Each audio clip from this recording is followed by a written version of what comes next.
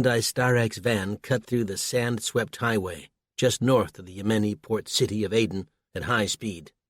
In the back was BBC foreign correspondent Nick Lowell and his crew, their local interpreter Nassim Al-Harazi, cameraman Jeremy Evans from Blackpool, and soundman Alice Ferguson, an East Londoner with a penchant for loose women in dangerous situations. All four wore black bags, pulled down over their heads. In the front seats were two men from an al-Qaeda splinter group named the Islamic Liberation Organization. The organization's declaration of war against America hadn't been anything new, but the recent upstart's close ties with major Saudi power players were. That was the main reason Nick Lowell had spent the better part of a month in Aden, trying to secure an interview with the group's elusive leader, Abdul Shalah. A former CIA informant, Shalah had spent years studying the inner workings of the American intelligence apparatus he pretended to work for, before revealing himself as a double agent. Truck bombs rammed into 3 American embassies throughout the Middle East, all within seconds of each other, had signaled his resignation. But far more than that, it had pointed toward a man with exceptional leadership and logistical abilities. If the CIA and FBI hadn't been paying attention before, they certainly were now. Hence the black hoods and the top-secret location. To combat the threat of American drone strikes, the terrorists had painted a red crescent on the roof of the van, the Middle East's equivalent of the Red Cross. Nick was certain that when his meeting with the terrorist leader made the nightly news, it would top even ABC reporter John Miller's 1998 interview with Osama bin Laden. They drove for another hour in stifling 100-degree heat. Yemen's temperature was considered mild for the Middle East, a fact Nick was more thankful for than ever. His best guess was that they were being taken through the El Makatira Mountains, but even in this line of work, knowing too much could put your life in danger. Nick squeezed his cameraman Jeremy Evans' arm as a way of making sure his friend and colleague was okay. A thirst was clawing at Nick's throat, made desperate with the knowledge he couldn't lift his hood even if he had anything to drink. Jeremy returned the gesture and passed it on to the others in the rear. The van slowed to the sound of goats crossing the road in front of them. The ILO fighter in the front passenger seat turned around and spoke in a thick foreign accent. "It will not be much longer," he said. "Do not try to remove your hoods." He didn't exactly say, "or else you'll be shot," but the implication was pretty clear. Nick's heart was pounding in his ears the way it always did before a major story. For a moment, he tried to place the man's accent. He wasn't a Yemeni, that was for sure. He sounded French, maybe Algerian. The international makeup of ILO's jihadists would form the backbone of Nick's report. They were galvanizing disenfranchised young men and women from around the globe, Muslims and Christians alike, each searching for meaning in an otherwise bland and safe Western existence. Nick had done a story back in 2009 on how teenagers in middle-class neighborhoods resorted to crime as a cure for boredom. It seemed a parent's drive to provide their children with a peaceful environment filled with great opportunities sometimes backfired. But police in suburbs around America didn't need to watch Nick's report to know that rebellious teenagers in search of excitement often showed poor impulse control. The real game-changer was the ILO's use of the Internet as a recruiting tool. Now young men and women in unprecedented numbers were stepping on flights bound for the Middle East in order to join the terrorist organization. The idea sounded romantic, but by the time they grasped the brutal reality of life as jihadi fighter, it was too late to go back home. The van pulled to a sudden stop, forcing Nick and the others to brace themselves against the seats before them.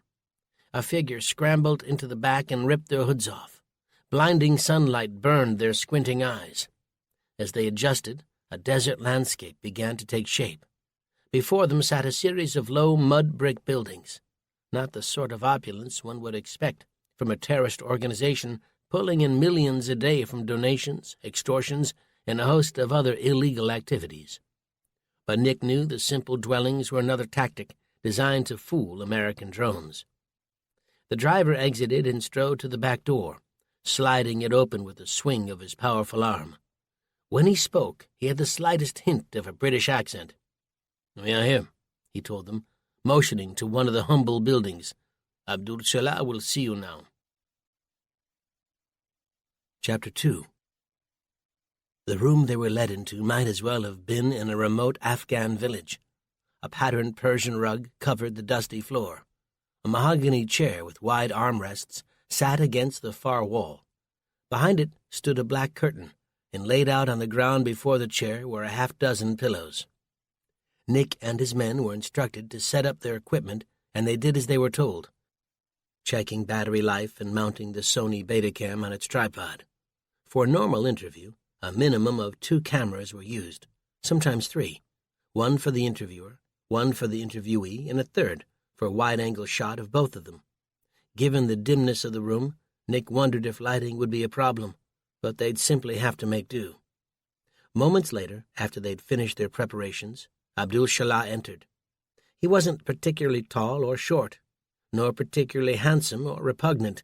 In fact, he was rather average-looking, the kind of man who could walk the street without drawing a second glance, and perhaps that was the secret to his success.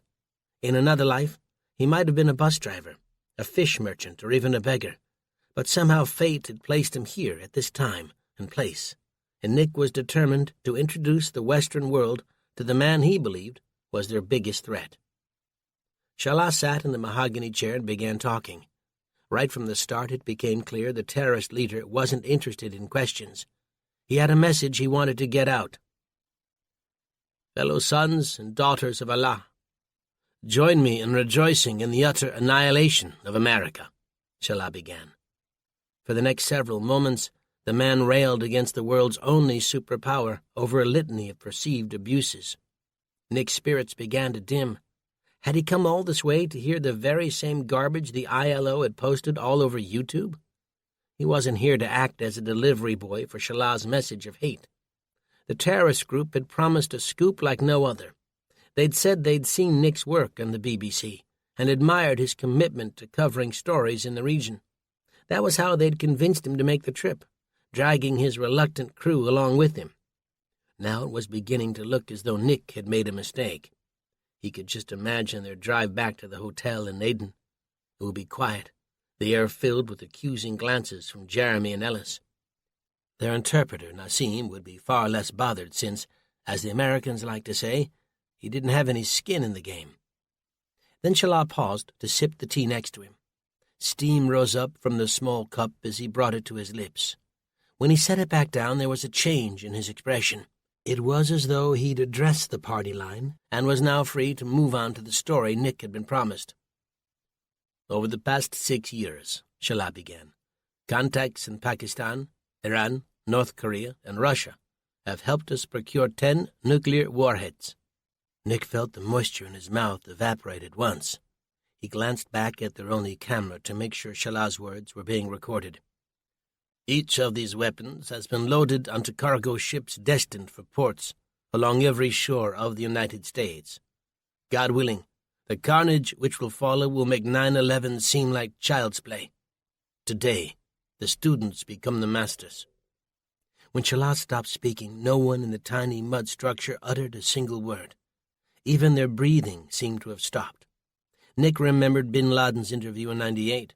He'd boasted about bringing America to its knees, but at the time he'd been vague, saying the world would learn about what they'd done on the news. Shalah's terrorist threat was far more specific. That sinking feeling in the pit of Nick's belly was still there as Shalah rose from his seat and left the room. Each of the men turned and stared at one another, but it was the look of fear creeping up Nassim's face which told Nick they had good reason to be worried, not just because of what was about to happen, assuming that Shalah's threat was real, but more because if it was, then Nick and the others knew far too much. After leaving the Westerners, Abdul Shalah found his second-in-command, Hassan al-Yumari. "Is everything in place?" "All ships have reported in," Hassan replied. He had pale skin even for an Afghan and piercing blue eyes to complete the illusion that he'd been born on a different continent. "They are approaching the shore as we speak.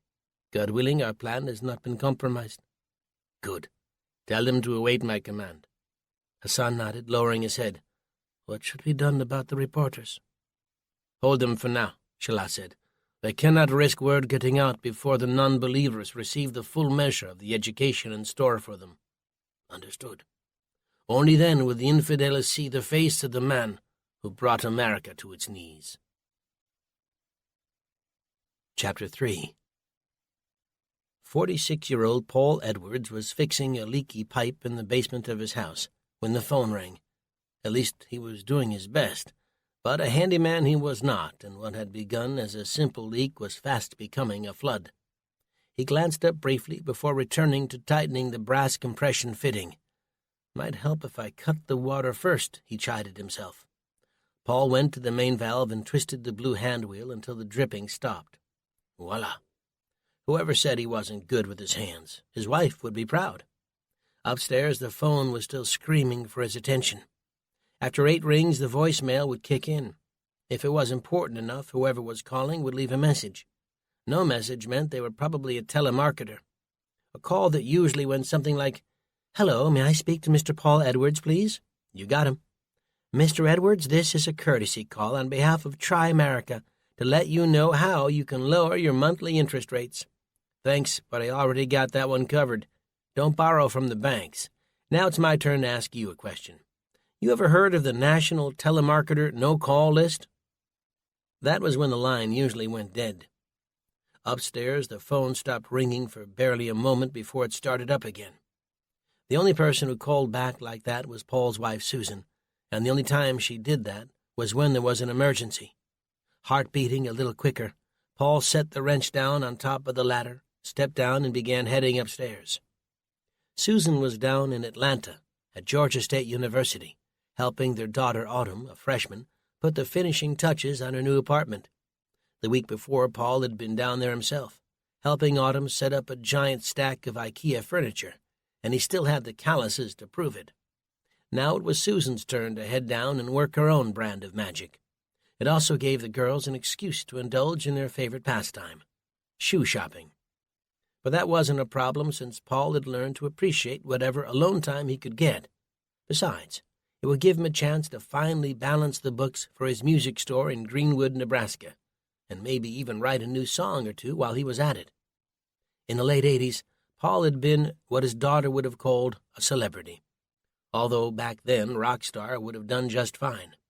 Nowadays, another term had grown up to describe the meteoric rise and fall of Paul Edwards' career. One-hit wonder. Paul reached the cordless phone in the kitchen in the middle of the 5th ring. "Everything all right, honey?" Susan was out of breath. "Have you been watching the news?" Paul's heart was moving from a rapid thump into a full-blown gallop. "What's going on? Just to it." Crossing the room with the phone to his ear, Paul did as she said and switched on the TV. The station was set to ESPN, since that was what he'd been watching last night as he ate dinner alone. The Mets had been playing the Brewers. He flicked it over to a news channel. A woman holding a microphone stood beside a shipping container with what looked like Russian writing on the bow. "Authorities have begun to evacuate Seattle's main port after sensors detected high levels of radioactivity coming from one of the containers on board an incoming freighter. Originating from the Russian port of Vladivostok, the ship appears to be owned and operated by Dobraflot Shipping." Paul flipped the channel, but it didn't matter where he went, since all of them were covering the same story. The shipping lanes were America's Achilles heel. The Department of Homeland Security was taking measures to screen incoming cargo vessels for radioactive materials smuggled in by terrorists, intent on constructing a dirty bomb in American streets. But the prohibitive costs meant only a small percentage of cargo containers could be scanned. As usual, CNN was having a field day. Calls to the Russian shipping company weren't immediately returned. Still more puzzling to authorities is the identity of the captain and crew of the suspect vessel. All of them appear to be from the Middle Eastern country of Yemen. The phone wasn't next to Paul's ear anymore, but he could still hear the muffled sound of Susan speaking. "It's all right," he tried to tell her. "The feds have the ship. All they got to do now is pinpoint the container it's in." Those words had no sooner come out of his mouth when the screen lit up with a blinding flash of light. The reporter only had time to start turning her head before she disappeared, and the image cut back to a surprised anchorman. "Looks like we've lost the connection. We'll try to get that back up and—" The anchor's finger went to his ear. The producer was saying something, and Paul could see the tension building in the anchorman's facial features. "We're getting reports of an explosion in Seattle." They cut to a shot from the outskirts of Seattle, and Paul gasped at what he saw, the distinctive shape of a mushroom cloud rising up over the city. Fumbling for the remote, Paul turned the volume up. He put the phone back to his ear. "You seeing this?" he asked Susan. Then from the television, "Additional word coming in now from another explosion in Los Angeles. Reports from BBC correspondent Nick Lowell indicate a group led by the enigmatic Abdul Shalah and calling itself the Islamic Liberation Organization has taken responsibility for the unthinkable attack." The news then played a brief clip of the terrorist as he gloated about destroying America. "Susan?" Paul asked, not even trying to mask the fear growing in his voice. "Honey is still there?" "Paul?" "Stay where you are. I'm coming to get—" "Hello? Susan? Hello?" But the phone line was dead. Paul rushed for his BlackBerry that was charging next to the couch and saw then that he had close to 10 missed calls, all from Susan. Frantically, he dialed her back, but nothing happened. "Come on," he shouted, holding the phone above his head in the hope that he might catch a signal. He studied the cell display and saw there were no bars. The thing was now a 4-ounce paperweight. On TV came scenes of more American cities devastated by nuclear explosions. "Authorities are advising people in areas along the coast to head inland." The anchor glared at Paul through the screen.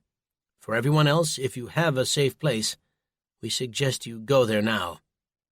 Numb with disbelief, Paul couldn't help feeling strangely detached, as though he were standing outside of his body, observing a middle-aged man in wet overalls staring at someone else's television screen. For close to 10 years, his crazy father-in-law Buck had been on and on about hyperinflation and the imminent collapse of the American economy. Far from the gluttony of Wall Street fat cats doing them in, America had just been attacked. It was starting to look as though many of the major port cities in the country had just been destroyed in a spectacular coordinated attack. Untold millions were already dead, with many more to follow. Paul drew in a long, wheezy breath, the fingers of each hand gripping phones that were now silent. That was when the power went out. Chapter 4. Paul was frantically searching for a flashlight when he caught the sound of a truck pulling into his driveway.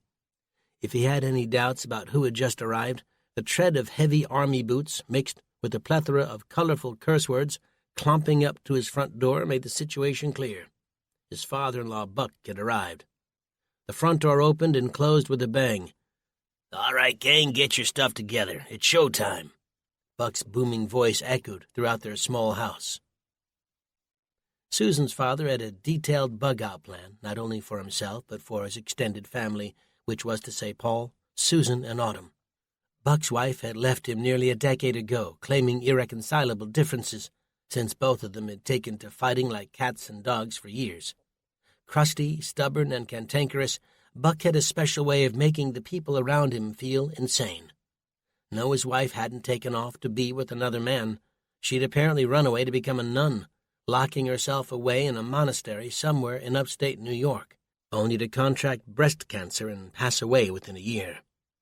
Still without a flashlight, Paul came charging around the corner and directly into the beam cast by Buck's maglite. Buck was in full military fatigues, and when he took a step forward, the clink of metal accompanied him. His muscled and powerful arms stood out in stark contrast to his belly, which pushed against his camouflage shirt. But Buck's most distinctive features were his bushy white hair and matching beard. Squat and powerful, he had Bad Santa written all over him. Buck raised a foghorn into the air and let off a blast. The blaring sound forced Paul's hands over his ears in an almost involuntary reaction. "We don't have any time to waste," Buck shouted. "I got the wagon out front with room for the 3 of you and a suitcase each. For the love of God, Paul, tell me you've been watching the news. Tell me you've seen what those ragheads have done this time." "I was right before the power went out," Paul told him, his ears ringing. Things were happening so fast now, it was hard for Paul to know whether this was all some kind of strange dream. But wasn't this precisely the kind of nightmare he'd always dreaded? A natural disaster followed by Buck bursting through the door and trying to take control of the situation. Buck planted an army boot on the bottom riser as though he were about to head upstairs. "I don't understand what's taking them so long." "Probably the fact that Susan and Autumn aren't here, Buck." Buck's entire body grew rigid. "Pardon me?"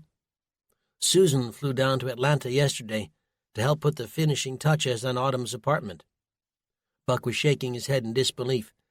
"You sent your wife and daughter down there alone?" "What are you talking about?" The old man's voice was starting to rise. "It's your job to protect them, Paul." "My job to... This isn't the 1950s anymore, Buck. I don't tell my wife what she can and can't do, nor does she need to be escorted everywhere she goes. Not only that, but Autumn's an adult now. Terrorists have attacked our country and killed millions of Americans, and you sent my only daughter and only grandkid 1,000 miles away because you couldn't be bothered to do your manly duties?" "That's it, Buck. I've listened to just about enough of this," Paul shot back. "Do you really think I would have sent them off if I'd known this was about to happen? Do I look like some psychic medium? I've been telling you for years something like this was on the cusp." "Yes, you've been preaching for close to 20 years now that the sky was going to fall down, and by some coincidence it has. Congratulations. But that doesn't make you smarter than the rest of us. Now, if you'll get out of my way, I'm going to throw some things together so I can go get my wife and daughter." Buck poked a thumb over his shoulder. "In that Volkswagen Larva of yours?" "Volkswagen Beetle, it's a hybrid." Buck laughed. "It can run off farts for all I care. The highways are going to be clogged with folks trying to leave the cities. You ain't going to make it 100 miles from here." "You bet I will." Whatever hatred Paul had for the old man was growing more and more pronounced by the second. "I ain't kidding, Paul, and I don't mean no disrespect, but you aren't equipped to get them back safe and sound. You and I have had our differences over the years, ain't no denying it, but I think the one thing we agree on is how much we love Susan and Autumn." Paul's arms fell to his sides. "So what are you trying to say?"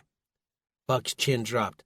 "I'm saying that you're not going there alone, and we're definitely not taking that thing you pass off as a car." Chapter 5. What Buck liked to call his Rumbler was really a second-hand Hummer he'd found on Craigslist 2 years ago. The bright yellow vehicle might be an eyesore, but it was the grill on the front bumper which was the old man's true pride and joy. He often complained that bumpers nowadays weren't what they used to be. They were plastic with a high, glossy finish. The slightest nick would send you to the body repair shop for an expensive fix and a hefty increase in your insurance premiums. Nah, a little fender bender for Buck was only a problem for the other guy's car. True to its name, they rumbled down Church Road, doing well over 70 miles an hour.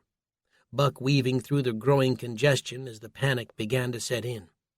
With several American cities in ruins, and the power grid apparently shut down, it wouldn't be long before the rest of the country began to starve. Paul had spent enough time listening to Buck's sermons on the end of the world to know that most big cities didn't have much more than 2 or 3 days' worth of food. The big surprise was how most of the food arrived on 18-wheelers, and beyond that from the seaports on either coast. Now, with an untold number of those entry points either blocked or destroyed, the chances of enough food imports getting through was next to nil. Before long, the country would resemble those camps in Africa, with folks forced to gather near designated drop-off points, scratching and pummeling each other for a bag of rice. Perhaps the smartest thing for everyone was to leave the cities and head for the safety of the country.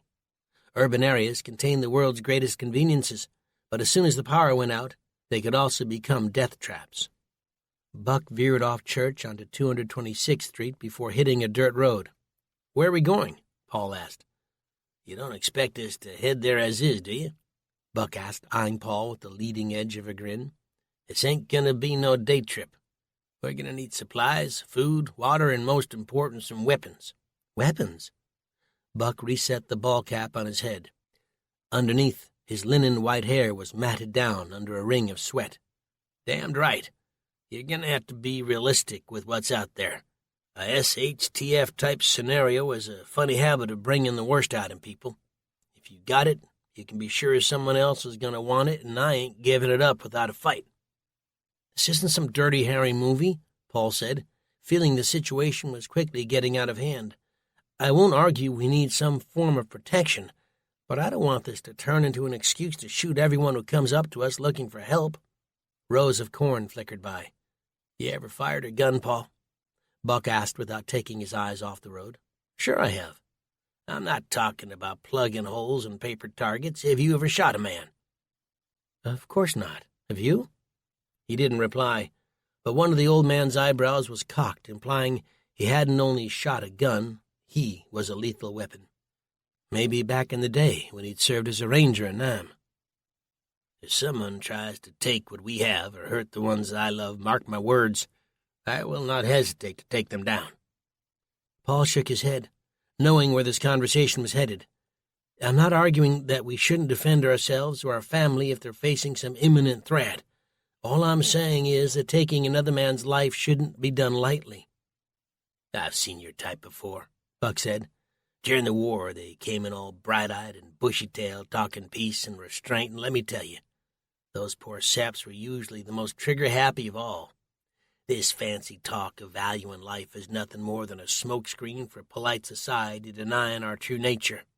If there's a threat, I'll take him out, no questions asked, no guilt. It's just that simple." Paul studied his hands as the Hummer raced up the dirt road at high speed. "There's a fine line between self-defense and murder. I just hope you can tell the difference if the time comes." Chapter 6.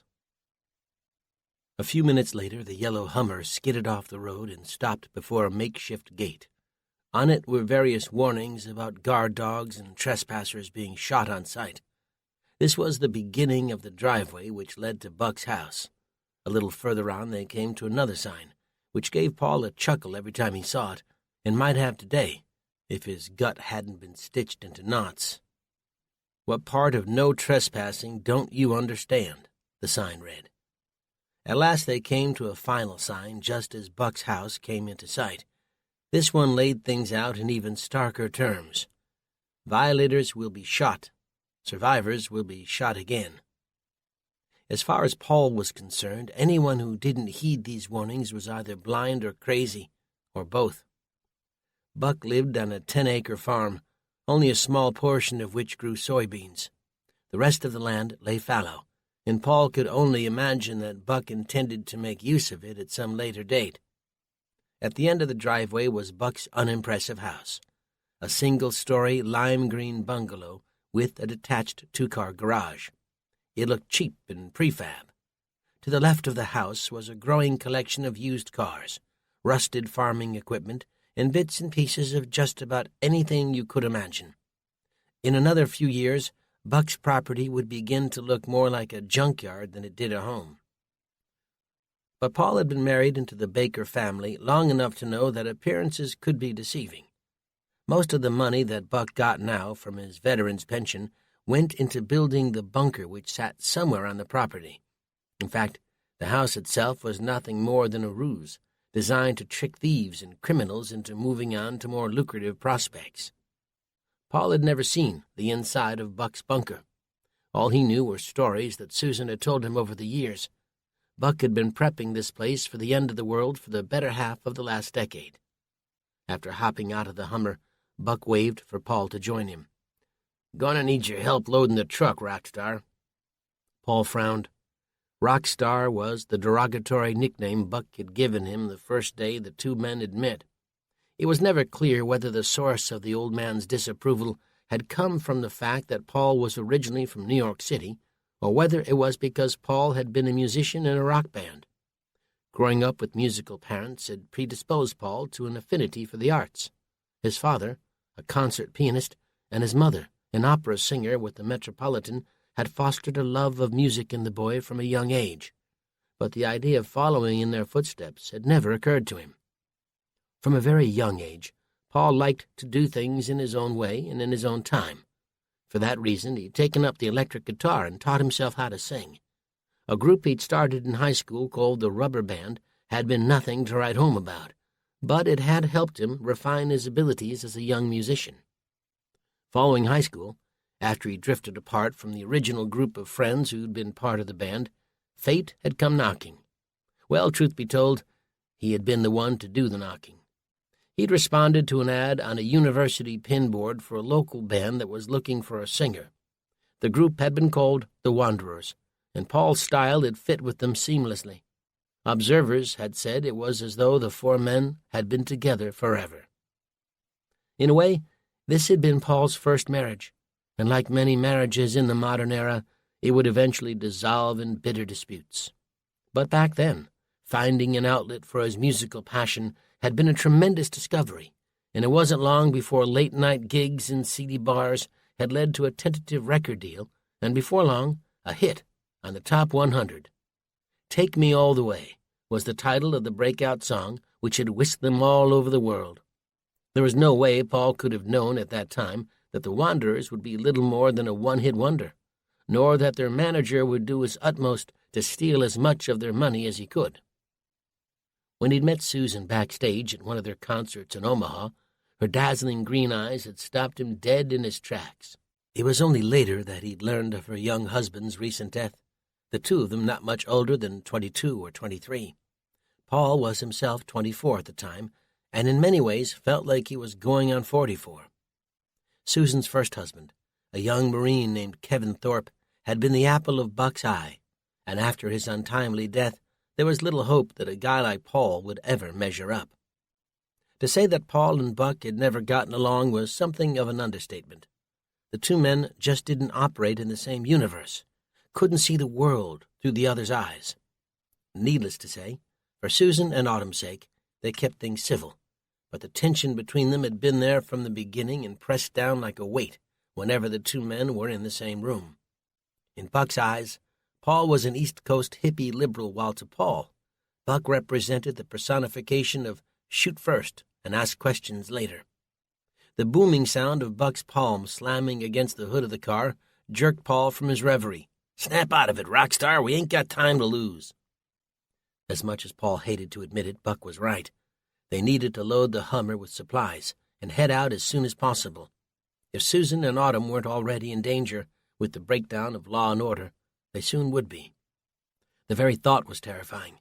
So terrifying that Paul didn't completely understand why the two men weren't already on the road.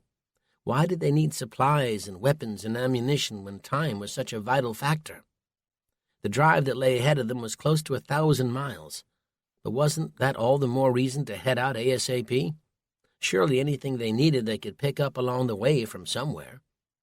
Paul jumped out of the car, and for a second an image flashed before his eyes. Susan and Autumn cowering in a corner of her new apartment, while a man with a giant hunting knife inched toward them. It was his imagination acting up, he knew that, but it made every second that they delayed feel like hours. Chapter 7. "You just don't get it, do you, Paul?" Buck was saying as they entered the front door of his house. "If we run off half-cocked, we won't make it 200 miles. Paul ran a hand through his thick, wavy hair.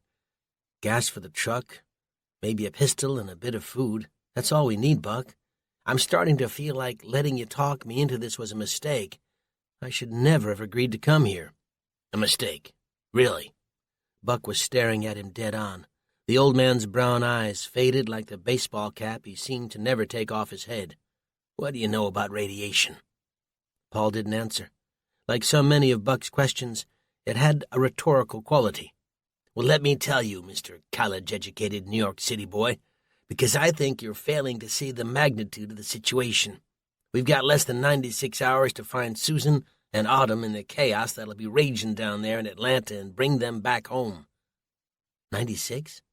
That's how long it'll take for the prevailing winds to push the radiation from those nuclear bombs inland. In fact, it may even take less than that. It's a nasty way to die, let me tell you," Buck said, rubbing his lips. "It's something you can't see, can't smell. Only sign that's starting to kill you is nausea worse than any food sickness you've ever had. First you throw up a few dozen times. Then you start bleeding from the gums, nose, mouth, and backside. I can assure you that's not the kind of sight you want to see looking down at your business in the toilet. Ain't no Imodium on earth that can help you with that problem. Before long, clumps of your hair start falling out. You got a nice crop on your head for a man your age, Paul?" Buck motioned. "Would be a real shame to see that fine coif fall out overnight. But by that point, if you're not already dead, then the flu-like symptoms induced by radiation sickness should finish you off." Believe me when I tell you, if you make it that far, you'll be begging for someone to put a bullet in your brain." Buck opened a closet and handed Paul a yellow rubber hazmat suit.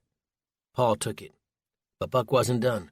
"See, we don't know exactly how many of our cities have been hit, but one thing is certain. Once that radiation begins to move, you're going to thank your lucky stars that you listened to old Buck, that we took the time to gather the supplies we needed. So if I tell you that we need stuff, you're just going to have to take the word of someone who knows for once in your miserable life." Neither man said a word as Buck plucked out another containment suit from a chest in the living room. He then turned and led Paul through the kitchen and out the back sliding door. His two Dobermans, Princess and Roscoe, were barking madly, as if they could sense their owner's energy. They charged out, only to be yanked back when their chains drew short. They were both tied to a tree, a fact that Paul was thankful for. "What are you going to do about the dogs when we're gone?" Paul asked. They were heading toward the barn behind Buck's house. "I'll get Sam Rafferty to feed and give 'em water while we're gone." "Doesn't he run the Greenwood junkyard?" Buck pulled open the barn doors, the dogs yelping less than 20 feet away. "He might not be up to your social standards, but he's a good man and I trust him." That wasn't what Paul was insinuating, but he didn't bother to argue. Buck was the kind of man where if you took issue with every rude thing he said, you'd be fighting from dusk till dawn. No wonder Susan's mother, Kay, had decided that enough was enough. The barn was modest, the floor covered by a layer of straw. Backed against the far wall was an old tractor. Buck went to the left of the vehicle and began swiping the ground with his boot, clearing away a patch of straw. On a wall nearby was a Confederate flag. The thumbtack holding one corner had come loose, and it hung limply, waiting for gravity to pull it to the ground. Buck grunted and kept shifting the dirty straw until a metallic trap door appeared. Gripping the stainless steel ring by the end, Buck yanked it open and exposed a wooden staircase leading down into darkness. "I'd say ladies first," Buck snickered, "but I know you're afraid of the dark." And with that, Buck climbed down and disappeared from view. "You coming?" he called up when he reached the bottom. Reluctantly, Paul followed behind him, the steps bowing and creaking under his weight. Buck probably outweighed him by 30 to 40 pounds, and yet the old guy seemed to have the agility, even at 63, that Paul, a man in his early 40s, couldn't match. Maybe there was something in those soybeans he seemed to like so much. Much to Paul's surprise, the bunker under Buck's house was far more impressive than he had imagined. 3 bedrooms, a living room, fully functional kitchen and working bathroom. Everything a family would need to ride out the end of the world. Buck explained that he'd built one room for himself, one for Paul and Susan, and the 3rd bedroom for Autumn. For a moment Paul was touched that Buck had included him in his survival plans, until he saw the 2 single beds in the room he was supposed to share with Susan and the nearly 6-foot distance between them. Even after 20 years of marriage, Buck still seemed to struggle with the idea that his daughter slept in the same bed as another man, especially when that man was Paul. Buck tossed a heavy pink knapsack at Paul, who scrambled to catch it. "What the hell is this thing?" Paul asked, setting it on the floor beside him. "Your bug-out bag," Buck shot back, throwing him another. "I made one for each of us in the event that the SHTF. So everyone gets green camo pattern but me." Buck let out a wheezy laugh. "I thought you artist types liked pink." Funny man, Paul thought as he brought each of the backpacks over to the stairs and set them down along with the 2 hazmat suits. Buck explained that each of the bags contained essential supplies, such as food in the form of MREs or meals ready to eat, needles, thread, and bandages for wounds, matches, 2 pairs of dry socks, water bottle, and purification tablets. The list, of course, had gone on, and Buck was happy to rattle through it at length before Paul cut him short, reminding him of the urgency of their mission. The bunker itself was laid out in a rectangular pattern, with a hallway that ran the length of the structure. Each of the rooms were set off to either the left or the right. At the end of the corridor was a locker that stretched from floor to ceiling. A combination padlock kept the locker's contents safe, and Buck entered the code before opening the door. The sight that greeted Paul's eyes wasn't the least bit shocking. The locker was stacked with a number of rifles and pistols, crammed at the back, Paul even noticed the edge of a crossbow. "I'd love to take it all," Buck said, "but that just wouldn't be feasible. We need to travel light and not be weighed down by too much firepower. Since you ain't never fired a gun, I'm gonna give you a Ruger 22 bolt-action rifle and a pistol with the same caliber.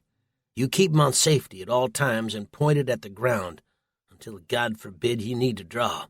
But if it comes to that, I need to know you'll be willing to put a man down."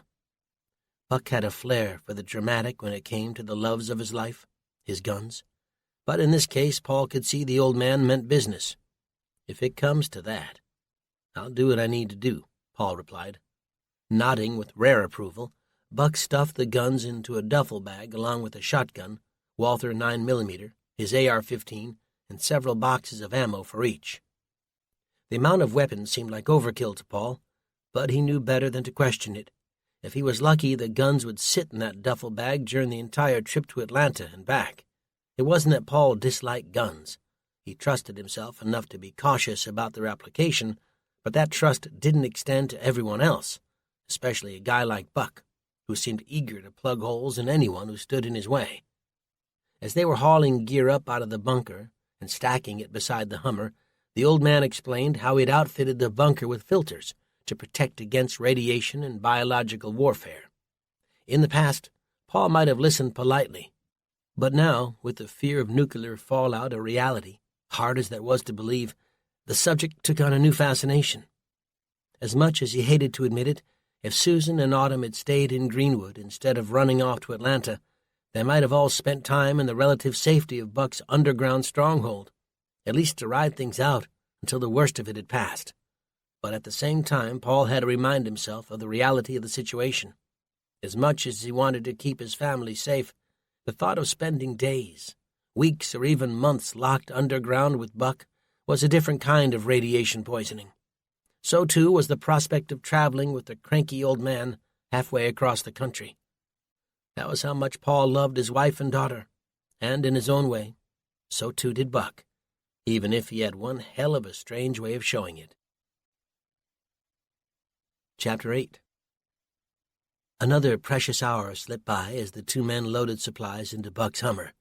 Propane camping stoves, pots and pans, a box of MREs that looked like they'd sat on some shelf for years, waiting for the right day.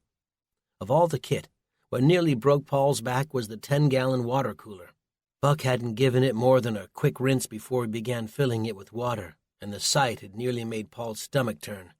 It didn't take more than a quick look around to see the squalor and filth that Buck had become accustomed to, a reality that was a universe away from how Paul lived his daily life. In his world, the old adage about cleanliness being next to godliness wasn't too far off. As they loaded the rusty pots and pans and the dirty water into the truck, all Paul could think about was the bigger picture, saving his wife and daughter. He just pictured their faces and blocked everything else from his mind. Once the guns, bug-out bags, and food supplies were on board, Buck made a final trip down into the bunker to retrieve the last few remaining items. If it hadn't felt real before, seeing these last few things nearly made the blood freeze in Paul's veins. Looped through Buck's arms were a number of gas masks. In his other hand was an object that Paul didn't recognize at first, a box with a very distinct black handle. It was when Buck drew nearer that he saw exactly what it was, a Geiger counter. Seeing all of this made Paul's mind go to the unimaginable conditions facing tens of millions living near the blast sites. At last, Buck filled the jerry cans that were strung along the back end of the truck. This was by no means a guarantee that they wouldn't need to refill at some point, but the idea was to get as far as possible on what fuel they already had. There was no telling the state that the country would be in between Nebraska and Georgia. It was a daunting, 1,000-mile stretch, no matter how you cut it.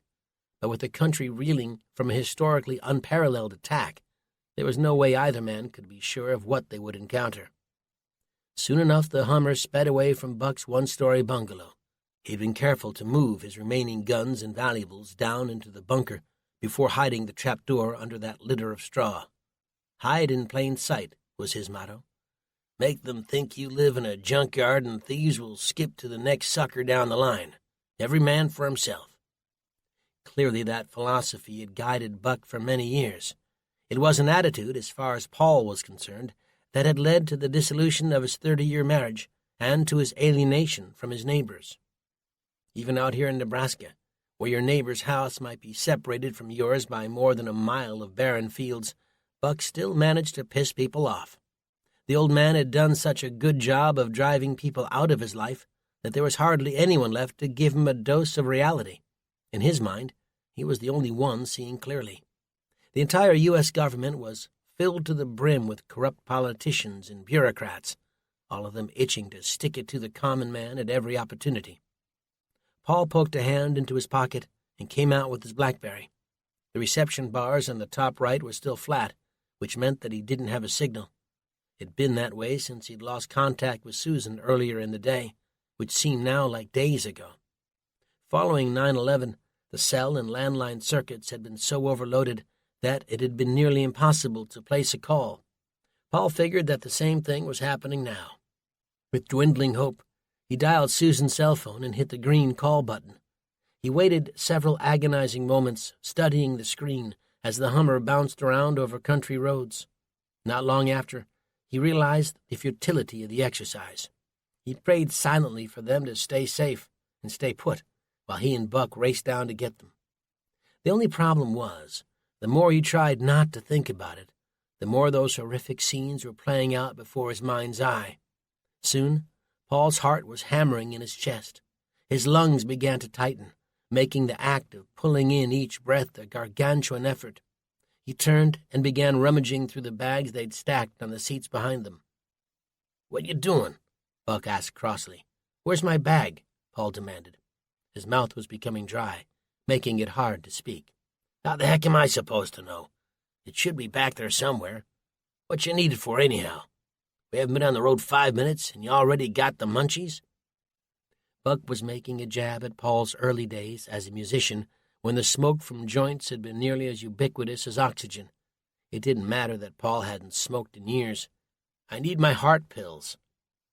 Buck grumbled in the front as Paul rummaged through a heap of duffel bags, all of which seemed to be black and featureless. It was only after switching on the light above that he spotted his blue rock-tile knapsack. Trembling, he jerked open the zipper and fished around until his fingers found the reassuring edges of that little plastic bottle. He slid back into his seat, reconnected his seatbelt, and popped open the lid. "Xanax?" Buck said, sneering with disgust. "I knew you were a dopehead." "I'm not a dopehead, Buck.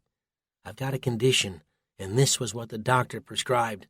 I don't take them often, but if ever I was justified in doing so, this would be the time. Not that I need to explain myself to you." Buck didn't say a word, but it was clear enough what he was thinking. Paul washed down the pill with a sip from a bottle of water he'd brought from home. As his heart started to slow, Paul spotted a lone figure standing on the edge of his property. He asked Buck to slow down, and the old man complied, cursing under his breath as he did so. "I don't want nothing to do with that man," Buck spat. "He's nothing but a damned liar and a cheat." "Just let me do the talking," Paul told him. The Hummer slowed to a stop next to Jarvis Taylor, a cattle farmer in his 60s, who'd squabbled with Buck for years over a sliver of land between the two men's properties.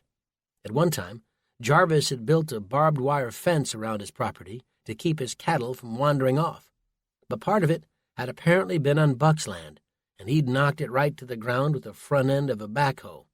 A number of trips to small claims court had followed, in which Jarvis was forced to admit the strip of land wasn't his, although Buck was remanded to pay for the length of fence he destroyed. Neither man had been satisfied with the result, and the consequences had been a long-standing feud.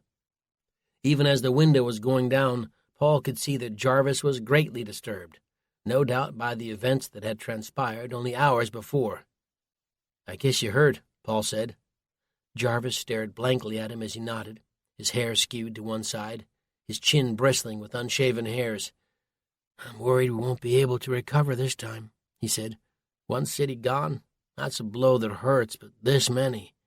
I just don't—" "Our country's been against the ropes before," Paul tried to tell them.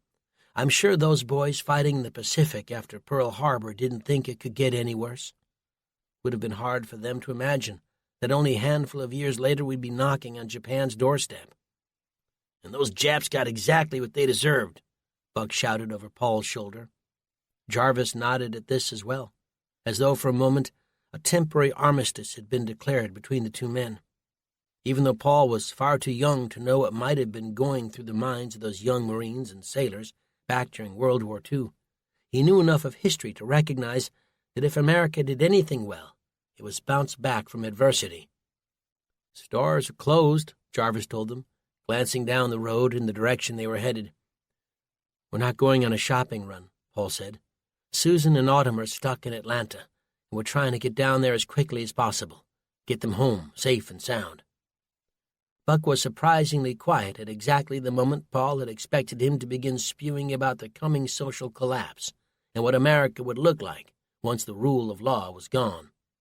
"Godspeed, then," Jarvis said, nodding a final time as the window went up and the Hummer tore away. They hadn't driven more than a dozen yards when Buck said, "Are you some kind of an idiot?" "Excuse me?" "Got wax buildup. I asked if there's a problem with your brain." "Listen, Buck, your dispute with Jarvis has nothing to do with me." "This isn't about Jarvis. This is about you being in way over your head." Paul was suddenly sure Buck was having a psychotic episode. "What the hell are you talking about?" The old man's hand came off the steering wheel and chopped at the air above his head. "Way over, and you just proved it. The minute I heard you let Susan and Autumn head to Atlanta on their own, I knew you had a screw loose. Then, when you started flashing pills and blabbing at Jarvis, I knew I was right. I should never have let you come." The Hummer was doing nearly 70 on a backcountry road with a speed limit of 30. Buck's hands were back gripping the steering wheel, his knuckles white with rage. "Never have let me come." Paul's blood was starting to simmer. "You've got your head rammed so far up your backside you think the wind smells like a giant fart, don't you? If there's anyone in this equation who's lucky, it's you. Because whether you like it or not, Susan is my wife and Autumn my daughter. When you sent that collection agency to the house on Susan's birthday to retrieve the $500 you said she owed you, she swore she'd never speak to you again. And you know what, Buck? I was the one who told her to take a deep breath and think it over.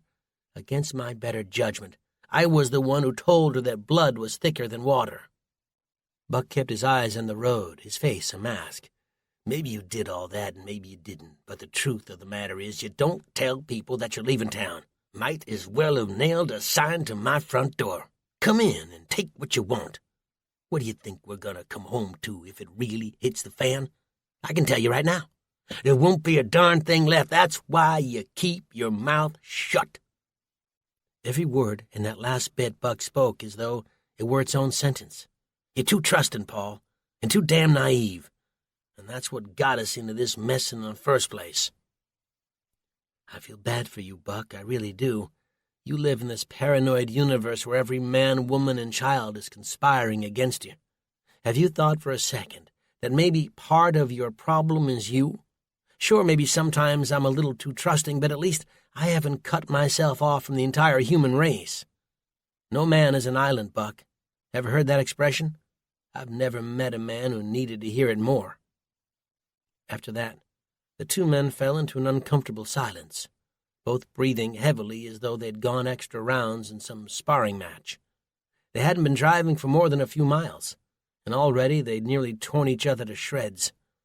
This was shaping up to be the road trip from hell. Chapter 9. In Atlanta, Susan Edwards stood staring out onto Edgewood Avenue.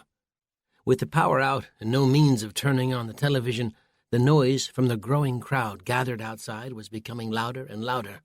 At this stage, the mob wasn't demanding food and water, nor were they looting stores. All they demanded was information on what was going on. Although she couldn't see the riot police, Susan could hear them over the loudspeakers, asking people to remain calm and to return to their homes. Less than an hour ago, Susan and Autumn had been outside with them.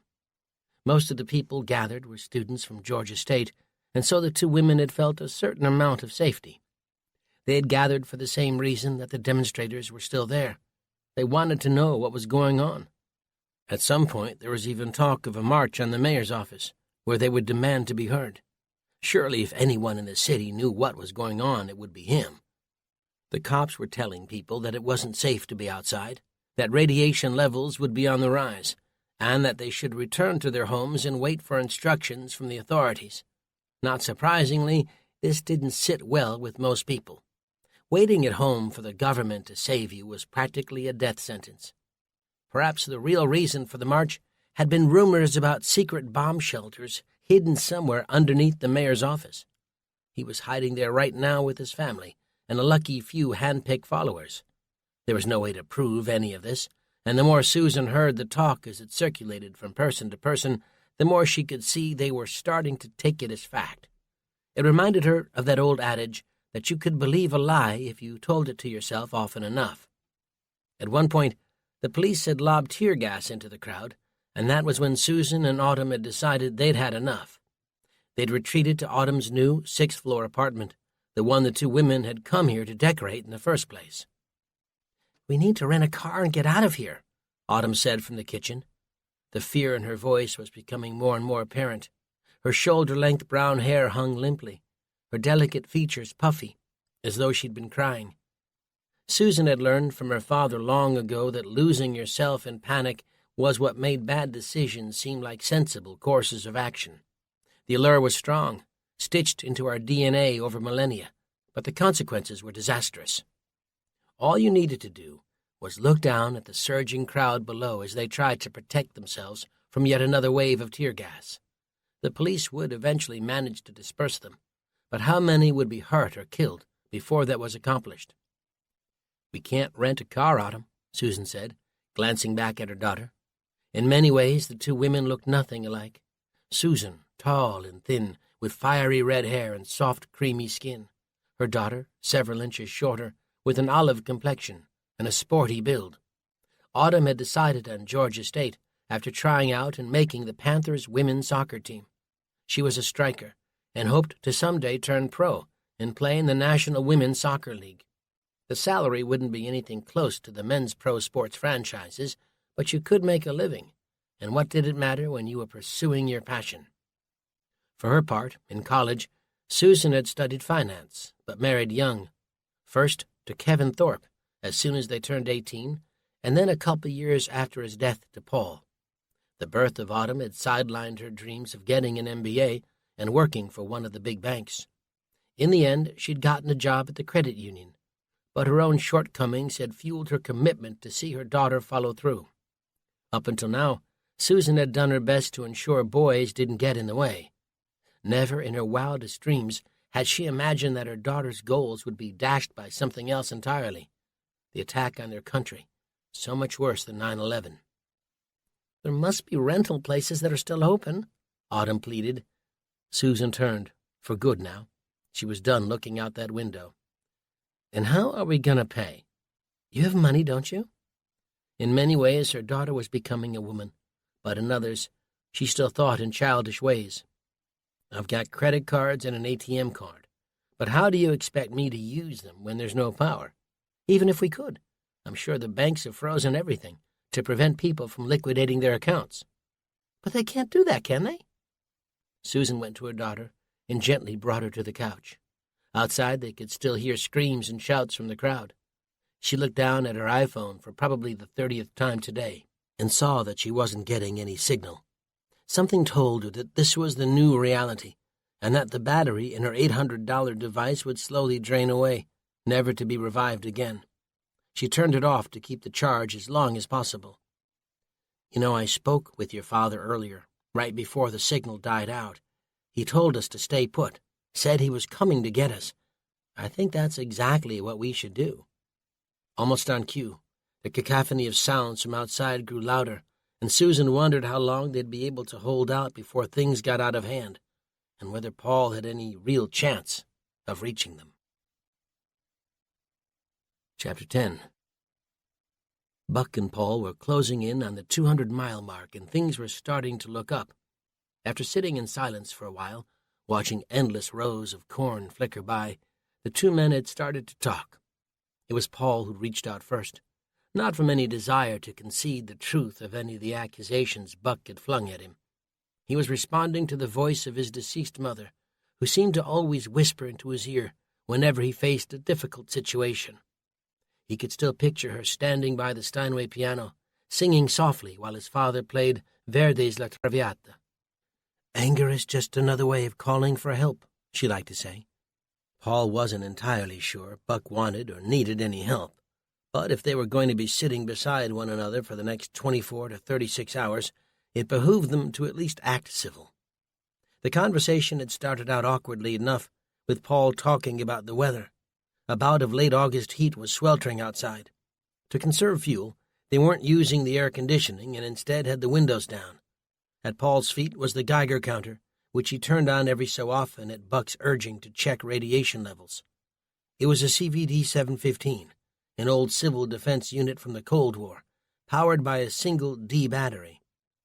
Paul flipped the switch and turned the knob to X10, as instructed by Buck. The needle jumped and then settled at the number 2. "Is that high?" Paul asked. Buck nodded. "It ain't good. I'd be more comfortable if it were less than 1. Setting the device at his feet, Paul went for the radio, turning through the radio dial, listening to static. "I'm not as useless with guns as you think I am," Paul offered, still hoping to find a signal and some much-needed news. Buck glanced over briefly and grunted. "Sure, I grew up in New York City, but an uncle on my father's side owned a farm about an hour out of Manhattan. We used to head up there for the weekends once in a while. Mother wasn't much for the rustic life.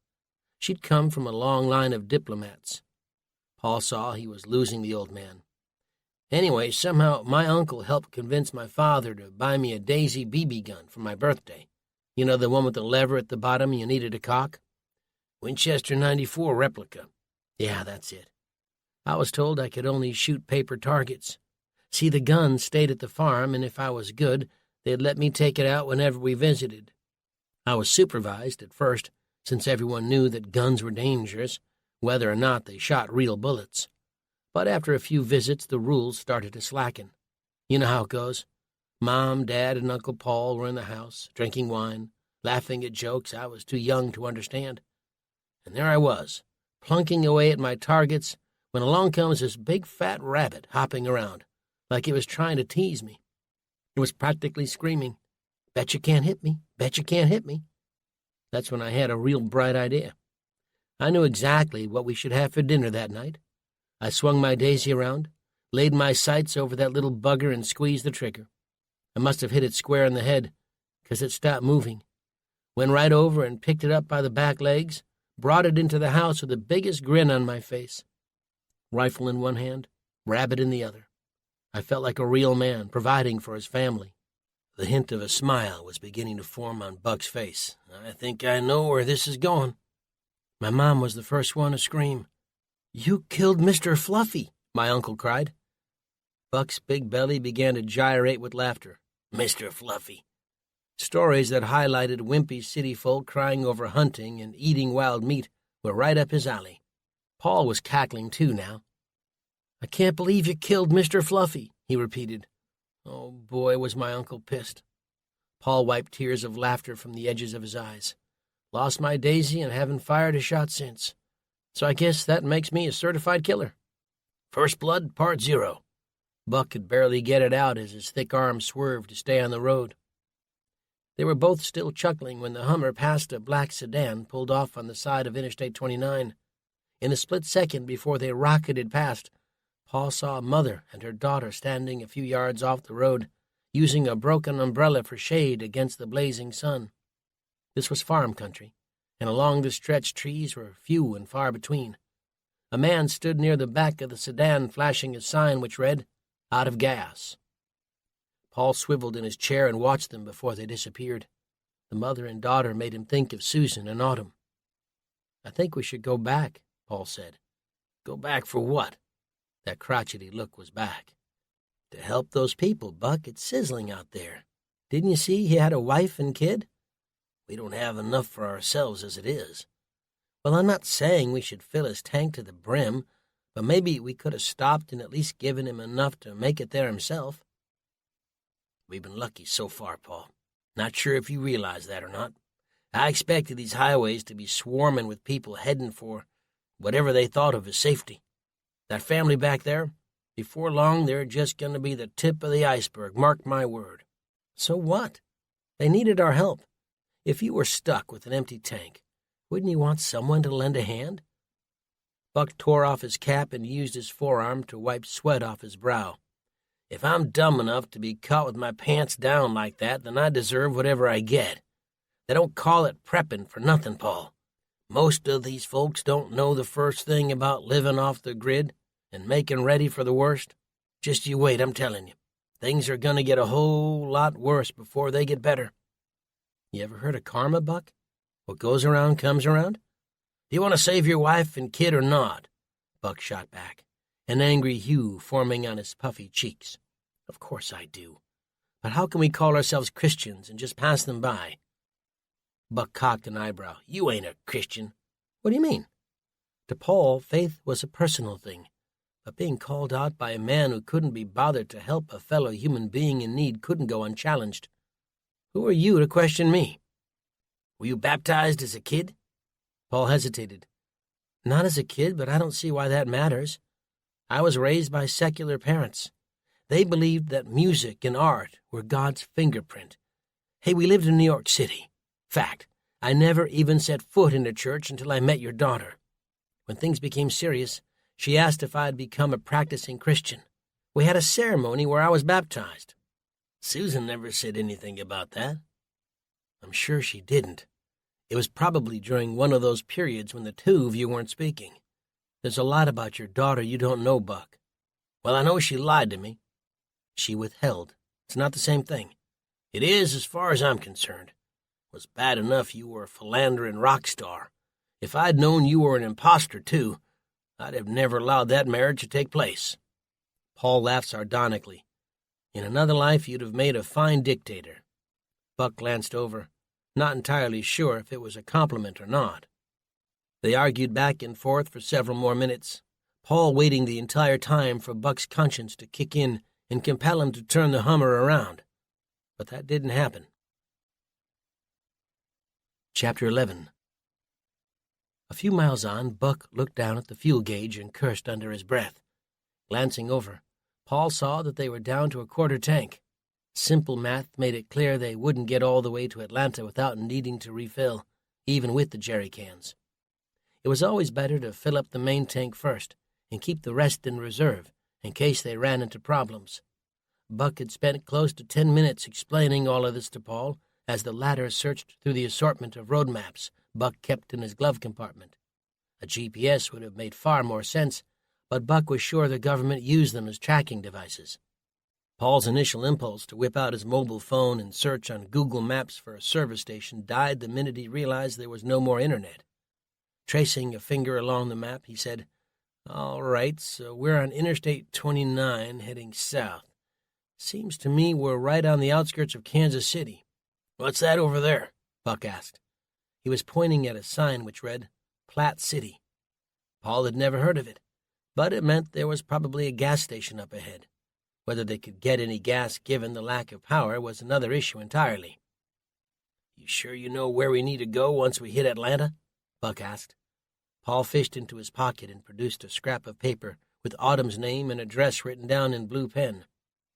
160 Edgewood, apartment 603, corner of Edgewood and Piedmont Avenue. I wrote it down before we left. Like I said, I was there before to help her build more IKEA furniture than I care to see again. Buck tisked. "You gave her that cheap foreign crap?" Paul nodded. "It's her first place. She certainly isn't going to get anything from Hellman Chang. Flew in about a week ago. Spent a long weekend eating pizza and working our fingers to the bone. Susan stayed at home for that part. Not that she didn't want to help, but it was our schedules. We must have crisscrossed in the air afterwards, me flying home and her heading to Atlanta to begin adding the feminine touches." Paul grew quiet for a moment. "Anyway, I'm sure if I can find a map from this century, then I'll be able to get us there. If you weren't so paranoid the government was tracking people through their GPS, this would have gone a lot smoother." He studied Autumn's address again, trying not to let the sentimentality get the better of him. After a moment, he shoved it back into his pocket. A short time later, the traffic on the interstate had grown heavier. Most of the cars were heading out of the city. But even so, their numbers weren't nearly what Buck had predicted they would be. He'd sworn the cities would empty out as panic set in. He'd read articles and seen programs on TV about how when folks got scared, they reverted to a herd-type mentality. Paul didn't doubt there was some truth to Buck's assertion, but in that big old theory there was one thing he was forgetting. Fear could also keep people frozen in place. How many had needed to be rescued during Katrina because they'd refused to leave their homes? The roads were quietest right before and right after a storm. No doubt things would pick up, but that wouldn't begin until folks began running low on food and water. They still probably believed that help was on the way.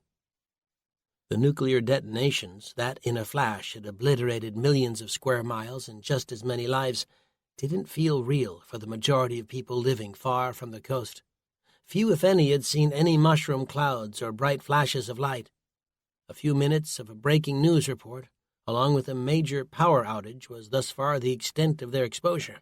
Things would get worse. But how and when?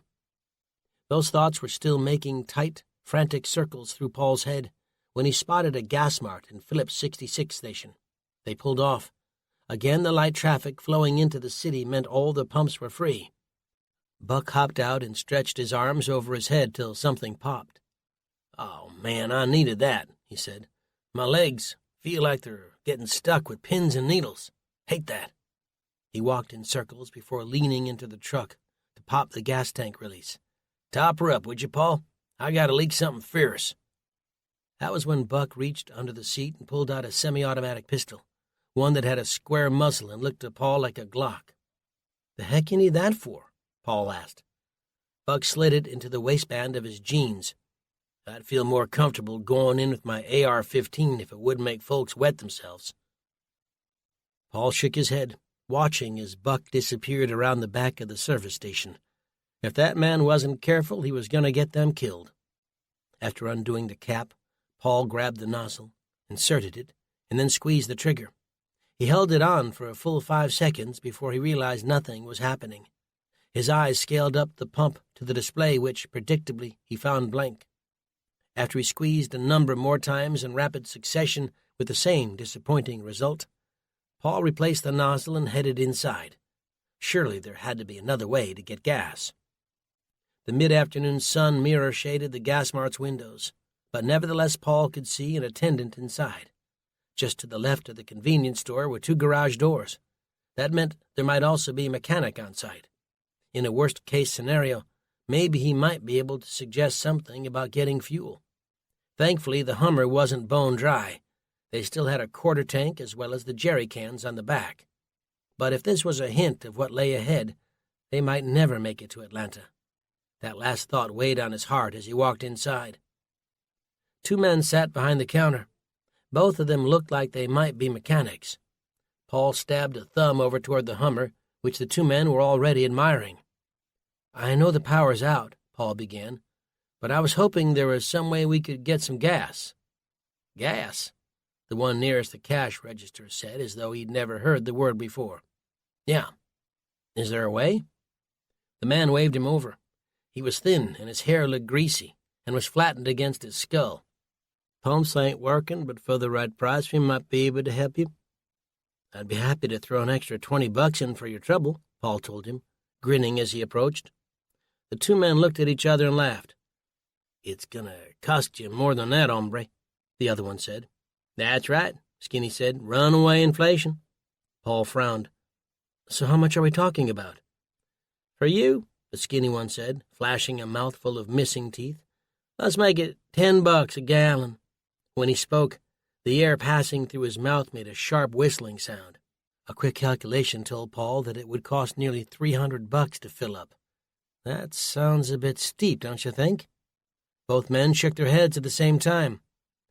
"Not one bit. In fact, the price just went up to $11 a gallon." Paul realized the 2 men were having a good time at his expense. "All right, gentlemen, my friend and I are going to shop elsewhere. Sorry we wasted your time." The skinny one was looking outside as Paul spoke. "That the friend you were talking about?" Outside, Paul spotted Buck walking across the gas station parking lot toward the Hummer. Buck's hands were raised, and behind him were 3 men wielding shotguns and pistols. Paul felt the blood drain from his face. He didn't even have time to utter a word of shock before he heard a click. He looked over, his eyes wide like saucers, to find the barrel of a .45 aimed at his face. On the other end was the skinny gas station attendant. "Darrell," he said, "go on and search that man for the keys to that Hummer." He glanced outside again. "She looks like a mighty fine ride." Darrell did as he was told, pushing Paul up against the counter, rows of candy bars beneath him. He shoved his hands into Paul's left pocket and came away with his BlackBerry.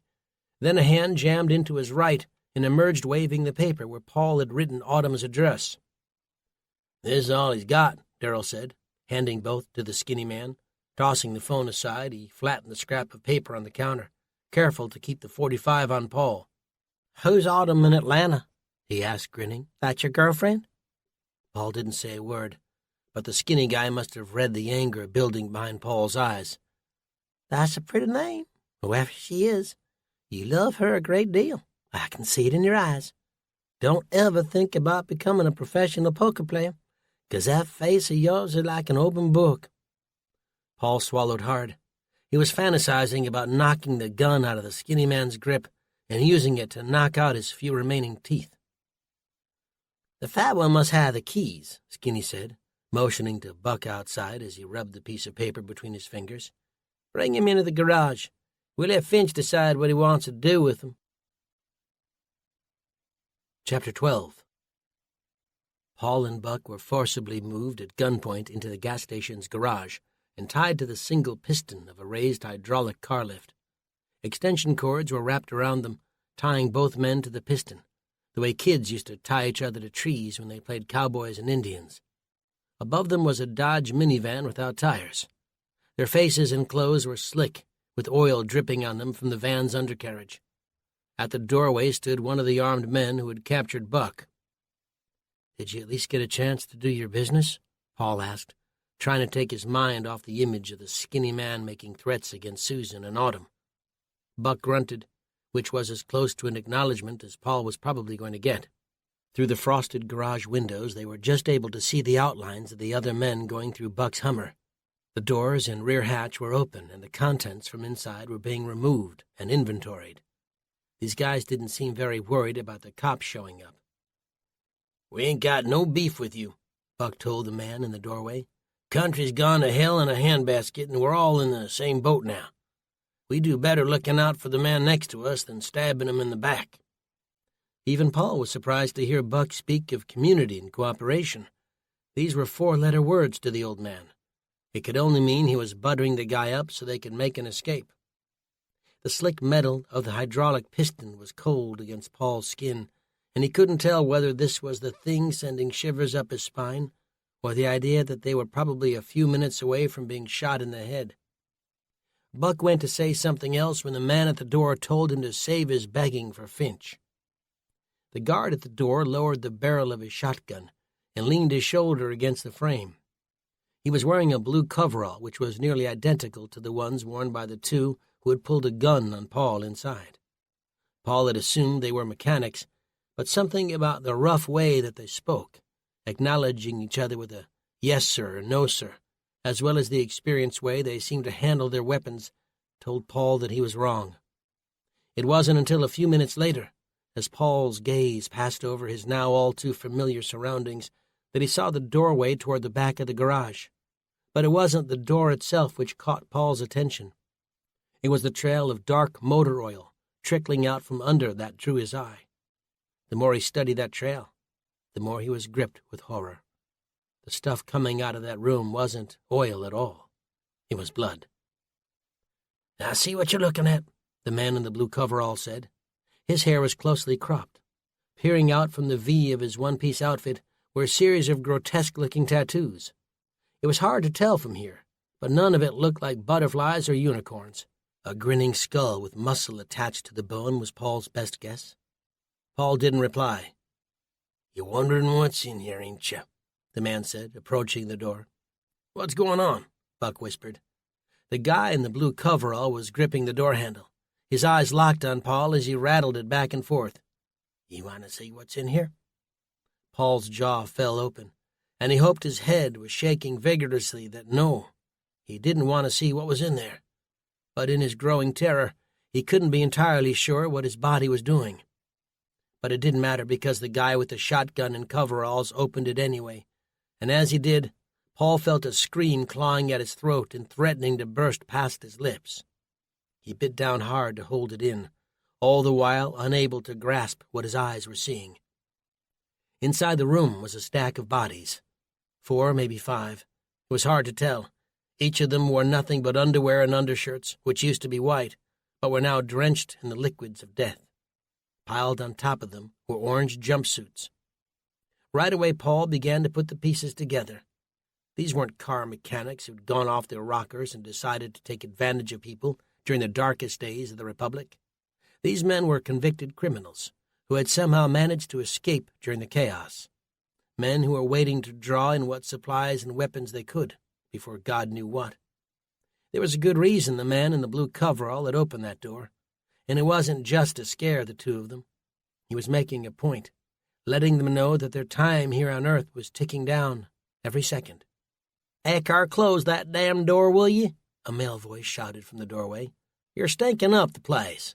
Eckhart did as he was told. Now Paul and Buck shifted their attention away from the gruesome scene to the man they could only assume was the leader of this gang. Was this the Finch they had heard about? He was short, maybe 5'5" or 5'6", with long tangled hair and wild eyes. His chin was covered in a short matted beard, making him an almost dead ringer for Rasputin. But unlike the Russian seer, this man wore a light brown coverall that had short sleeves and Phillips 66 stitched above the right breast. Above the left was the name Pete. Something about the crazed look in the man's eyes told Paul his name wasn't really Pete. The Pete he knew helped walk old ladies across the road. This one looked like he'd rather slit their throats. "We're just about done going through your truck," the new one said. "It seems at least one of you knows a great deal about survival, and I wanted to thank you personally for the supplies you donated to me and my men." "Donated?" Buck cried. "We didn't donate nothing. You're a bunch of thieves." The man reached into the pocket, plucked out a wallet, and flipped it open. His eyes darted between the wallet and Buck. "You're Buck, aren't you?" More flipping. "I see you're a proud member of the NRA. Isn't that nice?" Out came another wallet. This time the man studied the image before his gaze rose to meet Paul's. "You know who we are," Paul said, trying to keep his voice steady. "I think it's only fair we know who you are." The man grinned. "What? Don't you recognize me?" "Should we?" Paul replied, trying to buy time before the inevitable. Buck tilted his head. "You sure do look familiar underneath all that hair." "I'm sure I do." "I hope you'll trust me when I tell you a shave and a haircut is one of my top priorities. My name is Staff Sergeant Finch." Paul recoiled. There was no way this guy was military. He was either crazy or lying.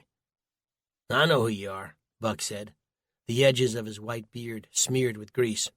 "You were an instructor over at Lackland Air Force Base in San Antonio, sent to Fort Leavenworth a couple years back for raping 25 female cadets." The grin was back on Finch's face. 28, thank you very much, and I'm sorry to say that the two of you gentlemen aren't my type." Fort Leavenworth was only a few miles from here, which meant the men must have just broken out. Just then Paul felt Buck shift ever so slightly. Even though his eyes were glued on Finch, the old man's right leg was bent at an angle. There was something in his boot he was trying to get at. The other man, Eckhart, was looking over this way, and Paul realized he needed to distract him. "You didn't need to kill those men," Paul said. "That wasn't me," Finch replied. "See, killing's not my thing." That seemed encouraging enough, coming from a psycho-rapist. "You sound like a regular saint," Buck spat. "So when you gonna untie us?" Finch smiled, and this time the expression almost looked tender. That was when he turned and left the room. Eckhart followed him out, which gave Buck the chance he needed to reach into his boot. "What are you doing?" Paul whispered. "Trying to get us out of here." "Or get us killed." "Did you see what they have stacked in that closet?" Buck growled. Besides, I'm not about to let them take my truck. You're as crazy as Finch, you know that? I wasn't sure before, but now I am. If we don't get that Hummer back, we won't make it to Atlanta in time. And in a couple days from now, that radiation's going to come floating over and start melting people's faces right off. Buck had such a wonderful way with words. The old man was still working to cut the knot when they heard a noise. "Someone's coming," Paul told him, trying to keep his voice down. Buck tossed the pocket knife a few feet from where he was tied. "What'd you do that for?" Paul began, just as Eckhart reappeared. "I told you two to shut up," he said, stepping into the garage. "If it wasn't for Finch, we would have gutted you too long ago." Eckhart's eyes settled on the floor by Buck's feet. "That better not be what I think it is." He stormed over to the open pocket knife and reached down to grab it. That was when Buck kicked his feet out from under him. The gunman swung in midair and came crashing down, the rear of his skull making a sick sound as it thudded against the smooth concrete floor.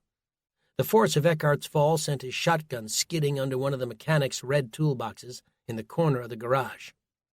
After that, Buck and Paul struggled against the extension cord. Now that it was loose enough, all they needed to do was bring it up and over their heads. They were nearly there when Finch came charging in, his eyes ablaze with rage. In a flash, he lunged at Buck. At precisely the same moment, the old man broke free from the cords. The two of them rolled around, fighting to grab hold of the other man's throat. Paul went to retrieve the shotgun under the toolbox when someone else entered the gas station. Paul snatched the shotgun by the stock with the tips of his fingers, pulled it out, and gripped it tightly. Without giving it another thought, he racked the weapon right as one of Finch's men came running in, a semi-automatic pistol in hand. Both men raised up at once, and two shots rang out. A flash and a deafening sound echoed from each weapon. One of the glass panes behind Paul's head shattered. Finch's man was thrown back against the wall, his chest torn open in a red mist. Still shocked at what he'd just done, Paul looked over just in time to see Buck, his pocket knife in hand, swinging the blade down into Finch's left eye socket. Finch let out a thundering howl as he clutched the wound. Almost on cue, a barrage of fire from outside tore through the thin garage door, filling the air with bits of glass and metal fragments. Paul and Buck dove to the ground as rounds ricocheted in every direction. There was an emergency exit over by the far wall. Paul pointed in that direction.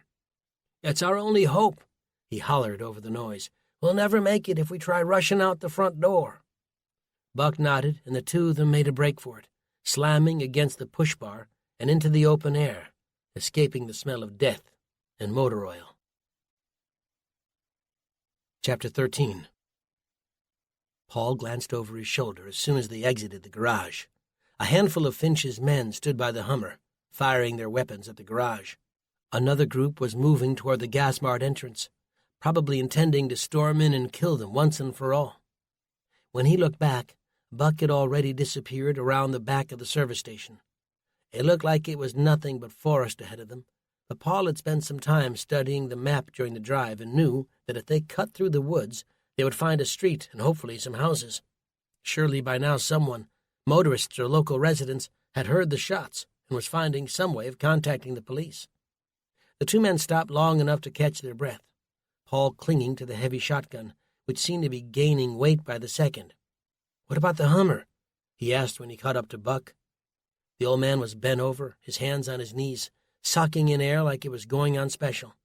With his white, bushy beard and overhanging belly, he looked like an overweight guy hitting the gym for the first time. "There's no way we'd get within 50 feet before those boys cut us down," Buck said with genuine sadness in his voice. He loved that truck. "We have nothing now, Buck. They took our supplies, weapons, even our darn wallets." They started moving again. "Well, unless the power magically comes back on, our plastic money's as good as useless. I ain't worried about the cash, though. It's losing all that other stuff that's going to hurt bad." Paul glanced down at his hands and saw they were shaking. Buck noticed it, too. "I didn't think you had it in you," the old man said. "Neither did I," Paul replied. "What do you think happened to Finch?" "You mean, do I think I killed him?" Paul shook his head. "To be honest, I'm not sure what I mean. All I can guarantee is he won't be getting much use out of that eye anymore," Buck said, proud of himself. If we'd had another few seconds alone, I would have had time to slit his throat and finish that rapist for good." Something in the direction of the gas station caught his attention. "Come on, let's go. We're not out of this yet."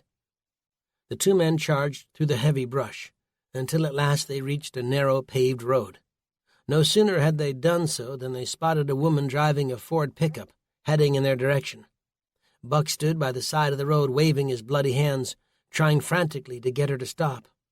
Fear bloomed on her face as she drew closer, and she laid on the horn as she swerved to avoid Buck. He threw his arms up in frustration as she sped by. "What is this world coming to? A time when our country is facing the greatest crisis of its history, and people can't stop to help those in need?" Paul shook his head in disbelief at the old man's hypocrisy. Not a moment later, they caught the sound of another truck, this one coming fast. Both men turned and stared at the same time. The Hummer appeared, like some demonic mirage, and they were gripped by the surreal quality of watching their own vehicle hunt them down. "Quick!" Buck shouted. "We need to get off this road." Just ahead was a residential street and a row of houses where they could hide. The two men scurried in that direction, Paul keeping the shotgun close at hand in case they had been spotted. He knew well enough that even with the weapon in his hands and the pocket knife Buck was carrying, they wouldn't stand a chance. All they could do now is hide and pray that Finch's men didn't find them. Chapter 14. Susan stood staring bleakly at the near-empty cupboard in Autumn's new Atlanta apartment. She was punishing herself for putting off the grocery run they'd planned earlier that morning. Indulging in some nice comfort food was the kind of luxury she tended to save for after the hard work was done. A carryover, perhaps, from growing up with a father whose main motivation in life seemed to be deferring pleasure for some time down the line. His interest in prepping, which had started about a decade ago, had quickly morphed from a passion to a full-blown obsession. She understood the difficulty in only going part way down that rabbit hole. Either you prepped or you didn't. It was a complete lifestyle change in much the same way that some families decided to reduce their carbon footprint. There really wasn't an aspect of one's life that wasn't touched by some aspect of prepping. When her father had begun building the bunker under his house, that was when she thought he'd gone too far. His lack of female companionship was the real culprit. Spending one's life planning for the possible breakdown of society had to play havoc with a person's stress levels. That nagging feeling that you never had enough, that there was always something you might have missed or overlooked. In this case, that was her and Autumn. She could just imagine how upset and afraid he would be arriving at the house to find no one there. No explanation from Paul that he'd jumped in the car and raced off to drive the hundreds of miles to get them. But in many ways, she'd been grateful these last 10 years that her father's obsession hadn't begun when she was young. For all intents and purposes, her family life had been normal. Buck was Buck, gruff and hard to approach, but always loving. His tongue might be sharp, but underneath his calloused exterior was a soft bear of a man who would rip the shirt off his back in a snowstorm if it meant saving the life of someone he loved. She wondered where he was right now, what he was doing. But didn't she already know the answer? He was holed up in his bunker, activating whatever plan he'd devised for the day when a devastating crisis hit the country. But that didn't seem quite like him, did it? Sitting in that glorified rat's nest under his house, while the only remaining family he had was stranded far from home. No, more likely than not, he would have come straight to the house. Hadn't he told her once he'd created an evacuation plan for the three of them in case, as he liked to put it, the SHTF? That was when she'd asked, "What do you mean the three of us? What about Paul?" He'd waved the question away. "There's only so much room." "Yeah, well, whether you like it or not, he's my husband, Dad. So if there isn't enough room, then make some. Or you can count us out."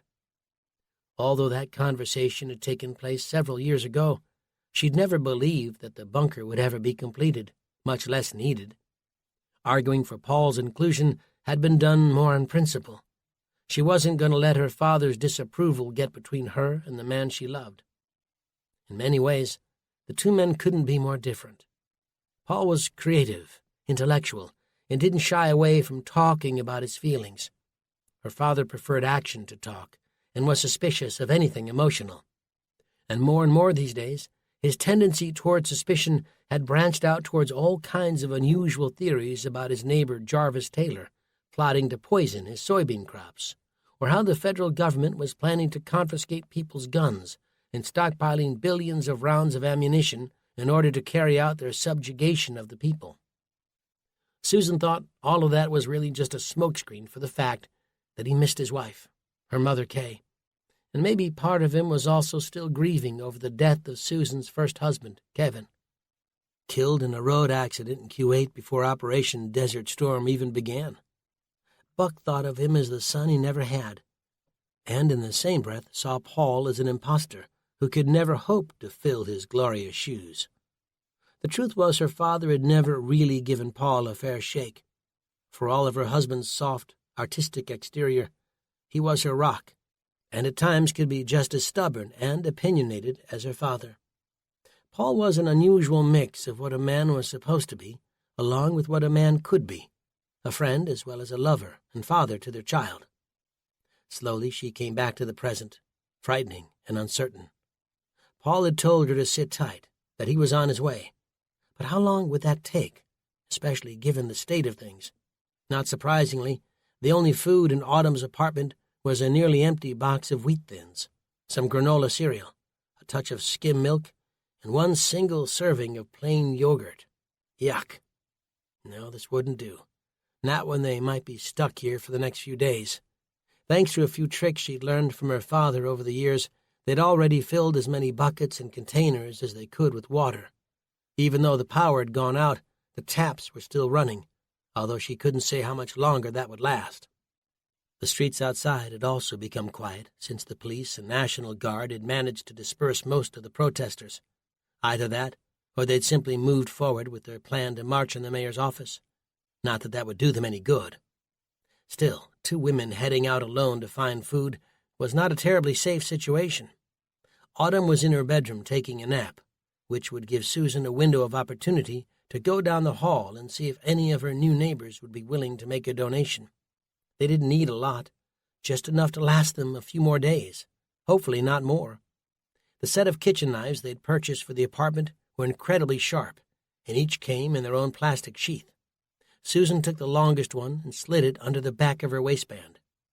You never knew whether the person on the other side of that door would turn out to be helpful or psychotic. The knife was her insurance against the latter. Chapter 15. Paul and Buck knocked on 3 doors before they found someone who would finally open. Maybe the neighbors had heard the sound of gunfire and were fearful, or maybe knowledge of the nuclear bombs had triggered the desire to hunker down and wait for the government to signal an all clear. By now even Paul had to admit any sort of government assistance wasn't very likely. It seemed that with every passing hour he was starting to sound more and more like Buck, a thought which both surprised and concerned him. The house which finally opened for them was a quaint 2-story gray structure with a wide wraparound balcony. A beat-up red pickup sat parked in the gravel driveway, and sticking out the side of the slightly angled roof was a satellite dish. It was an old woman who answered, and she seemed startled to see 2 men standing there, one of them burly and mean-looking. Buck was the first to speak. "Listen, ma'am, we're sorry to disturb you, but we could really use your phone." "Who is it, Teresa?" a man's voice asked from somewhere inside. Teresa turned back and shouted, "2 men, and they say they need the telephone." "Phone's out," the man replied. "Same as everyone else's." "The truth is," Paul cut in, taking a gamble, "we were attacked by a group of armed convicts, and we need somewhere to hide." "We're not hiding," Buck said proudly. Outside, the sound of the Hummer made Paul's heart begin racing in his chest. "I'm not so sure," she said, her husband emerging for the first time. "I swear we don't mean any harm," Paul told them. The truck was about to draw even with the street, and once it did, the 2 men would be spotted for sure. "You boys armed?" the man asked. Paul nodded. "Yes, sir, we've got a shotgun, but I can empty all the shells out if you like." Behind him, Buck didn't say a word. More likely than not, he hated the idea of begging strangers for help, even if that might save their lives. "All right, come on in," the man said. "I'm sure if the 2 of you meant us any harm, we would have already seen it." They entered as quickly as they could, Paul wiping his feet on the rug by the front door and then leaning the shotgun against a nook in the wall. Meanwhile, Buck closed the door, peering out at the street through one of the tiny square window panes. "You see them?" Paul asked.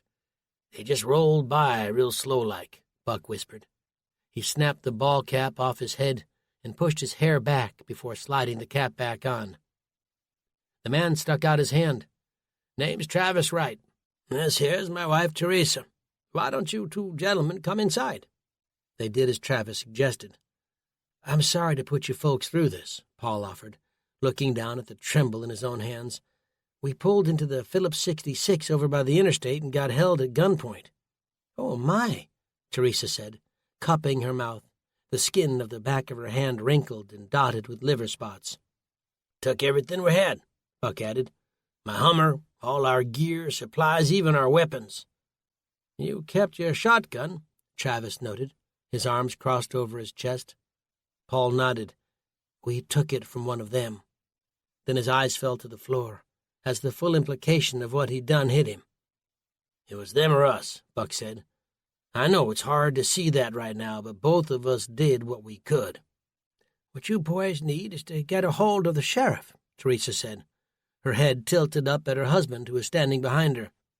Travis was tall and lanky, with short-cropped gray hair and square spectacles. He looked like he'd once been a bank teller or a clerk of some kind. Rubbing his chin, he descended into deep contemplation.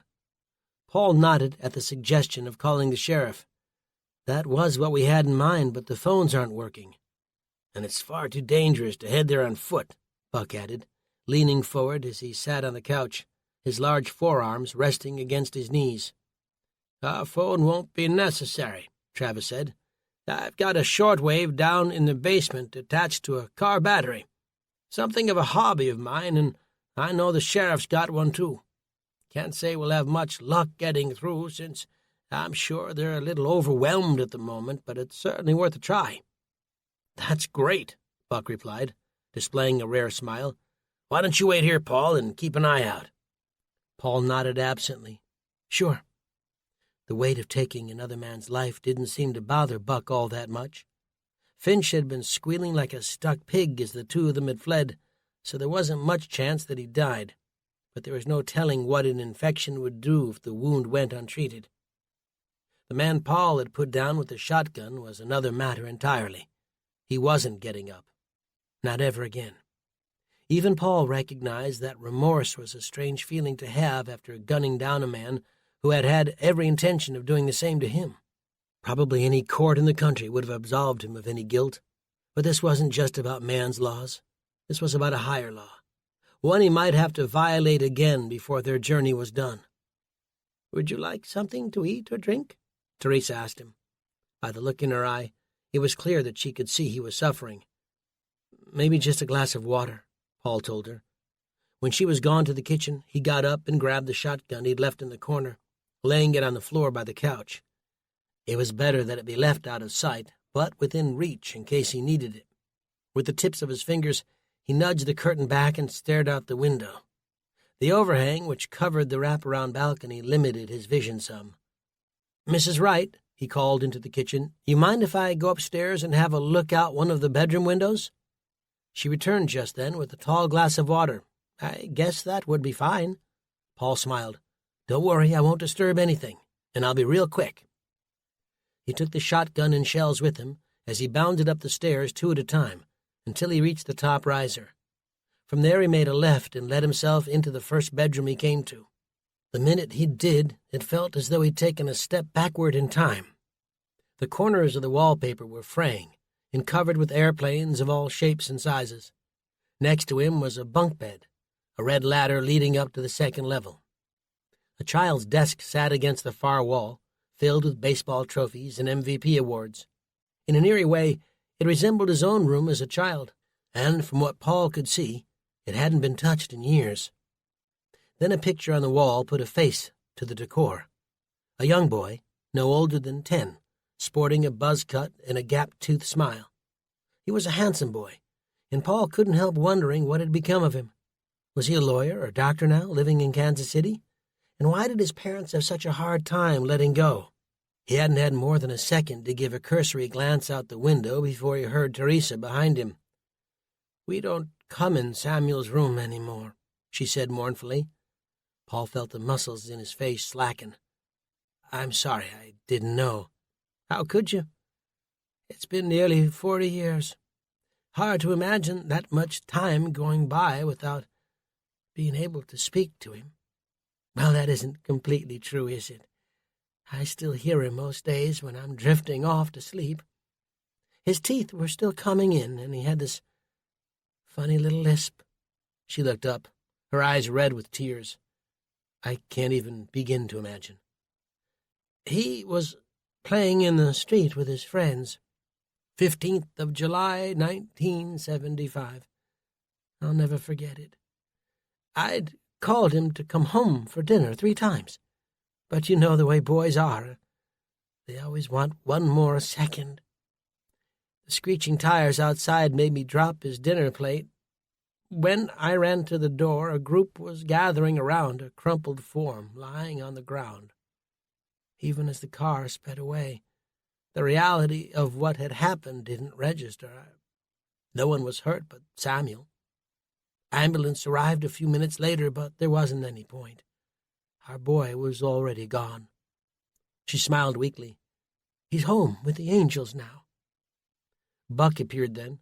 The heavy thread of emotion hanging in the room made him uncomfortable. "Police are on their way," he said. Paul nodded. Buck's gaze shifted to Teresa, who was staring out the window, her arms folded over her chest. "We're heading to get my wife and daughter in Atlanta," Paul told her. "Make sure you get them home," Teresa replied, her eyes still fixed outside. "Safe and sound, where no one can hurt them." Chapter 16. Back in Atlanta, Susan was in the hallway of Autumn's new apartment, knocking on her neighbors' doors. She wasn't having much luck. Her daughter would have been beside herself if she knew Susan was going around asking for food. That adolescent obsession with image was still strong in her daughter, despite the fact that the entire social edifice upon which it was built was quickly coming undone. College or not, Autumn was still a teenager, and that was precisely why Susan had opted to ask for help while her daughter was asleep. The knife she'd brought along, still in the plastic sheath, was tucked under the waistband of her jeans. Finding no luck, Susan knocked on another door. As she did, she spotted a splash of sky-blue paint on her right hand from the work they'd done on Autumn's bedroom this morning, before the world went haywire. The thought of so many Americans vaporized in a searing flash was hard to even fathom. After a moment's wait with no answer, Susan moved on. Many of these folks had likely been at work when it had happened. She didn't want to imagine what the commute home would be like. After trying nearly a dozen apartments, she finally got a glimmer of hope. Her knock didn't result in an open door, but she did see the light from the peephole eclipsed by a curious eye. "We just moved in and don't have any food," Susan said. "I was wondering if you have anything you could spare." The eye continued to scan her. She could feel it moving up and down, studying her distorted form through the fish-eyed lens. "I don't have any food," a woman said from the other side. "We don't need a lot," Susan countered. "Even a box of crackers will do." "I'm sorry," came the reply. "I wish I could help, really, I do." Once again Susan moved on, working her way down the hallway, each time with the same result. At last, she heard a voice in the distance. Autumn stood in the hallway, her hair slightly askew. She must have just woken up and panicked when she found Susan gone. "Mom, what are you doing?" "Trying to get us something to eat," Susan replied, about to try the last door at the end of the hall. "If this doesn't work, we can try another floor." Autumn stalked down the hallway after her, wearing sweatpants and a matching Panthers hoodie. Apparently, the embarrassment her mother risked causing her was greater than looking like she'd just come out of the washing machine spin cycle. "All we need is enough to tide us over till your father gets here." "How long will that be?" Autumn replied. "And if that runs out, are we going to keep pestering people for charity till we've humiliated ourselves in front of every neighbor I have?" "Do you have a better idea?" Susan asked. "Yes. Let's go get food like normal human beings. Those crowds outside seem to have gone away. There's a grocery down the street and a convenience store not much further. Crowd or not, I don't think it's safe out there, Susan said. She could almost hear Buck's deep voice whispering into her ear. How many times had she heard him talk about what would happen when the rule of law broke down? Many law-abiding citizens, he'd said, would hunker down, trying to outlast the calamity until it was too late. Within a matter of days, once they'd run out of food, they'd become desperate. Those with dependents would prove the most dangerous. Parents trying to feed their hungry children would commit unspeakable acts in the process of protecting their loved ones. Autumn was standing there. If we're going to go, we need to do it sooner than later, before the grocery shelves have been picked clean. Susan nodded half-heartedly. She didn't want to become one of those desperate parents, but she could see herself in a few short days, hungry and afraid, convinced that breaking into someone else's empty apartment wasn't a crime. It was a slippery slope, and she was determined to not slide down, no matter what. Chapter 17. The streets around Edgewood and Piedmont Avenue in Atlanta were relatively deserted. Every once in a while, Susan and Autumn would spot a huddled figure hurrying along. More often than not, they were carrying knapsacks, presumably filled with supplies. An entire section of the city was filled with people who didn't drive, mostly students attending Georgia State. This was precisely the time that Susan regretted taking a cab from the airport. Even though she had planned to be in Atlanta for the weekend, she'd figured most of that time would be spent inside Autumn's apartment, painting and getting the place ready for her freshman year. They were nearing the grocery store when sirens approached. 30 seconds later, 6 cops roared past them at top speed, disappearing down Edgewood Avenue toward an unknown destination. Not long after, the Humvee from the National Guard unit passed them. Susan expected to be stopped and told that they should return home, but it seemed the authorities had bigger fish to fry. The demonstration, which had taken place earlier on those very streets, much of it still evident in the form of shredded newspapers and other trash, would be a major concern for the authorities. 1 or 2 people wasn't the end of the world. A mob was a different matter altogether, which was why Susan guessed the cops and National Guard were likely looking for gatherings of 10 or more people. That meant for now, Susan and Autumn would have a window in which to get the things they needed in order to wait for Paul to find them. According to Autumn, the Kroger grocery store was just around the next corner, and Susan's heart was filled with both anxiety and anticipation, with the thought of what they might find. But no sooner had they turned the corner than her heart became filled with something else entirely. Dread. Inside the parking lot, pulled up next to the front sliding doors, were 3 police cars and 2 ambulances. Figures rushed in and out of the store, some of them with bags of food, many more with whatever they could carry. They looked like looters, but from here it was hard to tell. I knew this wasn't a good idea, Susan said. Even Autumn looked frightened. Our best bet is to keep going straight and hit the convenience store instead, Susan said.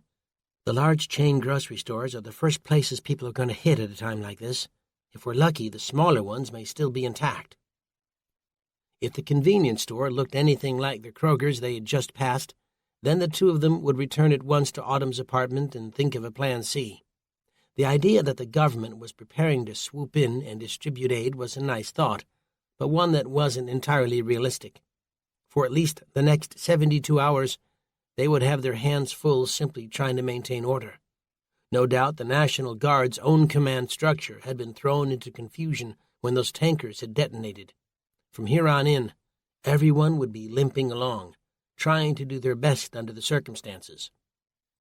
Not long after, the Edgewood Variety Store came into sight, a small red brick building next to an empty lot. The outer wall had been painted with colorful graffiti, not the kind of stuff that vandals and gangs tended to put up. This was beautiful artwork. But it wasn't the painting on the wall which lifted Susan's spirits. It was the lack of cop cars in front of the store, and the absence of looters. Susan reached for the door, half expecting to find it locked, relieved to see that it wasn't.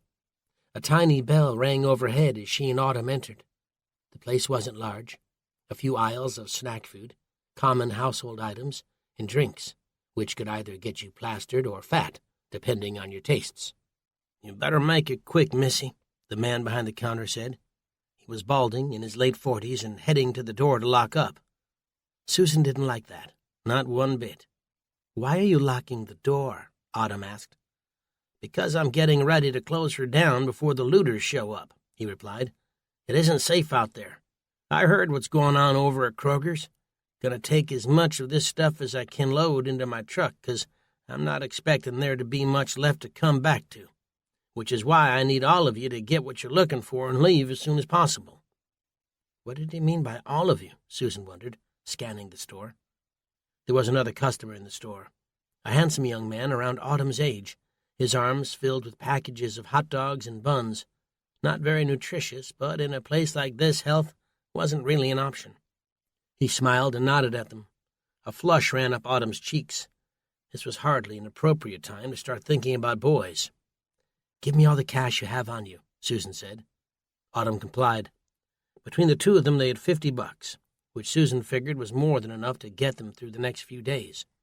They grabbed some whole wheat bread, prepackaged cold cuts, mustard, beef jerky, Oreo cookies, and as many bottles of water they could carry, and headed for the register.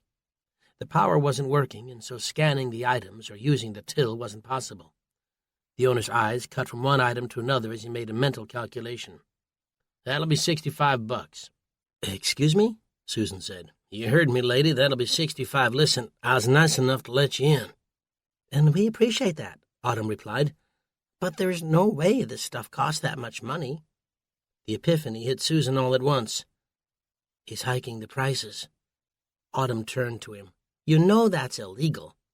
"All I know is I'm closing, so do you want the stuff or not?" "We only have 50, Susan said, leafing through the bills in her hand to check again. "Will you take a check?" The man laughed. "To be cashed by what bank?" "We'll need to put some stuff back," Autumn said, frowning. Susan certainly wasn't dying to eat cold cuts for the next few days, but the thought that they might not have enough food anymore was what frightened her the most. Maybe they could try another store, but who said it wouldn't be the same everywhere? "So what's it going to be?" the owner said, drumming his fingers on the counter in a beat that sounded like a military drum beat. "I got to get home to my family, too, you know." "I'll cover whatever they're missing," a male voice said from behind them. Susan turned to see the young man from before, leaning over the counter as he deposited his hot dogs and buns. "Fine, altogether it comes to 90. Susan handed the owner her 50, and the man next to her gave him the rest. "Are you sure about this?" Susan asked him, feeling both euphoric and guilt-ridden at the same time. He smiled, dimples forming on his cheeks. "I'm positive. I'm sure if the tables were turned, you would have done the same for me." Autumn was noticeably silent. Good-looking boys had a habit of turning girls into mutes. "Thank you," Susan told him, as they made their way to the door. "The Lord repays kindness and punishes people who take advantage of those in need." That last bit she tacked on for the store owner's benefit. Hopefully, if another opportunity to help someone presented itself, he wouldn't fail that test nearly as badly. Once outside, Susan thanked the young man again. "I'm Chet Harding," he offered, without being asked. Susan and Autumn introduced themselves. "We really should be going," Susan told him, "but we won't forget what you did." Chet nodded. The two women began walking away and noticed Chet was heading in the same direction. "He looks to me like a Georgia State student," Autumn said, "probably heading back to the dorms." "Let's hope so. Now we just need to put some distance between us." "Oh, Mom, you're such a paranoid android. You can't just take someone's help and then run away from them like they're some kind of demon. It seems so heartless, especially after he helped us like that." "Yes, but we don't know him." That was when Susan noticed the two men on the opposite side of the street, turning to look in their direction every few seconds. There was something about the way they walked. It had an almost predatory quality that made her uneasy. "See those two men across the street?" she asked her daughter. "Who, them?" "Yeah, don't stare. What about them?" "I'm not sure. They keep looking over here." Just then a cop car sped by, and one of the men stopped, pretending to look in a shop window. "I don't like this one bit," Susan said. What had begun as an uneasy feeling was quickly morphing into an all-out panic. Chet was less than 10 feet behind them now. A few seconds later, he drew even with the two women. Susan smiled. "Hey, Chet." He returned the gesture. "Would you mind walking us home?" Susan asked him, since Autumn was still tongue-tied in Chet's presence. "We're just on the corner of Edgewood and Piedmont." "Sure thing." By the time they arrived outside their building, the two men following them had crossed the street and were gaining quickly. So far, Chet had been a perfect gentleman, a shining knight who, within the span of 30 minutes, had saved them twice. Susan also knew that if somebody wanted to get inside an apartment building badly enough, they would find a way. The prospect of being trapped up there with these two men looking for a way in was beyond disconcerting. "If you like, I'd be happy to see you right to your door," Chet offered. "Make sure you got in safe and sound." "Would you?" Susan asked. The two men were less than 10 meters away when Susan reached into her pocket and fumbled for the keys. If they broke into a run now, she wasn't sure she could keep her cool. Forcing her fingers to close around the lobby key in her pocket, she whipped it out and jammed it into the lock. A second later, they were inside, Susan rushing them in as she closed the door behind them. The two men stopped and glared at them, like a pair of lions eyeing a group of wounded gazelles who had narrowly escaped. Chapter 18. Paul and Buck remained in the upstairs hallway, while Teresa made her way downstairs. "You didn't tell the police we were here, did you?" Paul asked in a whisper. "Why would I?" "Because we killed a man back there, Buck." Buck pressed a finger into Paul's chest. "No, you killed a man. I only stabbed mine in the eye. Besides, I made sure that Travis only told the cops they had heard shots over by the Phillips 66. I'm sure those boys already got their hands full, which explains why those convicts haven't been picked up yet. We need to find a way of getting our hands on a car and fast." "I took care of that, too," Buck said with a sly grin. "The old guy downstairs says he's got a neighbor with a virtual dealership of used cars on his front lawn. Might not be perfect, but at least they should get us going in the right direction." Paul nodded, not entirely able to ignore the ball of stress churning in his guts. "What were you and the old lady talking about in that creepy bedroom?" Buck asked. "Go easy, Buck. These are good people who lost their son years ago and never got over it." "That right? Half the country is mourning the loss of loved ones." The sound of police sirens drew their attention. Both men hurried downstairs. Over by the kitchen, Travis was filling an old backpack with cans of food and bottles of water. Teresa added half a loaf of bread she'd baked that morning. When they were done, Travis pointed to the kitchen table, where he had stacked a box of Remington shotgun shells. "I got a Colt 45 I bought back from Korea," Travis said, "but that one stays with me." If being shown so much compassion by complete strangers had taken Paul by surprise, it had left Buck completely bewildered. Beside him, his father-in-law stood frozen, all 250 pounds of him, his eyes ping-ponging between a sack full of food and the much-needed supplies they were being given. "We can't pay you for all this," Buck said. "Not after those men stole our wallets." "Don't worry about paying," Teresa told him. "There's a dark cloud come over our country, and the two of you still have a long way to go. I'm sure between here and there you'll find someone else in need. All I ask is that you pay it forward." "We will," Paul replied, feeling a knot forming in his throat. All Buck could do was raise his hand, presumably in a sign of thanks, since the power of speech had presently eluded him. Travis came forward with the backpack, handed it to Buck, and moved to shake his hand. Instead, Buck pulled him into a hug, nearly pulling him off his feet. "Down, boy," Paul said. "We want to thank them, not put them in the hospital." Buck let go, patting Travis on the shoulder as he stepped back, winded but still smiling. "Stop in on your way back, won't you?" Teresa said. "Let us know everything turned out all right."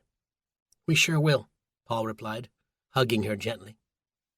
When all the goodbyes were said and done, Paul and Buck gathered the shotgun and the rest of their belongings and made for the front door.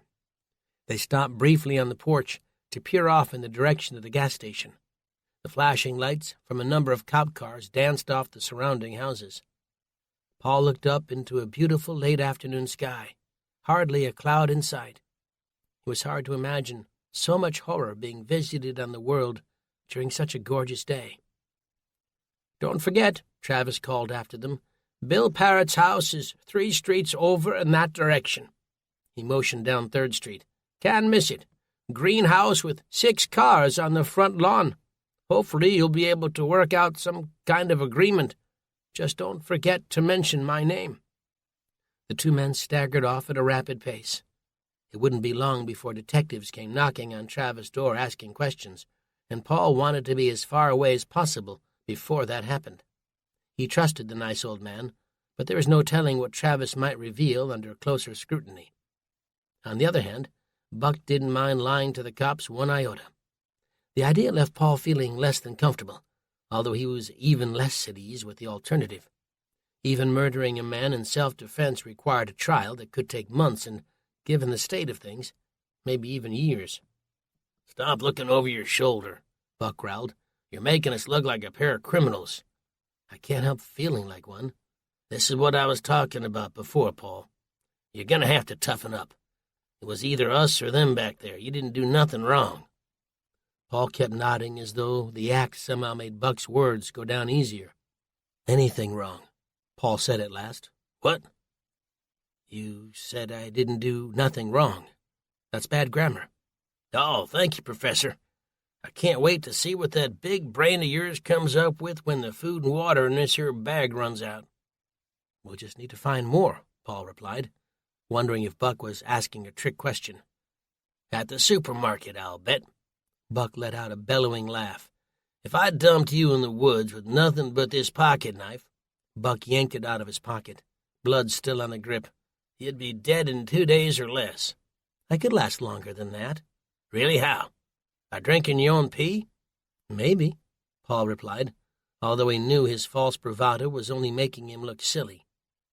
"If thirst didn't do you in first, then the animals would. Being a prepper ain't just about being able to survive for a few extra days if the grid goes down. It's a way of life.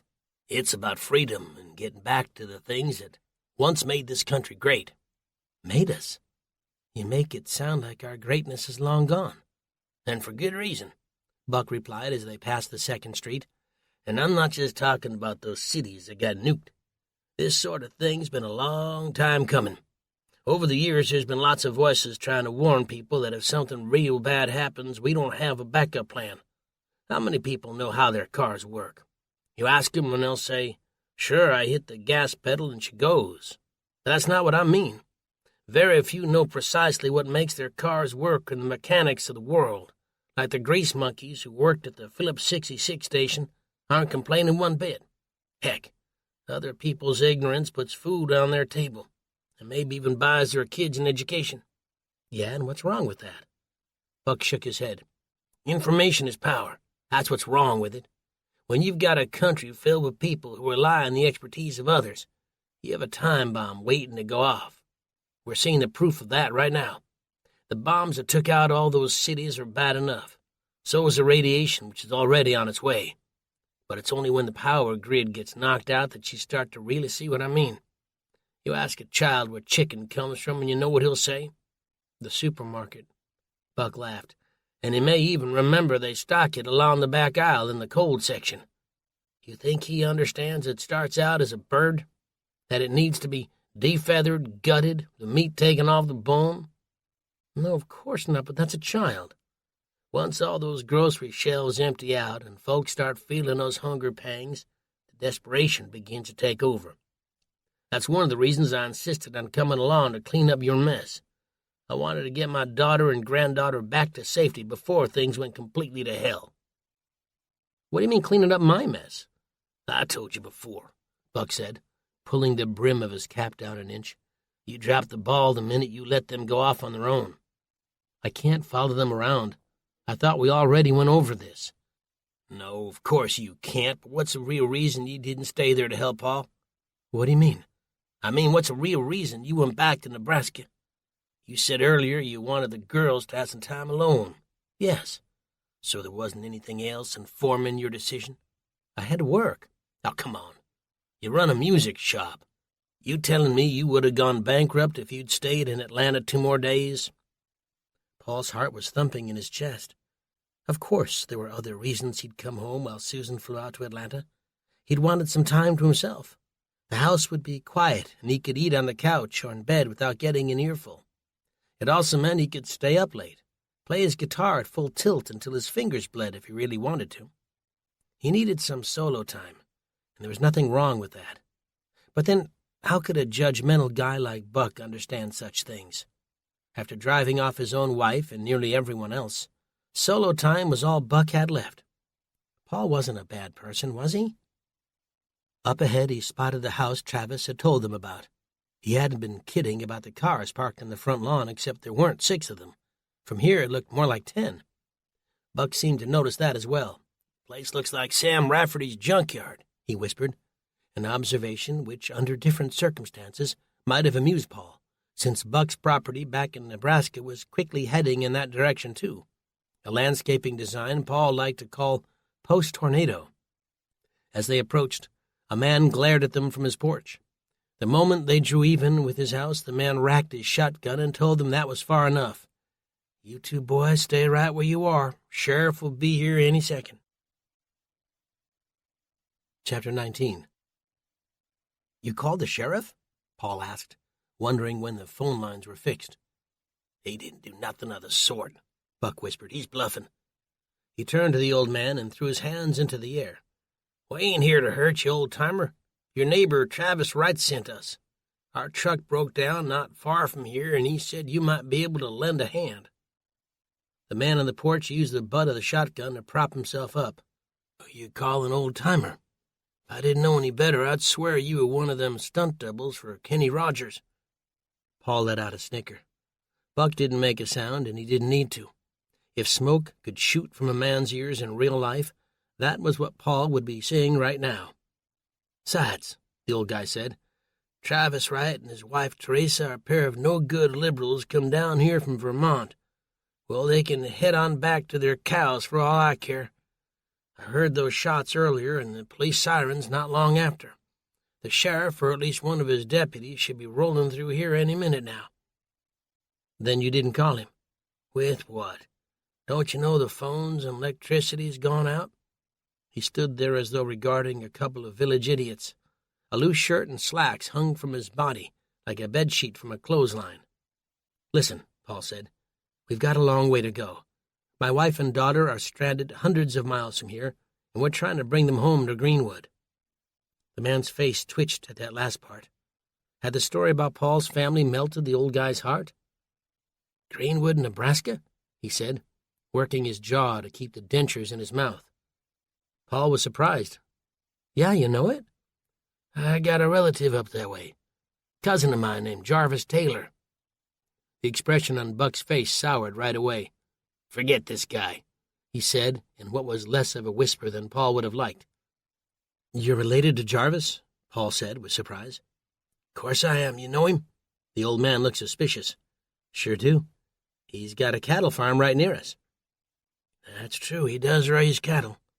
I'll be." The old man set the shotgun down and waved them over. "And a friend of Jarvis is a friend of mine."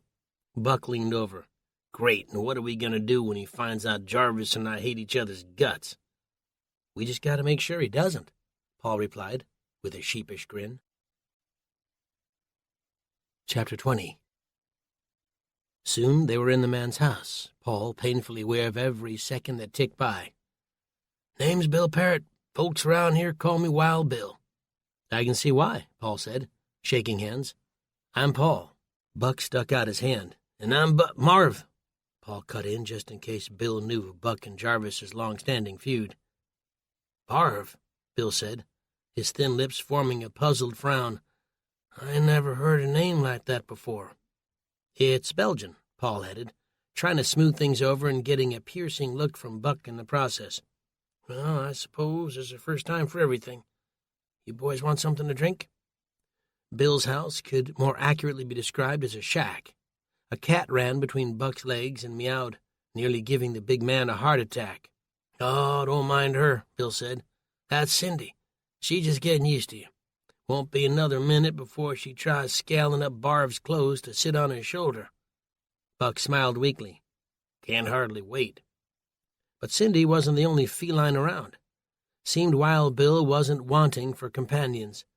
In the short time they'd been here, Paul had already counted over half a dozen furry little critters, although their presence had been given away the moment Bill pushed open his front door, since the overpowering odor of a collection of dirty litter boxes had hit both men like a slap in the face. "So about the car that Travis mentioned," Paul said, trying to broach the subject without Bill feeling like his hospitality was unwelcomed.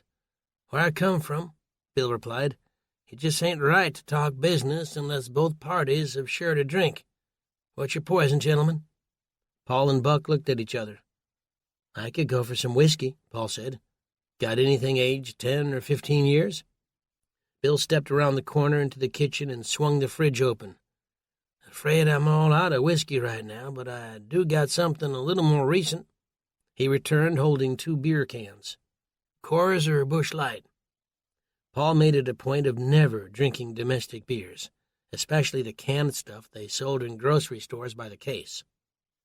"I'll take the Coors," Buck said, his eyes brightening.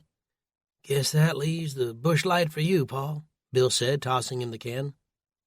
If the thought of pouring cheap, cold beer down his throat seemed unappealing, the thought of doing the same with a warm beer made his stomach turn.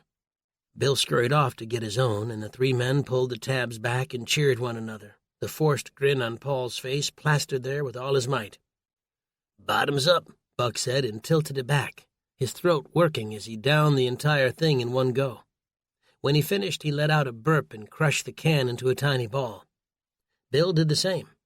When he was done, both men turned to Paul, who took a sip and raised the can, as if to let them know how great all of this was. "Chug it," Buck ordered him. "What?" "Beer wasn't made for sipping," Bill spat, slapping his bony knee with the palm of his hand and flashing them a pair of gnarly dentures. Paul's eyes jumped between each man, knowing full well that their success in convincing the old man to give them a car might depend on this very moment. "Go on, you sissy," Buck said, nudging him. Paul wiped the mouth of the can with his shirt and only afterward brought it to his lips. Like everyone else, he'd heard the stories about rats peeing on cans stored in warehouses and wasn't about to risk contracting some disease. Leaning back, he felt the warm, carbonated liquid pass over his tongue and roll down his throat. The urge to stop was strong. The urge to throw it up all over them was stronger. But he fought both and stopped when the last of the beer was gone. Buck slapped him on the back. "Atta boy. I thought all you college boys could drink." Paul's eyes were still watering. That was more than 20 years ago. "I still can't believe you 2 know Jarvis," Bill said. "What a minuscule world we live in. Last time we spoke must have been months ago. He was having trouble with that neighbor of his, Buck, I think his name was, or maybe Bobby. Cross between a mule and a bull. That's how Jarvis used to describe him. A real petty SOB, too, squabbling over a few feet of property. Even used his tractor to knock down—" "Yeah, we know the story," Buck cut him off. Bill looked at him strangely. "Well, I didn't mean no offense. I take it you know this Buck character, too?" "You might say that," Paul replied, trying to keep from breathing in the cat litter fumes. Buck straightened his cap and fidgeted with the child squirt gun he found on a small table next to him. "Buck's not such a bad guy." "Really," Paul said. "Maybe you don't think so, but half of Greenwood does. That I can promise you. He's one of those angry men who'll bite your face off for having the gall to disagree." He turned to Buck. "You know what I mean?" "I hear what you're saying," Buck shot back. "But from what I hear, Buck ain't all that bad. There's 2 sides to every story. The way I heard it, that Jarvis was building on land that wasn't his. All Buck done was enact his rights." Bill didn't like the sound of that, and Paul gave Buck a reproachful look. This wasn't the moment to prove that he was right and Jarvis was wrong. Buck drew in a breath and let the air out real slow. "I will admit that sometimes Buck can be curt and unfriendly." "That's putting it mildly," Paul said, trying to have fun. "The man is like a bull in a china shop." Buck looked at him. "Maybe he's something like that." "A real unreasonable piece of dung," Bill added, smiling. Buck gripped the squirt gun and worked the lever with his finger, producing nothing but dry wisps of air. "All right, Buck's the biggest jerk in Nebraska." He turned to Paul. "You happy?" "Very," Paul said, his face split by a widening grin. Good, then I'd like another warm beer, Bill, and this time make it a Busch Light. Chapter 21. The three men had moved outside to the part of Bill's property where he kept his cars. The majority of them looked as though they had sat for some time. The rest looked in dire need of a mechanic or a one-way trip to the scrapyard. "You sure these will run?" Buck asked the old guy. "There's quite a distance between here and Atlanta." "Only one I know for sure is a Chevrolet Celebrity," Bill offered. "She's an '88 model." "American-made," Buck said with growing confidence. "That's right, Barv. I don't mess with any of those foreign contraptions.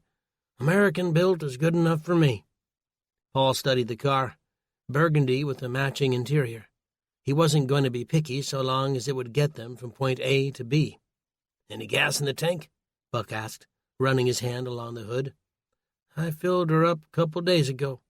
Had a man here yesterday from Kansas City interested in buying her. I figure once the power comes back on, he'll be calling, but if you boys really want it, I may be able to lean him toward the Pontiac Grand Am." "I wouldn't hold your breath about that buyer, Bill," Buck told him. "There ain't no telling when the power's going to come back on." Bill fixed him in a puzzled stare. "I don't think he knows," Paul said. "Knows what?" Bill asked, becoming agitated. "We've been attacked, Bill," Paul said as plainly as he could. "Attacked?" "The USA, Bill," Buck cut in. "Terrorists went and detonated nuclear bombs in our biggest port cities, smuggled them in using container ships. It's about as bad as it gets. That's why we're heading to Atlanta, to grab our loved ones and bring them home." Bill's jaw was twitching wildly as his eyes darted from one man to the other, not entirely sure if they were pulling his leg or not. Paul put a hand on the old man's shoulder. "See, Barv here's got a bunker under his barn that we're going to head to before the radiation reaches us." Buck dug an elbow into his ribs, and Paul let out a squeal. "You two ain't pulling my leg, are you?"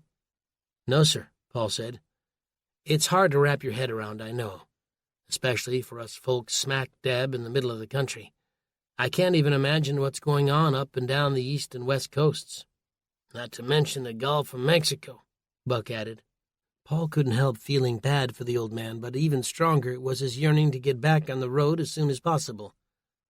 "Those gunshots you heard before, Bill, I'm sure that's just the first sign that the threads of society are slowly coming undone." As if on cue, a police cruiser pulled to a stop in front of Bill's house. The passenger window rolled down, and a voice from inside asked if everything was okay. "Not really, Deputy Brant," Bill shot back, his voice tight with emotion. "I'm not sure I believe what these two gentlemen are telling me." Brant seemed to catch on right away. He got out of the car, and as he did, Paul's pulse began speeding up. "Afraid it is, Bill," the deputy said, shaking his head. "We're still waiting for more information to roll in. National Guard's on its way from Topeka. Seems like all hell's breaking loose, and we're seriously undermanned." "Heard some automatic gunfire earlier," Bill added, and Paul wished he'd just kept quiet. "Yep, it's a bloody scene up there. We're still putting the pieces together. Looks like a robbery, but we're not sure just yet. Got a few dead as well, including two men we're trying to identify." "Two?" Buck blurted out without thinking. "That's right," the deputy replied. "One took a shotgun blast to the chest. The other must have split his skull open when he fell." Buck grew quiet. "You don't think there's some of them terrorists, do you?" Bill asked. "Tough to say, but I wouldn't rule it out entirely. Our biggest problem is the power and communication networks. They're overloaded, which means we're hard-pressed for a situation report." Deputy Brant looked over at Paul and then over to Buck. "You two aren't from around here." Paul shook his head and hoped he didn't look nervous. "We're friends of Travis Wright. He suggested we pay a visit to old Bill here." "Paul and Barv," Bill said, swinging a skinny arm around each man. "Two stand-up boys, that's for sure. Well, listen, Deputy. I've been hearing talk about radiation and nuclear fallout. The call right now is for everyone to stay inside and keep an eye out for anything unusual," Brant said. "That's why I'm making the rounds. So I'd appreciate if you gentlemen finish whatever it is you're doing and head inside." And with that, Brant got back into his cruiser and slowly drove away. Bill gripped his head with both hands. "I still can't hardly believe it," he said. It was becoming his mantra. "You live alone, Bill?" Buck asked.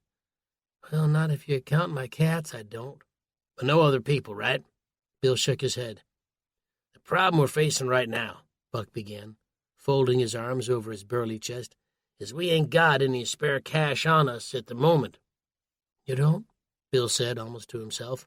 "No, but I'll tell you what.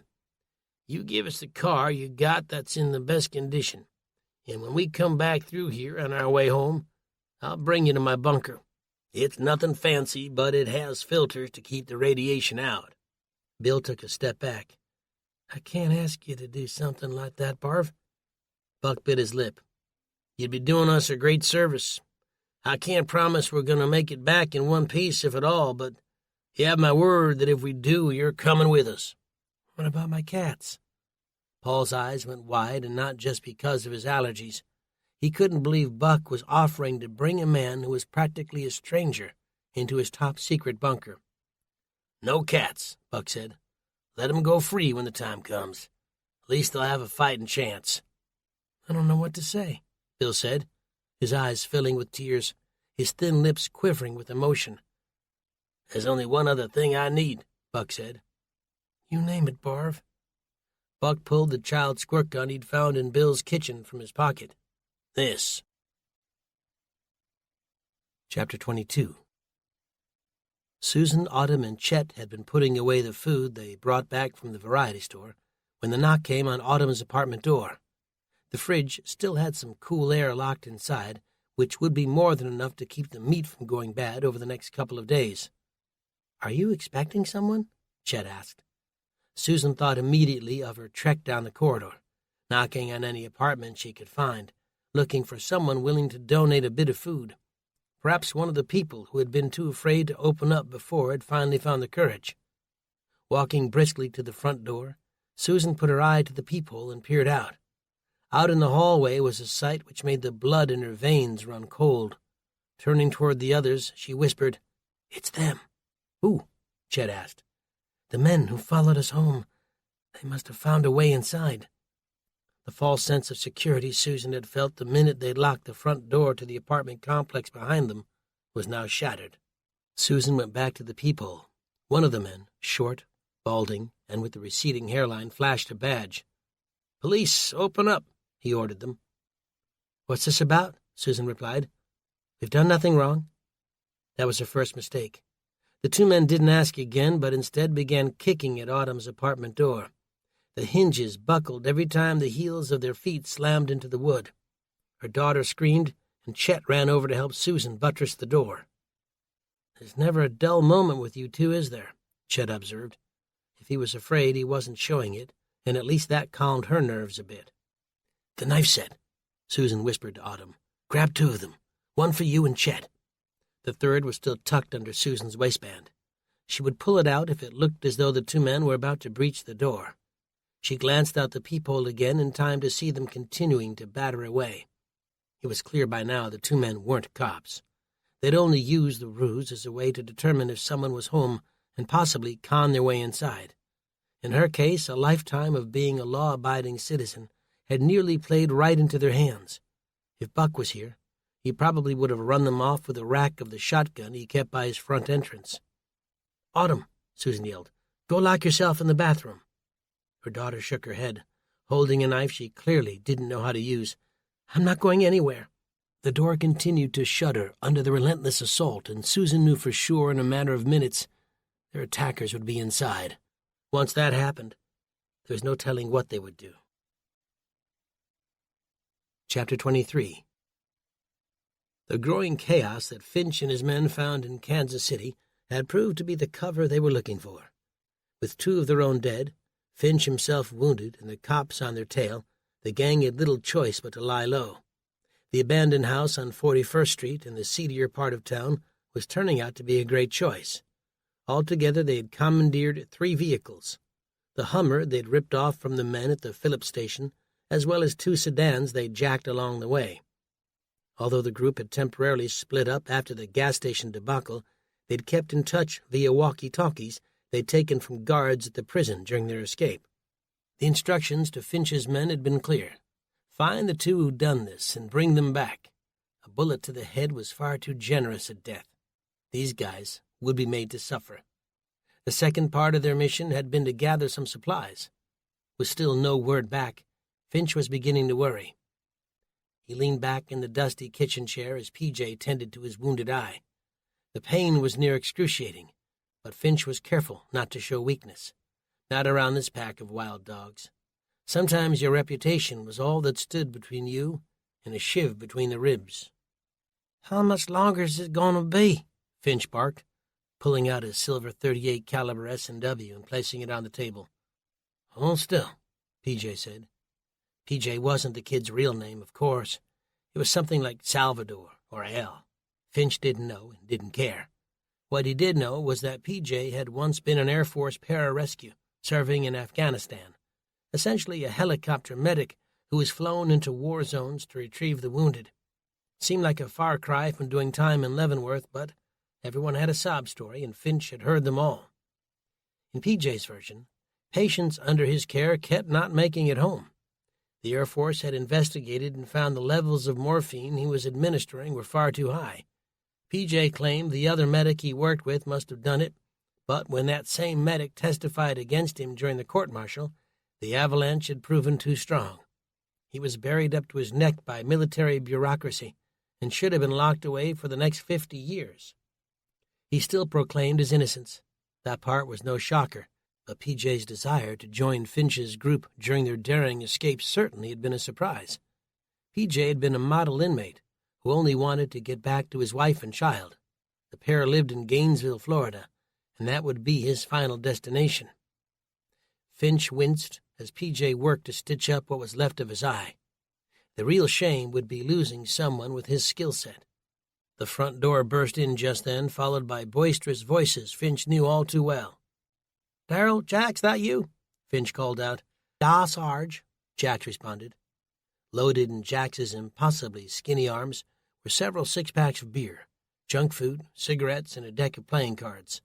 Like PJ, Jax had been given his nickname after a story in which he purportedly killed a man with a jackhammer.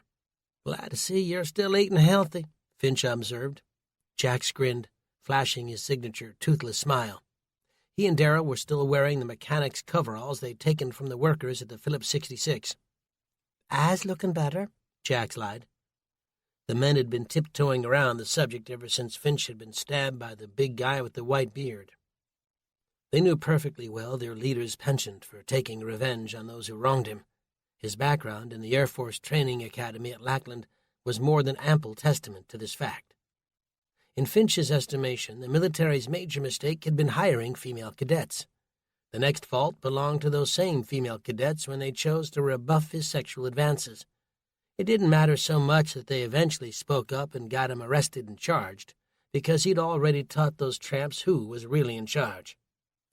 This wasn't a new story for Finch, of course. His psych evaluation had stated that the man had two distinct sides to him. One side was charming, kind, and gregarious. The other was a misogynistic rapist, a dark side that was always there, lurking just beneath the surface, waiting to spring. Even during college, the girls who'd ridiculed his advances had all discovered his dark side firsthand.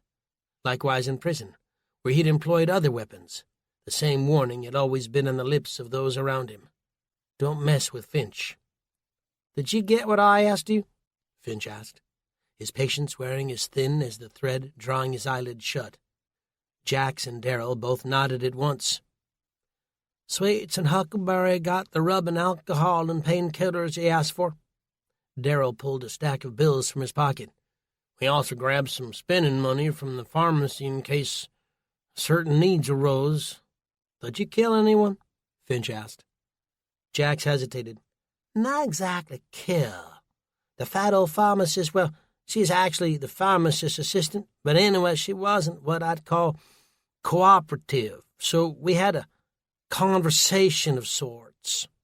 Jax and Darrell both doubled over in laughter. "I never took you for a softy, Sarge." Finch's one eye narrowed. "I don't want you two idiots bringing more heat down on us than we already have. You want to go back to Leavenworth?" He turned to Darrell. "Do you?" Both men shook their heads. PJ couldn't agree more. "If I get locked away from my family again, I don't know what I'd do." Finch tapped his hand.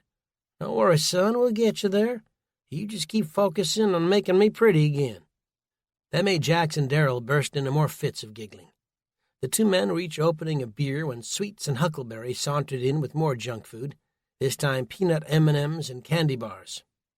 Sweets handed Finch the items he'd asked for. "If I'd had to eat one more bag of trail mix, I'd have lost my mind," Sweets said. He was a black former private who topped 300 pounds and sported a sweet tooth that would send most grown men to the emergency room for an insulin shot. The trail mix he was referring to had come from the supplies they'd found in the back of the Hummer. Apart from the weapons, they'd found lots of other gear, chemical suits, breathers, a Geiger counter, and lots of dried nuts. Next to Sweets was Huckleberry. Since he stood a little over 5 feet and was decked out with the reddest hair and freckles this side of the Mississippi, inmates had taken to naming him after the character in Twain's classic. He'd become something of a kleptomaniac and pickpocket over the years. As far as Finch was concerned, the kid's only real mistake was plying his trade on a general's pocketbook, and then running the man's credit card up on prosties and liquor. That had gotten him a solid 6 years, 2 of which he'd already served. "So I'm guessing you couldn't find—" Finch paused and glanced down at the 2 driver's licenses he'd plucked from the men's wallets. "William Buck Baker and Paul Edwards?" Sweets had his hand buried wrist-deep in a 42-ounce bag of peanut M&Ms. "No sign of them, Sarge. We spent a real long time looking all over the place. At least until the cops showed up and we decided to book it." Jax nodded. "Same here, but unless they know how to hotwire a car with no wallets, I don't see 'em getting very far." "You might be surprised," Finch told them. "Never underestimate your opponent's resourcefulness." PJ finished sewing Finch's eye and leaned back to examine his handiwork. "We do have their home address," he said. "Maybe we can pay them a visit." Finch looked down at the IDs again. "That's not a horrible idea. Looks like our good old boys are from Greenwood, Nebraska." The expression on PJ's face morphed to concern. "But I'm heading down to Gainesville. That's in the opposite direction." Finch grew quiet, hating the idea of PJ leaving the group. Just then the muscles in Jax's face went limp. He thrust a hand into his pocket and produced a crumpled piece of paper, holding it in the air. "Maybe we don't need to split up our fine little family after all," Jax said. "At least not yet." "What are you saying?" Finch asked, not liking the little game he was playing.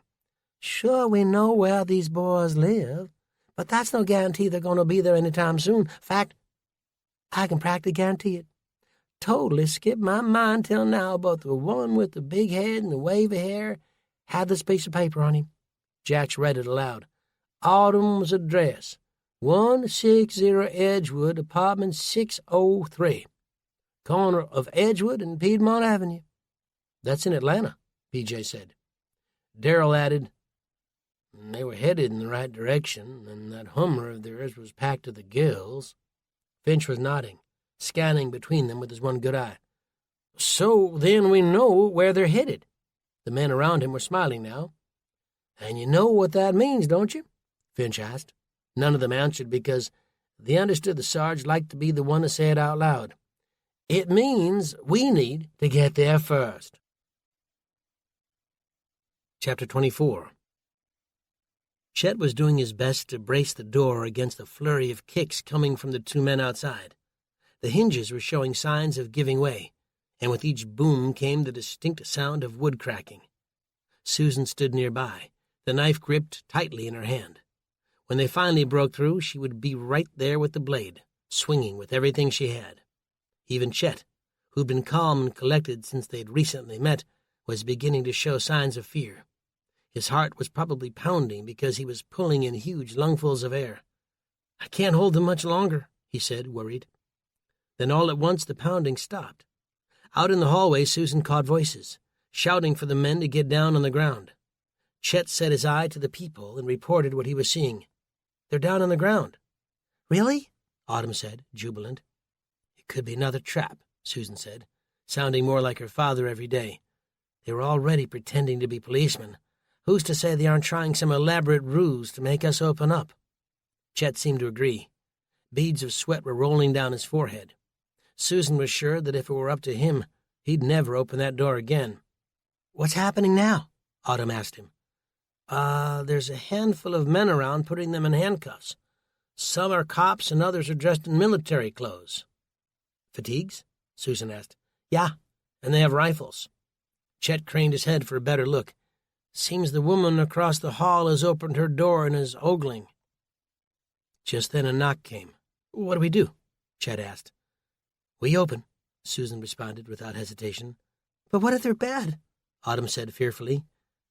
"If they were, they'd have already used those assault rifles to blast their way in here. Move." Susan had to nudge Chet out of the way. The door swung open, revealing a handsome soldier with spiky, dirty blonde hair and strong features. He appeared to be in his early 20s, and a barely audible gasp escaped Autumn's lips when she saw him. "You folks okay in here?" "We're fine," Chet said quickly. The soldier looked from Chet back to Susan. The name stitched onto his chest read Stevens. Behind him, the two men were being read their rights. Then they were lifted onto their feet and marched away by a combination of policemen and soldiers. Over the handsome soldier's shoulder, Susan could see the late middle-aged neighbor getting an eyeful. "Name's Brett," the soldier said, holding out his hand. Susan shook it. Autumn was next to her. Chet stood a few feet behind them, not saying a word. "We were making a sweep of the sector when we saw the lobby door to this apartment complex had been kicked in. I'd hate to think what might have happened if we'd missed that." Susan flashed her knife as well as a grin. "We girls aren't as helpless as you might think. My father's a vet." A voice down the hallway called after Brett. "Those men said they were cops," Susan told him, "but we didn't believe them." "It may shock you to hear this, but those men were police officers." Susan felt the muscles in her face go limp. "I don't understand." "Sometimes a state of emergency can bring out the worst in some people." "What do you think they wanted?" Autumn asked. "Money?" "Two beautiful women all alone," Brett said. He and Chet then made eye contact. "Well, not quite alone," he amended. "But you know what I mean." A quick glance at Autumn told Susan her daughter hadn't heard a single word he said after beautiful. "Oh, I nearly forgot," Brett said, reaching into his pocket and coming out with a row of pills, packaged in blisters. He tore off 3 of them and handed them to Susan. He then did the same for the neighbor standing in her doorway behind them. "What's this for?" Autumn asked. "Protection against radiation," Brett replied.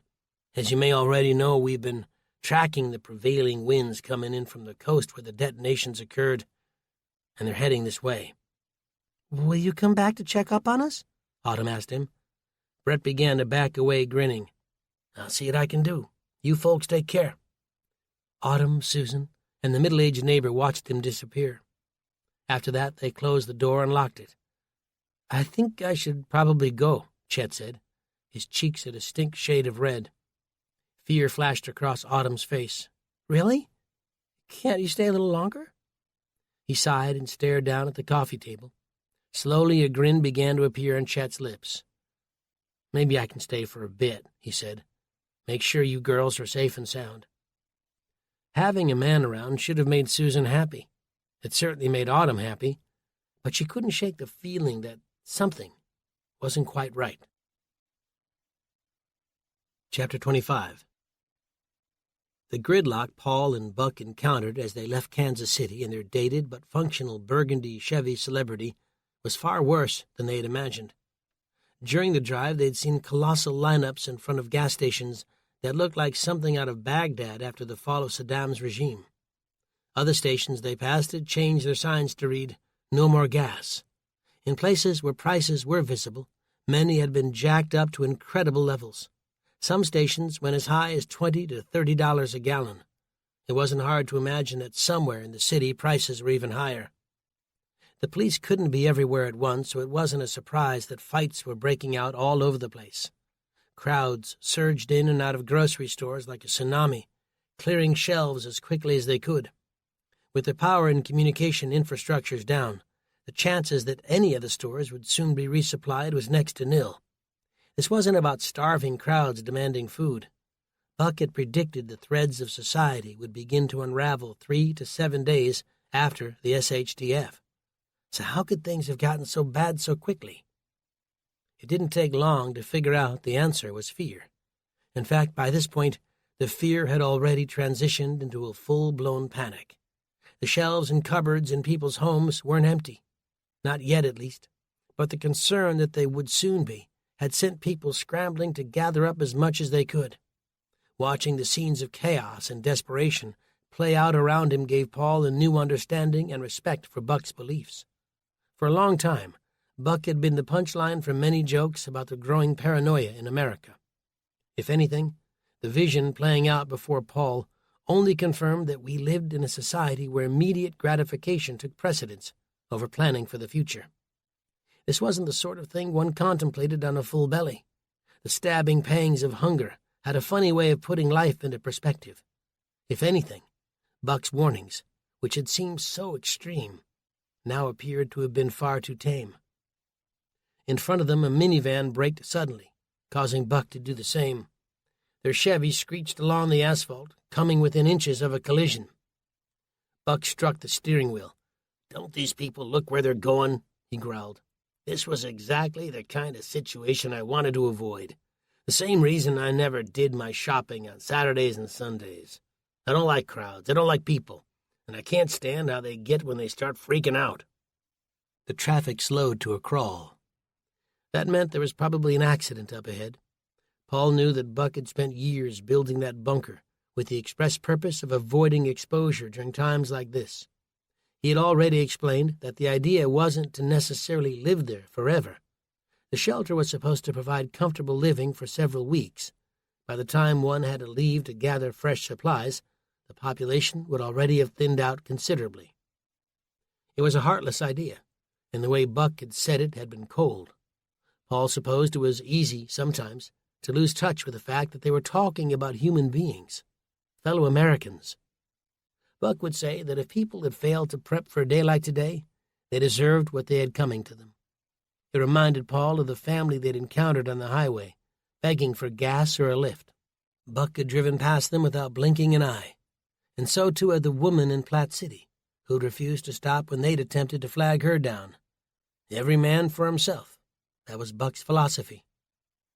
Paul had never considered himself a deeply religious man, in spite of his late adoption of Christianity, which he had largely seen as a practical decision. But he couldn't help wondering about the cost of only looking out for yourself. You might win your life, but you risk losing your soul. "I gotta say," Paul said, "I was mighty surprised you offered Wild Bill a spot in your underground lair. I mean, we needed a car, but it just seems to go against everything you stand for." Buck glanced over at him, his right eyebrow cocked. "You insinuating that I ain't got no compassion?" Paul thought about that for a moment. "I'm just surprised, that's all." "I like that old coot," Buck said. "But right then I was willing to say whatever needed saying if it got us that car. You seem to forget that we were two strangers without a penny to our name when we showed up on that guy's front stoop." "There was a used car lot not far from the gas station," Paul replied. "I can't imagine with all of those prepper skills you've been building over the years, you failed to learn how to hotwire a car. What do I look like to you, a common criminal? Listen, I know lots of stuff, and it ain't all about filtering water or skinning squirrels." Paul's hands went up. "I wasn't trying to say you didn't."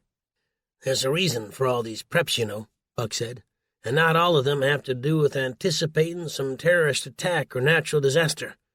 I know it looks crazy from where you're sitting, but you're only seeing half the picture. The real benefit of the way I choose to live my life is true independence. The electrical grid can go down for 2 weeks straight. Hell, she could go down for 2 months, and I'd be just peachy." Buck waved a hand on either side of him, pointing to the stores and gas stations along the highway.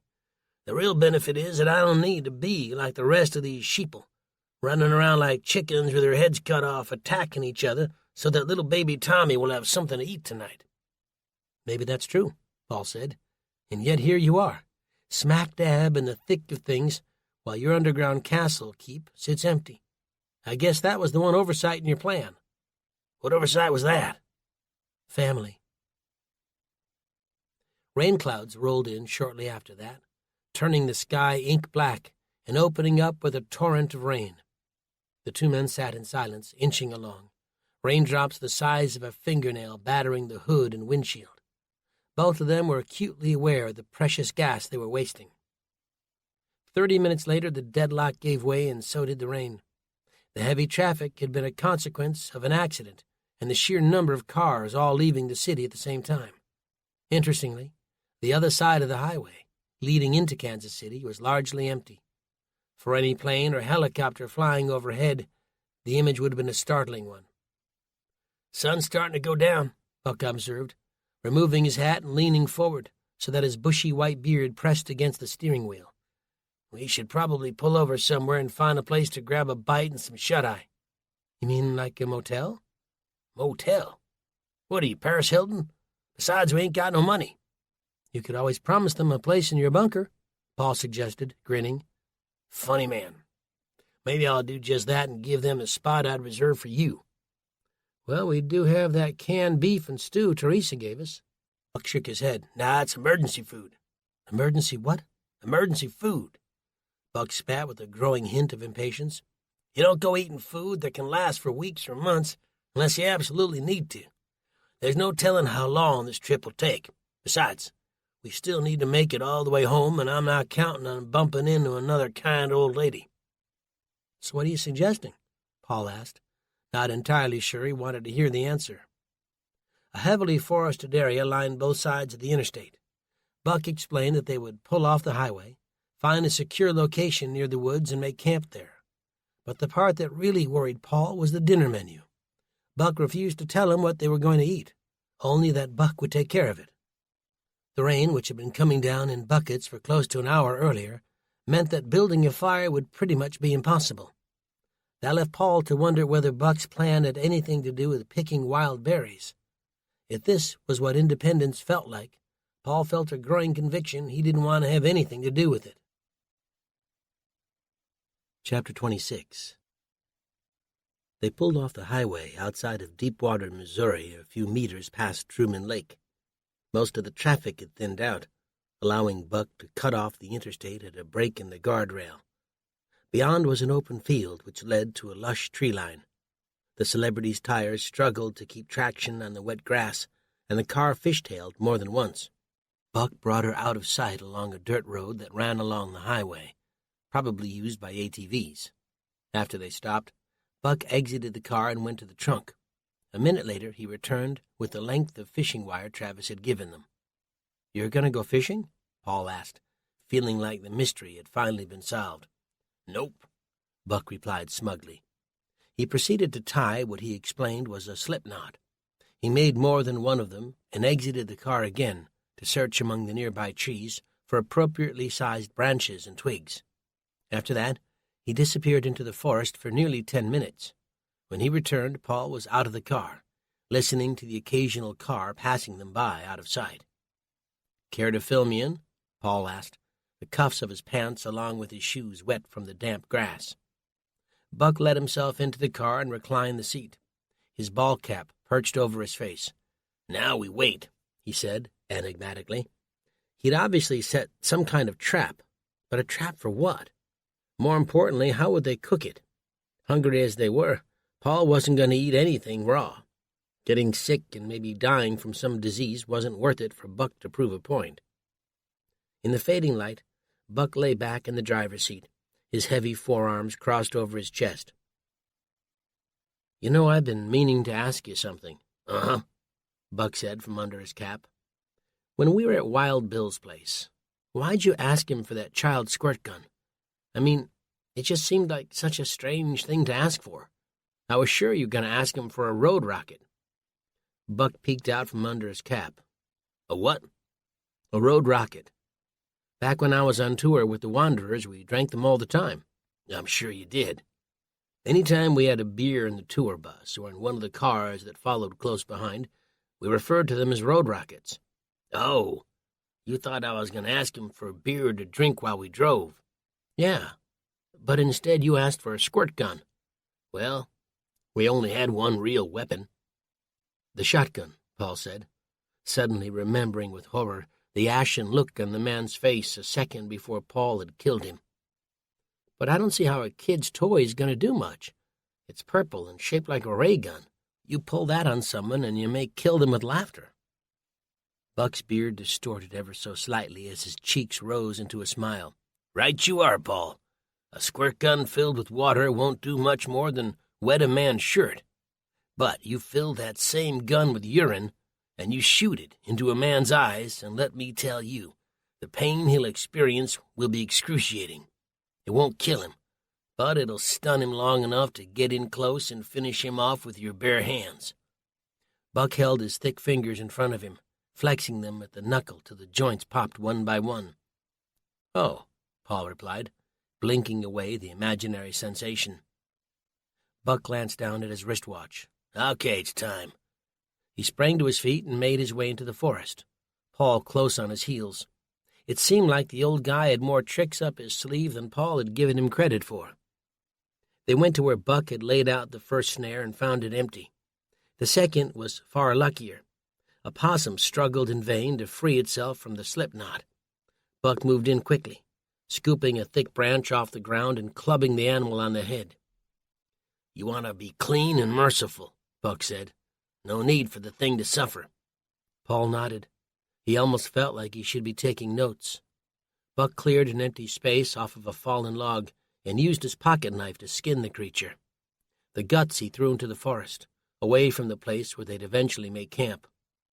I've never had possum, Paul said, his face squished up. Don't worry, it smells real nasty but tastes a lot like pork. How you going to cook it? Paul asked, eyeing the damp forest floor. Buck pointed to their right. I found a standing dead pine tree over there. Even though it's wet outside, the wood inside is dry and powdery. The process is real simple. Even you could do it, Paul. You peel some bark off a tree to use as a base, then shave bits of dead pine wood in increasingly bigger pieces. The idea is to grow the fire slowly, so that by the time you put on the damp pieces of wood, you've already built up a decent amount of coals. That makes sense. So I guess we got to gather some wood to keep it going. Not we, Paul. You. I'll get the dead pine and build a spit to roast the possum. Paul turned to do his job and then stopped. I suppose you're going to light the fire by rubbing two sticks together, or is that my job too? Grinning, Buck reached into his pocket and produced a lighter. Nah, I think we'll leave that one to Mr. Bick. 10 minutes later, the possum was roasting over a nice fire. Buck explained he normally preferred cooking this sort of meat over hot coals, but they didn't have the luxury of getting fancy. When it was ready, Buck cut some flesh off with his pocket knife and handed it to Paul. It was too hot at first to eat, and Paul cradled it in a plate of small leaves he'd made. When it cooled, he took a bite. Not bad, he said. You're right. It does taste like pork, and it's just as greasy. Buck nodded, dangling a chunk over his mouth before dropping it in. Paul pointed to the old man's face. You've got some in your beard there, Barv. Don't you start with that again, Buck said. I could see the way your face lit up whenever he called me that. You were having a ball, weren't you? Paul had been, although the idea of having fun under the circumstances only accentuated the heavy weight in his heart. He stuck his hand into the knapsack that Travis and Teresa had given them when his finger struck something hard. He removed the mystery object, discovering a Mickey of Jack Daniels. Paul let out a whoop. If we make it out of this, Paul said, cheering the sky and undoing the cap before taking a sip, I'm going to recommend that couple for a sainthood. He passed the bottle to Buck, who took a small swig and wiped his mouth with the back of his hand. Last time I drank out of a bottle like this, Paul said, we were opening for Def Leppard at Madison Square Garden, our biggest gig to date. 20,000 drunken and rowdy fans chanting, "Start the show! Start the show!" And there I was backstage, feeling like my heart was about to explode. The room was spinning like you wouldn't believe. I mean, you spend your whole life praying for a moment like this, and then when it comes, you aren't sure if you've got the courage to walk out on that stage. I said I was backstage, but what I didn't tell you was that I was on the can. The drummer, Rick Allen, knocks on the door and says, "You all right in there, mate?" I told him I wasn't sure. He probably thought I was doing a line of coke, but I never touched the stuff. He pushes his way in and hands me a bottle of JD. He's only got one arm. Not sure if you knew that or not, but when a one-armed drummer hands you a bottle of booze, you take it. And I did, and gulped half of it down. Paul looked over at Buck, who was listening with a skeptical look on his face. When I got out on stage, I realized I'd forgotten the words to every song we'd ever written. It was straight out of a nightmare, like the ones where you get to school only to realize you've got no pants on. So I got to the mic and held it for a minute, the crowd chanting so loud I couldn't hear myself think. But through the noise, I heard the music start up. By the third bar, the first line still wasn't there, but I decided to start singing whatever came to mind. To this day, I don't remember what words I was belting out, but women were showering me with panties and bras. It was a crazy night and one hell of a crazy life. And I gave all of it up to marry Susan. And let me tell you, Paul said, pausing briefly, if I had to do it over, I'd do the same thing. I'll bet those 20,000 fans are just wondering when that drunk fool was going to get off stage so the real concert could begin. Paul cackled laughter. I never thought of that, but you may be right. They would have thrown tomatoes, but all they had on hand were panties and bras. Okay, and I have gone too far. Now both men erupted into gut-splitting laughter. After a while, when the laughing had died down, Paul grew quiet. You think they're all right? He asked Buck, knowing the old man couldn't possibly have the answer to that question. Susan's no pushover, Buck said, licking his fingers. I can guarantee you that.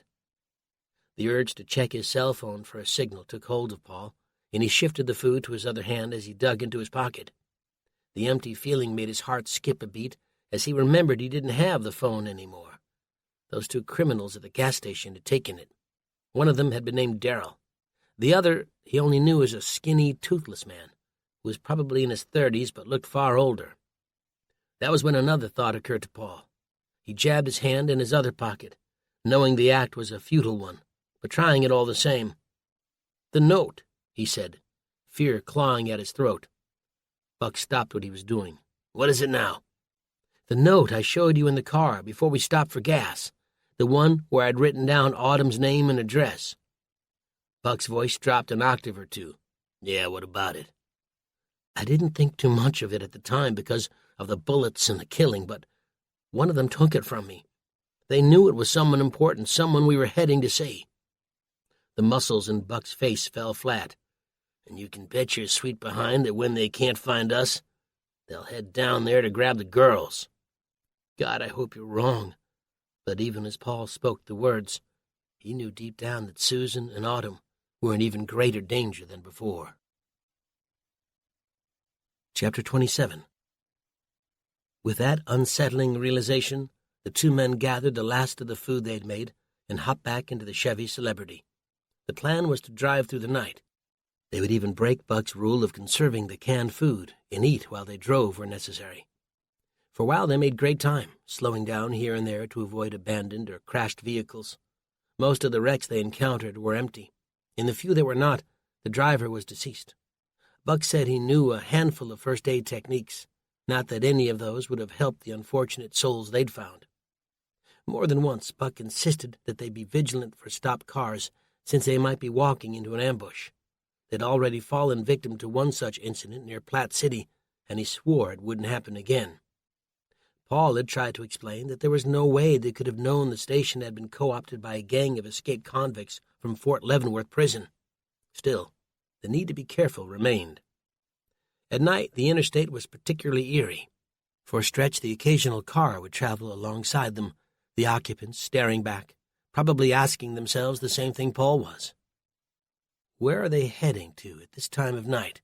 A cabin somewhere in the woods? Or are they off to rescue someone?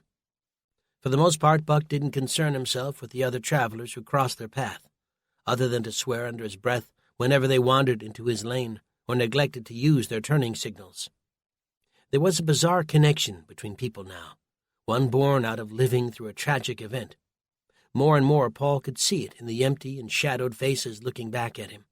Sure, they were doing what they could to protect the people around them, but Paul was also sure many more were wondering What lay in store for the country after it had been dealt such a terrible blow?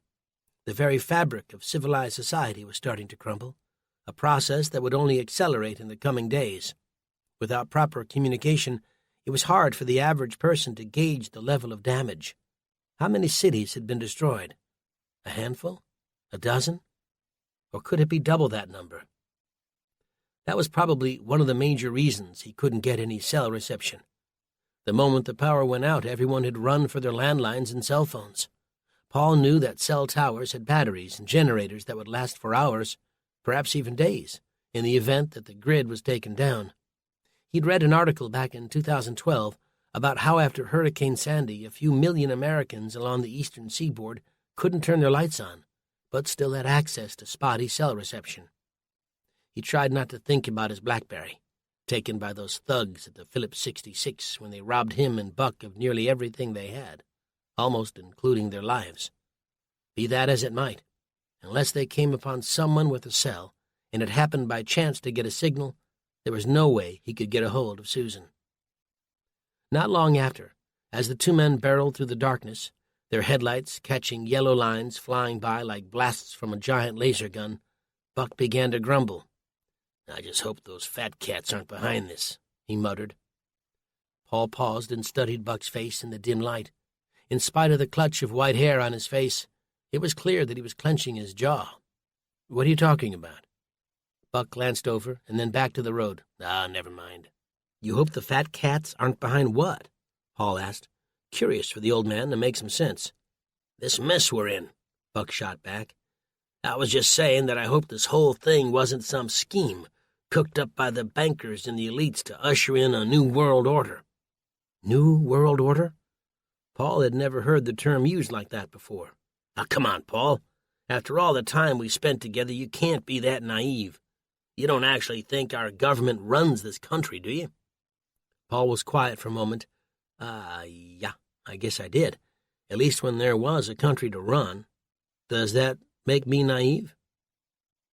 "Look, if you can't see the world the way it is, there ain't much more I can say to help you." "You're entitled to your opinion, Buck. It's just that you're stating something as a fact, like everyone should take it on faith as the gospel.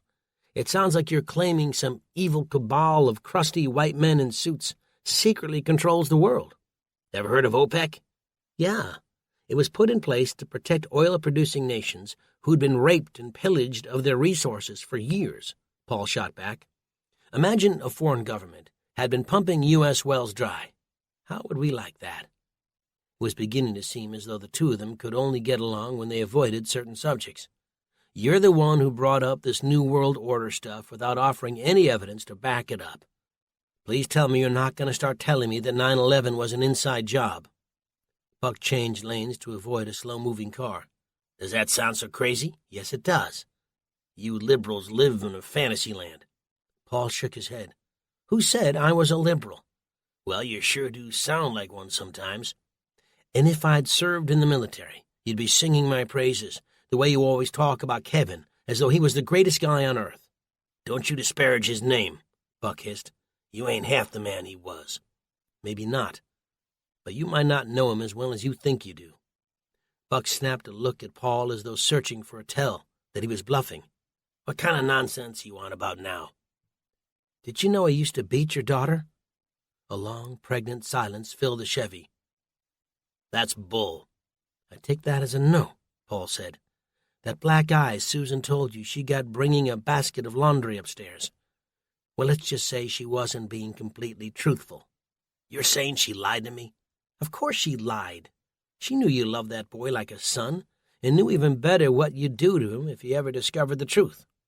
Buck was shaking his head. "Look, Buck, I didn't mean for you to find out this way, but you talked about not being blind to the truth, and I agree with you. I also know nothing good ever comes from worshiping false idols. He and Susan were dumb kids who married young and didn't have a clue what they were doing. I'm sure he loved your daughter. I won't take that away from him. I just think he wasn't the knight in shining armor you make him out to be." Another long pause, and Paul began to feel the creeping threads of guilt over what he'd said. It was the truth, sure, but tearing down a man's heroes wasn't something to be taken lightly. The two didn't say a word for the next 2 hours. During that time, Paul tilted his head back and enjoyed the temporary ceasefire. Chapter 28. The sun rose as they reached the outskirts of Jonesboro, Arkansas. Soft sunlight bathed the tops of the trees, as well as the odd wrecked vehicle that dotted the interstate. Paul did a double-take as one of those wrecks drew closer. The vehicle was wide and yellow and looked an awful lot like Buck's Hummer. Beside him, the old man saw it at about the same time, and the expression on his face told Paul that he was wondering the same thing. It was only when they roared by at nearly 70 miles an hour that Paul saw two men standing beside the vehicle, peeing into the drainage ditch that ran beside the highway. Even from a side angle, Paul recognized one of them as the man who'd emptied his pockets, stealing his cell phone and the scrap of paper where he'd written Autumn's address. If the rest of the gang was with them, neither Paul nor Buck had seen them. The stock of the shotgun was resting against Paul's leg, the barrel nudged into the carpet beside his feet. He closed his fingers around its smooth finish. "Should we turn back?" Paul asked, his pulse beginning to race. Buck slowed the Chevy down to 40. He seemed to be contemplating the idea. Paul didn't have the same tactical training as Buck, but even he wondered whether a frontal assault would only get them both killed. "I got an idea," Buck said, sliding the car onto the shoulder where he stopped and removed the key. "Those two should be along here any moment, and my guess is they wouldn't pass up an opportunity to rob a stranded motorist. Of course, this would work much better if you were a woman," Buck said, looking Paul up and down, "and well endowed. But I'm afraid you'll have to do." After popping the hood, he quickly got out and braced it with the hood prop. Paul got out of the car with the shotgun, and Buck took it from him, handing him the squirt gun instead. Paul glanced down at the child's toy in his hand, disgusted. Buck motioned with the barrel of the gun toward the gully right next to them. "I'm going to hide down there about 20 feet ahead of the Chevy. You just stand here on the side of the road, waving your arms as they pass by. My guess is they're going to stop, but if they do, it won't be to give you a hand. As soon as they do, that's when you hightail it back to the Chevy and hunker down behind the engine block. Then you just let me do the rest." "So you're using me as bait," Paul said, beginning to wonder whether a frontal assault was such a bad idea after all. Either Buck didn't hear him or didn't care, because he was already down in the gully, mucking through 6 inches of water as he moved into position. Less than 3 minutes later, the Hummer appeared in the distance, first looking like little more than a toy car. That was when Paul's heart really started to hammer against his ribcage. His mind raced with the possibility that the convicts might simply use him as drive-by target practice, the way kids in the 50s used to hammer mailboxes with baseball bats from a moving car. They were about 50 meters away when Paul began waving his arms, positioning himself toward the front of the Chevy. This way, if there was any indication of a drive-by, he could dive into the drainage ditch before he got shot. To his surprise, the Hummer began to slow down, and the driver, the man named Darrell, who had stolen his things, said something to his companion. Although Paul couldn't hear what was said, the sneering expression on their faces spoke volumes. The Hummer pulled in front of the Chevy, and both men got out. For a moment, Paul could only see Darrell, who had the grip of a pistol sticking out from the waistband of his pants. Paul really hoped that Buck's plan, whatever it was, worked. "Got yourself some car trouble?" the convict with the pistol asked him. Both men had drawn about even with the back of the Hummer when Paul got a better look at the second convict.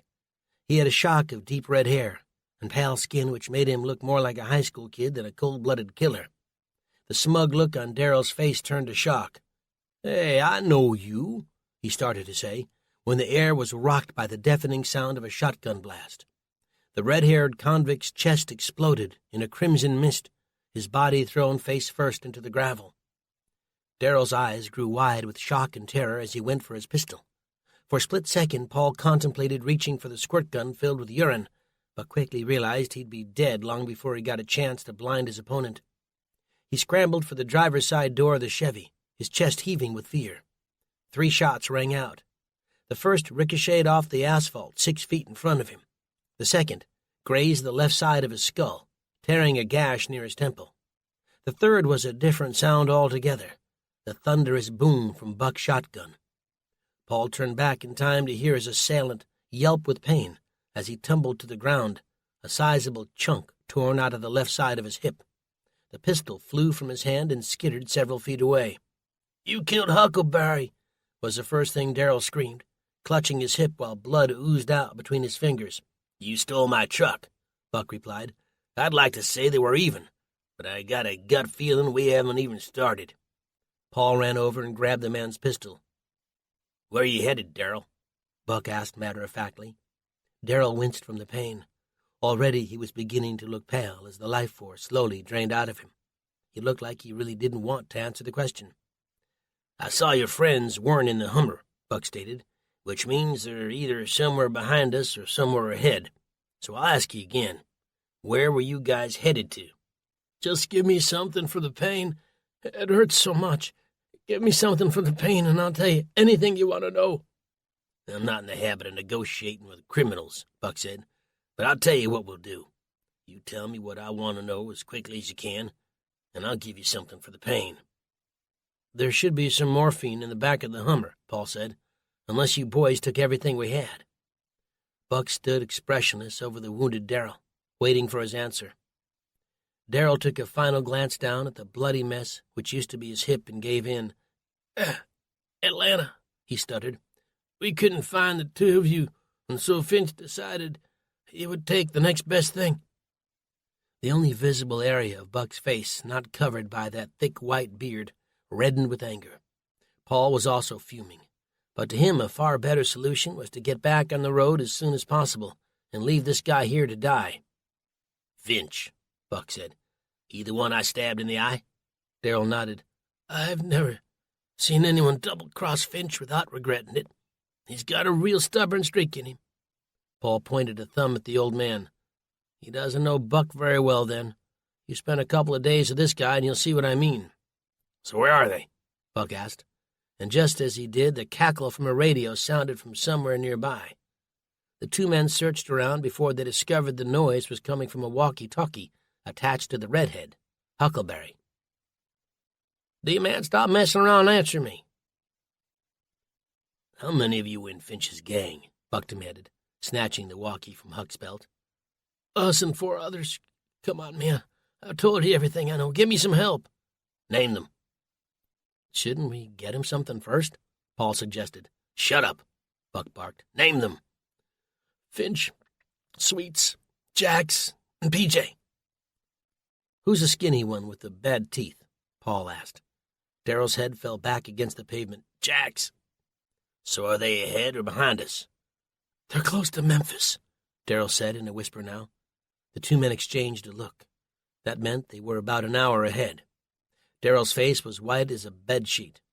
"I think we need to help him," Paul said. "What are we going to do?" Buck asked incredulously. "Bring him to a doctor?" "What about the morphine, at least to take the pain away?" Buck racked the shotgun, aimed it at Darrell's face, and fired, just as Paul screamed for him to stop. Paul's hands covered his face in horror at the sight of what remained of the dead man's head. "I can't believe you just did that." "You gotta grow up here, Paul. That civilized world you keep clinging to ain't nothing but a fart in the wind right now. Take a second to imagine what either of these two gangsta wannabes would have done to Autumn and Susan if they'd gotten there first. And every time you feel your heart growing soft, just conjure up that image in your mind once again." Paul shook his head. Somehow killing the man at the gas station hadn't been nearly as hard. "You didn't get a chance to talk to him," that little voice whispered. "Once you get a name, that human part of you takes over and makes the act of killing so much harder." That was the narrow tightrope each of them was now teetering on. A tightrope that stretched high above a windy canyon. They were clinging to their humanity, and Paul couldn't help feeling that his own was on the verge of toppling over the side, lost forever in a darkened chasm. Chapter 29. They quickly moved the bodies off the road, rolling them into the drainage ditch, but not before they collected the convicts' weapons, a Beretta and an S&W 9mm. Apart from the walkie, the two men had little else of value. The urge to use the radio to taunt Finch and his men was strong, almost blinding, but they suppressed it. Sure, it might give them a sliver of delicious satisfaction to unnerve the men who were racing to kill their family, but that would eliminate the element of surprise, one of the few advantages Paul and Buck had going for them. Afterward, Buck reversed the Hummer into position beside the Chevy so they could siphon gas from the car to the truck. In spite of it not being as fuel efficient, they decided to continue on in the Hummer. Never mind that it was Buck's prized possession, Paul knew well enough by now, but if the old man felt keeping it was an impediment to their progress, he'd have left it behind in a heartbeat. What it provided them with was an extra level of protection, as well as the ability to push cars out of the way and go off-roading whenever necessary. The problem was that the tank on the Chevy was close to empty, and she didn't provide more than a few gallons of fuel. Added to that, only one of the jerry cans on the back contained any fuel. They would have enough to get them as far as Memphis, but not much further. After transferring their things to the Hummer, they took inventory of what was left from the supplies Buck had originally loaded into her. The bug-out bags were gone, although some of the items once packed inside lay strewn about in the back, as though the gang members had pilfered them one by one, looking for anything useful. 2 hazmat suits remained, along with the Geiger counter. There was even a 2-inch stack of 20s, 50s, and $100 bills the gang must have robbed from anyone who crossed their path. But it was the next discovery which prompted Buck to let out a little whoop of delight. His AR-15, in a box containing nearly 100 rounds. The inside of the Hummer was a testament to how sloppy these guys were. The front and back floorboards were covered with junk food wrappers. Most of it looked like the kind of stuff pillaged from convenience stores. Bags of chips, candy bars, empty soda cans. It was a wonder Jax and the rest of these thugs had any teeth left at all. And this was where Paul made a discovery of his own. Wedged between the passenger seat and the console was his BlackBerry. Perhaps in the old days, the device might have sold on the street for a few $100, but right now they were near worthless. Paul brought it out of sleep mode and scanned the display, looking to see if he had a signal. Finding none, he slipped it back into his pocket, hoping at some point that might change. "Let's get this out of the way fast, then," Buck said, handing him the Beretta 9mm. "Things are only going to get hairier from here on in, and I want to make sure you can at least hit the broadside of a barn when the time comes." Paul took the pistol and aimed it at the ground. "First things first, I want you to hit that road sign," Buck told him. "The one that says 50 miles an hour? That's the one." Paul shrugged, raised the hand with the pistol, and took a shot. It went wide. "First off, holding a gun ain't like holding a guitar. Place your 2 hands on the grip, here and here. Your finger always stays off the trigger till you're ready to apply lethal force. Face the target with your legs about shoulder-width apart, and bring your gun foot back just a bit." Paul did as Buck told him, holding the pistol with both hands.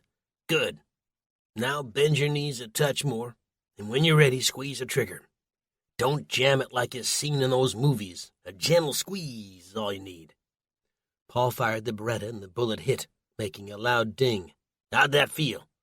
"Pretty good." Paul glanced over at him. "Guess that makes me a lethal weapon like you, doesn't it?" Buck frowned. "Don't push your luck."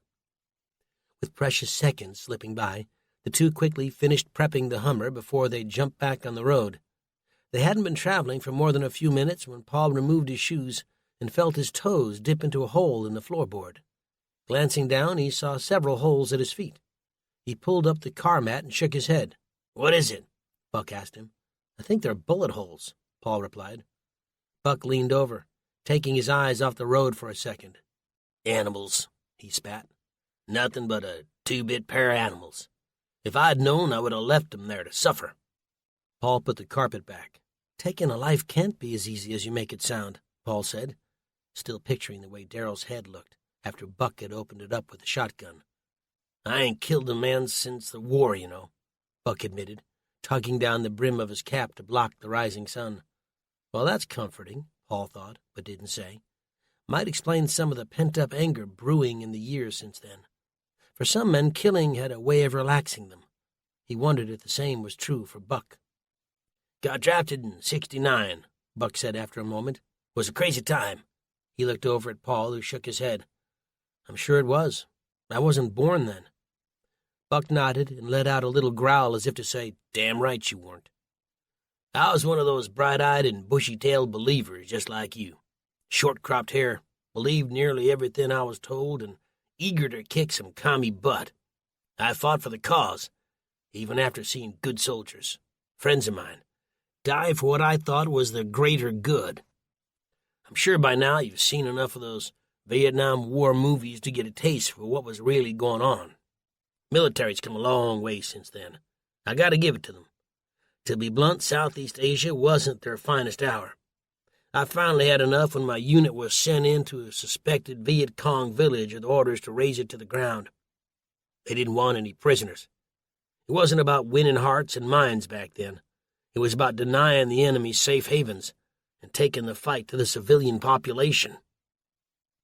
Buck was still talking about his days in Vietnam when Paul spotted a convoy moving on the interstate in the opposite direction. It was a strange mishmash of black SUVs, Humvees, 18-wheelers, and a flatbed truck. A corner of a tarp covering the flatbed hadn't been properly secured and was flapping in the wind. Underneath were what looked like artifacts from the museum, classical statues and stone tablets and who knew what else. "What do you think that's all about?" Buck asked. "My guess is the government is trying to save what's left of civilization." Buck looked at him quizzically. "What's left?" "Yeah, paintings, historical treasures, that sort of thing." The convoy roared by, and Buck leaned forward to catch the tail end in his side mirror. "You know what that means, don't you?" he said, and it sounded like another one of his rhetorical questions. "I imagine it means a lot of things.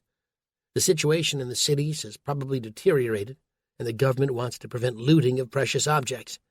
They saw what happened in Baghdad after Saddam's regime fell, and I'm sure this is only the first of many such trips.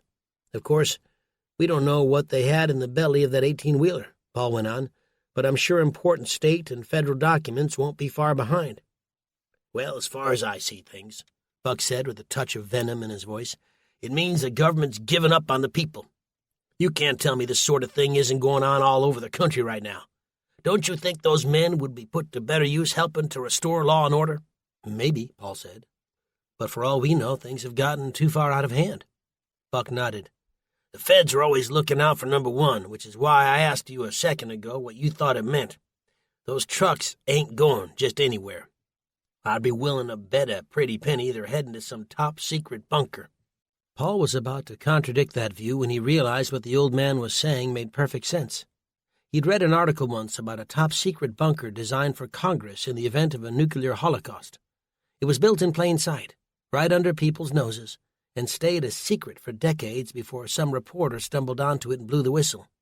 If D.C. wasn't a nuclear wasteland, then Paul was sure that that bunker and many others like it around the country were being filled with the chosen few, the lucky ones the government had deemed worthy to live and carry on.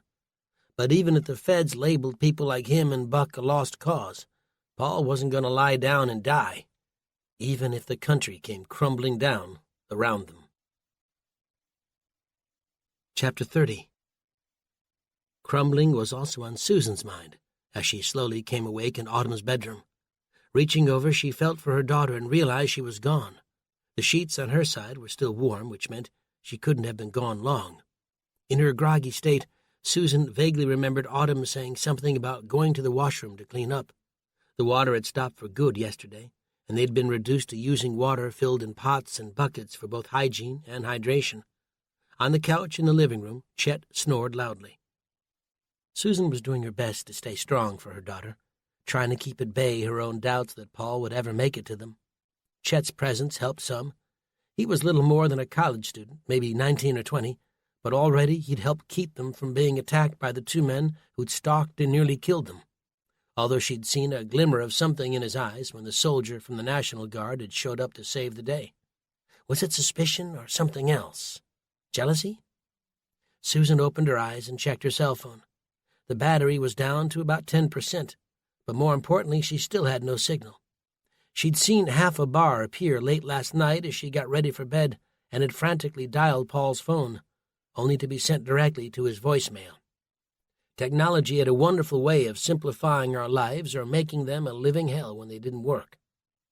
It was about that same time that Susan thought she heard a strange noise. At first, she assumed it was the steady rhythm of Chet snoring, but now, listening closely, she could hear that had stopped altogether. No, this wasn't snoring, this was something else. It was the muffled sound of a woman in distress. Susan jumped out of bed and rushed into the living room. half expecting to find the front door to the apartment ajar. But it wasn't. She scanned over toward the couch and saw a pile of crumpled sheets, but no Chet. Then she heard the noise again, this time from the bathroom, and with stark horror immediately became aware of what was happening. Susan rushed in. Chet had Autumn bent over the sink, pushing her down with his left hand, while with his right he was trying to pull down her pajama bottoms. Susan fell on top of him right away, pounding on his back with everything she had. Chet swung his fist back into Susan's face, knocking her backwards against the far wall.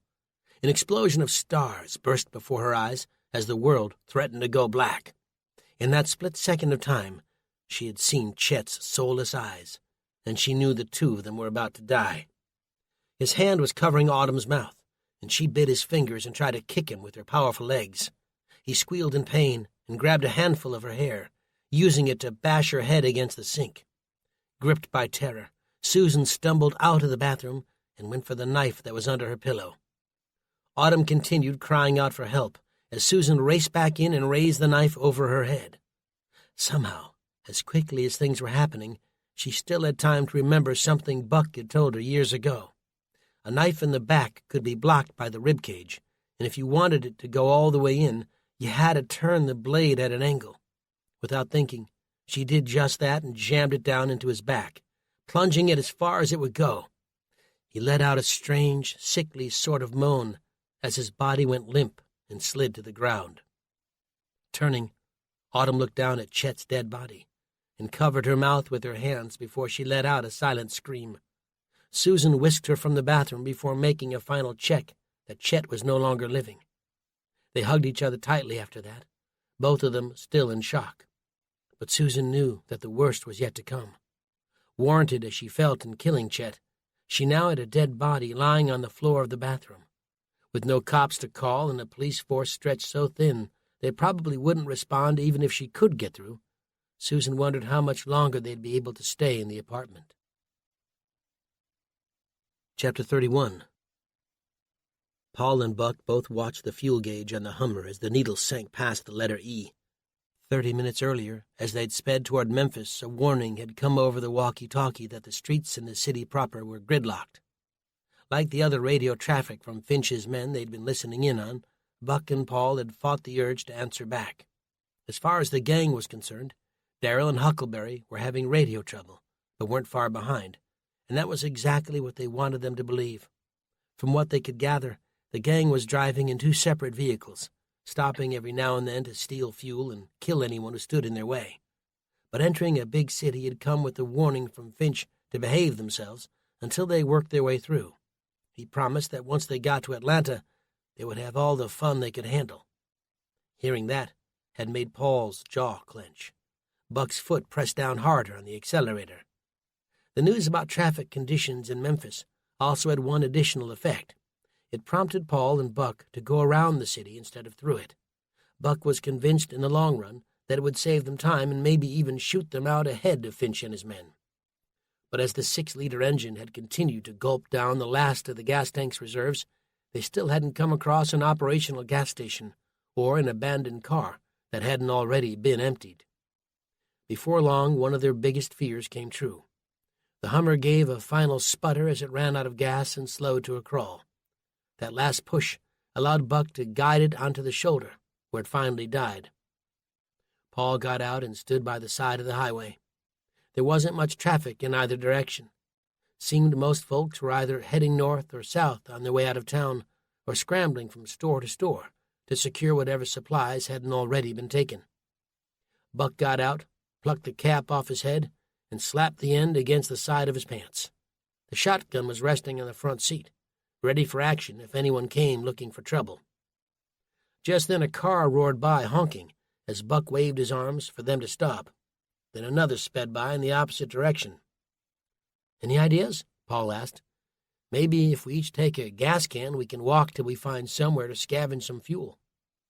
There weren't many options. With Finch and his men already ahead of them, they couldn't afford to wait for a good Samaritan. Paul went around to the back of the Hummer and was in the process of removing 2 of the gas cans when a car pulled off the highway and stopped behind them. The car itself was a candy-apple red 1964 Chevy Impala lowrider, the kind that looked far more at home in the gang-infested streets of south-central L.A., and the figure sitting inside did nothing to dispel that notion. Each of the Impala's doors opened at once as 4 Hispanic men exited the vehicle. From Paul's vantage point, he could see the 2 closest to him had pistols. One on the right had a hunting rifle, and the last man had a baseball bat. The semi-automatic Beretta 9mm Paul had taken from Darrell was tucked into the waistband of his pants, and he reached for it at about the same time that Buck appeared next to him, wielding the shotgun. "Having car trouble?" one of the strangers asked. Buck gripped the shotgun a little tighter. "That's close enough. Last time someone stopped to give us a hand, things got real ugly." The 4 Hispanic men became tense. Paul was trying to read the situation. Had these guys stopped to rob them or offer them help? "Listen," Paul said, "we aren't looking for any trouble. We just need some gas." One of the men pointed down the road with his pistol. "There's a station maybe 10 miles down the road," he said. His skin was darker than the others, and he was by far the oldest. Buck quickly racked the shotgun, bringing it into a firing position. All 4 men did the same, including Paul, and suddenly it looked like things were rapidly getting out of hand. "Folks who show up to help don't start waving guns around," Buck said. "I've been around the block before. I know a group of gangbangers when I see 'em." "Who are you calling gangbangers, Santa Claus?" the older one said, his pistol aimed at Buck's head. He turned to Paul. "Your friend is a real redneck, you know that?" Paul tilted his head in agreement. "Whose side are you on?" Buck barked. "Listen, gentlemen, we don't need your help, so why don't you just get back in your car and drive away?" "We stopped to help you gringos, and this is the way we're treated? We should leave the 2 of you here to rot." "Don't listen to him," Paul stammered. "We don't really think you're gang members. Look, we've been through a lot in the last 24 hours. My wife and daughter are in danger." The older Hispanic man's eyes narrowed, his lips curling down to a thoughtful expression. "Do I know you?" Paul was positive he'd never met any of these men before. "Not unless you boys are from Greenwood, Nebraska." The older man continued to stare until his eyes lit up. "You aren't Paul Edwards, the lead singer from the Wanderers, are you?" he asked. The gun in Paul's hand sagged. Even Buck glanced over in surprise. "Hey, you're right. It looks just like him," the guy with the baseball bat said. "I loved your music, man," the older one said. "I just wanted you to know you inspired me years ago to quit my deadbeat job and start my own band." "I did?" Paul replied, stupefied. "Yes, this is them," he said, waving his hand toward the other 3 men. "Please allow me to introduce you to El Niño, the best mariachi band north of the Mexican border." The men then threw their weapons into the car and fished out 4 guitars, launching into an impromptu mariachi version of That's Amore. For once, even Buck was speechless. Once they'd finished, they proceeded to introduce themselves. The older one with the acoustic guitar was Jose. Playing the 5-string was Vicente. On bass was Salvador, and on rhythm was Cuco.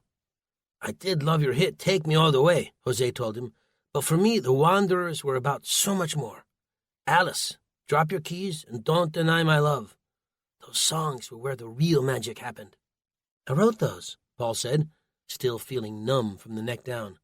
"Sam Watson wrote Take Me All the Way on the back of a cocktail napkin in a bar one night, and it seemed that every day after the release, that was all anyone wanted to hear. I got so sick of the crowds begging for it everywhere we went." For a moment, Paul forgot he was standing in the stifling summer heat along a highway, hundreds of miles from home. "Would you do us a great honor," Jose said, "and play Alice, Drop Your Keys?" "Oh, I don't know," Paul said, feeling bashful. "I mean, I do own a music store in Nebraska, but it's been a while since anyone asked for my—" A nudge from Buck. "Play the damn song." Cuco handed him a guitar, and Paul reluctantly took it, pulling the strap over his head. He spent a moment tuning it before he started to play. The 4 mariachi men stood transfixed, even as a truck sped by and drowned out Paul's singing for a second.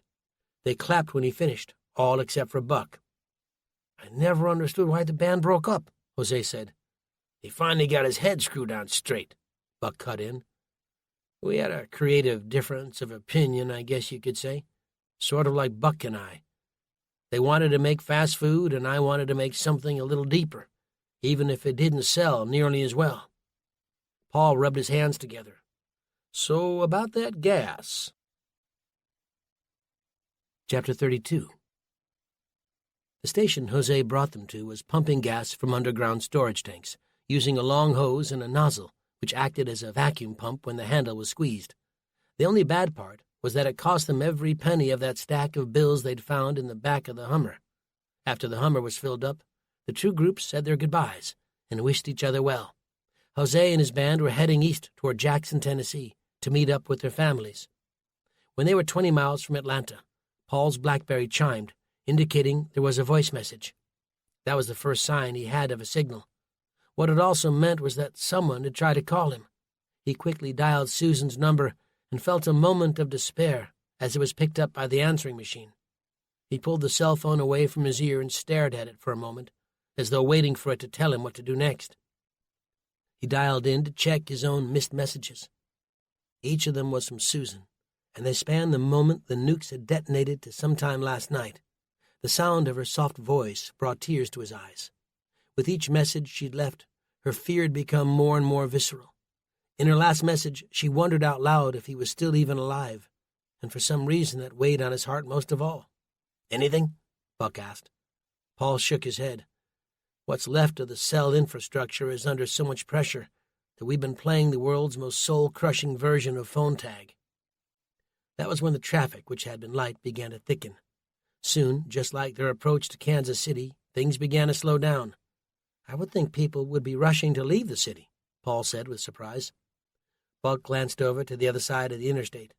The cars heading out of Atlanta were stacked more heavily than those going in. "We could be looking at people from the country moving in to get relatives stuck in the suburbs and downtown core," Buck suggested. It was only as they drew closer that they realized the highway leading into Atlanta was blockaded by a row of military Humvees. What looked like National Guardsmen in yellow hazmat suits were diverting the oncoming traffic south on the Highway 285. Buck stopped next to one who was waving an orange LED traffic baton.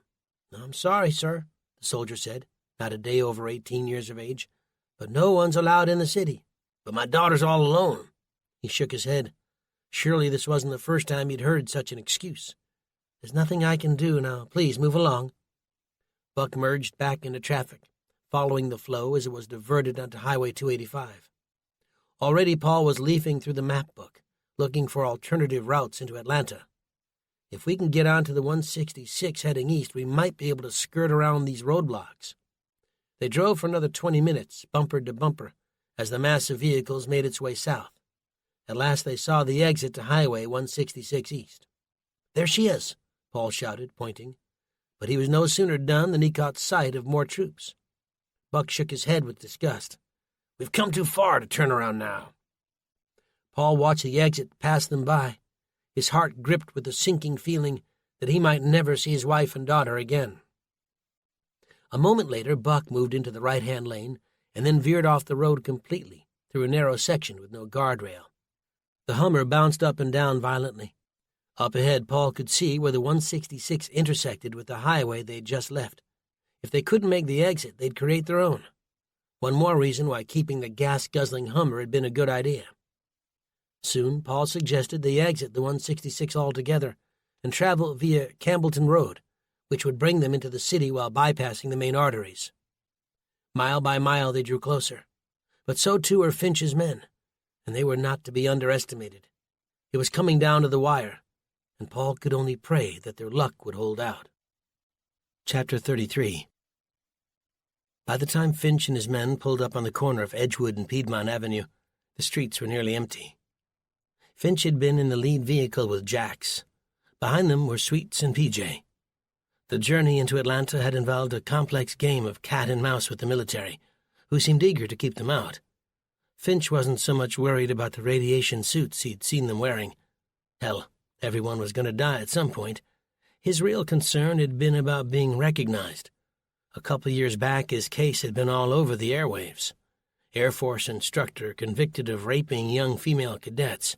They'd slapped his face on the front page of every newspaper across the country.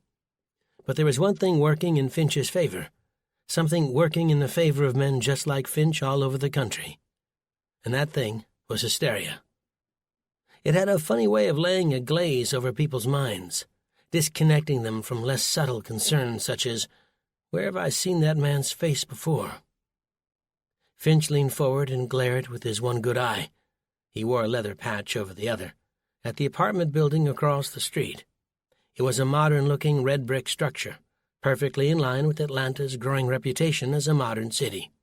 This wasn't the Old South anymore. They'd come a long way since General Sherman's infamous march to the sea, where he'd burned Atlanta to the ground. Finch turned to Jax, who was watching him intently. "Any word from Darrell and Huck?" Finch asked, adjusting the leather eye patch. There was genuine concern on Jax's face as he shook his head. In his lap was the walkie-talkie.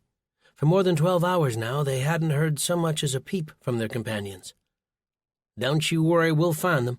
Finch's fatherly tone consoled him, despite the fact that Jax was 15 years his senior. "You sure this is it?"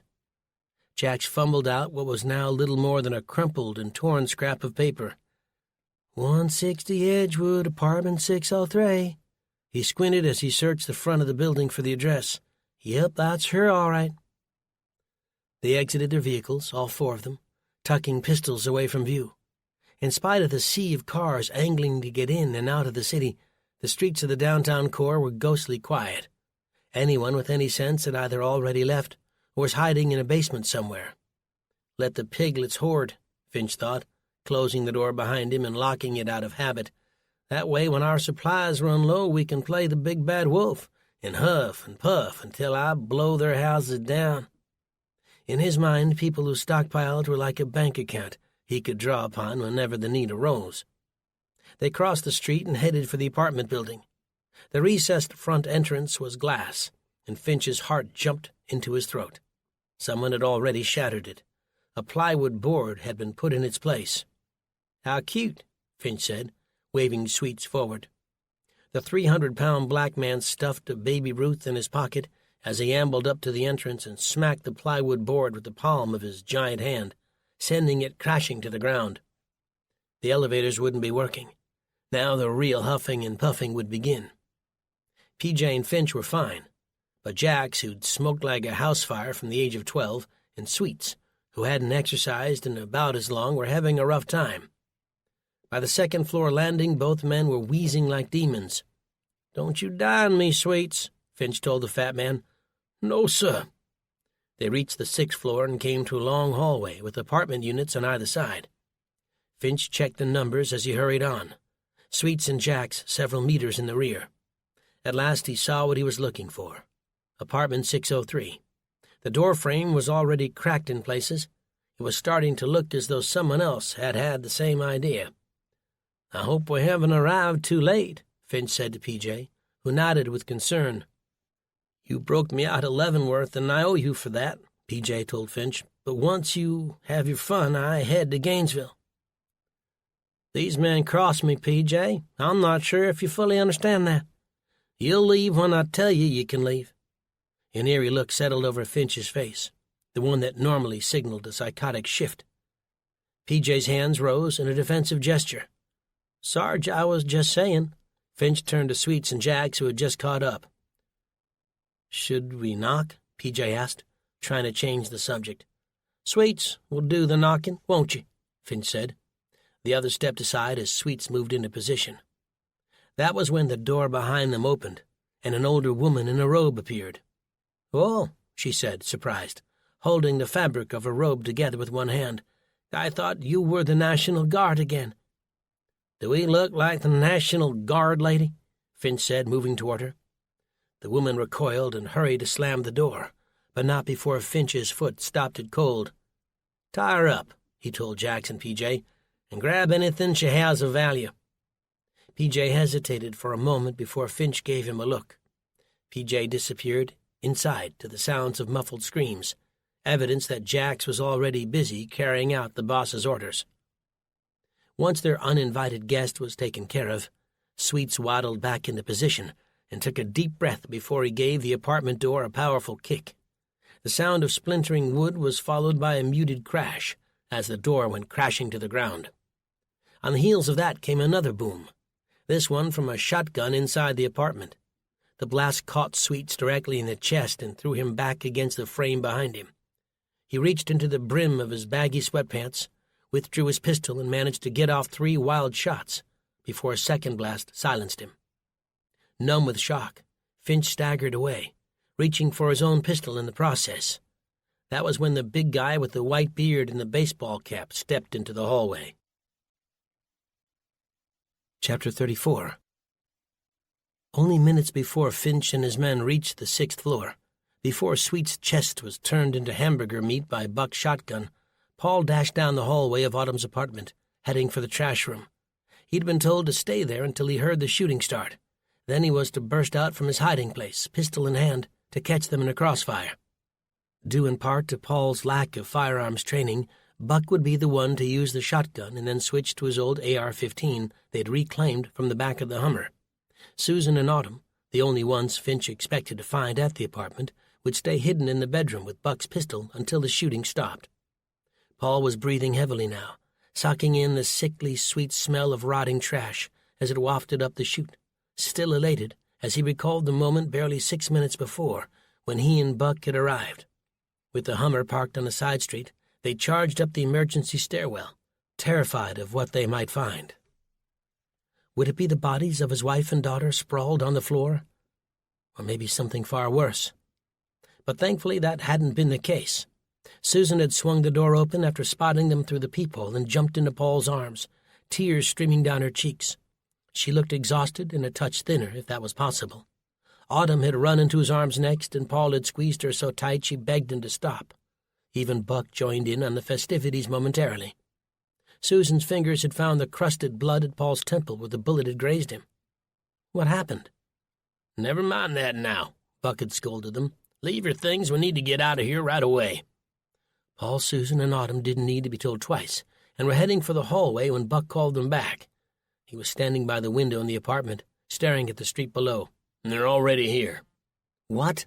Paul replied in disbelief. "Who's here?" Susan asked.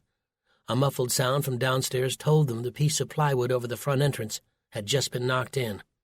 "There's no time," Buck barked. He removed the pistol he kept tucked under his belt and handed it to Susan. "Take Autumn into the bedroom and don't come out unless you hear one of us call you." Susan looked at Paul and hesitated. "Do what he says," Paul told her, and the lie that followed flowed off his tongue so easily he almost believed it himself. "Buck and I will be fine." When the signal came, Paul felt all the moisture in his mouth evaporate. 2 deafening blasts rang out, and with that he charged from his hiding place, holding the pistol with both hands as Buck had showed him. The scene which greeted his eyes was one of pure chaos. On the ground near Autumn's apartment was the body of a large black man, his chest a mess of blood and bone. Standing over him was Buck, kicking the gun from the dead man's fingers. Between them was Finch, a thick leather patch covering the spot where Buck's pocket knife had torn open his eye. Paul fired at once, and puffs of drywall exploded around his target. Finch did the same, and Paul closed his eyes, anticipating the searing bullet that never came. Now it was Buck's turn, and he began to level his shotgun. From out of the apartment behind him came Jax with a silver pistol, and Paul barely had time to shout a warning. Buck spun, and both he and Jax pulled their triggers at the exact same time. Jax's face melted away in a spray of blood and bone. Buck was also hit, and collapsed onto the ground, the shotgun sliding away from him and pinning the AR-15 under his body as he fell. Paul was only a few feet away from Finch now when he looked down in horror. The slide of his Beretta had pulled back. Out of ammo. He was only feet away from Finch, and there was nothing he could do. Finch saw this too, and aimed his silver .38 revolver at Paul for the killing blow. Tucked in the front of Finch's jeans were 2 more pistols, making him look like a 21st century version of Blackbeard. "I guess you got what you wanted," Paul said, feeling terrible for letting Buck down, and even worse for letting Finch finish them off like dogs. PJ appeared in the hallway then, studying the carnage around him with disgust. At his feet was Buck, who was moving slightly. "Kill the fat man," Finch ordered PJ. But PJ didn't budge. From where Paul was standing, he looked like he'd had enough of all this. "He's your prize," PJ said. "Why not kill him yourself?" A shot rang out, and Paul's heart stuttered in his chest. But it wasn't Buck who got shot. PJ clutched his chest, his eyes growing wide in disbelief. "You killed me," he said, before crumpling to the floor. "I don't tolerate insubordination," Finch said, "nor do I let the guilty go unpunished." He squeezed the trigger of his .38, and the cylinder made a slow, lazy roll before it clicked empty. Finch looked down at his pistol with surprise. That was when Paul remembered the squirt gun in his pocket. In a single motion, he jabbed his hand in, yanking the plastic water gun free, just as Finch was busy reaching for his other 2 pistols. Paul pumped the trigger, driving a burst of urine directly into Finch's face. Jerking his head away in pain, Finch clenched his eyes shut, just as he came up with both guns ready to fire. 3 shots rang out, but this time Finch's head was thrown forward as a bullet passed through the side of his skull and exited at an angle through his one remaining eye. Down the hallway, not 20 feet away, stood Susan, a pistol in her hand and a trail of smoke rising up from the barrel. Chapter 35. Paul stood staring at his wife in amazement as she lowered the pistol. She fell to her knees beside her father. Paul rushed to his side as well. They searched him for an entry wound and found one right below his collarbone. "It's pretty close to his heart," Susan said. She wiped some blood from his face and beard. Leaning him over, Susan felt for where the bullet came out. "There's no exit wound," she said with surprise. "Must still be in there. Dad, can you hear me?" Buck opened his eyes, looking groggy. "I was wrong," he said. "Wrong about what?" Paul asked, puzzled. Buck motioned to Susan and back to Paul. "The 2 of you make a great team." Paul smiled. "He must have hit his head on the way down, 'cause he's never this nice." "Fine, I take it back. There's the Buck we know and love," Paul replied.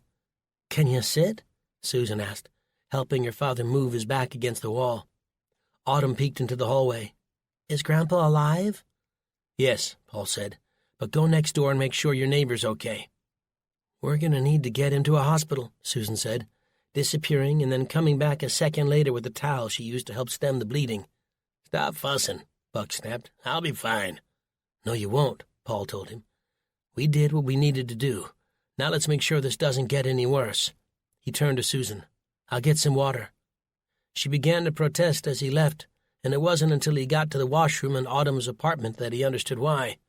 The smell of decomposing flesh was horrendous. Lying in the bathtub, wrapped in a shower curtain, was a dead body. He ran back right away. Yeah, I'll tell you all about it when we're on the road," Susan said. "I never want to come back here as long as I live." Autumn appeared. "I just untied her. She's really scared, Dad, but otherwise I don't think they hurt her." Paul collected all the loose weapons and threw them into one of Autumn's soccer duffel bags. "I don't want to have any of these guns falling into the wrong hands." "What about the bodies?" Autumn said, pulling her shirt over her nose. Paul looked at Susan. "We don't have time or the muscle to move them all, especially the huge guy." Slowly, the 3 of them helped Buck down the stairs and into the back of the Hummer. Autumn slid in next to him while Paul and Susan sat in the front. Paul would drive. He started the Hummer and peered back at Buck, who was looking pale. But that was only the start of their worries. Paul pointed to a yellow box at Susan's feet. The Geiger counter. "Grab that thing and turn the black knob to X10. That was the readout, which would indicate the levels of radiation in the air. Susan did so and watched the needle flicker. "I'm reading 4, she said. Paul shook his head. "We need to hightail it." "What's it mean?" Autumn asked. "It means," Buck struggled to say from the back seat, "that the radiation from the coast has arrived and it's only going to get worse. If that needle creeps any higher, we're going to need to stop and get the hazmat suits on." They started to pull out onto Englewood Avenue when Paul suddenly slammed on the brakes, nearly colliding with a military convoy of Humvees. The rear vehicle stopped before them, and a soldier in a radiation suit got out. He approached the window and removed the helmet of his suit. "Brett?" Susan said with surprise. Brett glanced in. "Ma'am, glad to see you and your daughter are all right." Buck and Paul exchanged a glance. "I'm afraid I've got some bad news," Brett told them. "Can it be worse than nuclear bombs destroying half a dozen American cities?" Paul asked. Brett ran a hand through his spiky hair. It may be there's been a coup. General Perkins declared himself president with unlimited executive powers. The four of them were speechless. Isn't that illegal? Paul asked. In the rear view he could see Buck fuming, but in too much pain to engage in his usual rant. Sort of a moot point now, I guess, Brett replied. But there's more.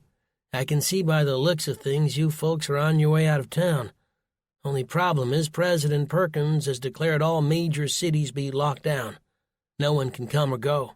That's insane, Autumn cried. The radiation is getting stronger, Brett said, and there's no outrunning it. One place is as good as another. But we've got a seriously injured man, Paul said, motioning to Buck. Is there a hospital somewhere we can take him to? I'm sorry, Brett said and started to walk away. A second later he came back to the window. Wait here a minute, will you? Paul nodded, watching Brett walk back to his vehicle. Is there something we should know? Paul asked, referring to Susan's familiarity with Brett. I didn't think we were gone that long. He saved us from crooked cops who are trying to break in, Autumn told him. Crooked cops? Susan touched Paul's knee. I'll explain later. What now? Autumn asked fearfully. Buck took a deep breath. I told you the government couldn't be trusted. They were being locked into what was quickly becoming a death trap, and there were only 2 hazmat suits in the back of the Hummer. Finch and his men had likely taken the others. They needed to find somewhere to hide until it was safe to travel outside again. Susan kicked the Geiger counter back on and listened to it click and chirp. The needles moved up to 5, she said. At this rate, it wouldn't be long before they all received a fatal dose of radiation. Buck's untreated wound might eventually kill him, but that might make him the lucky one. A knock at the window startled Paul. Brett was back. Our unit's pulling out, Brett said. We're relocating to a bunker outside the city.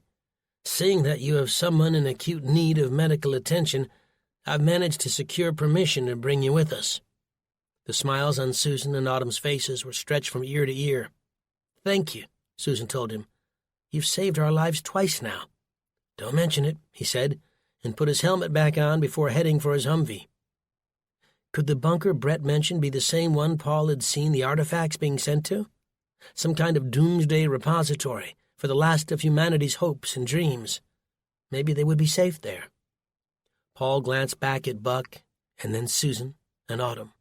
If they didn't go, they'd be as good as dead. Perhaps afterward, once the radiation had begun to clear, they could set out on the road again and head for home. Paul was hopeful that would be the case, and even more hopeful that when the time came, they'd be allowed to leave.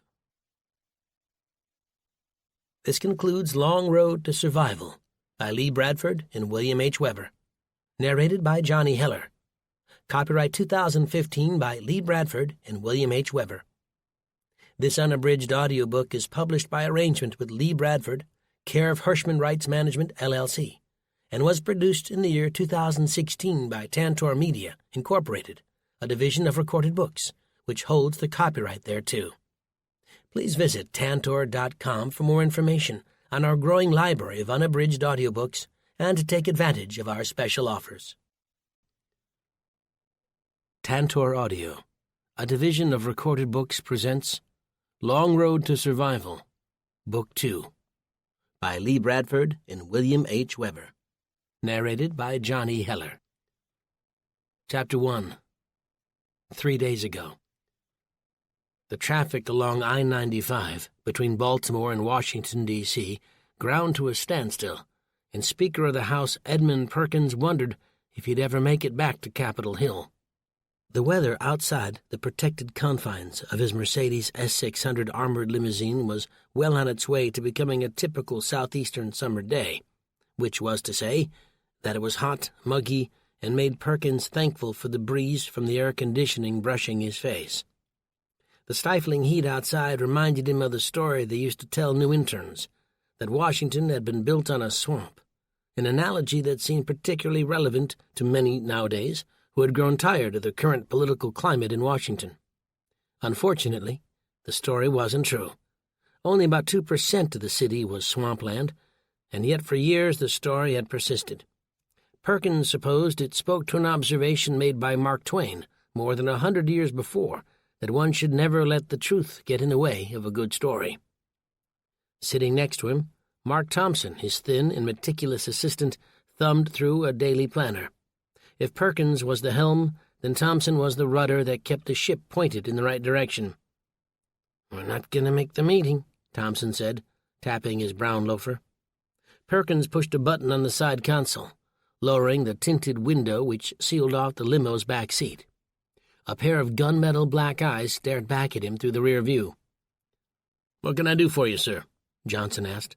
At well over 200 pounds, the man might just as well have also been Perkins' bodyguard. It certainly would have eliminated the need for the black SUV behind them, carrying the 2 Secret Service agents tasked with his protection. "When do you expect we'll arrive?" Perkins asked. "I've got an important meeting with Senator Janice Groats at—" He looked at Thompson, who mouthed the time. 3. Johnson's right hand went into the air. "If I could turn this here limo into a chopper, I'd say no more time than it takes to drain a scotch on the rocks." Perkins grinned. That was Johnson's way of telling him to have a drink and enjoy the ride. If Johnson only knew. There was more on Perkins' plate right now than his driver could ever understand. Besides, Perkins didn't drink, not anymore. He'd been dry for close to 20 years now, ever since coming under the wing of Victor Van Buren, the man who had made all of this possible. The thought of Van Buren prompted Perkins to check his phone. The old man was supposed to call. It wasn't like him to break his word. Just then a blinding flash washed over everything. Cars ahead of them slowed. Some swerved and crashed into the cement median. On the other side of the highway, all traffic had come to a complete stop. Afterward, Perkins would remember the look of horror on their faces, as though the rapture had begun. Then he saw it for himself, reflected in the windshield of an oncoming 18-wheeler, and Perkins understood their fear. They were watching a mushroom cloud rising from what once had been Baltimore, a city that now likely resembled something out of the Old Testament itself, Sodom and Gomorrah. Pulsing out from the city, the shock wave swept over the traffic, bursting windows and tossing cars aside like children's toys. A single thought had time to flash through Perkins' mind before it hit. The attack had come too early. The limo was lying with its belly to the darkening sky when Perkins came to, a stinging pain at his temple.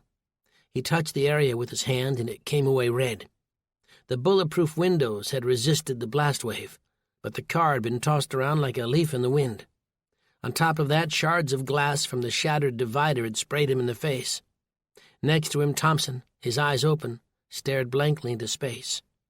Reaching over with shaky fingers, Perkins felt for a pulse, knowing full well he wouldn't find one. A moan from the front seat drew his attention. "Johnson, you okay?" "I hope you got the license plate of the truck that hit us." Johnson was being held upside down by his seatbelt. Perkins, on the other hand, was lying on the ceiling next to Thompson's dead body. After opening the limo door, the Speaker of the House pushed his way out of the vehicle and into a hellish landscape. The highway was strewn with wrecked cars and dead Americans. It seemed unimaginable that anyone could live through such a disaster, and yet, amidst the clouds of smoke and the smell of burning rubber, the vague shapes of human figures stumbled around. Most of them were moving slowly, as if out on a leisurely Sunday stroll, and he recognized right away that they were in shock. A handful of others had sprung into action, wrestling against twisted car doors in order to free those trapped in the chaos. That made him think of Johnson, and he made his way to the driver's side door. Grasping the metal handle, Perkins glanced behind him for just a moment, and his pulse quickened at the sight of the mushroom cloud, a towering column rising high into the atmosphere, already beginning to lose its shape. It was growing fatter and starting to look more like a swollen finger. Soon the fallout, radioactive debris sucked high into the air with the initial detonation, would begin descending back to Earth. In another 30 minutes, these people were as good as dead. He wrestled with the car door, his nostrils filled with smoke and his arms as heavy as lead pipes. His Brioni suit was shredded, giving him the appearance of a character from Looney Tunes who'd lit a trick cigar. Finally, the door swung open to reveal Johnson, still suspended upside down. The driver's arms were touching the ceiling, his head moving back and forth as he spoke. Perkins ducked in to undo the seatbelt and swore it sounded as though the man were praying. For reasons he wasn't free to explain, Perkins felt responsible and reassured the driver that he'd be just fine. But the latch on the seatbelt wasn't releasing. The weight of Johnson's robust body was putting too much pressure on the mechanism. He would need to find a knife and cut the belt to have any hope of saving the man. Right about that time, the helicopter approached. It was an unmarked black chopper, and it circled twice before setting down in a field beside the highway. A door slid open, and 3 men in suits wielding MP5 submachine guns emerged. The sight brought to mind his own security detail, and Perkins scanned the devastation before spotting their black SUV, or what was left of it. The men in suits arrived a minute later. "Mr. Speaker, we need you to come with us." They were Secret Service. He could tell from the suits they wore as well as the calm, emotionless way they addressed him. "Not without Johnson," Perkins said, motioning to his trap driver, "and there are 2 more of your men in that crumpled SUV over there." They glanced over their shoulders and then back at him. "No one else but you, sir," the first one said. The man behind him and swapped his weapon for a Geiger counter, which was clicking away. "Then I won't go." The head agent took Perkins by the arm. "Our orders were clear. Now either you come willingly or we can hog-tie and carry you off." The blood drained from Perkins' face. He stared for a moment at the survivors around him, struggling to help one another. None of them knew it would all be in vain. It wasn't supposed to happen. Not like this. The Secret Service agent tightened his grip and began pulling Perkins away as the speaker gave in and agreed to go. Johnson was reaching for him.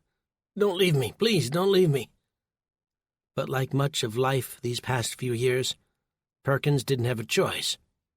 Already he knew Van Buren would hear about his refusal to leave. His benefactor would be displeased, but Perkins wasn't sure if he cared anymore. He had allowed the man to cross the Rubicon, and Perkins was beginning to wonder if they hadn't made a terrible mistake. The Secret Service chopper flew over the Capitol on its way to one of a half-dozen bunkers that ringed Washington, D.C. Carryovers from the Cold War. Many of the bunkers had either been put on the chopping block or dismantled over the years. But no more than 6 months ago, all that had changed. With secret black-budget funding, the underground installations had been hurriedly brought back online. As they'd approached the city from a distance, Perkins was amazed at how calm and intact the Capitol was, especially considering the mushroom cloud behind them, long since distorted by the wind into a misshapen column of smoke and ash. It was only as they reached the Potomac that Perkins spotted the first signs of trouble. The freeways leaving the city were jammed with the vehicles of those trying to flee. By far the largest line stretched from I-66 toward the interior of the country, and presumably away from the coastal cities, several of which had been reduced to radioactive wastelands. Not long after, the chopper touched down outside of an aging factory. In its entire history, Discount Auto Parts hadn't produced a single fuel filter or brake pad. Even though transport trucks could be seen coming and going on a regular basis, the structure was nothing more than a cover for the continuity of Government Bunker 5, an underground structure designed to house a portion of the legislative branch of the government in the event of a serious threat. Other strong points outside the city would house other government agencies. One, the Pentagon, another, Homeland Security, and a third, the FBI, CIA, and NSA. A group of men in dark suits approached the helicopter, bent slightly at the waist, avoiding the blade still rotating overhead. Without saying a word, the men led Perkins from the chopper toward a nondescript door. On the wall next to the factory entrance was a sign which read, 1,856 days accident-free. "What a track record," Perkins observed, "even if she isn't real." The Secret Service agent next to him grinned as he punched a code into a keypad and pulled open the door. "You should see our benefits package." No sooner had they entered than a voice rang out, "Oh, God, Edmund, your face, what happened?" "Had a little car trouble," he replied, reaching for cuts on his left cheek where glass from the divider had struck his face. The voice belonged to Senator Janice Grotz from Connecticut. In her late 50s and skinny as a pole, Janice was as smart as they came. With 5 ex-husbands behind her, she was also known around the Hill as the Black Widow. Those bastards really got us this time, didn't they? Her tiny hands were balled into fists. I guess I don't need to tell you why I won't make our meeting today, Perkins quipped as he and his entourage of Secret Service agents pushed past her. She ignored his ill-timed joke, calling after him instead, "Have you heard about the president?" Perkins stopped and spun on his heels, hopeful. "No, I haven't." Her eyes fell. "We only just found out ourselves. He's dead, Edmund. Was in New York addressing the United Nations when the city was destroyed." She was visibly shaken and fighting back the tears. "What about the vice president?" Perkins asked her, feigning grief. "Alive," Janice replied, "but barely. He was in Los Angeles. He's unconscious, maybe even in a coma, but we haven't heard anything else." She paused, her features becoming set. "I guess as Speaker of the House that makes you acting president." Senator Gratz's words were still ringing in Perkins' ears as the elevator descended to sub-level 2, opening onto the Situation Room. A bank of monitors on the far wall showed maps of the United States and the cities along both coasts that had been destroyed. Agents and analysts scrambled to organize rescue teams tasked with helping the wounded and searching for survivors.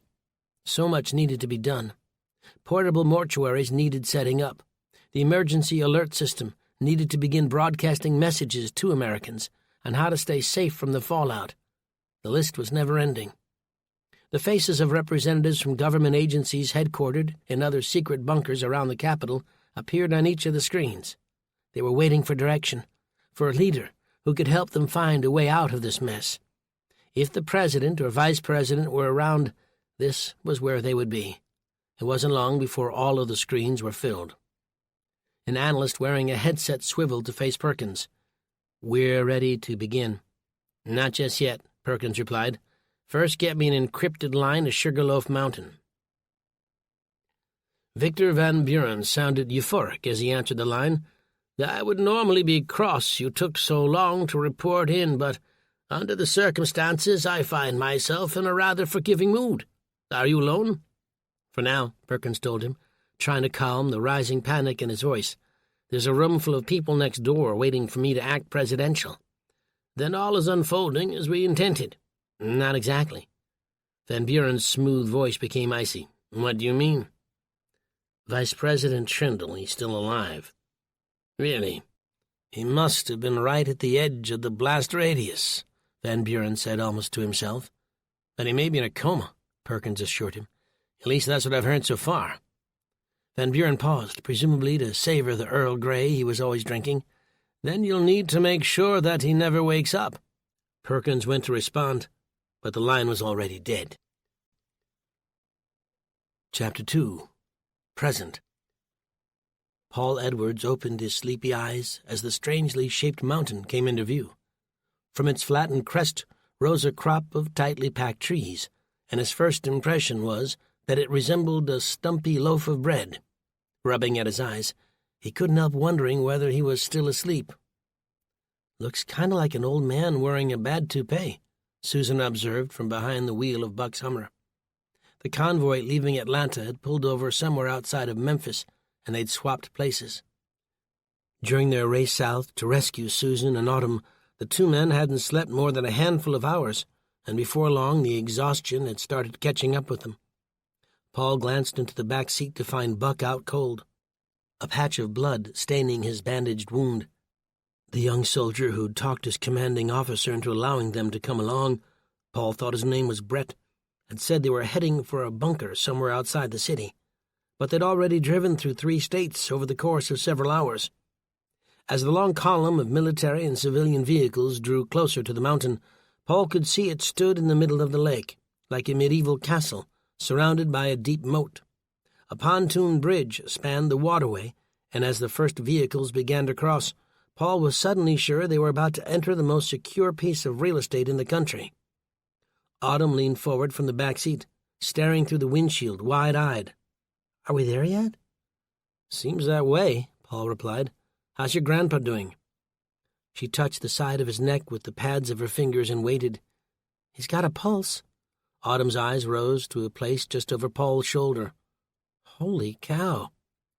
Metal clanged as the locking bolts on a giant vault door opened slowly before them. The lead Humvees entered, followed by the rest in line. For a moment Susan hesitated. Several of the civilian vehicles behind her beeped. "What is it, honey?" Paul asked his wife. She clutched the wheel. "Nothing important," she replied. If their many years of marriage had taught Paul anything, it was that nothing always meant something. Susan nudged the Hummer's front tires onto the pontoon bridge and drove them across. "Besides," she finally said, "we need to get ourselves out of this radiation as soon as possible." "We do," Paul added, "especially before too many rads mutate Buck into a grouchy old coot." "Dad, I think we're a little late for that," Autumn replied, grinning nervously. Almost on cue, Buck rolled over and began to snore. The three burst into fits of laughter, which continued until the vault door closed behind them with a thunderous boom. Chapter 3.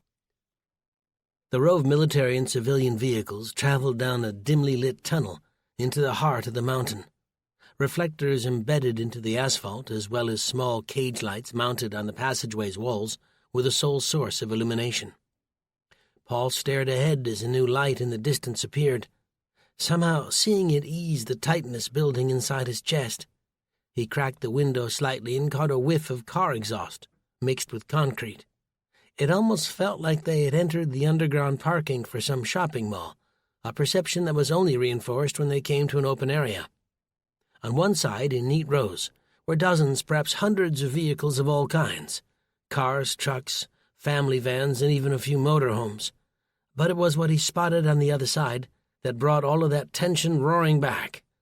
Orange, black, and yellow tents bearing biological, chemical, and radiological symbols. People from the parking lot were being herded into long sorting lines. Somehow Paul had just assumed that their admittance was a foregone conclusion, as though the word of Autumn's soldier friend Brett was more than enough. What would they do if they were turned away? Head back into the growing cloud of radiation that was surely not far behind them? No, the idea seemed unthinkable. He and Buck had braved countless dangers as well as a group of deranged ex-army thugs in order to rescue Susan and Autumn. They'd come too far to find safety, only to be turned away at the last minute. After finding a spot for the Hummer, the three got out. An unconscious Buck would need to be carried by stretcher into the bunker's medical facility. A mix of weary soldiers and civilians headed toward the tents. Everyone was clearly worn out from the long journey. Paul waved a hand at Brett, beckoning him over. "Dad, what are you doing?" Autumn scolded him. "I can't let him see my hair like this." "You want your grandfather to die from his wounds?" Paul shot back. Brett arrived, and Paul asked him about finding some medical personnel to help. He nodded and jogged off. A few moments later, as people continued to stream past them in the parking area, two men in hazmat suits arrived, pushing a stretcher. "You folks are gonna need to line up for processing," one of them said, pointing to the tents. Paul had watched with a hint of dread on the way in. "Where are we?" Susan asked, looking around at the high-vaulted ceilings and the throngs of people. "What is this place?" "This is the Ark." They helped to load Buck on the stretcher before he was carted away. "Thanks for the info," Paul replied under his breath. "The Ark. That explains a lot." They followed the crowd and settled into a place in line. At last they came to a table where a black officer in a hazmat suit was seated. "Can I see your ID, please?" he asked in a muffled, hollow voice. Paul stuck a hand in his back pocket, and his heart iced over with panic. His wallet was gone, stolen by Finch's men during the ambush at the gas station. The officer looked annoyed. "No ID?" "My wallet was stolen." Autumn and Susan laid their driver's licenses on the table. "This is my husband," Susan told him as he studied each card. "We're trying to get home to Nebraska." "You're the last group to arrive," he told them. "If you're admitted, you won't be heading home until the radiation clears." "And if we're not admitted?" Paul asked, not sure he wanted to hear the answer. "Then you'll be escorted out by one of the MPs." The man passed a scanner over each of the two IDs. "Looking for fakes?" Autumn inquired politely. He handed them back. "Taking a picture for our database." He motioned to Paul. "You, sir, are going to need to fill out a series of forms. But first we need to check you for contaminants." Pushing up out of his seat, the officer spread the newcomers a few feet apart from one another and produced a dosimeter, which he waved back and forth in front of Autumn and Susan. He then did the same to Paul. The machine let out a loud squeal, indicating radiation exposure. "I'm sorry, sir, but I can't let you in," he told them. Paul's chest seized painfully. Beside him, another man was being told the same thing. The man began to argue, and 2 MPs appeared and took him by the arm, leading him back to the parking area. Paul swung back to the officer before him. "Sir, did you hear what I said?" "That can't be," Paul stammered. "I tested each of us in the road, and we were all fine. I mean, we've been exposed a little bit, but surely no more than anyone else who's just arrived." 2 more MPs emerged from one of the tents and headed his way. Paul swallowed hard. "Maybe your machine's not working properly." "I'm sorry, sir." "Just try it again, would you?" Another officer with deep-set eyes wearing a hazmat suit showed up. "What's the problem here?" The first officer showed him the dosimeter. "His reading's way off the chart." "There must be a mistake," Paul told them. The concern was starting to show on Susan and Autumn's faces. "I'm sorry, but the dosimeter doesn't make mistakes," the second man said. "Maybe we should leave," Susan cut in. "What about Grandpa Buck?" Autumn asked. Paul had contemplated what might happen if all of them had been denied entry to the bunker, but he hadn't considered the possibility that only one of them might not make it. "You two stay with Buck," he told them. "I'll go out on my own and make my way to Nebraska." The mere suggestion seemed to mortify his wife and daughter. Susan turned to the officer holding the dosimeter, fighting back the tears. "For heaven's sake, will you just try it one more time?" She wasn't getting anything. "Please." The officer's resolve began to waver. Resetting the handheld machine, he waved it in front of Paul's body and held the view screen up to his colleague. "My apologies, ma'am. Looks like your husband is clean." He waved his hand. "Please proceed to the orange tent for decontamination." Paul nearly collapsed with relief. They did as they were told, Paul feeling as though his heart was about to explode in his chest. Autumn clutched his arm. "I can't believe they nearly kicked you out," his daughter said. Susan nodded. "Makes you wonder about the poor guy at the table next to ours." She turned to Paul, who was still upset. "Not only was I nearly expelled to my death," he said, "he had the nerve to apologize to you." Susan smiled. "It's over, honey. Stop fretting, or you're going to give yourself a coronary." The humiliation, however, was only just beginning. From here they were forced to undress, their clothes placed into plastic bags and tossed into a cart marked incineration. Cold, and with nothing to shield themselves, they were sent one by one into decontamination showers and sprayed with an awful-smelling liquid before being rinsed with freezing water. Emerging on the other side, they were handed a towel and escorted into one of several improvised medical booths. There they were instructed to bend over while they received a shot in the rear end. Paul squinted with the pain. "What was that for?" he howled. "An inoculation," an overweight and bored-looking nurse replied, before shooing him away and waving over the next in line.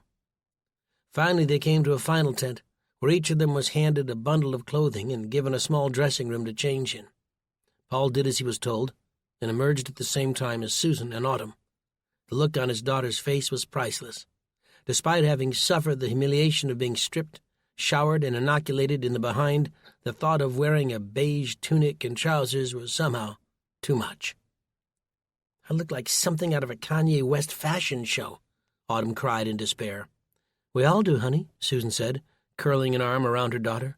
"But our stuff's being burned." "I kind of like it," Paul smiled, looking down at himself. "Reminds me of my hippie days." Susan threw him a funny look. "You were never a hippie." "No, but I almost was, right before I landed with the Wanderers." "Please, Dad, if I hear another story about how you used to be in a rock band, I'm going to run screaming into a radiation cloud. The Rolling Stones or the Beatles, that would have been cool, but the Wanderers?" Ahead of them lay a final set of impressive-looking doors. Gleaming steel, they stood open and welcoming. Standing next to them with warm smiles were a man and woman in military uniforms. "Welcome to the Ark," they said almost in unison. They reminded Paul of the way flight attendants address passengers as they entered a plane and for a moment it made him forget about the legions of citizens trapped outside of these impenetrable walls, many of them suffering and dying. Paul and his family were among the lucky ones. They'd lived through the worst of it, made it to safety. The gravest dangers were now far behind them. From here on in, things could only get better. Chapter 4. That growing sense of euphoria continued as they were led by a young man in plain clothes to the living quarters, which he referred to as Ark 1. His name was Craig, he told them. 6 months ago he'd been an intern for a large government contractor, and today he was working as human resources officer in a bunker in Sugarloaf Mountain. "Who would have guessed?" he joked, his eyes twinkling. They entered an enormous corrugated tunnel, and Craig's voice echoed as he explained they were about to take the bunker's internal tram system. No fewer than 20 feet in diameter, the passage connected the 3 main branches of the complex, Arcs 1, 2, and 3. "The bunker gets its power from the Green Ferries Dam," Craig told them as they stood on the platform, "but every so often the power goes down and we're forced to walk between sections or through the park." "The park?" Paul asked. Craig grinned. "You'll see." "How far is it?" Susan asked, glancing down with concern at the plastic croc-like shoes they'd been given to wear. "No, not too far, maybe half a mile." Paul caught the sound of a subway train approaching, just as a group of newcomers fell in line behind them, fresh from the decontamination process. "Welcome," Craig greeted them. They looked worn out, some even upset. The entire procedure was unpleasant and even embarrassing. The inoculation in his backside was still smarting, but it sure beat the alternative. A 3-car train glided into the station on rows of rubber wheels. The doors swooshed open, and everyone on the platform entered. Others were on board, many dressed just like them. Paul nodded, and they returned the gesture. In many cases, their clothes showed signs of wear, which told them they must have arrived sometime over the last few days. A woman's voice came over the intercom. "Next station, Arc 1. Living quarters, mess hall, rest and recreation." "How many people live here?" he asked Craig, looking around at the mostly filled subway cars. "You folks are all curious," Craig told the group of newcomers. "I get it, but you have no need to worry. In time, all of your questions will be answered." If Buck were here, Paul knew he'd be telling this kid that time was now. But unlike his impatient and cranky father-in-law, Paul figured the best thing right now was to go with the flow and trust in the process, no matter how strange or foreign it might seem. "The truth is," Craig whispered to him, "I've already overstepped my bounds." "What do you mean?" "Well, my boss is the one who'll be giving you your orientation. If she tells you anything I've already covered, just play dumb, will you?" He flashed that $1,000,000 smile. "Sure thing, Craig." It appeared that even in heaven, bureaucracy was alive and well. The living quarters were impressive, a veritable multi-story apartment complex, rising up from inside the mountain. The room Paul's family would share was little more than a glorified dormitory. Stacked along both walls were sets of bunk beds. To the left of the entrance was a quaint sitting area, with a table and chairs along with the desk and desktop computer. The screen was blank except for the words "access code" in bold print. Their policy of 1 family per room, as Craig explained, made all the difference. "Well, it's less Ritz-Carlton and more Motel 8, Paul said, trying out the mattress on the bottom bunk and finding it hard. "But it could be worse." "Hey, look at this," Susan said, pointing. A digital screen made to look like a window showed a field of tall prairie grass, blowing in the wind. "Cool," Paul said, fluffing the freshly pressed pillow. "You think we have access to the internet?" Autumn asked. "I hope not," Paul replied. How funny the world was. The country had suffered an unspeakable tragedy. Millions of lives lost, the power grid down, in turn disconnecting the country from the gadgets and gizmos that formed the backbone of our technological addiction. And while the first part was enough to make a person shudder, the death, temporary or not, of cell phones and the internet had brought his family closer together. The drive from Atlanta had been the first time in forever he and Autumn had had a real conversation, not the distracted words between incoming texts that had replaced actual human interaction. There was more than enough to be sad about, no doubt about it. But as with any cataclysmic change, glimmers of light could always be found. Chapter 5. The next morning they boarded the tram bound for Arc 2, the structure which housed the science and engineering departments as well as the infirmary. When they arrived, they found an area that was bright and modern with pristine white walls. A handful of medical staff crisscrossed from one patient to another. Most were other civilians in beige tunics suffering from a range of minor ailments. Judging from the saline IV drips plugged into people's arms, the majority were battling dehydration. A handful were members of the military, and even fewer were men in dark suits. A booming voice drew everyone's attention. "Get that dang thing away from me!" "Sir, would you please cooperate?" a male nurse could be heard saying. "You've just had an operation. Come one step closer and you'll be the one needing a doctor." Paul caught the knowing expression on Susan's face. "Sounds like Dad's awake." A blue light blinked above the doorway to one of the rooms, and the three of them rushed in that direction. 2 nurses pushed past them. They entered to find Buck backed into a corner, dressed in little more than a blue patient gown. The nurses must have been in the middle of giving him his inoculation when he began fighting them off. "What'd you animals do with my clothes?" he bellowed. "The same thing we had to do with everyone else's clothes, sir," a female nurse shouted. "We burned them." "Buck," Paul yelled, hoping the forcefulness in his voice might help get through to his father-in-law. "These people are here to help you. Take the shot like the rest of us." Buck's eyes darted around the room. "Where the heck are we?" "Dad, we're at a government bunker called the Ark," Susan said, trying to soothe him. "Paul's right. These people aren't going to hurt you." "Yeah, that's what you think." "He hates needles," Susan told the nurses gathered in a half circle around her father. The head nurse held up what looked like a plastic gun. "Mr. Baker, this is an auto-injector. It shoots the inoculation directly into the body." Paul nodded. "Your backside won't hurt for more than a day or 2. Susan elbowed him in the ribs. "You're not helping." She turned to the nurses. "Why don't you let me see if I can help?"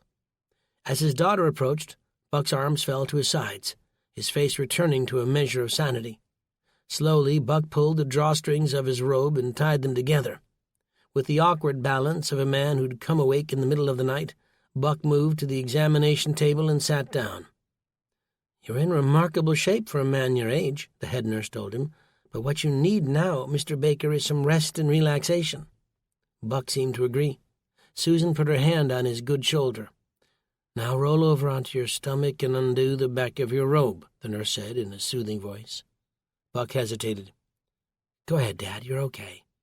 The head nurse addressed Paul and Autumn. "You 2 can stay as well to hold his hand if you'd like." Paul laughed. "If I see whatever that robe is hiding, I may be scarred for life." "You will when you see what a real man looks like," Buck shouted, lying face down on the examining table. Just then a beautiful woman appeared in the doorway, and everyone in the room, including Buck, turned to watch her. In her mid-40s and stunning, the woman was dressed in a slim-fitting gray jacket and skirt. With skin the color of almond milk and her dark hair tied up in a bun, she was breathtaking.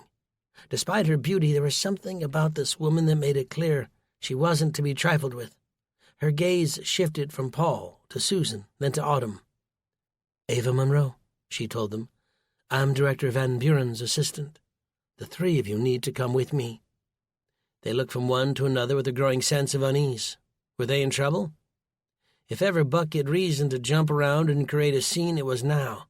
But the old guy's expression had changed. Gone was a suspicion from a second ago.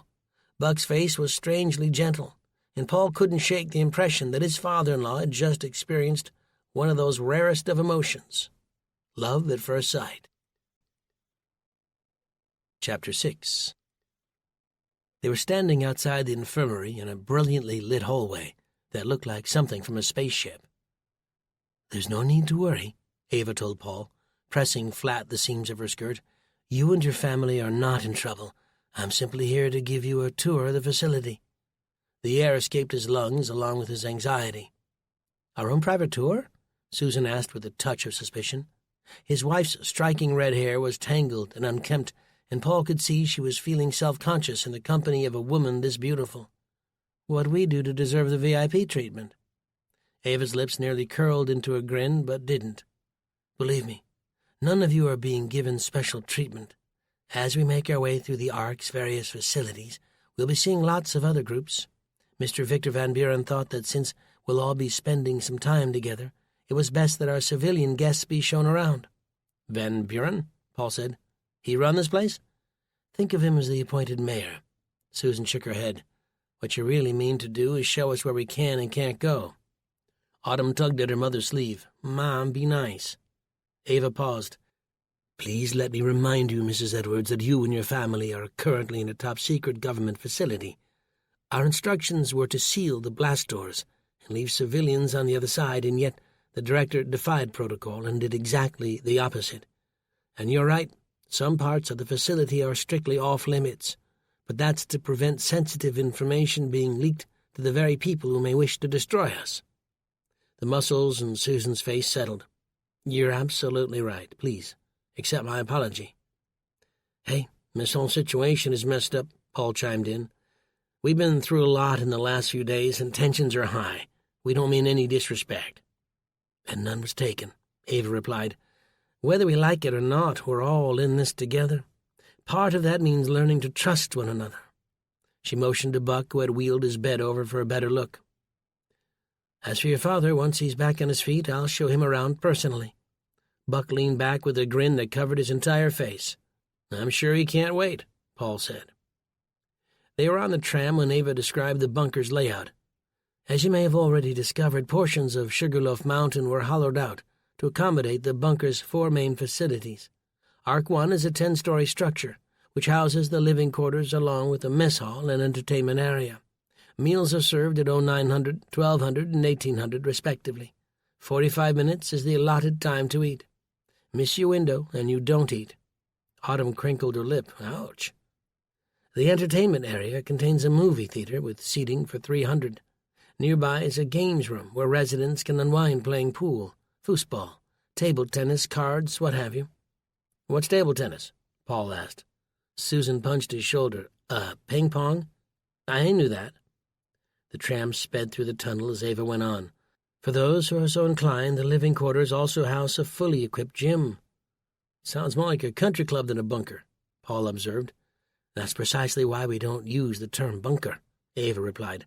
"A bunker's an ugly slab of concrete with dim corridors and tiny, square rooms, the sort of place where Hitler spent his final days. The Ark is new, modern, spacious, perhaps the only one of its kind." She seemed to be savoring the words the way a connoisseur might savor a vintage bottle of wine. The tram slowed and then came to a gentle stop. The doors slid open with a hiss, and the 4 stepped onto the platform marked Arc 2. Ava led them through a set of doors into what might have passed for the reception area of an office building. People here were mostly dressed in either white medical robes or orange coveralls, but all moved with a purpose, flashing identification cards at wall panels to open doors or pass through turnstiles. 2 guards sat at a desk lined with monitors, while another pair roamed the corridors, disappearing out of view. An elevator opened and took on a group of workers heading for God knew where. "This is the Science and Engineering Wing," Ava explained. "The upper floors of each arc contain additional residences for those working in each area." "Where do you stay?" Paul asked, resulting in an elbow from Susan. "I didn't mean it like that." "I stay in Arc 3, the Administration and COG Department." "So I guess the living quarters are sort of like steerage on the Titanic?" Ava checked her watch, seeming to ignore the comment. "COG?" Autumn wondered out loud. "Continuity of government." That was when the stark reality of the situation hit Paul. This wasn't a country club or some fancy vacation spot. This was the country's final and desperate attempt to hold itself together before it was ripped apart by anarchy. Ava waved her hand in front of her. "Electricity from the Greer's Ferry Dam nearby is sent via underground cables to Arc 2. If the outside supply is somehow cut off, deep reservoirs of diesel fuel will power a series of generators for a month or more. Arc 2 is also responsible for sustaining life in other ways. Air from outside is drawn inside, purified and circulated throughout the main facilities." "What about water?" Paul asked, suddenly becoming aware that his throat was parched. "A massive aquifer beneath the mountain is our main source. Should that run dry, there are reservoirs available in addition to the ones dedicated to cooling the generators. If push comes to shove, we always have Greer's Ferry Lake." "Sounds like this place has backup plans for the backup plans." This time Ava did smile, sort of. "Is there any other way?" Just then they heard a familiar voice behind them. They turned to find Brett, wearing green fatigues and looking bashful. "I was hoping I could steal Autumn away for a moment," he said. "Show her around a bit." Paul opened his mouth to tell Brett, "Thank you very much, but she's already on a tour," when Susan cut him off. "I think that's a fine idea, Brett, as long as you're okay with it, Autumn."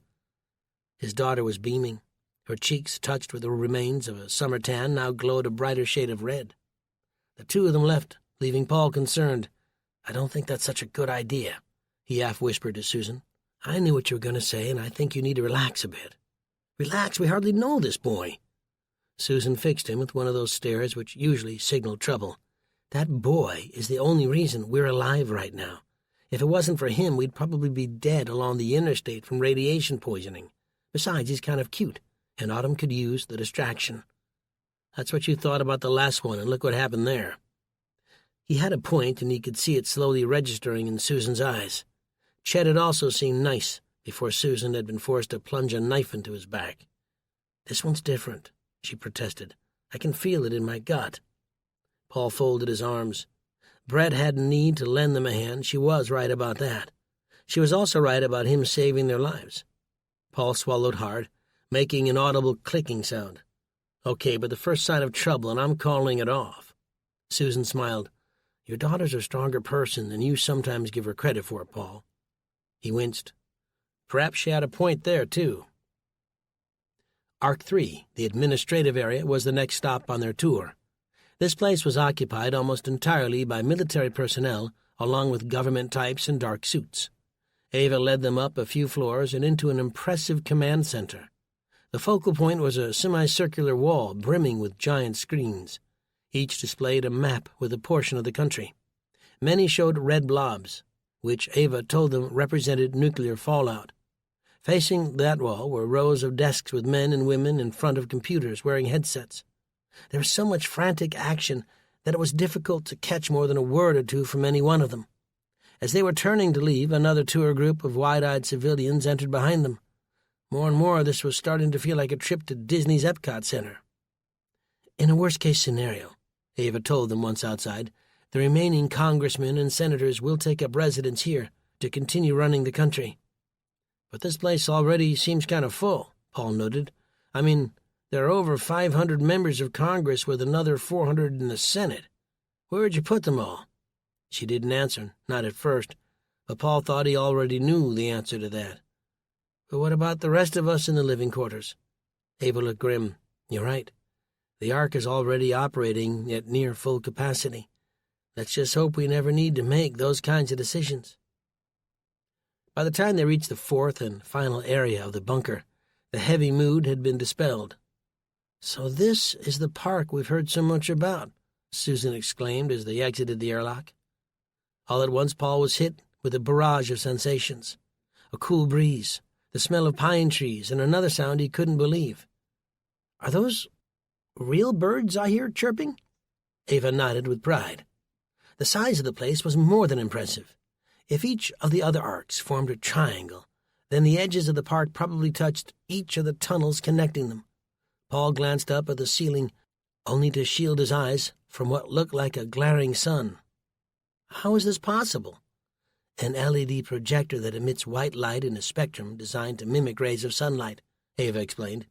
"In order to simulate Rayleigh scattering, we've added a thin coating of nanoparticles. It's easily the largest indoor biosphere on Earth." A small bridge led across a babbling brook and onto a gravel path. But there wasn't only a single path. There were several, and they led in a number of different directions. All around was lush grass and every kind of deciduous tree you could imagine. Even more impressive was a large body of water with people in rowboats enjoying a beautiful summer's day. The three of them crossed the bridge and followed the path, Paul marveling at the sights around him, big and small, the wind whispering through the leaves, the gravel crunching under his feet. He was in a dream, he was sure of it. Susan pointed to a field where animals were playing in the grass. Paul wanted to rub his eyes. "Are those cats and dogs?" he asked in disbelief. Ava nodded.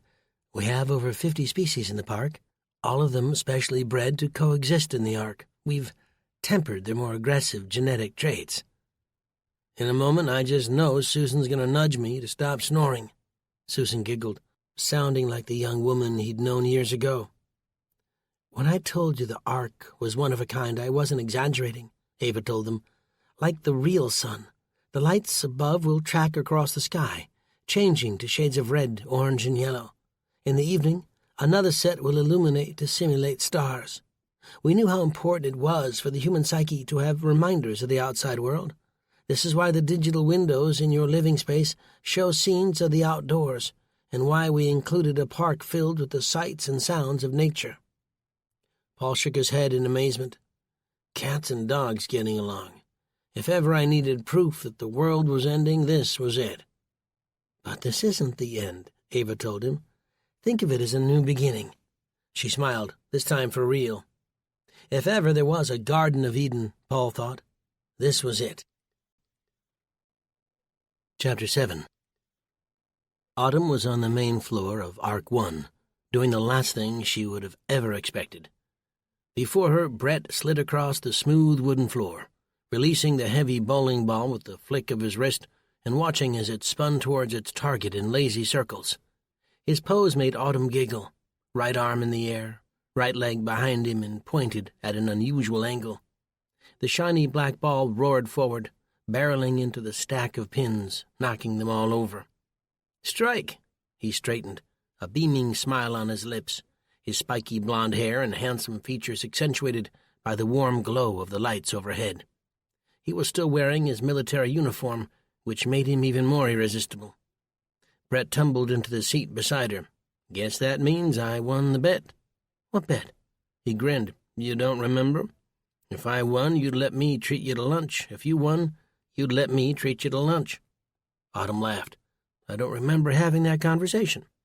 "Early onset of Alzheimer's. You'd better look into that." She slapped him playfully, becoming conscious of the grumbling in her belly. "Hope you didn't hear that," she said, mortified. Brett stared directly in her eyes. "Hear what?" Not long after, they made their way into a large mess hall. Rows of skylights overhead filled the room with artificial brilliance, while circular tables filled an almost endless white room. Workers in coveralls moved past them, carting food supplies to be stored away. Seemed Autumn and the other refugees who had arrived weren't the only ones getting sorted, but this was less of a restaurant than it was a beautiful-looking cafeteria. From the pristine lunch line came the vague odor of meatloaf and spaghetti sauce. A few of the tables were already being occupied by residents waiting for lunch service to begin. Brett took Autumn by the hand and led her up to the counter. He handed her a tray and grabbed one for himself. He was such a gentleman. This was the kind of thing she could get used to. As they approached the serving line, a woman began to tell them lunch wouldn't be for another 10 minutes. Brett waved a white key card with his picture on it. She nodded and asked them what they'd like to eat. Autumn couldn't help but be impressed. He ordered the beef stew, while she chose the lasagna. "I like a girl with an appetite," Brett told her. Seeing them with food, a man rose from a nearby table and approached the lunch line, only to be turned away. "I play a lot of sports," she explained. "I'm not your typical salad and water type girl. I like it." They sat, and he asked about the sports she played and where she'd gone to school. She wanted so badly to tell him she'd played for the Panthers, but the truth was she'd never got an opportunity to try out, not before things went crazy. As they ate, Brett continued to ask questions. He wanted to know everything about her. The sad truth was there wasn't a whole lot to say. She'd grown up in Nebraska. Her father owned a music store and her mother worked in real estate. Even with the pressure to make her life sound more exciting, she purposely didn't mention the rock band her father had once been a part of. It wasn't like Brett would know who the Wanderers were, nor did they have millions to show for it. Besides, no one wanted to be caught bragging over something that wasn't all that impressive. Soon Autumn turned the conversation back to Brett. He explained he came from a long line of military men, dating all the way back to the Revolutionary War.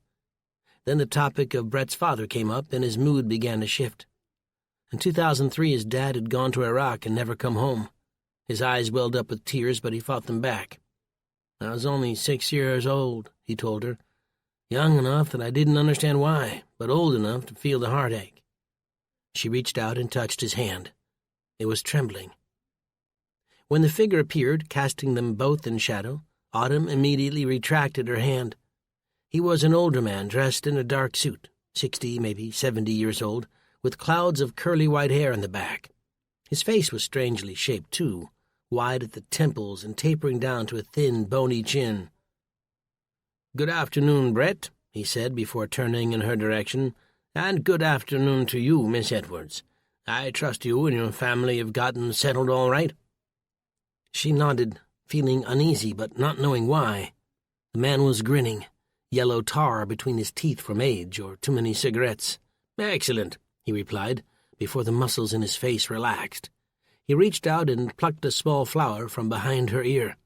It was a magic trick, and Autumn's heart started beating again. "We all need a little magic in our lives, don't we?"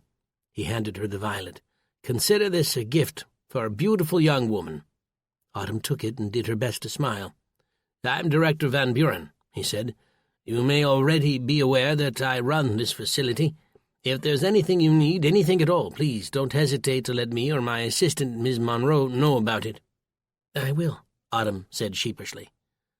Van Buren grinned and walked to another table, where he introduced himself all over again. "He seems nice," she lied. "I shouldn't tell you this," Brett said, glancing around to make sure they weren't overheard, "but the director gave me crap after we arrived." Autumn leaned forward. "Really? What for?" "My commanding officer let him know I fought to have you and your family brought to the bunker. Said you weren't on the list." Autumn's brows scrunched with confusion. "The list?" "Of the chosen few, I guess. Isn't a big shock the rich want to keep this place all to themselves. Van Buren's the head of some big military contracting company hired by the government. I'm pretty sure he was letting me know that inside the Ark I answer to him." "But shouldn't your commanding officer have been the one to speak with you?" "Normally, yes, but in here, all bets are off." Chapter 8. Paul, Susan, and Autumn were back in their single-room suite when they heard a rapid series of knocks at the door. "You expecting someone?" Susan asked Autumn. Her gaze soon found Paul, who had returned from the men's communal bathroom at the end of the hall, his wet hair slicked back from a nice hot shower. A few more of those, and he might begin to forget about being doused with ice water during the decontamination process. "I'll bet anything it's Brett," Paul said, straightening his tunic. Autumn threw him a sharp look. The knock came again, this time louder. "Well, if no one else is going to answer it, I will." In 3 quick strides, she was across the room, gripping the handle before flinging it open. On the other side of the door was a man with a wild head of white hair, decked out in a tunic similar to theirs, several sizes larger. The grumpy look on his face left no doubt who it was. "Grandpa!" Autumn shouted, jumping into his arms. "You're better!" Buck rocked back on his heels, gripping the doorway with both hands. She was still hanging on to him as he entered, swearing. "The shoulder, honey," he squealed. "For the love of God, watch the shoulder." She bounded to the ground, apologizing. "Shouldn't you be in the infirmary?" Paul asked. "With those masochists?" Buck shot back. "Always taking blood, sticking me with needles, not to mention my backside still hurts from that auto-injector." He made air quotes as he said it. "Heck, I was starting to feel like a slab of meat. One more day and you'd have seen the last of old Buck, let me tell you." Paul laughed. "We could only be so lucky." "But your IVs," Susan said. "Tore 'em out." "Dad, the doctor said you were dehydrated, that you needed liquids." "Ain't you never heard of tap water?" Susan crossed her arms. "Don't be fooled, that wasn't no doctor. He's a quack with a wall full of fake degrees." Paul hung the towel up, laughing. "He isn't in the room 5 minutes, and the conspiracy theories are already flying. Listen here, Rockstar. I'd like to see you in there. You wouldn't last 5 minutes." "How did you find out what room we were in?" Susan asked, apparently abandoning all hope of talking sense into her father. "I followed the stench," Buck said, grinning as his eyes settled on Paul. "No, I made him tell me. Same way I made him give me something to wear other than that god-awful robe. Would you believe even the smallest draft crawls right up your legs?" Paul went to the table and sat down. "I believe it. Has anyone shown you around?" Buck's hand went to his hip. "Show me around? Are we at Disneyland or something?" "I thought you were excited to see Ava again." Buck's face soured. "I don't know where you're getting your information, but it's wrong. I gave myself a tour before I came and found you. Wanted to get my lay of the land and all that." "So you saw Arc 2 and 3? Paul asked. What about the park, Grandpa? Tell me you saw the park. Yeah, I saw it. And let me guess, Paul said, you weren't impressed. Why should I be? It's a bunch of grass and trees and lovey-dovey animals. Susan smiled. He was impressed. He just doesn't want to admit it. What I did see were those radiation meters on the wall in every corridor. Judging by the readings, things are getting a little too hairy out there right now. But as soon as they clear up, we'll make our way home. To what, Buck? Paul wondered. The tiny bunker under your barn? Well, it's better than the non-existent bunker under yours. He's not knocking it, Susan cut in. Paul's just wondering what the rush is to leave when we have more room and resources here. Maybe, but I don't like it. Even Autumn was surprised. Really, Grandpa? It's actually quite beautiful. How can you not like this place? The ark itself isn't the problem, Paul said. What Buck's trying to say is that he can't deal with authority. You never could, Susan observed, folding a towel in the bathroom and setting it back on the rack. At least not since you served in Nam. Buck's face reddened. I don't need to explain myself to you. All I know is as soon as the air outside is decent, I'm out of here, with or without the rest of you. Chapter 9. The next morning, Paul made a decision. If they were going to be stuck in this bunker for the foreseeable future, then he would do his utmost to get back into shape.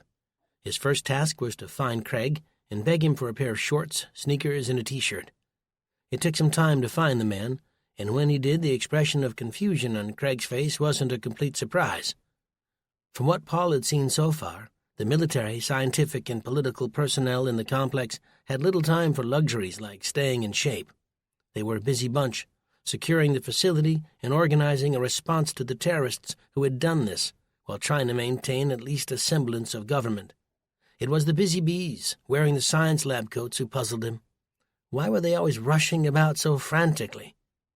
After a moment or two of begging, Craig finally caved in and finagled an extra pair of beige pants, which he said could be cut into something resembling shorts. And who knew, Craig told him. Maybe Paul would start a trend. 10 minutes of hobbling pathetically around the track that circled the weight room, and another 10 struggling to bench 120 pounds left Paul feeling like he'd actually accomplished something. Stealing a glance at the clock on the weight room wall, he saw breakfast was about to be served and headed for the mess hall. The soft light spilling in from the artificial skylights was a surprisingly close approximation to morning. If he didn't know any better, he could almost convince himself he was standing in the center of a shopping mall food court. After a moment scanning the faces of those in the lunch line, as well as friends or family members reserving seats at tables, Paul finally spotted Susan near the front of the line. He waved and hurried over. "What on earth are you wearing?" she asked. Others around them were starting to stare. "Shorts," Paul told her. "Stop judging. I went to work out this morning." "You cut your only pair?" He touched her shoulder. "I talked Craig into giving me a spare. I gotta say, I woke up this morning feeling good, but after pumping iron, I feel fantastic." The disturbed look on Susan's face wasn't going away. "I don't know who you are, but I want my husband back."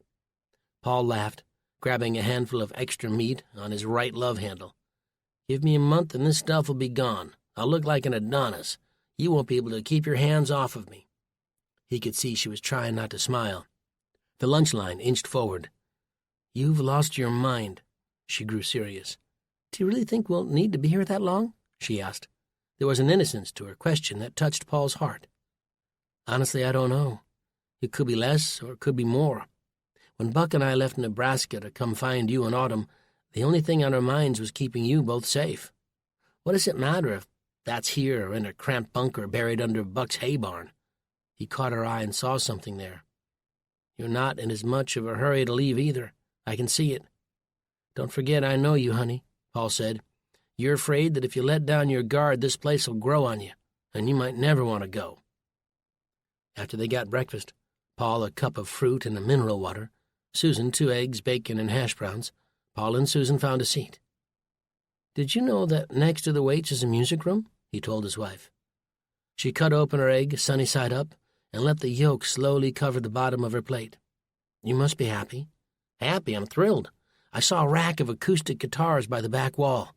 After breakfast, I might swing by and exercise my fingers a little." He smiled and swirled his spoon before diving in and scooping out a melon ball. Susan scanned the mess hall. The hum of conversation from the tables nearby was loud, and he wondered why she was so preoccupied this morning. "What is it, honey?" He followed her gaze and spotted Buck several tables over, engaged in a boisterous discussion, waving wildly. "Oh, no," Paul said, letting his spoon fall into his fruit cup. "When Buck gets excited, bad things happen. He's talking to a group of men we haven't met before.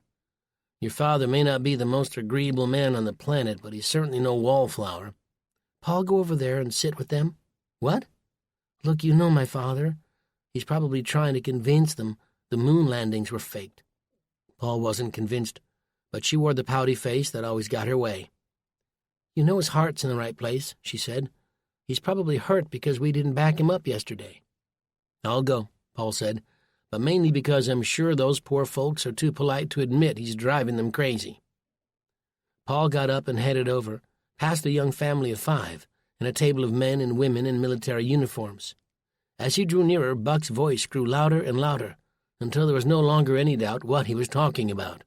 "If you thought we had a democracy before all this, then you're a bigger fool than I took you for, Earl," Buck shouted. Across from him were 4 other men. The one he was calling Earl was a thin, middle-aged man with pleasant features. A patch of curly hair around his chin made him look like a billy goat. "I ain't no fool," Earl said in a thick Arkansas accent. "Maybe not," Buck replied. "But there's been a coup d'etat. President's been usurped by a man named Perkins. He's already declared martial law in the big cities. Who knows what he'll do next?" "Who is this Perkins?" one of the other men at the table asked. "I think he was a congressman." "What does it matter?" Buck said, bringing his fist down on the table. Some of the people around them were starting to look uncomfortable. Others got up and left. "The illusion of democracy is gone, gentlemen. That's the point I'm trying to make.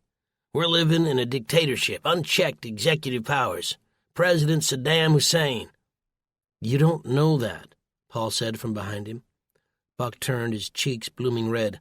"I wondered when you were going to show up. Tell him what that soldier said back in Atlanta. Go on, tell them." Paul swallowed hard. "First of all, Edmund Perkins isn't a usurper. He was the Speaker of the House and next in line if anything should happen to the President and Vice President." "Yeah, ain't that convenient," Buck said. "When we're stuck down here, it's hard for any of us to know what's true and what isn't," Paul told them. "Buck is telling the truth, though. We did hear news that Perkins had assumed power in a coup. But if any of you have ever played the telephone game—" "Telephone smellophone," Buck chimed in. "Whatever those terrorists were hoping to achieve, they've done so much more. When we start throwing out the rule of law in order to fight back, then you might as well kiss the whole thing goodbye." The folks seated around them weren't the only ones feeling uncomfortable.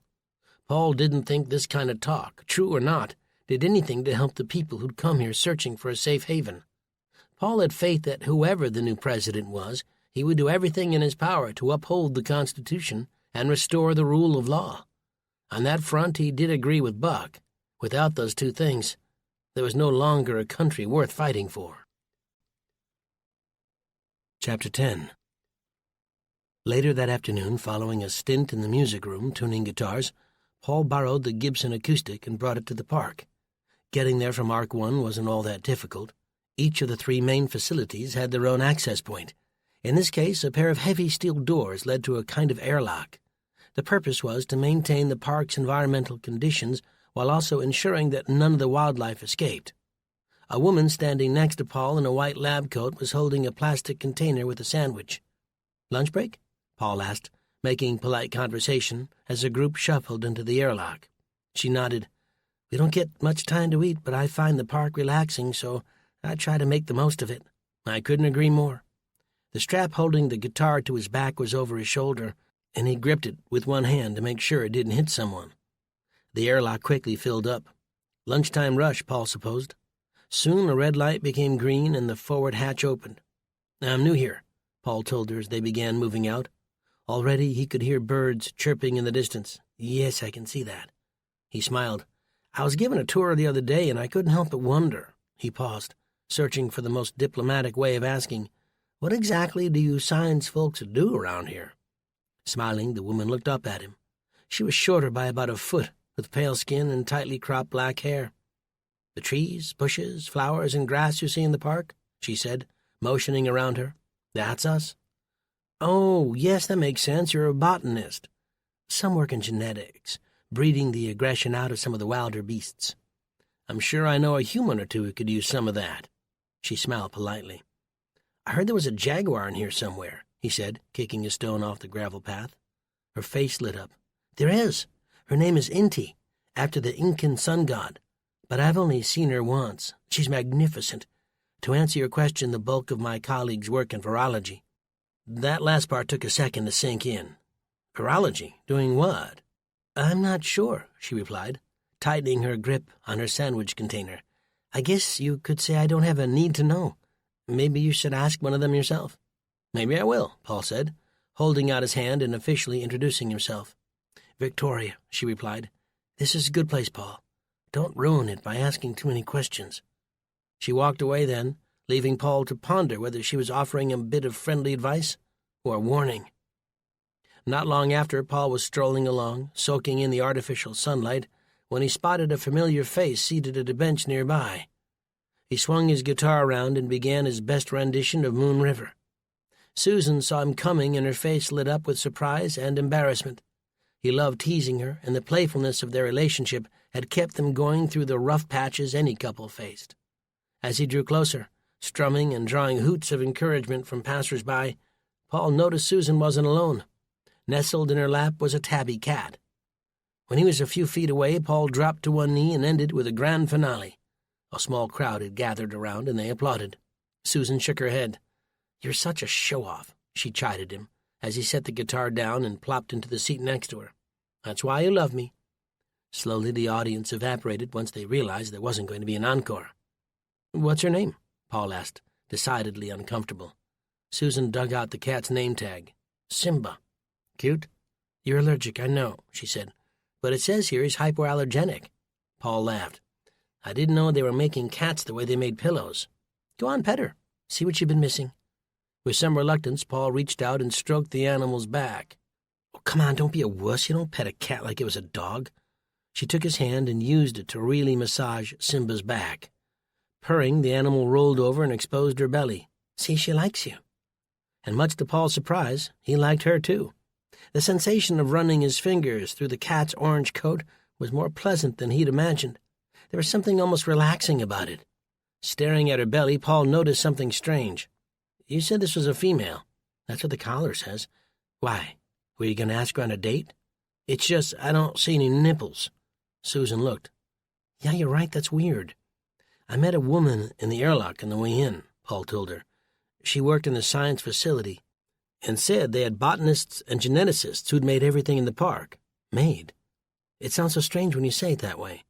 He nodded, pausing as he ran his fingers through the cat's fur. "I felt the same way. Growing life in a test tube just feels unnatural." He trailed off, deciding there was no sense telling her about the rest of his conversation with Victoria, at least not before he could make sense of it for himself. "The rad levels got higher today," he said instead. "That's the scariest part," she said. "If you were outside, you'd never know there was anything wrong. Radiation isn't something you can smell, taste, or see, not before your skin starts to bubble and your hair falls out." She was petting the cat faster now. "It'll pass, honey, I promise. Sooner or later it'll pass, and we'll head back to Nebraska and everything will be okay." The lie rolled off his tongue with such ease, he was tempted to believe it himself. It was frightening to consider just how much things had changed in such a short amount of time. And what about all those people who didn't have bunkers to hide away in? Would the drive home be littered with millions of the dead and dying? Nagasaki and Hiroshima were the only nuclear detonations over a major city, and that had been decades ago, with weapons probably far less powerful. They were the lucky ones, and Paul hoped his family, including Buck, remembered that. "Have you seen Autumn?" he asked. "She left first thing this morning, right after you." "To do what?" Paul asked. Susan scratched the top of Simba's head, and the cat lifted her chin in appreciation. "I'm not certain, but I bet I could guess." "Bread again, huh? Seems she's spending nearly every second she can with that young man. Doesn't he have a job to do?" "That's what I told her. If a girl looks too desperate, boys will lose interest." That wasn't exactly where Paul was going. "I won't lie, I'm not exactly rooting for this love connection," he told her, and I'm not sure either of us should be encouraging it. Why not? Because she should be doing something more constructive with her time. Oh, come on, Paul. You're being a little too protective. You need to start trusting your daughter. She isn't a child anymore. That was easy for Susan to say. Sometimes it wasn't easy for women to understand the protectiveness a father felt for his daughter. One never set out to win the Overbearing Father of the Year award. You try to be cool, let them stumble and make their own mistakes, but when something bad happened, you could spend a lifetime blaming yourself for not being there when they needed you. Susan didn't need to plead her case any further. There was no doubt that Brett had done so much for them already, but a debt of gratitude didn't equate to carte blanche. Given what had happened with Chad, Paul would keep a close eye on things and make sure nothing got out of hand. Those very thoughts were coursing through Paul's head when Craig approached Susan and him. "Mr. Edwards." Paul looked up, shielding his eyes from the glare of the artificial sun. His chest tightened painfully. "What is it, Craig?" "Miss Monroe asked to speak with you right away. She said it was urgent." Chapter 11. The woman at the reception desk in the Arc 3 administrative complex looked about as friendly as a black mamba. Impossibly skinny, with narrow facial features and a permanent frown, she probably hadn't laughed in a decade or two. The atrium of the Arc 3 was bright, with high ceilings. Men and women in suits were coming and going. It might have passed for the ground floor of a Manhattan skyscraper. "I'm here to see Ava Monroe. My name is—" "Yes, we know who you are, Mr. Edwards. She's expecting you, top floor, first office on your right." A bank of elevators were behind her, and Paul began heading in that direction. "Not so fast, Mr. Edwards." She handed him a pin which read Visitor. "PFC Sanchez will escort you up." A soldier with tightly cropped dark hair stepped forward. "Shall we?" The receptionist buzzed them through a turnstile. Once in the elevator, Sanchez used a white keycard to unlock the control panel. Paul's stomach churned as they shot into the air. He couldn't shake the sensation he was being sent to the principal's office. The whole way here, he had run through what he might have done wrong. He'd been on the tram when he'd finally figured it out.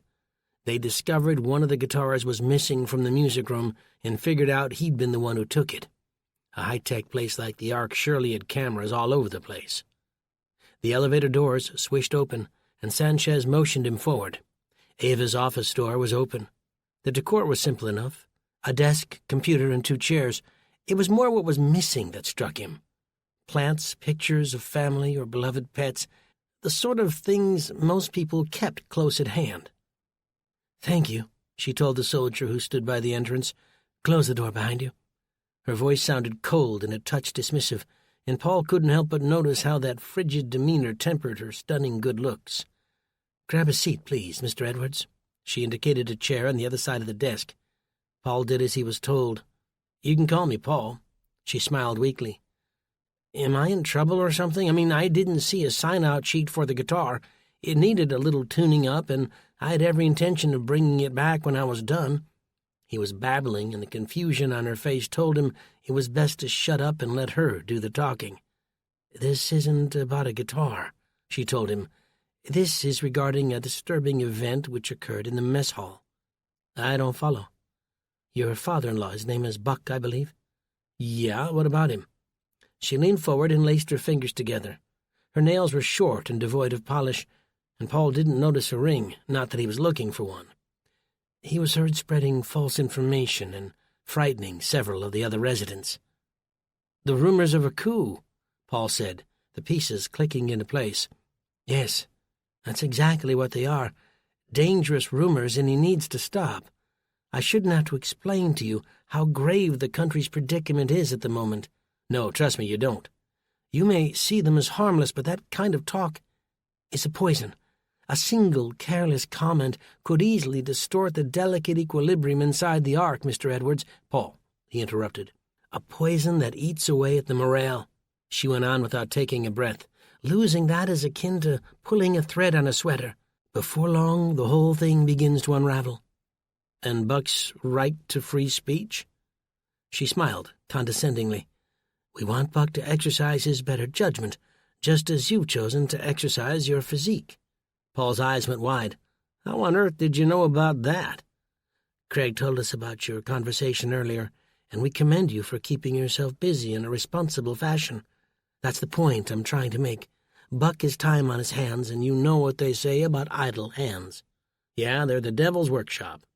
A grin formed on Ava's glossy lips. That's right. But why are you telling me this? Shouldn't Buck be the one in the hot seat? I'm appealing to cooler heads, she replied. Buck is more likely to listen to a family member when it comes to matters like this. You don't know Buck. Her face grew serious. And you don't know us. I'm sure I don't need to remind you that your wife, your daughter, and father-in-law are all here as our guests. We're United States citizens, he protested. A cute line from the movies we've heard often lately. You are citizens, and as such your responsibility is to maintain the collective peace. If that means a bit of self-censorship and common sense, then so be it. I would hate to be forced to eject you all from the facility. As you know, the conditions outside are getting worse by the day. Without the proper protection, the cells in your body would begin to break down almost at once.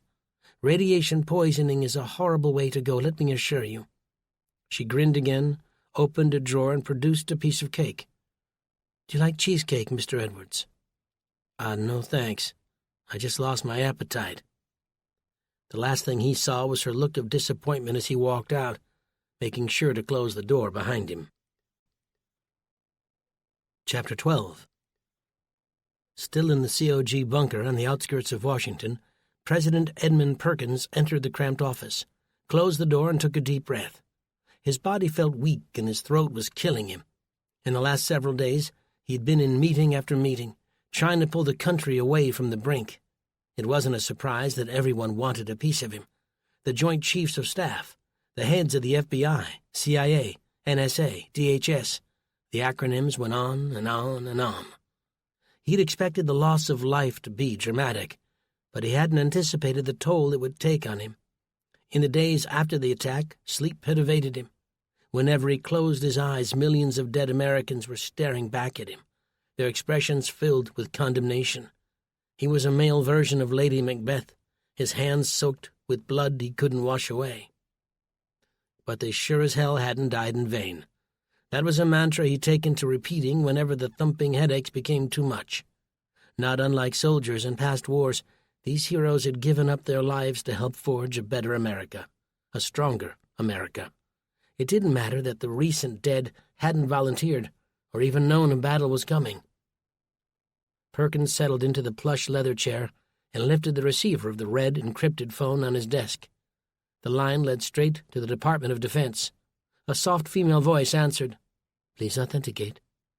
President Edmund Perkins. Analyzing, please hold. Perkins waited, tapping a pen against the desk.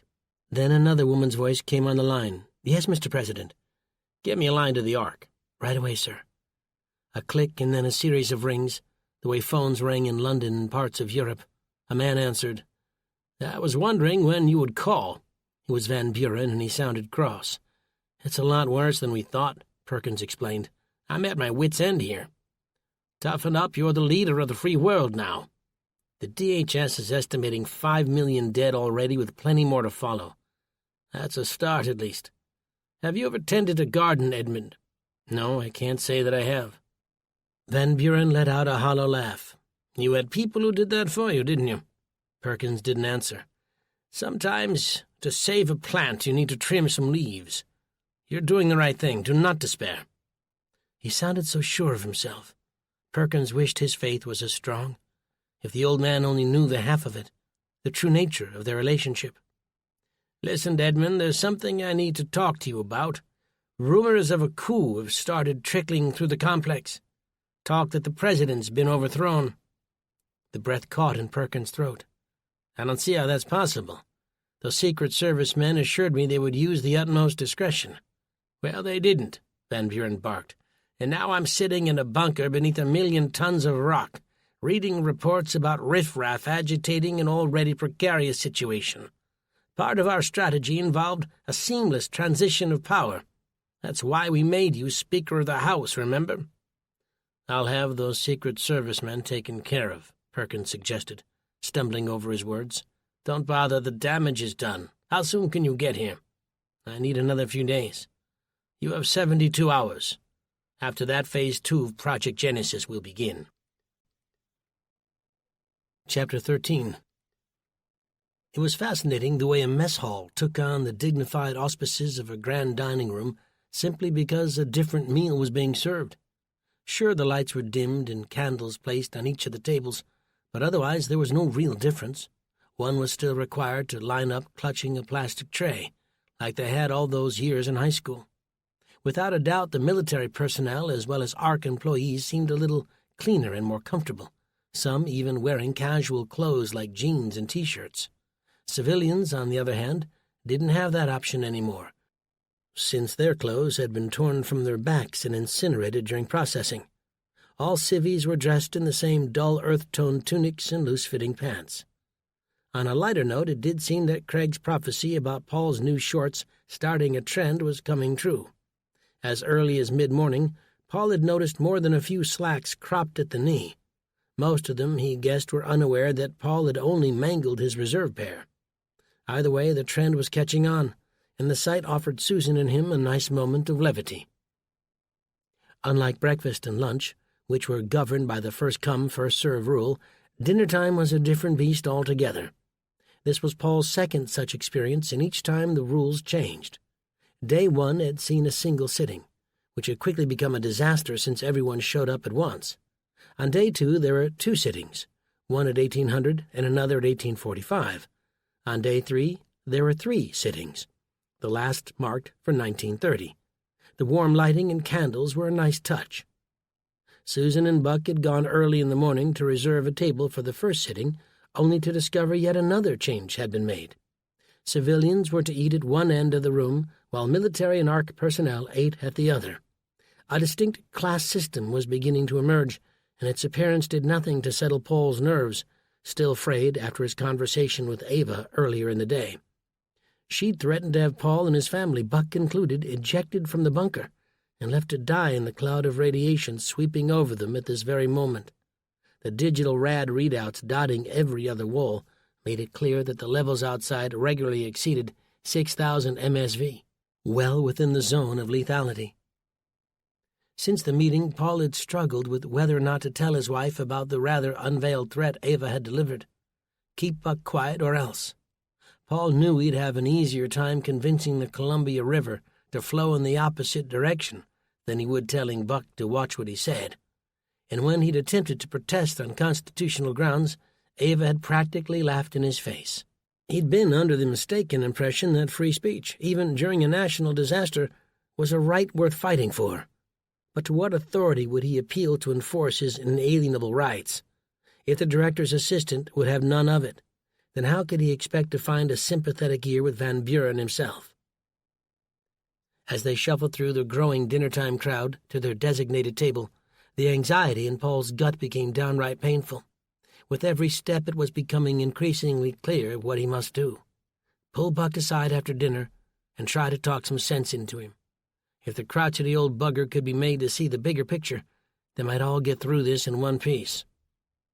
The first sign Paul's plan was destined to blow up in his face reared its ugly head the minute they took their seats. The table sat 10 apiece. Paul, Susan, Autumn, and Buck settled in, followed quickly by Earl Mullins, his wife Cindy, and their 2 children, little Earl Jr. and Colton, a little boy with a prosthetic left arm. The last to join were the 2 men Paul had seen Buck arguing with earlier, Jeb Wilkes and Alan Womack. It turned out Earl, a mechanic from Heber Springs, had received a visit from the National Guard shortly after the nukes went off and had been told the fabric of society was about to break down and that a spot inside a local government facility was awaiting them. Jeb and Alan had similar stories, except each of them lived nearly 100 miles apart, and like Earl, they were both working-class folks from rural areas. Where their stories parted was at their marital status. Both Jeb and Alan were single and childless. That wasn't to say the 2 men didn't have families somewhere, but with military men standing in their faces and no one sharing their homes, they both said they'd made a quick decision, and one they were starting to regret. "I was sure the folks in the big cities would be hit worse by the chaos," Jeb told them. He was squat, with an impressive belly and a neck the same width as his head. Alan nodded. Thinly built, with pronounced veins running along his forearms, He looked like the calmest of the three. "I told those army types I was going to stay, but they tossed me into a truck. Told me they were saving my life. Left my 2 dogs behind with no one to feed 'em." His eyes welled up with tears, and he blinked them away. "They may have used kid gloves in my case," Earl said, "but practically the first thing they'd done was remove my AR-15 along with both pistols I'd stashed in a bag. Waited till we were halfway there before doing it, too. Didn't leave us any choice but to comply. Wasn't like we could just up and walk home. Now we're stuck wearing these damn prison rags. Saw a handful of folks this afternoon who'd even cut their damn pants into shorts, like they were on holiday or something." Paul felt a hot flush rise up his neck and into his cheeks. "Idiots, I tell you," Jeb threw in. Buck was seated next to Paul, and his eyes fell to his son-in-law's bare legs. Buck shook his head in disgust before adding his 2 cents. "With us, they waited till we were here before springing their little trap. I was unconscious at the time with a gunshot wound, but let me assure you, if I'd been up, no one would have taken my guns." Buck was leaning forward now, his own protruding belly pressed against the edge of the table. In usual style, Buck was taking a shot at Paul for not arguing to bring his guns inside the bunker. It was only a question of time before he laid the entire terrorist attack at Paul's feet.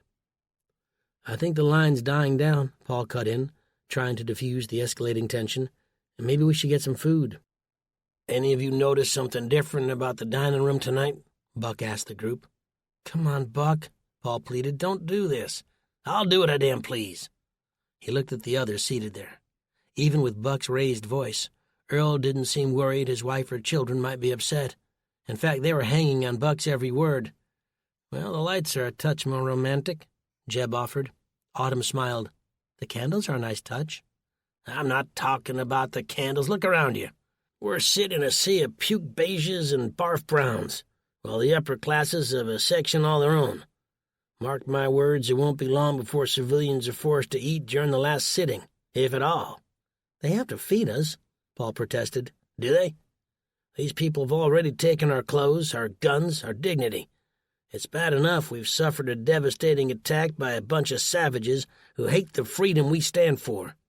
And then to top it off, our rights and liberties are stripped away one at a time. I wonder what Emperor Perkins will have to say about this." Paul snapped and shouted before he could stop himself. "Stop it, Buck, or you'll get us thrown out." People around them had stopped eating and were staring, some with open mouths, tonight's dinner on full display. Not far away, Van Buren leaned against a pillar, arms crossed, watching the spectacle for himself. "Thrown out for speaking my mind?" The look of disbelief on Buck's face surprised even Paul.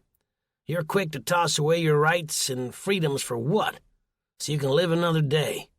Is that all it takes? The promise of a warm meal and a roof over your head? Regardless of what you might have heard, this is still the United States of America. I'm not going to give up on my constitutional rights just yet, and I hope the rest of you won't either." The crowd erupted in applause, and Buck stood there, just as surprised by their reaction. Earl rose to his feet and whistled loudly. When Paul looked back, Van Buren was gone, and along with him any hope of talking some sense into Buck. In the old days of sail, the seaman's greatest fear, apart from fire, was that a cannon would come loose in the heavy seas and smash through the hull, sinking the ship. That was the reason they were lashed with heavy rope. It was also the origin of the term loose cannon. As Paul had come to discover, the Ark was a kind of ship, and Buck the cannon, threatening to tear from its berth and send them beneath the waves. Ava had ordered Paul to use those heavy ropes to silence his outspoken father-in-law, and he had failed. And yet, as frustrated as Paul was with that failure and Buck's stubbornness, he also recognized the truth in what the old coot was saying. Deciding between a set of sacred principles and the lives of your family wasn't easy. Paul had hoped in entering the bunker he would be shielded not only from the radiation, but from the requirement to make those kinds of life-and-death decisions. Not only had he been wrong, fate had a rather sick sense of humor. Chapter 14. Not long after, Paul was back in their sleeping quarters staring out the window, or at least the digital image of a pasture with rolling hills and dairy cows that passed for one. There was something rather disturbing about it, since the chances were good a scene like this would look far different today. Sure, the grass in the field might still be green, but the livestock would be little more than bloated corpses dotting the landscape. Even the predators were likely dead. An entire cycle of life upended. Part of Paul wanted to know just how bad things were out there, and another part didn't think he could face a reality that bleak. Susan entered the room a moment later. "Well, it seems Buck's found himself a new fan club." Paul didn't answer. "Look," she said, sitting down next to him, "I know you were trying to talk some sense into my father, but you've got to face the fact that your voice of reason approach simply pushes him further to one extreme." Paul heard the words Susan was saying. He just couldn't bring himself to tell her the truth. "He's no spring chicken, Paul. Folks get set in their ways, and the chances are good he won't have some miraculous change of heart. Maybe it's time you accept him for who he is." At last Paul turned. "Does your father drive me up the wall? Trust me when I say that's putting it mildly. Like your new friend Simba, sometimes I wonder if he was genetically engineered to push my buttons." Susan rubbed his back. "Believe me, I know. I'm often left wondering who's the married couple here, us or the two of you." Paul couldn't help but grin. "He's too hairy for me." They both burst into a fit of laughter, Paul doubling over until the hot tears came streaming down his cheeks. Susan covered her mouth with both hands and quivered. She was self-conscious of her teeth, which was silly because they were beautiful, but those little vulnerabilities made him love her even more. When they finished, the muscles in Paul's belly felt like he'd just finished ripping through 100 crunches. Laughter was part of Mother Nature's exercise regime. Sometimes letting off steam was the only thing that stood between you and insanity. As he pulled Susan into a hug, his hand running through her fiery red hair, he decided to break his word.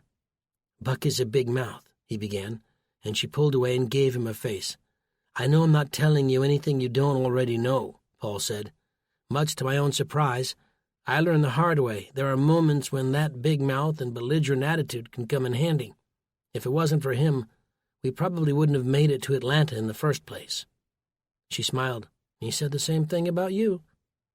That hit Paul like a load of bricks. "Really?" "Don't be so surprised. He may not show it, but he thinks more highly of you now. Probably wasn't more than a day or two ago that he and I spoke, and he said there were a few scrapes where your diplomacy and calm manner saved the day. Even admitted if he'd been alone, his mouth would have landed him in a heap of trouble." Paul laughed. "I must be dreaming." "You've got to understand, Paul, that kind of talk is so hard for Buck.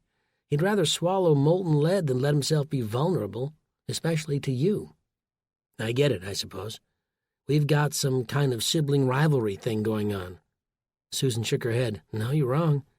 He sees you as a son, Paul, the one he never had." "Well, I wish he had the strength to tell me that himself. How odd that he isn't afraid to knock someone's head in or give them a piece of his mind.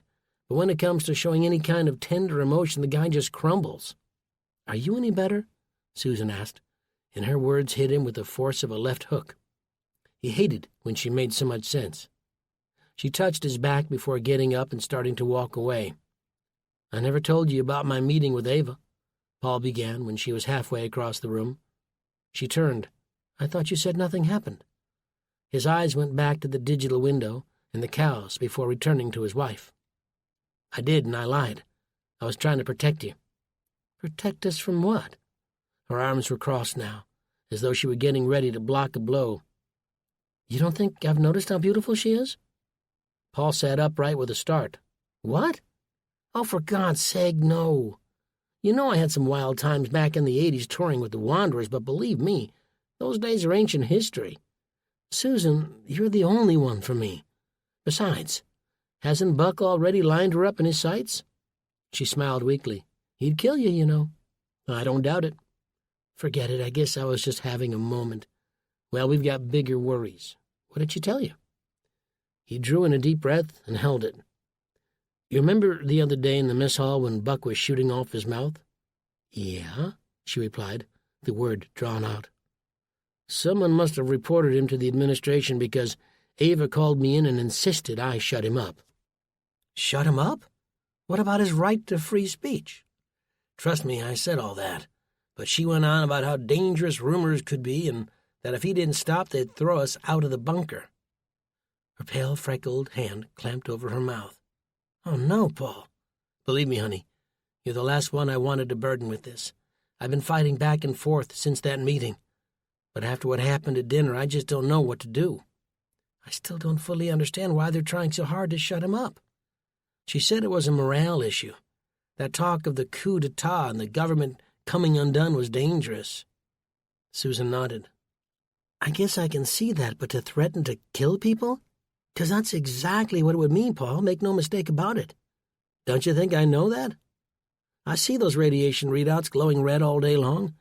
It's all I've been thinking about." He pointed to the digital window and the cow pasture almost as proof. "Then we simply need to come clean and tell him," Susan said. "Really?" Paul wasn't at all convinced.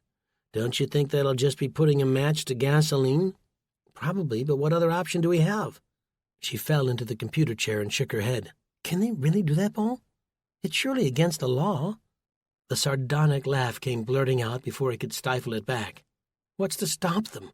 There aren't any cops or courts we can appeal to. We're at their mercy." "We should never have come here," Susan said. She was up and pacing back and forth now. "If we hadn't, we'd probably be glowing with radioactivity. We were between a rock and a hard place, and we made the only decision that made sense. Choosing death is never a viable option." Susan stopped and raised her index finger to her lips, a move which puzzled Paul. Was something passing outside in the hallway? She approached and whispered into his ear, "What if the room is bugged?" "Okay, now you're starting to sound like Buck. Of course the room isn't bugged. There's nothing worth listening to, Susan, and I'm sure those suits in Arc 3 have better things to do with their time. The entire fabric of our country's on the brink of unraveling." Susan paused before her gaze rose and caught his. What if they're the ones responsible? Chapter 15. Susan's words were still ringing in Paul's ears the following day when Paul asked Buck to join him in the park after breakfast. With a "sure, why not," Buck had agreed and followed him for a bite to eat. But even the early morning crowds gathered in the mess hall, shuffling for seats in their designated areas, couldn't shake that strange feeling he had. The very thought that even a faction of the U.S. government had anything to do with the terrorist attack was too egregious an accusation to take seriously. Susan had thrown it out there the way most of us tend to with wild theories, without contemplating the larger implications. Although he hadn't admitted it at the time, the idea that the rooms were bugged had stuck with him, and was the reason why Paul had wanted to speak with Buck in the park. At least there, nature might provide the sort of privacy they needed. Not long after they finished eating, Paul and Buck excused themselves and set off for the airlock, which led from Arc 1 into the park. "I heard a rumor they might be adding snakes," Paul said, trying to make polite conversation. Buck grunted. "I hate snakes." "These ones will be genetically modified." "Yeah? Well, look where our GMO food got us. Ain't never a good idea to muck with nature." So much for polite conversation, Paul thought, as they entered the airlock. It wasn't as full as the other day, even though there were still quite a few people. On their way out of the airlock, another group entered on their way back to Arc 1. In the middle of the green space was a large artificial pond, and that was where Paul and Buck were headed. Along the way, they crossed paths with a man pushing a woman in a wheelchair. Paul had seen them around from time to time during these first few days, noticing they mostly kept to themselves. From what he'd gathered from Susan, they were a young couple, the wife suffering tragically from osteogenesis imperfecta, a disease which made her bones so brittle a single pat on the back could crush her spine. The illness had reached the point where she could no longer walk and was wheelchair-bound. Paul waved as they passed, the man waving back. "Hell of a life," Buck commented before they were out of earshot. "Geez, you could at least wait till they can't hear you." Buck laughed. "You PC types kill me. You don't mind one bit making snide remarks behind someone's back, but God forbid they should hear you." "I just don't see the point in hurting her feelings." "But you were thinking the same thing I was, weren't you?" Paul wanted to lie, but didn't. Maybe I was. A degenerative disease like that is worse than a death sentence. Let me tell you, they wouldn't get much further than a diagnosis before old Buck took matters into his own hands. There Buck went, talking in the third person again. There may be a life lesson in that sort of thing. Yeah, the lesson is better off dead. They stopped along the edge of the water. The artificial sun was still low in the sky. Around them other civilians were milling about. A few of them stretched out beneath the maple trees. Others rowed on small boats across the pond, smiling or giggling at one another. Buck reached down, scooped up a handful of stones, and began tossing them in one at a time. The water made a bloop sound as each one went in. You know, it's a crazy thing to think about, given what's going on out there, Paul said, but people here really seem to be enjoying themselves. Another stone and another bloop. It's 'cause they've let the wool be pulled over their eyes. They should be unhappy? I'm not sure about unhappy, but definitely not nearly so darn complacent. See, that's the problem with folks. You give them comfort and a little distraction, and they're more than happy to hand over every last ounce of their personal responsibility. Safety slaves. Paul kicked a small rock into the water and grinned. Safety slaves. I've never heard that before. Of course you haven't. I just made it up. But it's the truth. You take care of people's basic needs, and they stop asking questions. Grumbling bellies are the first sounds you hear in any revolution. I ain't saying anything crazy. In the real old days, the Romans spent a ton of money on gladiatorial games to distract the mobs of Rome from rising up. Before all this, Buck said, waving his hand in a wide arc, we were pacified with movies, sports, and above all else, television. Heck, they didn't call it the boob tube for nothing. Sounds like the urban legend about department stores, piping subliminal messages over the PA. Yeah, now you're getting it. Don't steal. Buy more worthless stuff. The two men laughed. Buck tossed a fresh stone. By the way, if Earl Mullins comes up to you, don't give him the time of day. Paul's eyebrows rose. I thought Earl was a friend of yours. He gave you a standing ovation after your speech in the dining hall. That's what I thought before I discovered the guy ain't nothing but a two-faced punk. He was talking behind your back? Now Paul was genuinely interested. Nah, I passed him in the corridor this morning. He was with his family, and he gave me the cold shoulder. You know me, Paul. I don't take kindly to being snubbed, so I raised my voice, and even pulled his arm. Hey, maybe he went deaf in his sleep last night. Anyway, he stared at me like I was a stranger and herded his family away like I was the big bad wolf. Won't be surprised if those other two do the same. Jeb and Alan? Haven't seen them since. I ain't got no use for people who turn on you at the drop of a hat. Paul's mind was turning a mile a minute. Maybe he became uncomfortable with all the conspiracy talk. No way, Rockstar. Earl was more of a hardcore conspiracy theorist than I am. Every time we got to talking, he always found a way of bringing the conversation back to 9/11. What happened to Building 7, Buck? He'd shout. What happened to Building 7? Like, how the heck should I know?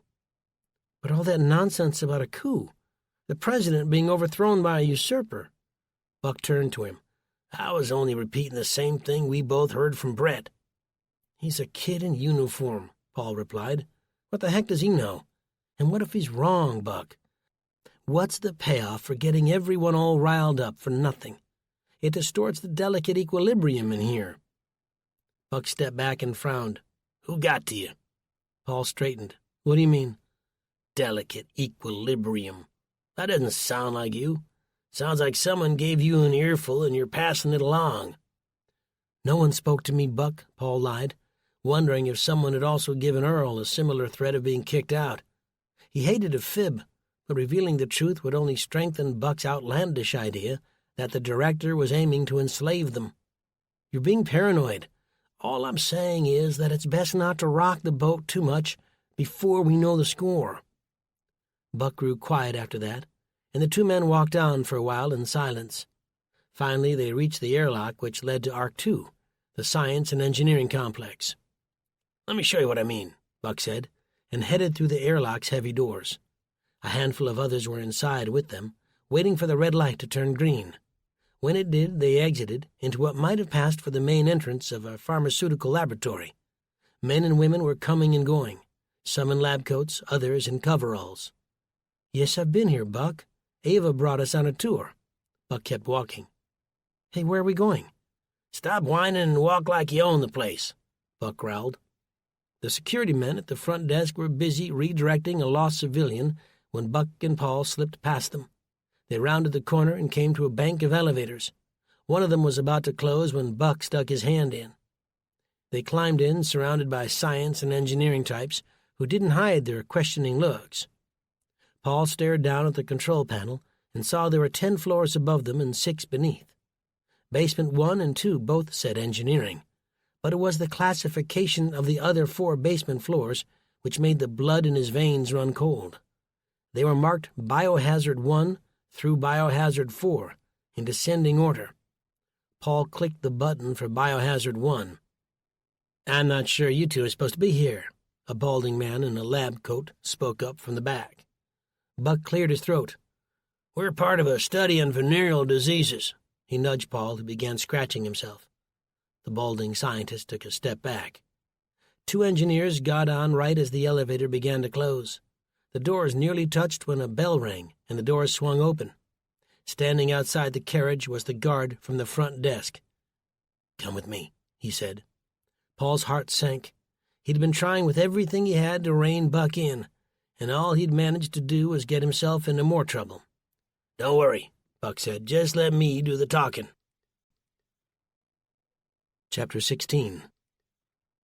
Paul and Buck were held alone in a tiny room for close to an hour.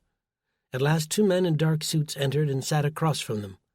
They were armed, their pistols swinging back and forth from the shoulder holsters they were wearing. The trick, Paul knew, would be to play dumb and act dumber, which was why Paul spoke up before Buck had a chance to open his big mouth.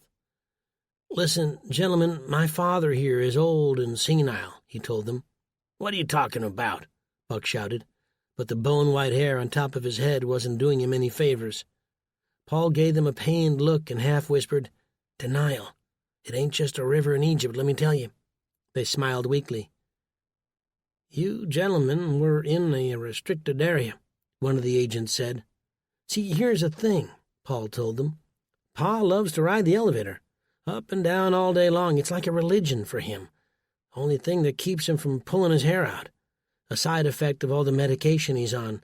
Anyway, we were walking through the park and he started yelling upsy-downsies, which is his way of asking for an elevator ride. You can't imagine how unbearable he gets when he doesn't get his way."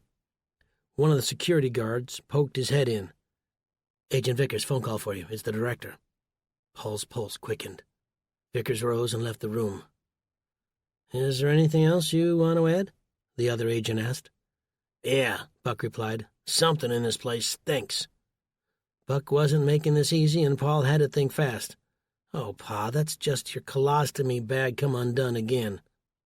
Buck looked at him with eyes that promised a swift beating when this was over and done with. Vickers came back into the room and stood by the door. "You two are free to go." "We are?" Paul said, trying and failing to hide his surprise. "Please head back to Arc 1 immediately." "You'll never see us again," Paul promised. They rose and filed out. Both agents watched as they walked through the reception area and headed toward the tram. A stroll through the park would take too long, and besides, Paul's legs were still weak. "You nearly got us killed back there," he scolded Buck after they'd reached the platform. A digital display indicated the next train was due in 5 minutes. "Nonsense. Our taxes paid for this place. We had every right to see what's going on." "I think the men with the guns might disagree." At the far end of the platform, Paul spotted the 2 agents, watching them. "Are they really wearing sunglasses? That's so cliché." "You suppose they're trying to intimidate us?" "Not more than they already have. I'll bet they're here to make sure we go back where we belong." Buck glared at them. A moment later, the tram roared into the station. Paul and Buck got on and took a seat. Slowly, the train pulled away for the short journey to Arc 1. "I'm still trying to work out what all that biohazard stuff was for." Paul considered this for a moment. "Your guess is as good as mine." "Saw a documentary on lethal diseases. Stuff capable of wiping out the human race. We're talking biblical plagues here." "Yeah, I get it," Paul said, wringing his hands. "Those bad boys are normally given a biohazard level of 4, the same level we saw back there." "Maybe they're working on vaccines," Paul offered. "We've seen how these bunkers are designed to protect and maintain important branches of the government. Well, maybe this is where the CDC is now headquartered." Buck nodded. That does make sense. And if you're right about the danger of a level 4 biohazard, then it begins to make sense why they wouldn't want unauthorized people snooping around. Might also be why they gave us an inoculation when we first arrived. Buck spat. My rear end still smarts. Paul grinned, recalling the panic on the old man's face when he'd seen an inoculation was coming. Mine too, he replied, rubbing the spot where the auto-injector had done its damage. Buck had raised some important questions. Paul could see the old man wasn't completely sold on his explanation. There seemed to be more than a few secrets floating around this place. A bunker dug into a hollowed-out mountain. Top-secret areas shrouded in mystery, and more creature comforts than most of the civilians were used to. It was then that it dawned on him. Something about the living quarters that Ava had told him during their initial tour, that they were initially designed to house members from the House and the Senate. At the moment, the government and science people stayed in Arcs 2 and 3. In that light, the stark reality of this installation began to come into sharp focus, and it explained why they'd struggled so much in the beginning with the influx of civilians. This bunker hadn't been built with them in mind at all. In the event of a SHTF-type scenario, American civilians were considered expendable. Chapter 17. The message over the loudspeaker came early the next morning. All residents from Arc 1 are required to present themselves to the Science and Engineering Wing by 0800 hours. Paul's eyes snapped open as the message blared again. It seemed to be on a loop. In the bunk above him, Buck snored away merrily, sounding like a wildebeest searching for a mate. Susan and Autumn were already up. His daughter was worried. "What's going on, Dad?" "I haven't the foggiest idea," he told her. "Last thing I remember, I was dreaming about the Wanderers. We were set to go on stage, and I couldn't find my guitar." "You normally have that dream when you're stressed," Susan said, seated before the desktop computer. A ticker tape along the top and bottom of the screen was repeating the message as it played over the speaker. Even the digital window was doing the same. Annoying alarm aside, Paul was starting to feel the pressure of keeping Buck under control. Of course, he hadn't told Susan what had happened in the elevator the day before. Wasn't any sense worrying her for nothing, although Paul couldn't help but wonder himself if this assembly was somehow connected. "How long before we need to be there?" he asked, feeling the overwhelming need to brush his teeth. 20 minutes, Susan told him. Paul looked up at Buck, the mattress on the upper bunk sagging under his weight. That should be just enough time to get Buck on his feet. They reached the Science and Engineering Wing 25 minutes later. Turned out waking Buck from a bad dream was just as deadly as waking a sleepwalker. Paul rubbed the bump on his forehead where Buck's knuckle had caught him square in the noggin. "Could have been worse," the old man said, looking rather satisfied with himself. "A few inches down, and I'd have given you a real shiner." Paul shook his head, eyeing the crowd already gathered. While most had opted to wait for the tram, others had chosen to cut through the park. For the two men, this was something of a déjà vu. Since it had only been a few hours earlier, they'd nearly been imprisoned on these very grounds by Secret Service types. There must have been several hundred civilians gathered in Arc 2's atrium, all of them dressed in the same drab potato sack outfits. At least, that was what Autumn had taken to calling them. All she'd talked about on the way over was Brett, and what a sweetheart he was for trying his best to get her a better outfit. Paul's attempts to remind her she wasn't away at summer camp had been swiftly shot down by Susan. Since when did fathers no longer have a say in who their daughters dated? An improvised platform and podium blocked off the narrow approach to the elevators. The crowd was filled with nervous energy. A million rumors were buzzing through the crowd. "They're throwing us out," some said. "They've run out of food and they're kicking us to the curb." Others joined in, offering a historical basis to back up the possibility. Castles under siege during the Middle Ages, they argued, often ejected the peasants and townsfolk as soon as the stores of food and water got low.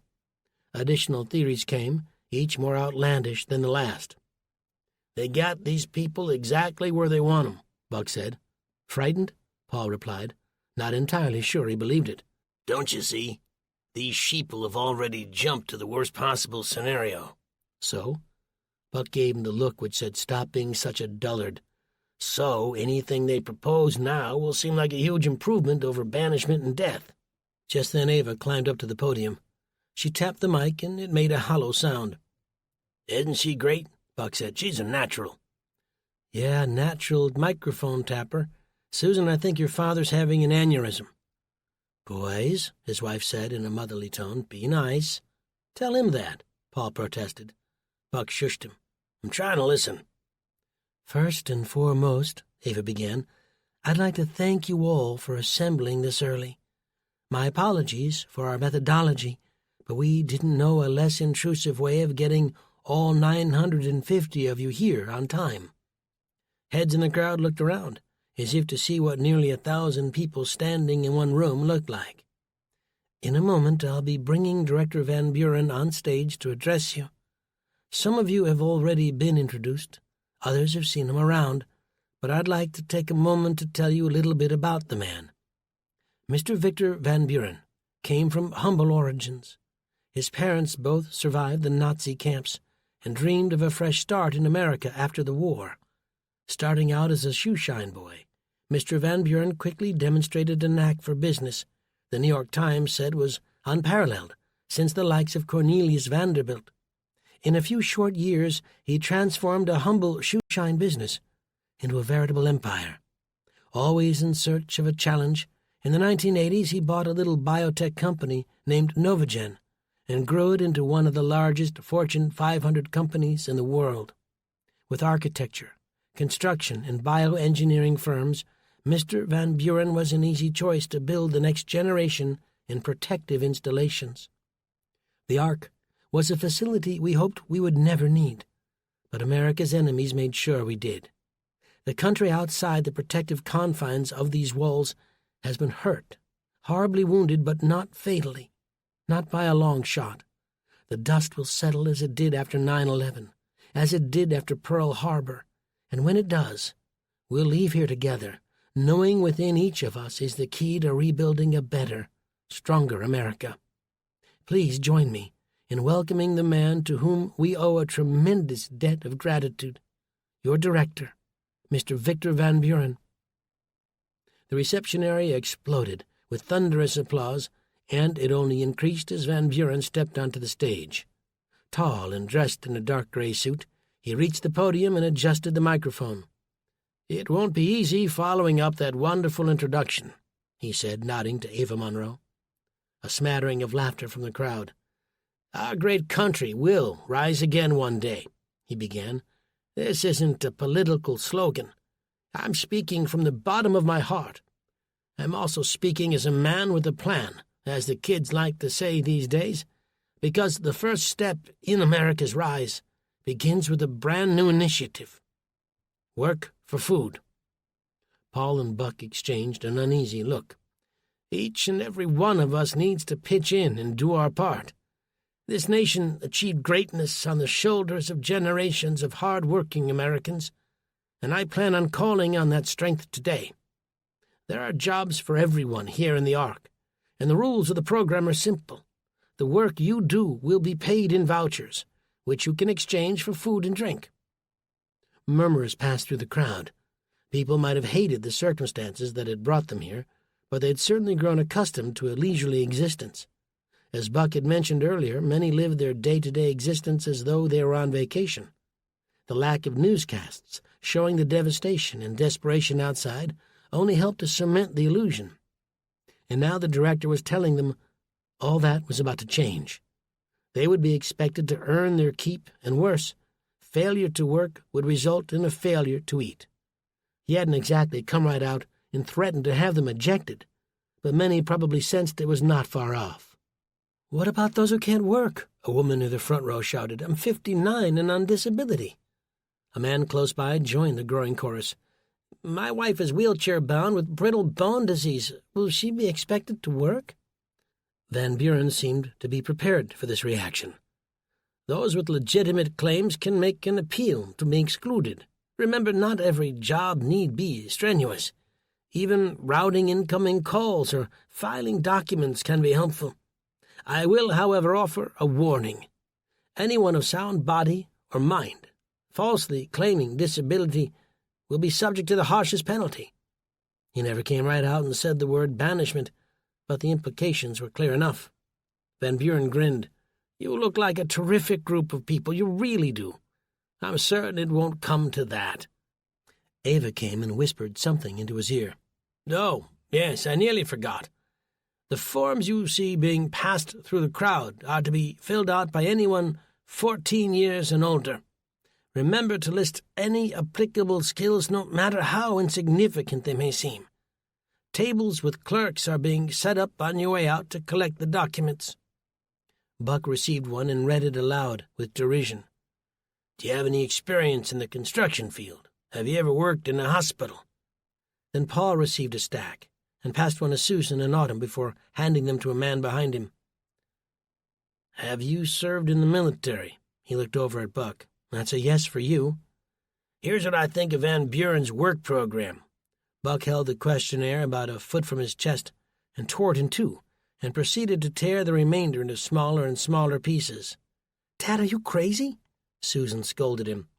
"Those Nazi camps Van Buren seems to wear as a badge of honor used to have a sign that hung over the front gate with a message prisoners would see upon entering. It read, 'Work will set you free.'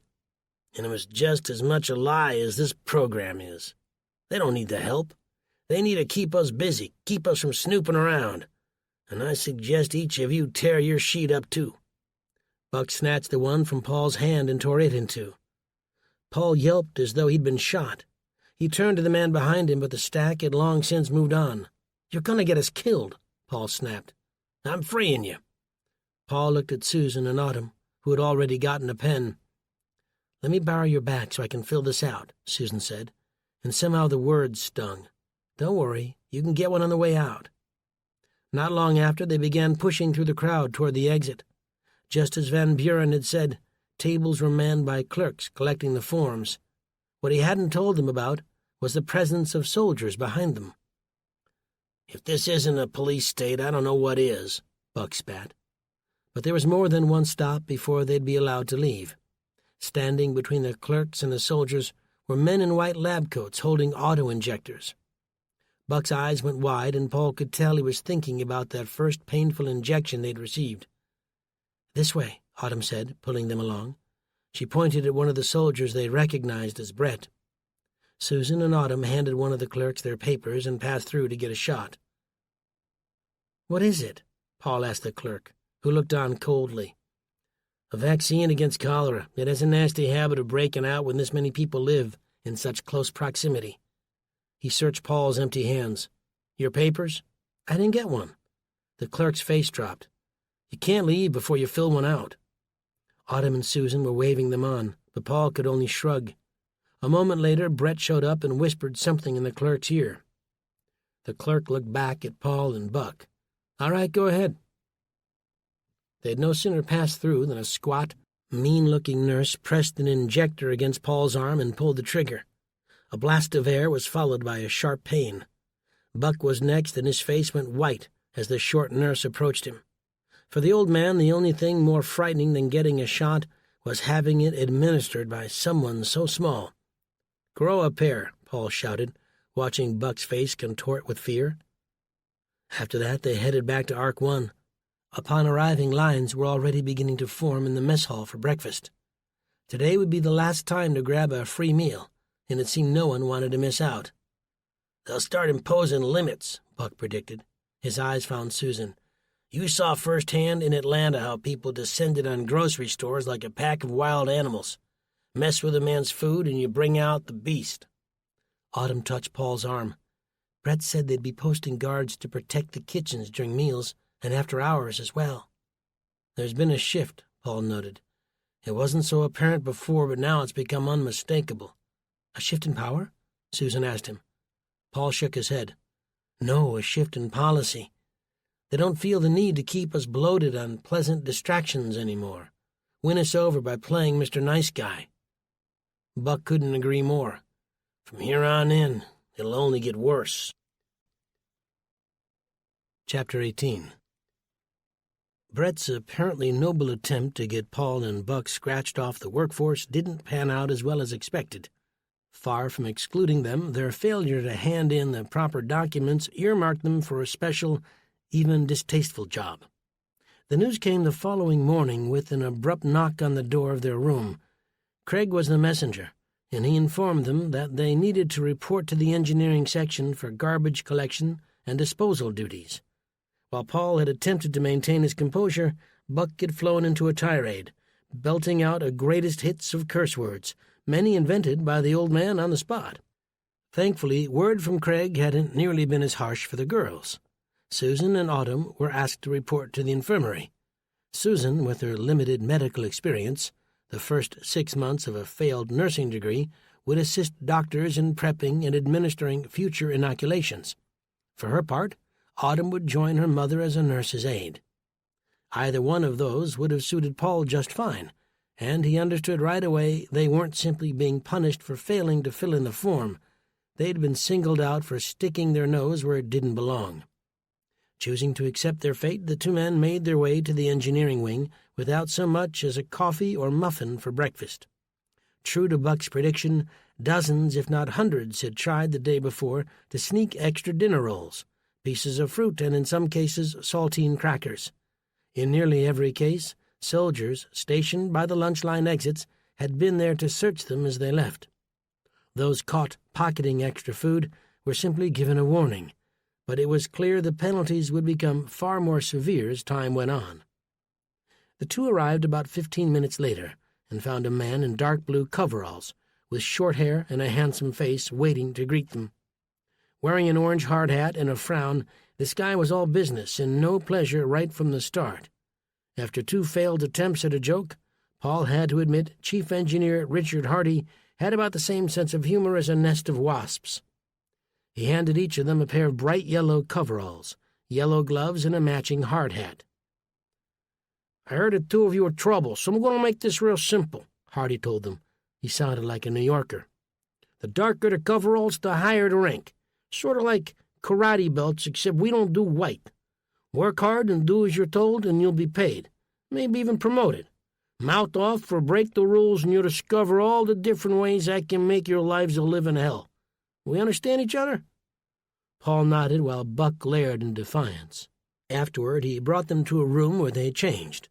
Initially, Paul had simply pulled the yellow coveralls over his brown slacks and beige tunic until Buck had let him know he was making a terrible mistake. "You ever worked with garbage before, Rockstar?" "I'm happy to say that I haven't."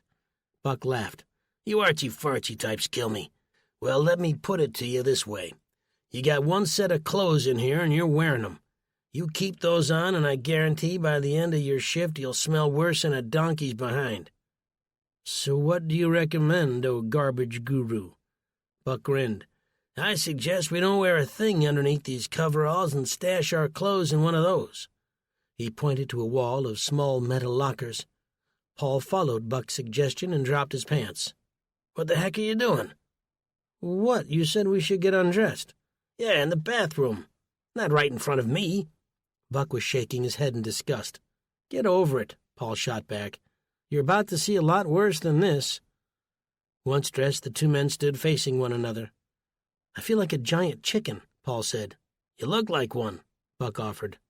"If I hadn't let you rip that paper of mine, I could have been teaching a music class or something useful instead of getting stuck on garbage patrol." "That's funny. This place needs a music teacher about as much as they need another litter of nippleless cats." "Well, you never know." Buck's face didn't show an ounce of doubt. "Trust me, I know." Trying to hide their embarrassment, they returned to the spot where they'd met Chief Engineer Hardy and found a handful of men and women in yellow coveralls already gathered. Hardy was busy giving them his no-nonsense speech.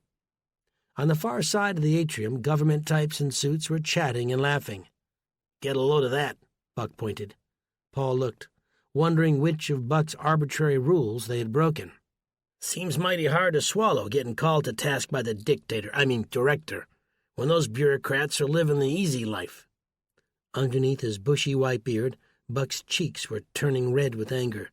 "First they burned our clothes and forced us to dress like a bunch of Hungarian peasants. Now they're sending us to clean up garbage while they live the high life. If they want a class war, I'm more than happy to give them one." Chief Engineer Hardy appeared next to them and shoved a mop into their hands. "You were wrong, Buck," Paul said, eyeing the wooden pole in his hands as though it was a foreign object. "Apparently we aren't only garbage collectors, we're janitors, too." Buck groaned. "This keeps getting better." Chapter 19. The rest of that morning and afternoon they spent performing a humiliating list of cleanup duties, mopping the atriums in Arcs 1, 2, and 3, emptying trash cans into large plastic bins set to be incinerated. Lucky for them, another group of maintenance workers in yellow coveralls took the garbage to be burned, but the responsibilities around here were on strict rotation, and it would only be a question of time before that particularly nasty job fell to them. By 1 p.m. Paul was starting to walk funny, not simply on account of the growing tightness in his lower back. His feet were throbbing with pain. That was the last place he had expected to hurt. Funny how we took our bodies for granted, barely aware of muscle and bone until one or both began crying out in agony. In spite of the physical discomfort, Paul felt he was dealing fairly well with the situation. Sure, he hated being conscripted into probably the worst job the complex had to offer, but he kept reminding himself how it sure beat the alternative, starvation or, better yet, exile. Buck, on the other hand, was managing his new role with about as much grace as a spoiled child. But unlike Paul, it hadn't been the manual labor that got to him. The old guy took pride in his physical prowess and his ability to work with his hands. He had built most of the barn in back of his property, as well as the bunker beneath it, all on his own. No Buck's sore spot right now was his pride, and he made no bones about expressing his displeasure. Dumping a trash can into one of the large plastic bins, Buck whacked it against the side of the container with a loud boom. "You may not mind being a prisoner in this glorified excuse for a bunker, but I'm going to tell you something, Paul. I've just about had it." He tossed the trash can back in place. It skittered across the floor and slammed against the wall. Paul went over and set it back in its place. Paul returned to the other side of the wide corridor, where he was doing the same thing. "I'm no more fan of this than you are, but stop being such a baby about it." Buck ignored him. "Saw Jeb during that 15-minute excuse for a lunch break they give us. He's been put on maintenance, too. Noticing the pattern yet, Paul? Speak out against a tyranny and they send you off to do hard labor." Buck pushed the bin a few feet and stopped to empty another trash bin. This one was by a set of bathrooms. Out came the can, boom, boom, boom, against the side of the bin, then a grunt from Buck. Something was apparently stuck at the bottom. He reached in and pulled it out and convulsed with a fit of disgust when he saw it was a woman's used sanitary napkin. "Oh, for goodness sake!" Paul grabbed his belly with laughter. Living with two women, he was no longer shocked by such things. "I think you may have found your calling, Buck." The old man threw him a look. "So Jeb mentioned that Earl Mullins and his family left last night." Still on the other side of the hallway, Paul stopped what he was doing. "Really?" The grin on Buck's face stretched from ear to ear. "Who knows, maybe he refused to work. Gave him the finger. Either way you slice it, Earl must have figured he was better off taking his chances on the outside." Paul wasn't sure why the old man was smiling. Sure, Buck hated authority of any kind, but for Earl to risk his family's safety like that seemed reckless, maybe even criminal. The last rad meter he'd seen had shown levels still clearly in the red. Given that, their departure was hardly cause for celebration. Perhaps seeing the objection on Paul's face, Buck said, "You can't stomp on a man's rights and expect him to sit back and take it." "Well, you're arguing from principle, but Earl just doomed his wife and kids." "I had a feeling he'd say that. Sometimes a principle is worth dying for." Paul gave that one a moment to sink in. "I suppose that shows you were wrong about one thing." Buck's eyebrow perked up. "Really, and what's that?" "If Earl and his family were allowed to leave, then this place isn't a prison at all." Buck didn't like that one and went back to his trash collection. Not long after, they moved to the second floor of the administrative building. A meeting had been underway between the few members of Congress who'd made it to the complex. Since the Ark's blast doors had sealed shut behind them 5 days ago, not a soul had arrived, and only Earl and his family had left. Paul and Buck had been instructed by Chief Engineer Hardy to wait outside for the meeting to end. Once everyone left, they would clean up. Far from a heated exchange, Paul was shocked by what they heard going on behind those closed doors. Lots of old men cackling over poorly told dirty jokes. Soon after, the doors swung open, and a wave of political types and their assistants came streaming out. A young man in a sharp suit emerged, brandishing a paper coffee cup and an obnoxious laugh. He was sidling up to a gray-haired guy who must have been a congressman. As they passed, the kid held out his coffee cup for Buck to take. Buck's eyes narrowed as the kid let the cup go. It hit the ground with a hollow pop, coffee splashing over the feet of all three men. The procession stopped. "What are you, some kind of an idiot?" the kid asked, surveying the damage. "I was handing you my cup, and now you made a mess." A sort of calm came over Buck. "No, you made a mess. You're a big boy, can't you throw out your own trash?" "Excuse me?" The congressman stepped in to prevent the situation from escalating. Buck stuck out a hand and pushed him away. "Let your son fight his own battles. He's got a mouth on him, writing checks I'm sure his diapered backside can't cash." Some of the congressmen chuckled. The young assistant was half Buck's size, but his face was 3 times as red. Winding up, the kid swung a wild fist at Buck, who raised one of his giant forearms to block it. "Thank you," Buck said, and with that the blood drained from the assistant's face. One of Buck's giant paws clamped around his tie, while the other curled into a fist and struck with the speed of a coiled serpent. Buck's first punch made the assistant's knees give out. He drooped, Buck holding him up by the tie. Like the early heavyweight boxer Jack Johnson, Buck didn't want this to be over too soon. The next blow landed into the mouthy assistant's gut, knocking the wind out of him, and satisfaction bloomed on Buck's face as the arrogant 20-something crumpled to his feet. It would only be later that Buck would complain about the pain where Finch's bullet had punched a hole below his collarbone during their struggle in Atlanta. Predictably, the hallway erupted into chaos. But what they hadn't counted on were the 2 Secret Service agents who jumped on both of them, slapping Buck and Paul in handcuffs. Chapter 20. The defiant look was still on Buck's face when both men were marched into the director's office. Dark and velvety, the room was spacious and filled with antiques. Van Buren was apparently something of a collector. On the wall were old paintings, many of them from the old masters. Paul wasn't quite educated enough to know them by name, but several he'd seen gracing the pages of many a coffee-table book. In one corner stood the armor of a 12th-century knight, not the full-plate stuff you saw in museums. This was a suit of chainmail. The frayed white robe draped over it was emblazoned with a faded red cross. "Once belonged to Sir Archard of Montmel," Van Buren said from behind them. He was standing in the doorway, leaning casually against the frame. "He defended Jerusalem before it was taken back by Saladin in 1187. He'd sworn an oath to protect pilgrims traveling through the Holy Land from the west." He entered, followed closely by Ava Monroe. She was wearing a pair of horn-rimmed glasses, and Buck's face changed right away. "Your girlfriend's here," Paul said. "Shut your mouth," Buck snapped. "I see the 2 of you have a difficult time getting along with others," Van Buren told them as he circled around his desk. "We had a similar problem with another resident here." He paused. "Earl Mullins," Ava offered, filling in the blank. "Yes, Mullins. I provided him with options, but he chose to leave. Accused me of keeping them here against their will. But I assure you that isn't true. The military personnel here at the compound hate to open those big doors unless they really need to. But I never want to be thought of as a warden." "You people are treating us regular folks like peasants," Buck told him. "I think you forget who you're really working for." Van Buren's lips curled into a smug little grin, and even Paul wanted to punch him.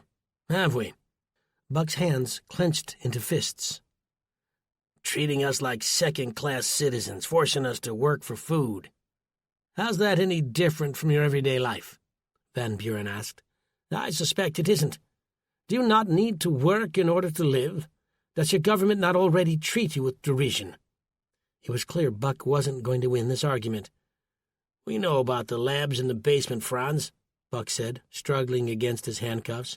"I think we'd all like to know what killer bugs you're studying down there."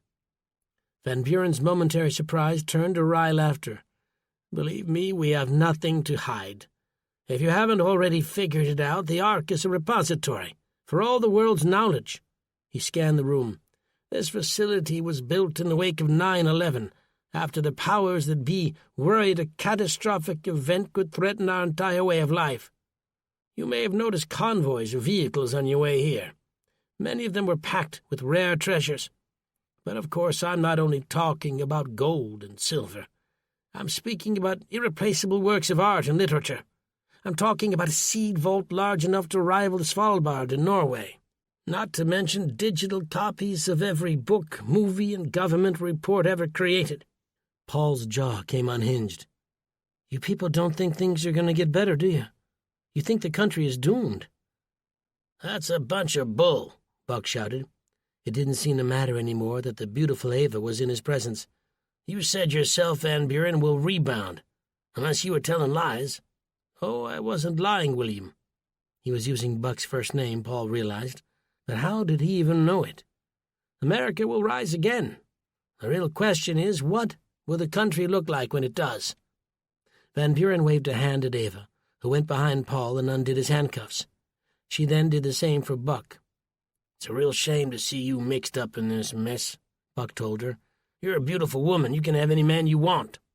Ava circled around, both sets of cuffs dangling from her index finger. "Who says I need a man?" Buck's voice deepened. "I'd say you're wound up tighter than an 8-day clock, but that's nothing a good massage couldn't help alleviate." Paul was starting to feel uncomfortable. Ava was younger than Buck's daughter, Susan. Van Buren had apparently also heard enough. "What you've been told today was in the strictest of confidence. I trust you gentlemen will keep it between us."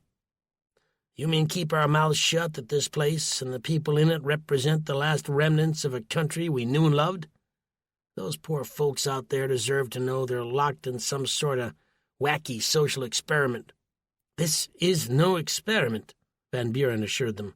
"When we emerge from here, we're all going to find a very different place than we left. That is beyond question. But spreading rumors of coup d'etat and biomed facilities will only serve to create discord." Buck shook his head. "Make the civilians harder to control is what you mean, Franz. Let's speak plain English and quit beating around the bush." Van Buren lowered himself into a plush leather chair. "I was told you had a stubborn streak, and I believed it. But this is no longer stubbornness we're seeing. This is folly." Buck perked up. He didn't seem to mind being called pig-headed, but he drew the line at being called a fool. "Pardon me?" "A man concerned with his own preservation and the welfare of the ones he loves knows when to fall in line and do as he's told." Paul couldn't help but laugh. "You don't know Buck." Buck threw him a scowl. Paul's hands flew in the air. "I'm just saying." "Well, you ain't helping this situation." Van Buren's eyes moved from the computer monitor back to Paul. "Mr. Edwards, I see here you own an instrument store up in Nebraska." Paul's throat tightened. "Yeah," he squeaked. "I did before all this happened. Probably isn't much of it left by now." "And you were once part of a musical group called the Wanderers." Van Buren grinned. "Even played on David Letterman in '89, is that right?" "Only once, and it was toward the end of our career." Clicking the mouse again, Van Buren said, "I have no use for television. Rots the mind." Paul nodded. "It can, some shows more than others. I guess what I don't get is how you know all this." Van Buren's gaze returned to the screen. "I see your daughter was enrolled at Georgia State. Did she ever make the Panthers?" Now Paul's discomfort rose a notch. "No, the terrorist attacks put an end to that." "And they said the NSA wasn't tapping people's phones," Buck groaned. "Oh, William, we know a great many things. You're right about that." Van Buren made another click and appeared to be reading something. "For instance, we know of your military service in Vietnam." The muscles in Buck's jaw flexed. "Where's all this going?" Paul asked. He looked at Buck, and something in the old man's face told him he knew perfectly well. We also know that on August 15th, 1969, you were dishonorably discharged." Now it was Paul's turn to be surprised. "Dishonorably discharged?" "It's a long story," Buck snapped. Van Buren was enjoying this. "Oh, I'm happy to get into the gory details if it'll help." Buck stood rooted in place, his face looking more and more like a freshly pickled beet. Finally he said, "That's ancient history. Ain't no sense dredging up the past." "I couldn't agree more," Van Buren said. He was standing now, his hands clasped in front of him. "I'm hoping we have an understanding, then." Buck's eyes fell to the floor, leaving Paul to wonder what the heck had just happened. Never in all the time he'd known Buck had he seen the old guy shut down so thoroughly. What had happened in Vietnam all those years back was still a mystery, but Van Buren had made it perfectly clear that if Buck wouldn't keep quiet, then neither would he. A threat which had achieved everything it was intended to.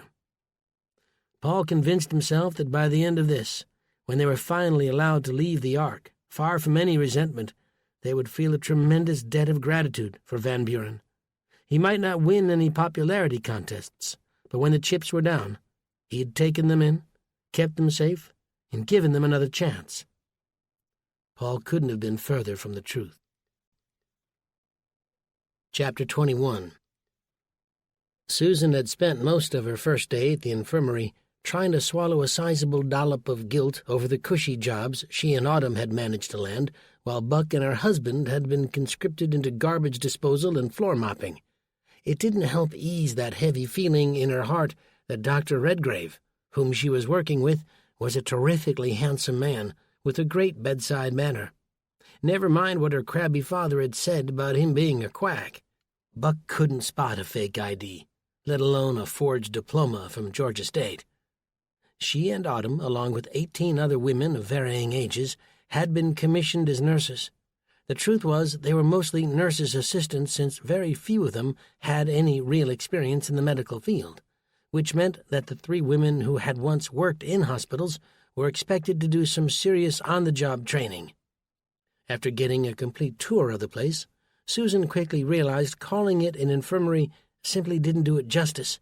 It was closer to an emergency room with several areas reserved for treating patients. Upon arrival, senior nurses would provide triage for newcomers to determine the level of attention they required. The categories were straightforward. Priority 1 meant anyone with a life-threatening case. Priority 2 was for patients with serious issues without the immediate threat of death, mostly lacerations, severe pain, high fever. Priority 3 catered to those who needed minimal care, small lacerations, sore throats, which led to the second area the newcomers were responsible for, prepping for inoculations. It had been less than 24 hours since they'd received the last one. As Dr. Redgrave explained, these were preventative measures designed to reduce the spread of potentially deadly diseases. The bunker was something of an incubator. With so many people running around in a confined space, it was inevitable that sickness spread. All you needed to do was look at the outbreaks so common on cruise ships. The danger was all too real, and the doctor's dedication gave her a feeling of comfort and reassurance. The small glass vials with the vaccines needed to be kept cool and came packed in blue coolers, not unlike the kind one might take to the beach on a warm summer day. The procedure was simple enough. Whatever vials weren't used were sent back to the medical labs Dr. Redgrave told them were several floors beneath their feet.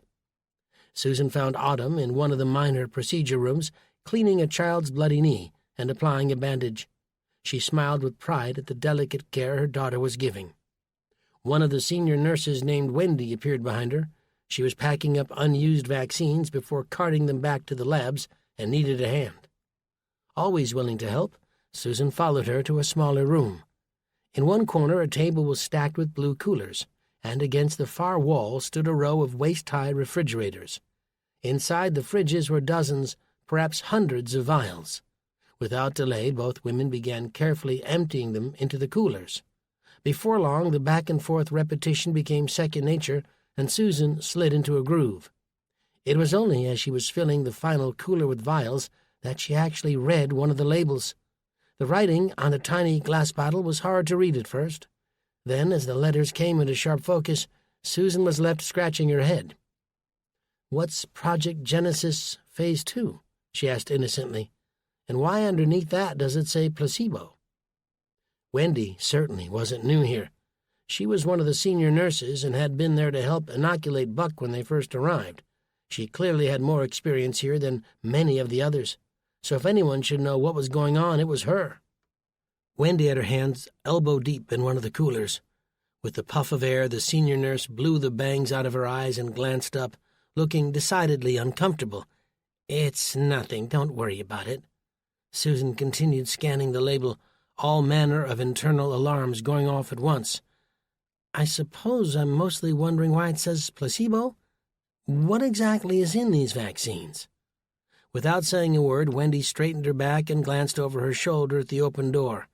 "I really don't feel comfortable talking about this," she said. Susan walked past her and pushed the door closed. "How about now, Wendy?" Her eyes fell to Wendy's hands, and she saw that they were trembling. The sight sent a bolt of fear shooting up Susan's spine. She took the senior nurse's hands into her own. "Don't worry, whatever it is, you can tell me." After taking a deep breath, Wendy spoke. "All I know is about 2 weeks ago, coolers filled with these vials began showing up." "Before the attacks?" Wendy nodded. "I asked Dr. Redgrave about them, and all he said was they'd come from the biolabs in the lower levels." "Biolabs?" Wendy explained. "Van Buren did own a biomed company," Susan said, putting some of the pieces together. "Listen, I can get in a lot of trouble talking to you about this. Before arriving here, we were all made to sign strict non-disclosure agreements." Susan closed the lid on one of the coolers and crossed her arms. "Maybe, but we're talking about people's lives here. This isn't only a legal issue, it's a moral one." Wendy nodded. "Believe me, I take my job very seriously. I didn't sign up to hurt people, but these shots, they're giving our only saline solution. We don't even inject it into the bloodstream. It's perfectly harmless."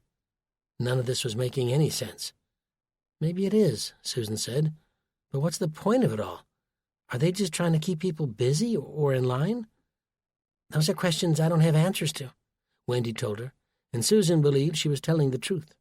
"But I might know someone who does. I'm listening. First, you need to be aware that for all intents and purposes, you aren't in the United States anymore." Susan took a step back. "What do you mean, not in the United States?" "We're locked up inside a mountain, Susan. There aren't any courts in here to enforce any outside laws, and in case it hasn't already become abundantly clear, there's only one judge, jury, and executioner in the Ark." "The director?" Susan asked in a hushed voice. Wendy squeezed her hands in affirmation. "I appreciate the word of warning, but I still want the name of that contact." "Dennis Dresselhaus. He's the supervisor for Biohazard Level 1. Wendy closed the last of the coolers and began putting them onto a trolley. "Bring these to him and say that I sent you." Susan's lips curled into a humorless smile. The Ark was starting to feel like an onion. Wrapped in dark layers, she was about to start peeling back. Chapter 22. The walk from the infirmary to the elevator bank in Ark 2 couldn't have been more than 100 feet. But for Susan, every step of the journey was taking monumental effort. She wasn't the kind of woman who liked to stir up trouble. She was a simple country girl who'd married the wrong guy when she was far too young to know what she was doing, become a widow soon after, and finally met the love of her life. Her philosophy of towing the line and listening to authority had always worked in her favor.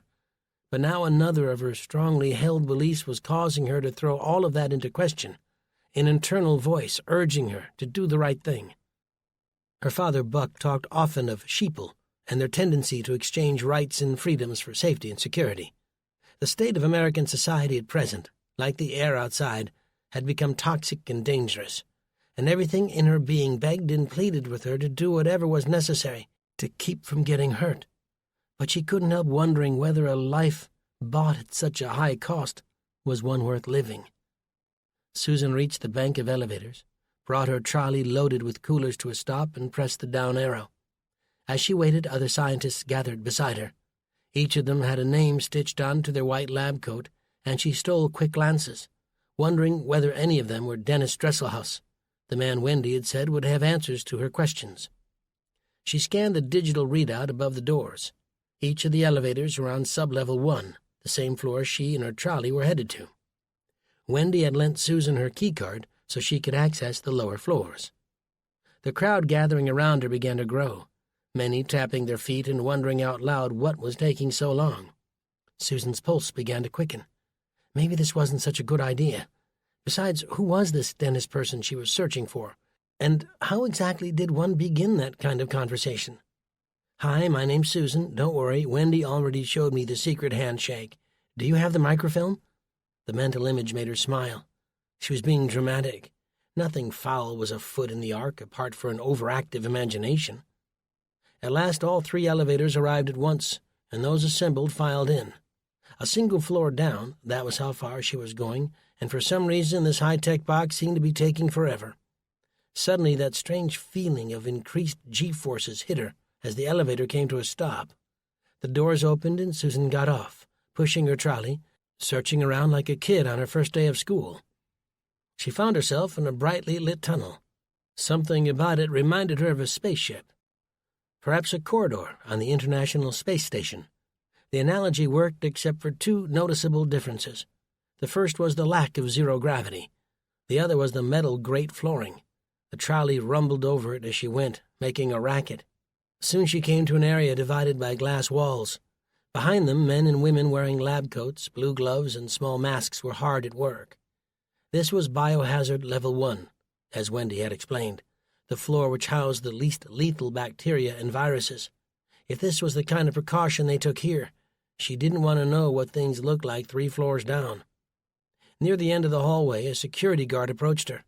She explained who she was and why she'd come. He told her he'd take the trolley and deliver it. "I was told to speak with Dennis Dresselhaus." The guard gave her a funny look. He was somewhere in his 30s, his face pockmarked, with a nose far too large for his face. "Who sent you?" She hesitated, the blood draining from her face. "I'm asking because Dr. Dresselhaus was just arrested." Susan's heart nearly burst in her chest. "Arrested?" "Yeah. The director's personal bodyguard came in and took him away." Hand cupped over her mouth, Susan said, "I didn't even know he had a bodyguard." "Secret Service men. But all this is above my pay grade." "Was that why the elevators took so long?" He nodded. "They had me shut down all of them till they'd carted him away." "I can't believe it." Susan's mind was spinning in a million different directions. "Do you know why?" "They only said they wanted to ask him a few questions, but I won't lie. Dr. Dresselhaus was about to pee his pants. A man who has nothing to hide shouldn't be that nervous." "I guess not." Susan turned to leave. "Hey, if he ever comes back, I'll tell him you were looking for him. What's your name?" Susan stopped, hesitating. "Don't worry about it. I'll come back another time." She couldn't get back into the elevator and up to the main lobby quick enough. The whole time the hairs on the back of her neck were standing on end. Had her conversation with Wendy somehow been responsible? Or was this just some terrible coincidence? The answer to her question arrived as she returned to the infirmary and saw the commotion. Autumn ran up to her, practically in tears. "The police just came and arrested one of the nurses," she stammered, and Susan didn't need to hear the woman's name to know who Autumn was talking about. Wendy had been right when she'd said the Ark was operating under its own set of rules. Susan removed Wendy's keycard from around her neck and discreetly threw it into a trash bin. They were no longer in the America she knew. This was a new land, run by a man who called himself a director, but was in truth something far worse. Chapter 23. Paul returned to their apartment in Ark 1, feeling like a man who'd just been soundly beaten by Bobby Fischer in a chess tournament. The similar look of defeat on Buck's face had stayed with him until the two had parted ways by the park. It was clear the old guy needed some time. Paul supposed he was sitting on a bench somewhere, soaking in the artificial sunlight, wondering how Van Buren had known so much about them. It was a good question, and one Paul had asked himself more than once.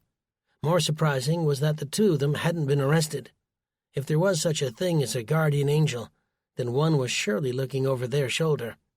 Paul closed the apartment door behind him and found Susan sitting at the table. The room was dark except for the warm glow from a hanging light above her. Judging by the pained expression on her face, she must have heard about their arrest. She looked up, distant, making him suddenly wonder if he'd been wrong. "I'm guessing you heard?" he probed. Her sad eyes found him in the gloom. "Heard?" "Our arrest. Buck punched a congressman's assistant. Got us both hauled up before Van Buren." She shook her head. "Was he okay?" "Who, Buck?" "No, the assistant." Paul grinned. "I hope not. Buck laid him out cold. Couldn't believe it.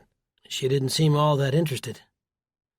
"Hey, did you know your father was dishonorably discharged from the military?" Almost in response, her fingers closed around a scrap of paper in her hand. "What's that?" For the first time he noticed Susan was fighting back tears. "Has someone been hurt?" he asked, feeling panic grip him. "Where's Autumn?" "Autumn's fine, Paul. But I think I may have put us in danger, and I'm feeling sick to my stomach." Paul came forward and curled an arm around her. "What happened?" She told him about the vials, about her talk with Wendy, and how the senior nurse and Dr. Dresselhaus had both been arrested. "What for?" "I don't know for sure, but it must have something to do with our conversation. There's nothing else it could be." "But no one came after you?" Her head sank. "Not yet." Susan held out the crumpled scrap of paper. Paul took it. "When I came in, I found this. Someone must have slipped it under the door." Flattening the paper on the table, he scanned the handwritten note, pulse thumping in his neck. "Your lives are in danger. Do as you're told." Those last words shouted off the page. "Did you see anyone suspicious when you came home?" he asked, playing detective. "No, everything was normal. A man passed me in the hallway, but he was a civilian. I've seen him here since day one, and he barely looked in my direction." "You never know who's capable of such a thing." "Becoming paranoid isn't the solution," she answered, wiping her eyes. "I'm scared, Paul. I'm frightened and feeling terrible inside, like I did something wrong and now innocent people are going to pay the price." "Honey, you didn't do anything wrong. You asked a question. Has that become a chargeable offense in the last week?" She glanced up at him as if to say, "Maybe it has."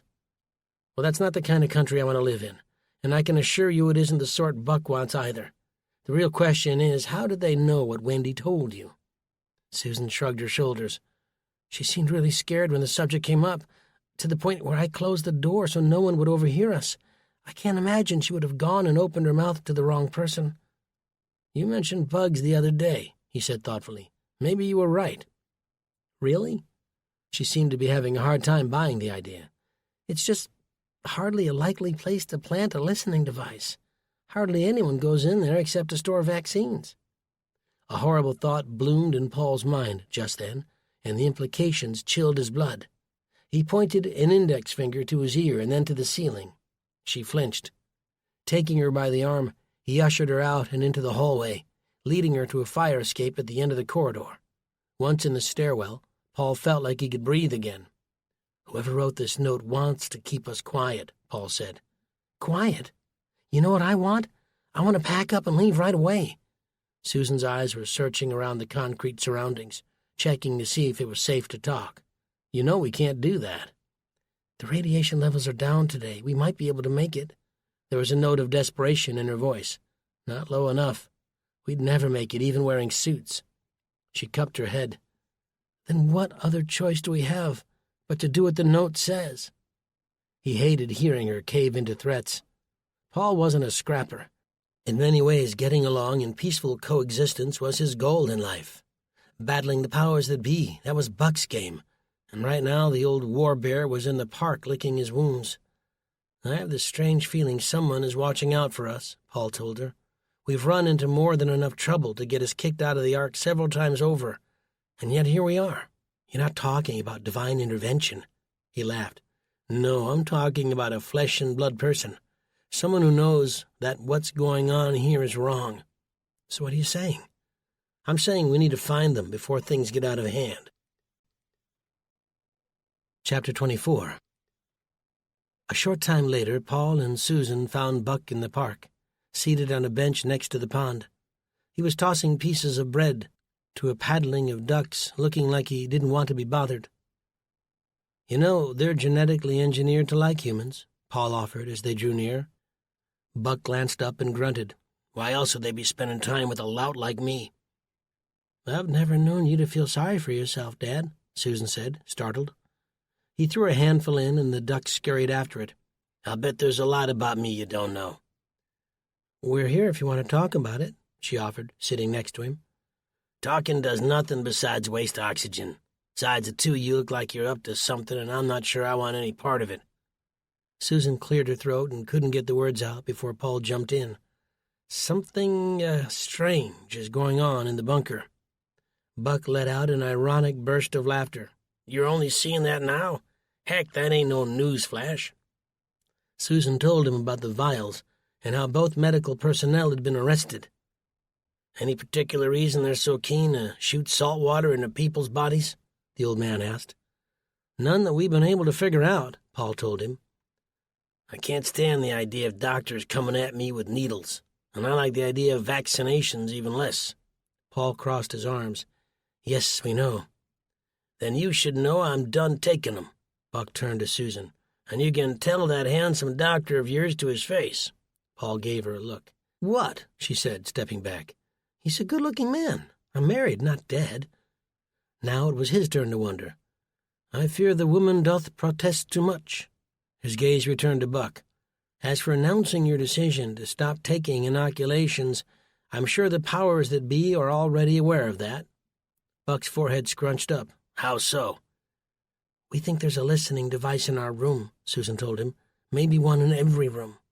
Her father shot a glance over his shoulder, scrutinizing a bush and a majestic oak behind them.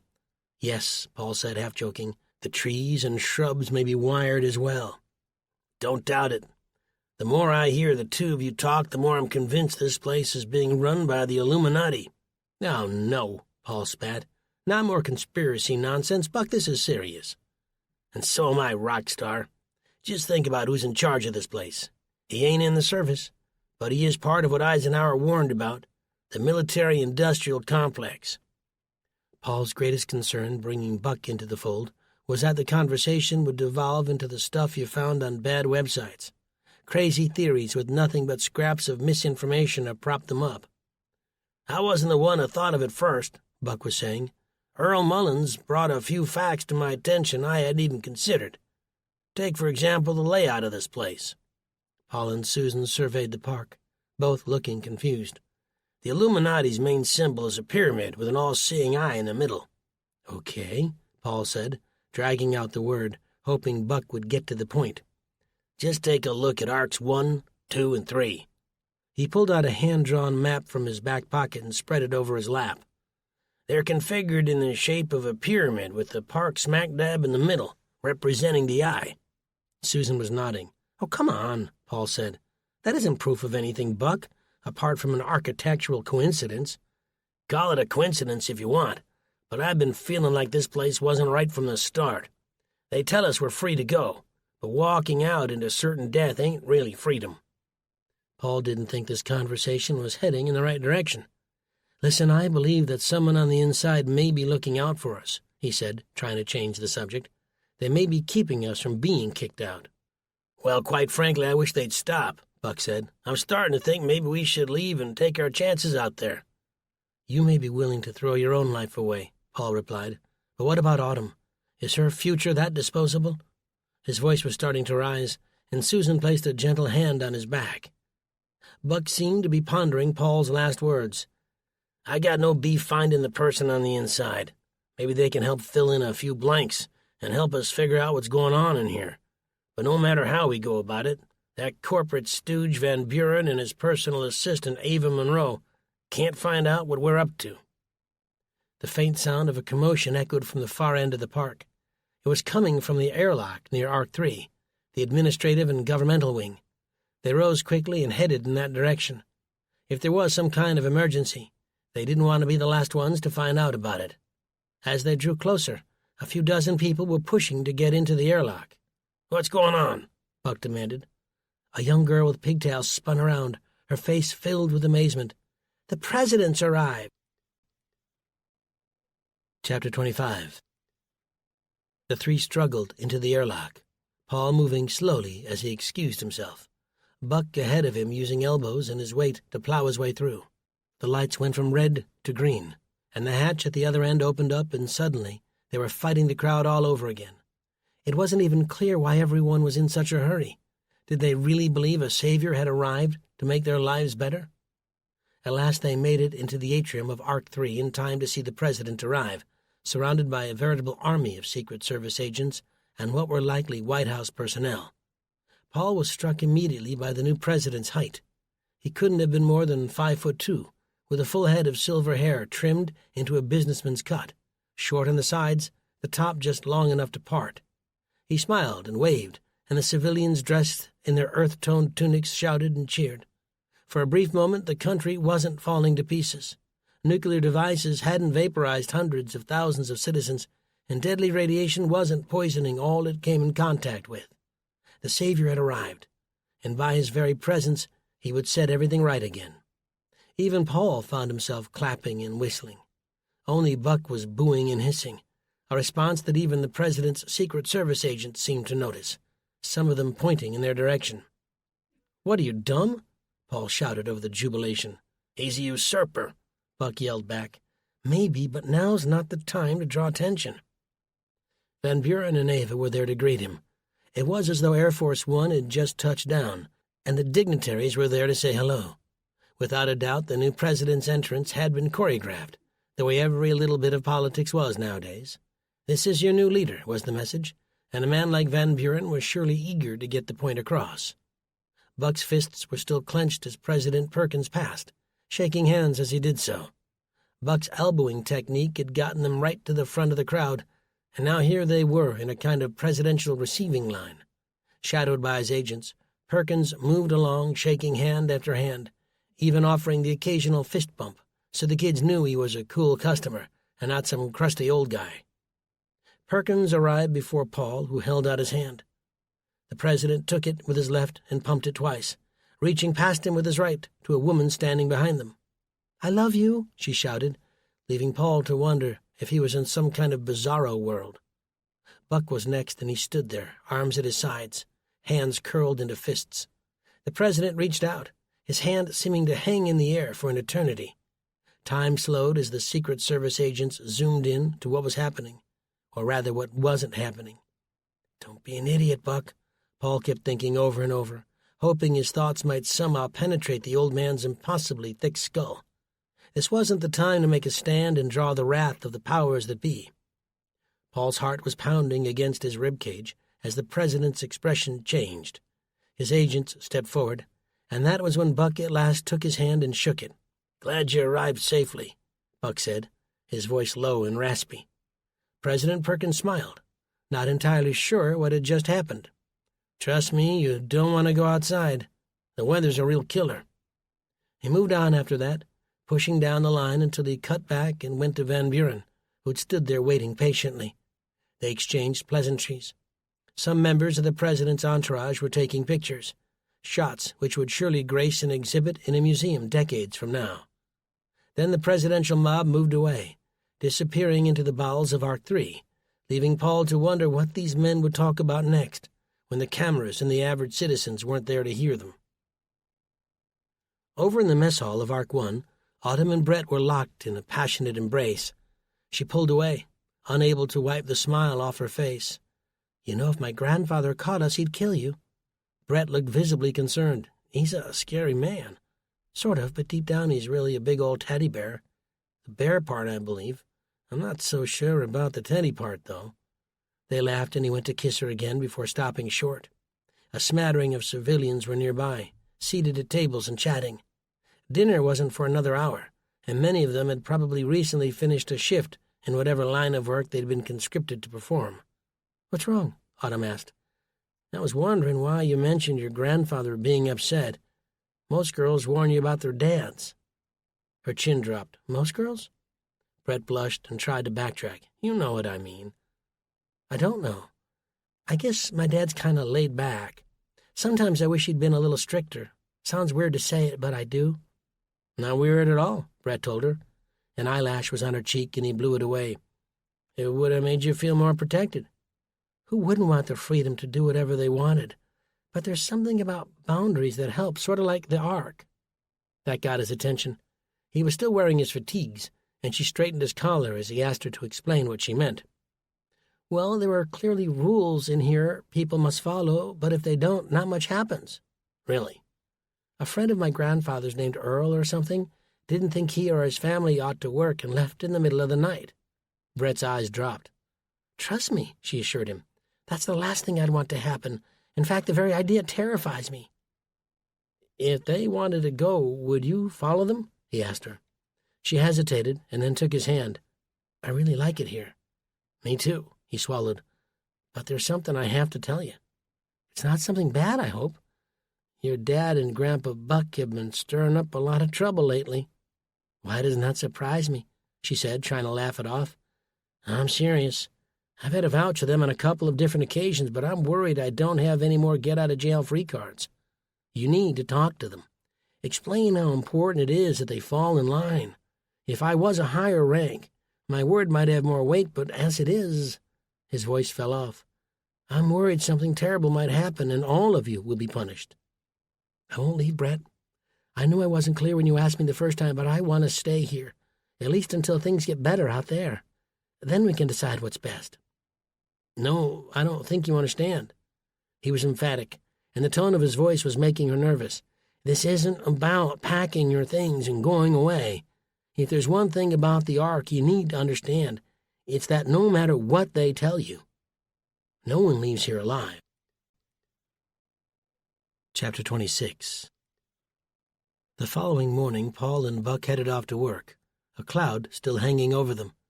A digital readout on the wall by the elevator told them the air outside continued to be deadly, leaving both men to wonder if this had become the new normal. The mood the evening before had been quiet and subdued. Even Autumn, who was normally full of energy and eager to discuss anything and everything Brett-related, had little to say. Donning their now dirty yellow coveralls, the two men assembled for the assignment of daily responsibilities. Today was their turn to push the giant collector bins around, gathering trash from the other maintenance workers and bringing it to the incinerator on sub-level 1 of Arc 2. That meant they would spend the day stinking of garbage, since they would need to dump the trash into sorting piles before being burned.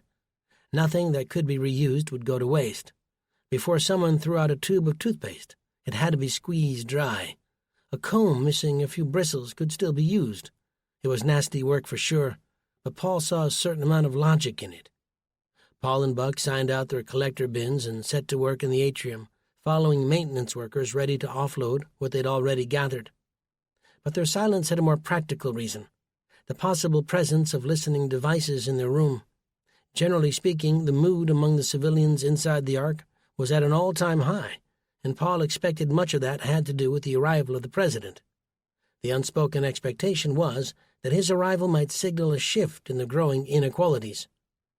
A short-mouthed Italian worker named Gabby stopped to offload his container into Paul's bin. "I don't know," Gabby said with the slightest hint of a New Jersey accent. "I kind of expected him to be taller." That last word he pronounced taller. Buck glanced over and kept on going, not wanting to waste another second talking about a leader he considered illegitimate. "I see what you mean," Paul replied. "Now we gotta wait and see how he shakes things up around here." Gabby's face lit up. "First things first, he better end these work details. I mean, what are we? A bunch of slaves?" "Not us," Paul said, not believing a word of it. A final bag of trash flung into the bin, and Gabby was off, leaving Paul to wonder if anyone here had any idea what was really going on.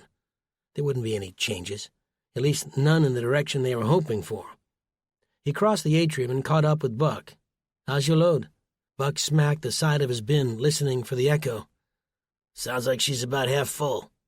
Almost on cue, a maintenance worker appeared and offloaded another bag. "Make that 3/4, Buck amended. "Listen, I've been meaning to ask you about something." Buck suddenly looked unsure. "Your dishonorable discharge." Groaning, Buck kept pushing his bin. "Listen, I get you don't want to talk about it, but you know, there's a lot about each other we don't know." "And I'd like to keep it that way," Buck snapped. Paul smiled and tried to keep up. The bin was getting harder to push. "I've got something I want to confess," he told his father-in-law. "If it's got anything to do with dressing in women's clothes, I don't want to hear it." "What?" "Of course not, Buck. I don't even know where you get these ideas." Paul collected himself. "In the 2000 presidential election, I voted for George W. Bush." Buck stopped cold. "I know, it's hard to believe, but I did." A dyed-in-the-wool liberal from the far left like yourself?" Buck said in shock. "I'm speechless." "Fifth-generation liberal, I might add, although I wouldn't say I'm far left." "I know about your past. You're far left." The two men continued through the atrium. "When I was younger, that might have been true, but this is my point, Buck. As a man gets older, he tends to see the world in a different light." "That's so. What about 2004? Buck asked. Paul grinned. "Same. Listen, when I saw George W. able to cast doubt on John Kerry's bravery, a decorated war hero, and Kerry didn't fight back, well, I realized right then this wasn't the kind of guy I wanted at the helm." The subject of war heroes wiped the grin off Buck's lips. He grew quiet for a moment. Two more workers dumped their trash, and now both bins were full. They turned and headed for the lift and sub-level 1, where they would sort and burn what they'd collected. "That discharge wasn't what it looks like," Buck said. "A quaint little village in the Iron Triangle called Ben Suk. I was with the 1st Infantry. About 30,000 American forces in all. 173rd Airborne Brigade, 11th Armored Cav, among others. We were out on an operation codenamed Cedar Falls. The objective was to encircle and destroy the Viet Cong and North Vietnamese regulars in the area. Deny them bases from which to launch attacks. Safe havens, we call them now. Major General William Depew was our commander. Short man with a slight build. Normally the kind of person I don't have much use for. But this guy had cojones the size of cantaloupes, a real scrapper. See, I thought we were going in to kick some commie butt. That's what I'd signed on for. Turns out we hardly found any butts worth kicking. Most must have heard the attack was coming and fled the area. And that's when things started turning ugly. A major phase of the operation involved taking locals into custody for resettlement and burning their villages to the ground. Stories started circling around about atrocities, soldiers taking out their frustrations on innocent civilians. My platoon had already reduced 2 villages to ash when we were ordered to hit a 3rd, and that was when something inside me just snapped. Both men were standing by the elevators, Paul hanging on his every word. Went up to Depew myself and told him I wasn't going to do it. That was wrong. These people were innocent, and we were only making ourselves look worse than the Viet Cong we'd sworn to destroy. Even with a French name like Depew, our commander wasn't a hothead. He made it real clear. Get back in there and destroy those villages and put the inhabitants into camps or face a court-martial. So what'd you do? I went to jail, Paul. That is, until a media firestorm blew up bigger than an atom bomb over the whole campaign.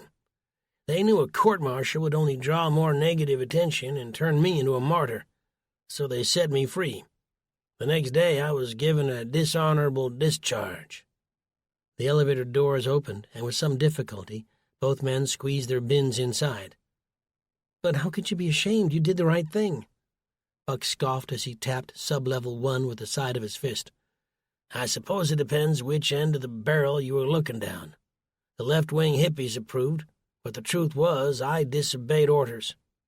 Shaking his head, Paul said, You never could take being told what to do. You stood up for what you believed in. He paused.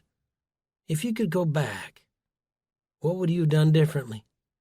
Buck regarded him thoughtfully. I called foul after our platoon had already torched 2 villages. As far as I'm concerned, that was 2 too many. Chapter 27. The elevator doors opened onto a corridor.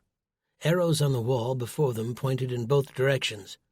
To the left was waste management, and beneath that words in bold red lettering, restricted access. To the right was trash incineration. 2 men in purple coveralls, white keycards clipped to their breast pockets, were waiting to head back up. Their purple outfits, along with their access to restricted areas, signaled that they had seniority and high-level clearance. Grunting from the strain of pushing the heavy bins, Paul and Buck exited, heading to the right. What do you think they were doing? He asked Buck, after the men in purple disappeared into the elevator. How should I know? I just don't see why the waste management area would be restricted. That's simple, Buck said, coming to a pair of swing doors and pushing them open with the front of his bin. They don't want anyone messing with the pipes. Backing up toilets. Besides, what's one more secret area in a place like this?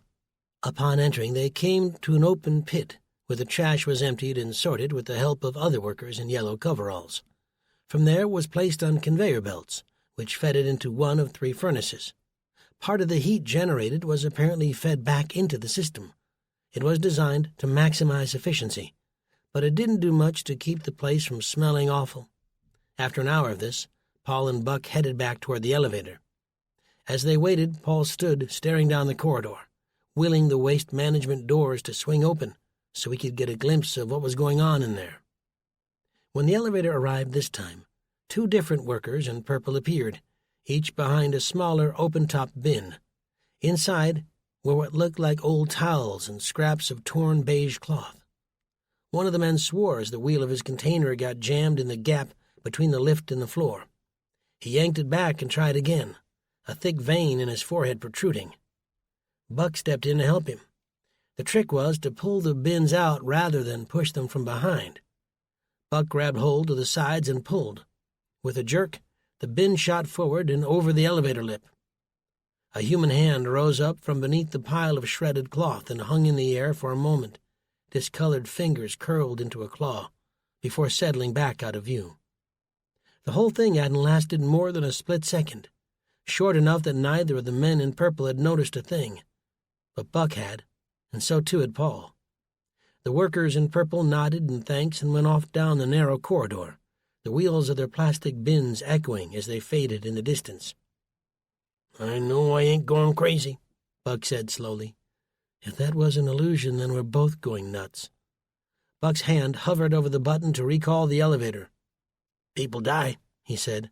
"Every day," Paul added. "That's right, every day. And when they do, their bodies need to be disposed of." "Uh-huh. Can't be buried. Not here." "Burned.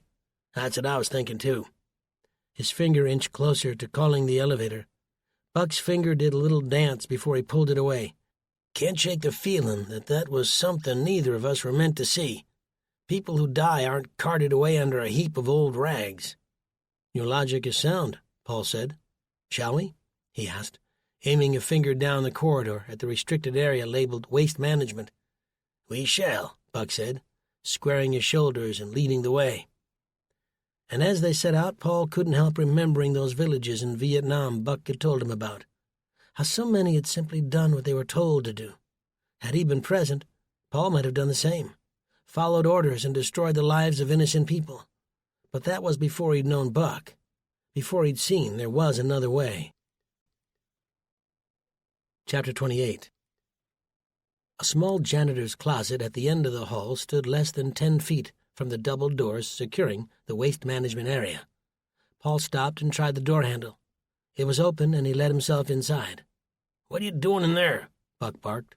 The old man was standing by the double doors, examining the keypad.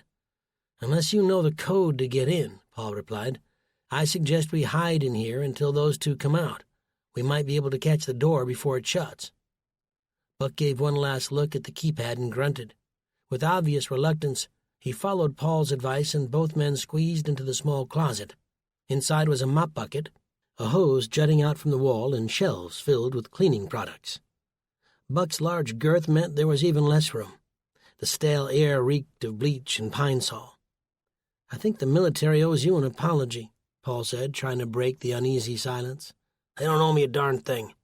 "Well, that's not fair. You stood up for what was right." Buck chuckled. "No one ever said life was fair."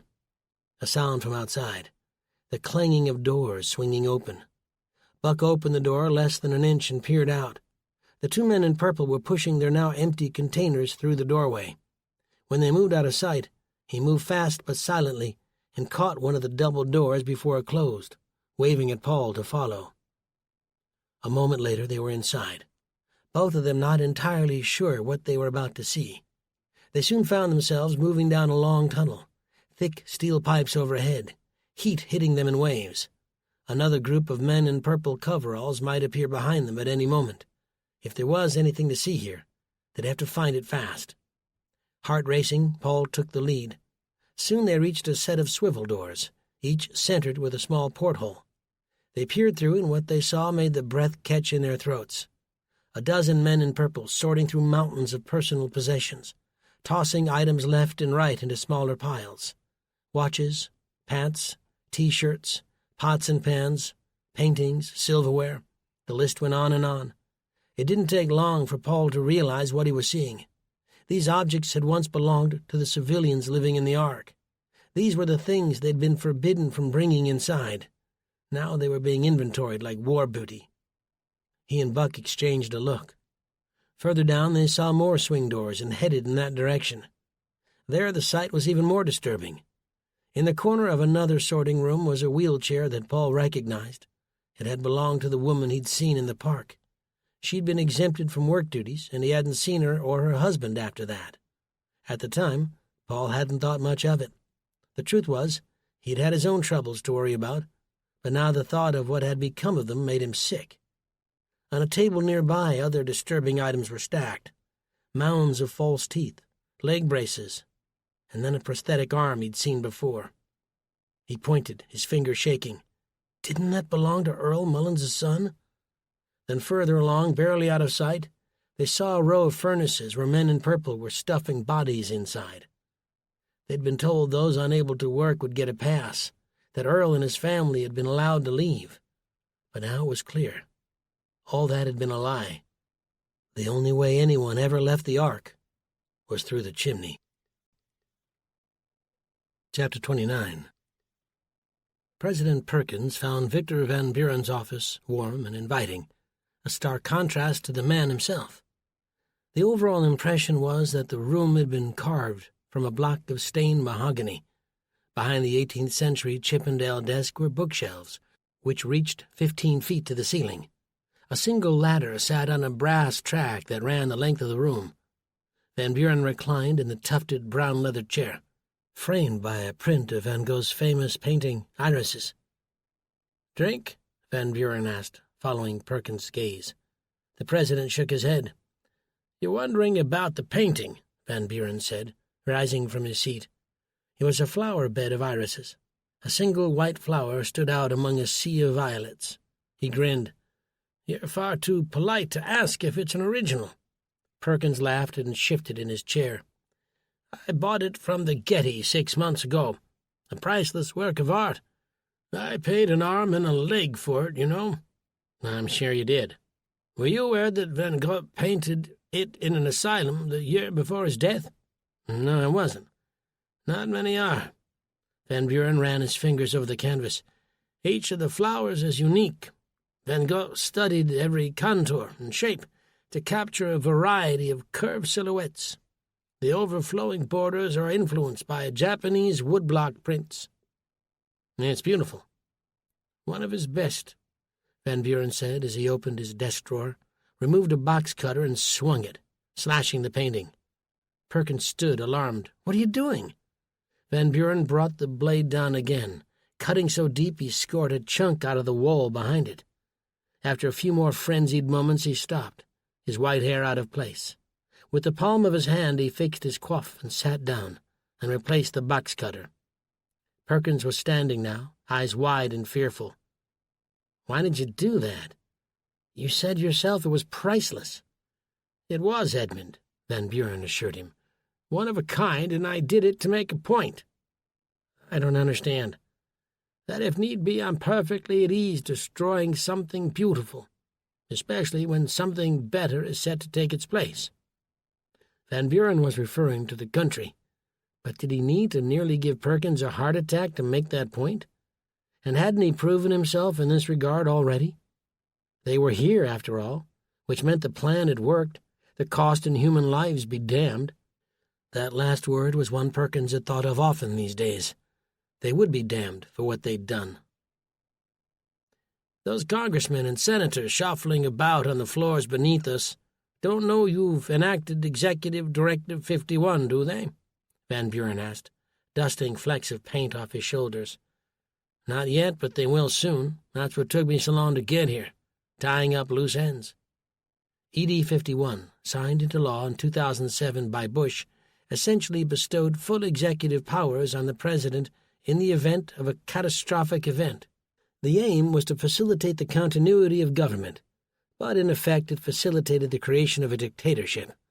All they needed was a catastrophe, Why am I getting the overwhelming feeling you're having second thoughts?" Van Buren opened his desk drawer, removed a silver coin, and began deftly flipping it over his knuckles, another one of his magic tricks. Perkins' eyes fell to the floor. How can anyone ever be prepared for something like this? So many people have died. And so will many more. Eventually we'll all be dead, Edmund. Is that what's got you scared, death? Of course not. You knew what you were getting involved in. I know. Van Buren set the coin down and steepled his fingers. Have I ever told you about Jocelyn? Perkins glanced up. I don't think you have. She was my only daughter, Van Buren said. A lovely girl. Smart as a fox with a head for business. She was 20 when we discovered she had a rare, incurable blood disorder. Like all parents, my first response was shock, then disbelief. But unlike most parents, I had billions at my disposal, and I threw the weight of my considerable fortune into finding a cure. Donations to research and pleas to politicians came to nothing as I watched my daughter wither away. It was about that time that the anger began to settle in. How was it, with all my resources, that I couldn't save my daughter's life? I was at a biomedical conference in Switzerland when I heard the news about Jocelyn's passing. Perkins exhaled loudly. Oh, no. I'd been so focused on finding a cure, I hadn't even been by her side during those final days and hours. You never gave up. That's right. But one good thing did come of my trip. A great thing, in fact. I met a gentleman at the conference in Zurich named Samuel Rutledge. The oil tycoon? That's the one, Van Buren said. But I was less interested in what he had to say about the future of Arctic drilling than I was in the ring on his finger. I saw it when we shook hands. A simple band, with a triangle centered with an eye. He said it had something to do with the Bilderberg Group, but wouldn't say more. A secret society of wealthy businessmen, that was all I knew. Over the succeeding months, I peppered him with a barrage of letters and phone calls until he finally relented. I suppose in my grief I needed something new to channel my energies into. Then one night I received a phone call from a man I'd never spoken to before. He gave me an address in New York City and told me to be there at 8 sharp the following evening. He then proceeded to give me a list of instructions, things I wasn't supposed to do between now and then. I couldn't eat or drink any alcohol, and most importantly, I had to come alone. The following day I took a private jet to JFK and did as the man instructed. To say I wasn't nervous would have been a lie, but I saw no reason not to trust Samuel Rutledge. I didn't know it then, but I was being brought to an initiation ceremony. What I witnessed that night was strange and frightening, and I was strictly forbidden from discussing it with anyone. Suffice it to say, I was inducted into a brotherhood whose power and influence were far greater than I could ever have imagined. I'd only wished I'd discovered them sooner. Maybe then my Jocelyn could have lived. His glassy eyes met Perkins'. That was 20 years ago, and over that time I have worked my way up within the organization to become its leader, which was why I reached out to you when you were nothing but an outmatched wannabe congressman. You helped me to get elected, Perkins said. I owe you for that, I know. This isn't about owing, Van Buren said. This is about scooping the country up off its feet and making it great again. Don't you want to make it great? I do, Perkins said, and he meant it. Van Buren's silver coin was out again, jumping from one finger to the next. Then never forget, from chaos comes order, a new world order. Perkins nodded. Do you like parties? Van Buren asked. The director never called him Mr. President. Even after Perkins had attained that lofty position, there was still a power differential between the two men. Who doesn't? The morale in the Ark's been rather low lately. With the second phase of Project Genesis officially underway, I think it's only fitting that we organize a celebration. Chapter 30. Working her way through the airlock and into the park, Susan didn't waste any time looking for Buck. He'd left her a note in the room, telling her to meet him here. She could only guess her father was with Paul since the two men had been nearly inseparable these last few days. The park was busy, making Susan's task all the more difficult. Couples in beige civilian tunics strolled hand in hand next to families sitting down for a picnic beneath a row of evergreens. Not far away, a child squealed with joy as he played with a pit bull, genetically modified to never bite him. It was a strange world they were living in, but more amazing was how easily the folks here had adapted to it. That was one of the greatest strengths of our species, she thought philosophically, and also one of our greatest weaknesses. We often adapted to incremental changes, even when they laid the groundwork for our demise. After a few more minutes of searching, Susan finally spotted Buck, standing next to a large boulder with two men. As she approached, she realized that neither of them was Paul. "There you are," Buck said with his usual lack of patience. He looked sweaty and anxious. "You know Jeb and Alan." "Of course, we thought you'd left." Jeb flashed a gap-toothed grin. "We made the mistake of letting them know we used to be mechanics." "They've had us down in the depths of Arc II working on the backup diesel generators," Alan continued. He still had a smear of grease across his forehead to prove it. "Buck says he had something important to tell us, but wanted to wait till you was here." "What about Paul?" "He run off to fetch Autumn," Buck said, shaking his head. "He's been gone a while now. Giving that guy a job to do is like playing the lotto. You hope it's going to happen, but you're always ready for a disappointment." "Be nice, Buck." "Ain't no time to be nice." The old man looked around again. "Paul can fill Autumn in on his own. I'm just going to lay it out." Buck spent the next few minutes describing in detail what they had seen in the waste management area, the sorting rooms, the bodies being fed into furnaces, and the murder of innocent people. "Earl and his whole family," Jeb exclaimed, touching his forehead with fingers swollen from age and years of manual labor. Susan felt the park and the people in it begin to spin. She shot out a hand, gripping Buck's thick shoulder.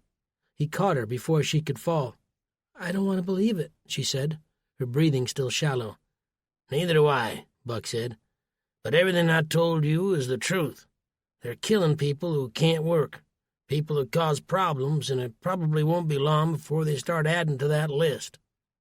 "We need to get out of here as soon as possible," Susan told them, a thought that was clearly on everyone's mind. "That's a problem," Buck replied with disgust. "This place is locked down tighter than Fort Knox. Ain't no way they're going to open those giant steel doors just 'cause we ask politely.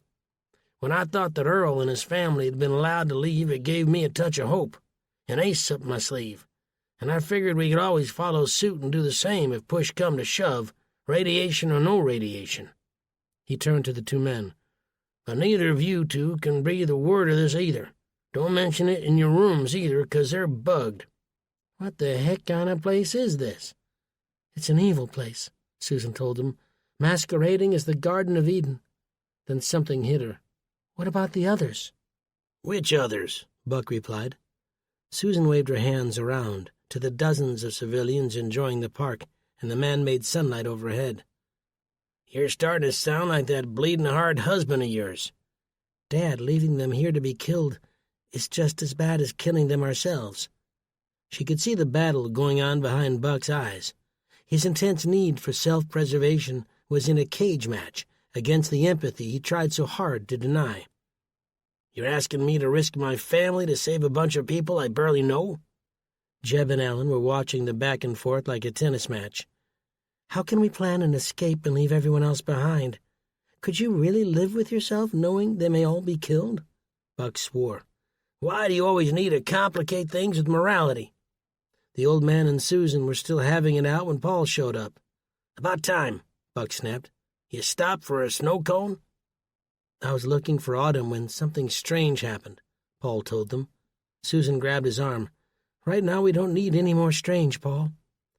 2 Secret Service agents found me in the mess hall during my search and told me the president wanted to have a word." "Have a word?" Buck said in disbelief. "Are the two you pals or something?"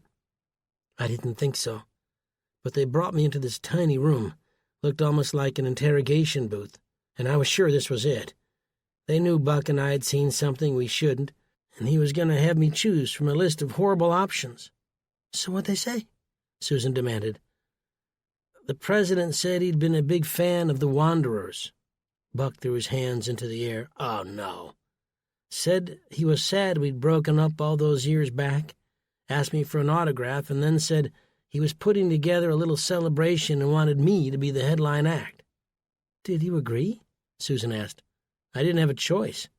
I tried to tell him I was rusty and didn't remember the lyrics anymore, but he insisted. Wouldn't take no for an answer. You've got to be kidding me, Buck shouted. He wasn't just mad, he was seething. Don't you see what you've done? How was this my fault? All that fancy schmancy music stuff. I knew it'd come back to bite us in the big one.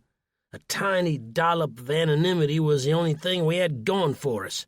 Now that you're the president's new best friend, we won't be able to fart without him smelling it. Paul swallowed hard. There's more. Buck froze, fighting back the eruption bubbling beneath the surface. After I agreed and they let me out, I found Autumn. I told her we were leaving the bunker as soon as possible, that it wasn't safe here. And she lost it. Said we were being unfair, that things were great here. You didn't tell her what we saw? Buck said, throwing his arms up. How could I? We were in the atrium of Arc 3, dozens of government stiffs walking by. What was I supposed to say? Hey, honey, we need to motor it 'cause these maniacs are killing people? I don't think that would have gone over very well. So what'd she do? Susan asked. Paul sighed. She ran off and I couldn't catch her. Right now she could be anywhere. Not anywhere, Susan said. I know, Autumn. She went to Brett.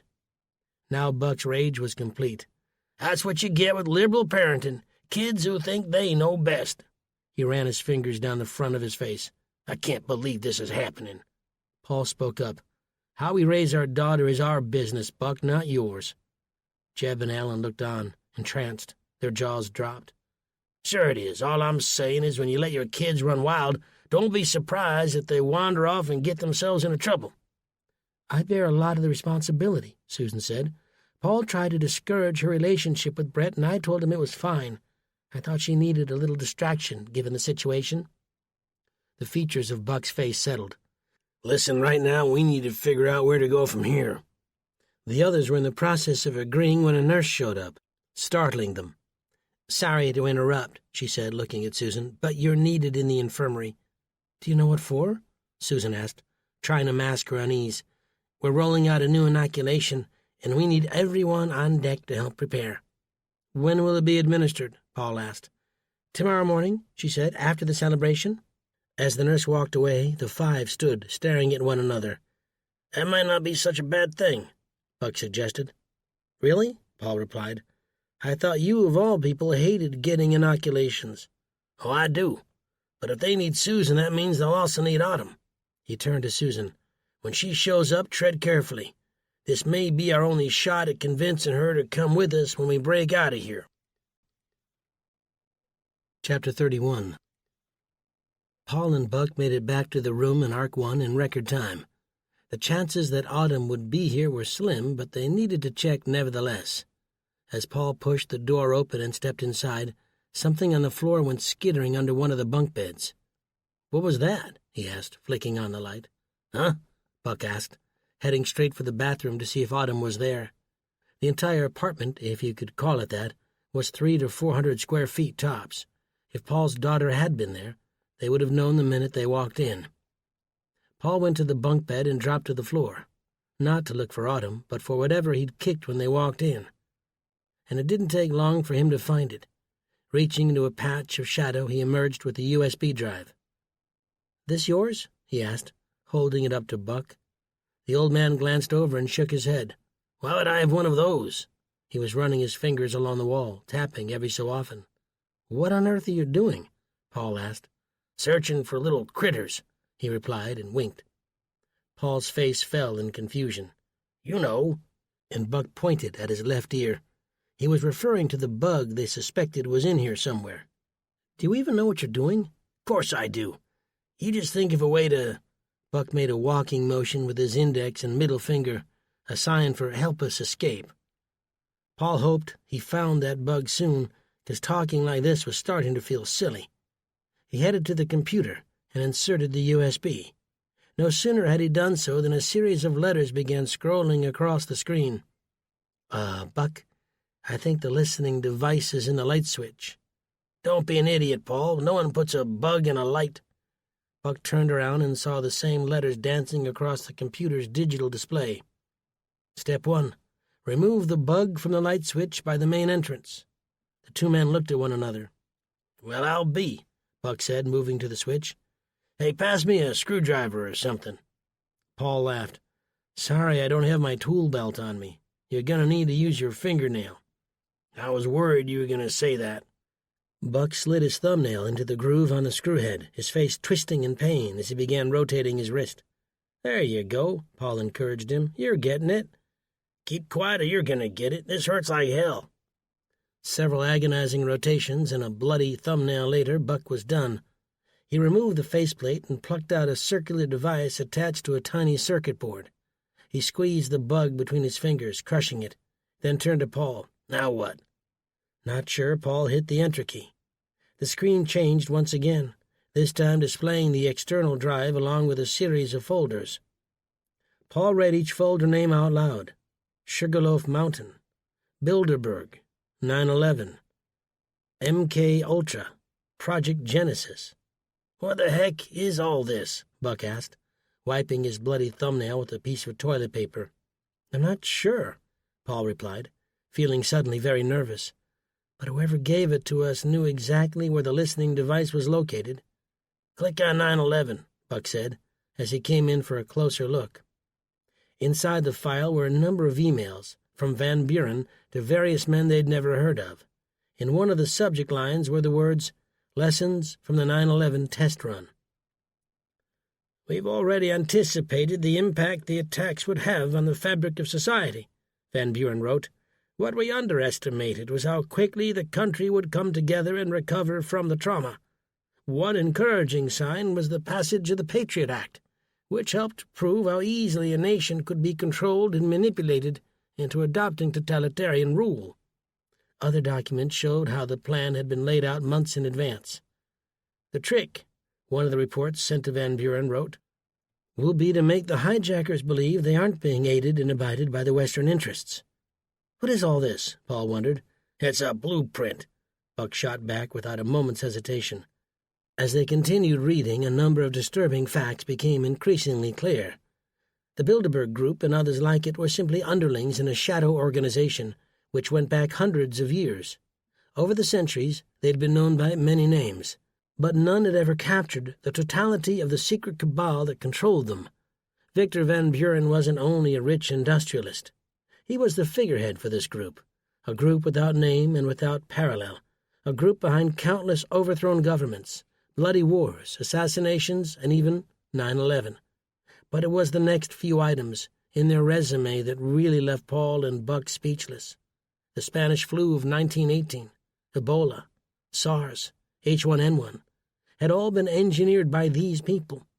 But the purpose wasn't to cause death and disorder. The purpose was to prune the population and to invoke fear and thereby to control. Do you think these guys had anything to do with the terrorist attacks that landed us here? Paul asked, already worried about the answer. Haven't I been telling you that all along? Buck shot back. Not really. You said this place was run by the Illuminati. Exactly. But this says those guys are only footmen in a larger shadow organization. Now you're mincing words. Buck looked past him at the screen. Get out of there and click on Project Genesis. No sooner had Paul done so than someone pounded on the door. The two men exchanged a frightened glance. Autumn? Paul asked in a squeaky voice. It's Ark Security, a man barked from the other side. Open up before we kick the door down. Chapter 32. Over at the infirmary, Susan was returning with a trolley stacked with blue coolers, each displaying a sticker which read Handle with Care. Stored inside was the vaccine they would be giving people tomorrow morning. Down on biohazard level 1, the lack of frantic activity had surprised her. Presumably this was where the vaccine was manufactured, and yet only a handful of the scientists were present. The rumor going around the infirmary was that biohazard level 4 employees had been up all night working on something important. Susan didn't want to believe those two things might be connected, but it was difficult not to. She was hardly 10 feet from the infirmary when she heard a group of nurses discussing Wendy's arrest. Have you heard from her? One asked. "No," said another. "I was told she and Dr. Dresselhaus had packed up and left the compound." Only Susan knew different. Wendy and the doctor hadn't left any more than Earl Mullins and his family had. They were somewhere in the basement of Arc 2. At least, what was left of them. The thought sickened her, and weighed so heavily on her, Susan's legs began to buckle. "Are you all right?" one of the nurses asked, reaching for her. Susan straightened. "Yes, I'm fine. I just lost my footing." The nurses were all watching her with concern. "Have any of you seen Autumn?" "Not since yesterday," replied the one who'd caught Susan. "We got a memo from the director saying we're going to need all hands on deck for this final immunization." Susan drew in a deep breath. You didn't need to be a brain surgeon to see that something was off about this next batch. But were the others completely oblivious? Two of the women standing before her were senior nurses. Could they be part of the ARC staff and still be in the dark about what was going on? The disturbing answer seemed to be yes. With a nod, Susan pushed past them, continuing into the refrigeration room. As she opened the first cooler, Susan couldn't help hoping that she was wrong, that the tiny vials would also read placebo, just like the others had. Reaching inside, she plucked one out and studied the label. And that was when her heart dropped. Simian hemorrhagic fever. Like Ebola or H1N1, whatever this was sounded painful and frightening. A second nurse with another trolley of coolers entered the refrigeration room, and Susan tried to hide her concern. The real question was, why would those in charge want to infect civilians seeking shelter in the Ark with a deadly virus? Chapter 33. The security team didn't need to knock twice before Paul sprang up and opened the door. Buck had told him to wait, but it wasn't like they had any other option. No sooner had he flipped the lock and turned the knob than they pushed their way inside, knocking Paul back against the first two bunk beds. He hit them shoulder first and yelped as the wind was knocked from his lungs. Two men in dark blue uniforms came in, followed by Ava Monroe. She glanced around the room. Buck was blocking the computer screen. She raised one black-gloved hand and motioned him to the side. Buck moved a few inches. She did it again. Buck moved another few inches. "You can stop this pathetic charade," she told him. "We know what you've been up to. The minute you disabled the bug, a silent alarm went off in our security offices. That's my role here, in case you haven't already figured that out. Head of security." Shoulders slumped, Buck finally stepped aside, revealing the secret documents they'd been going over. "Should we take them into custody?" the second security officer asked as he removed a pair of handcuffs and stepped forward. "That won't be necessary," Ava told him, reaching behind her back to produce a 4.5-inch black suppressor, which she screwed onto the barrel of the pistol in her other hand. Paul and Buck looked on with dread. "That's a Sig Mosquito," Buck said with a hint of admiration. She grinned and aimed the suppressed pistol at his face. "You know your weapons." He stepped back. "Well enough to know I don't like 'em being pointed in my direction." Paul's guts tied into tiny knots. "Please don't do this," Paul begged, falling to his knees. "Get on your feet and take it like a man," Buck ordered him. Both security guards stood between them and Ava. They were surely in a tough spot, since any attempt at lunging for her weapon was bound to fail. Paul stopped whining and searched for something he could throw. He was sure Buck was cursing the moment they'd come here. "Give my regards to the Mullins family," she said, and pulled the trigger once, shifted her aim a few feet to the right and pulled it again.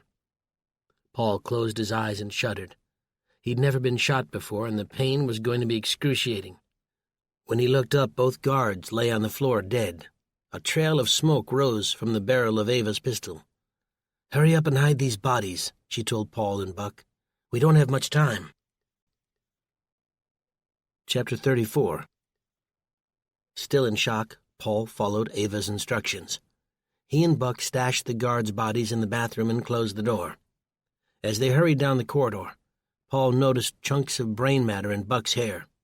"Oh, that's gross," he said, using the sleeve of his tunic to flick them away. The old man spun. "You better get used to it. I got a feeling we're about to see a lot more of that." "Not if I can help it," Ava told them as she led the trio to the elevators and hit the button. An agonizing moment later, it arrived with a ping, and they all got on. Ava pulled a keychain from around her neck and inserted a silver key into an opening beneath the digital readout. "What are you doing?" Paul asked. "Disabling the cameras and bringing us into the basement." Buck glanced down and saw that G for ground was the lowest floor. "I don't see any basement." She grinned. "There's a lot about the Ark you don't know." A moment later, the doors swished open to reveal a concrete tunnel. The space overhead was crammed with pipes and cables. "This is the guts of the living quarters," she explained. "Temperature control, plumbing. But, more importantly, it's where we keep the monitoring equipment for each residence." "There are cameras, too?" Paul asked, doing a quick mental inventory of everything he'd done in the room over the last few days. Their rubber shoes whisked along the concrete floor as they came up to a nondescript door. Ava flicked through her keys, inserted one and turned. A click sounded, and she pushed her way inside. The room was empty of people but jammed with equipment. A desk ran the length of 3 walls. Above it was a control panel with bright blinking lights and dozens of monitors. Paul's jaw dropped open. He approached the screen closest to him for a closer look. A half-naked man was doing push-ups and then admiring himself in front of the mirror. In another slice of screen nearby, an older woman was sitting on a toilet. He jerked his eyes away, rubbing them to erase the mental image. Spying on people in their most private moments. You people are sick, you know that? At the other end of the room, Ava was busy typing something into a keyboard. "What are we doing here?" Buck asked, bewildered by the technological contents of the room. "Erasing evidence." Both men understood immediately she was referring to the murder of the 2 guards. "I wanted to approach both of you alone, but Van Buren insisted I be accompanied." "He sent you to get us?" Paul asked. "To get Buck," she amended, glancing briefly in their direction before her fingers returned to their dance. They still needed Paul for the concert. She paused and punched the enter key. "There, done. At least now they'll have to check the backup servers to see anything incriminating. Hopefully that'll buy us some time." Buck's hands were in the air. "Wait just a minute, Missy. I'm sure lots of men may be fooled by your good looks, but not me. What do you mean you were coming to get me?" "I mean sometimes you don't know when to keep your mouth shut and toe the line." Buck's forearms bunched up with tight cords of muscle. "She's got a point, Buck," Paul chimed in. "But how do we know we can trust you?" Buck asked, ignoring Paul's comment. A nearly imperceptible smile appeared on Ava's lips. "I've been protecting the 2 of you from the first moment he started causing trouble." "That was mostly him," Paul said, pointing his finger. Buck slapped it away. "What do you mean, protecting us?" "Look, it isn't just you. I've worked hard to make sure no one in the Ark was harmed," Ava told them, her face darkening. "There were many I wasn't able to help, but Paul's history as a famous musician worked in your favor. I was able to convince Van Buren that he could be useful. The note you found under the door?" "Was you," Buck cut in, putting the pieces together. "Yes, it was a test." "A test?" Paul said with exasperation. "You nearly gave me a heart attack." "You asked how you knew you could trust me, but I needed to know I could trust you." Paul crossed his arms. "By threatening us?" "No, I needed to see that you wouldn't stop pushing the limits. I asked you early on if you liked cheesecake, do you remember?" Paul thought for a moment. "Yeah, and I remember thinking what a strange question it was to ask." "It was a countersign," Ava said, removing her glasses. "A phrase designed to verify someone's identity. In my case, I ask, 'Do you like cheesecake?' And the other replies, 'I only drive fast cars.'" "That doesn't make any sense," Paul said, laughing. She grinned. "It has to be a non sequitur. Otherwise the wrong person may say the words by accident.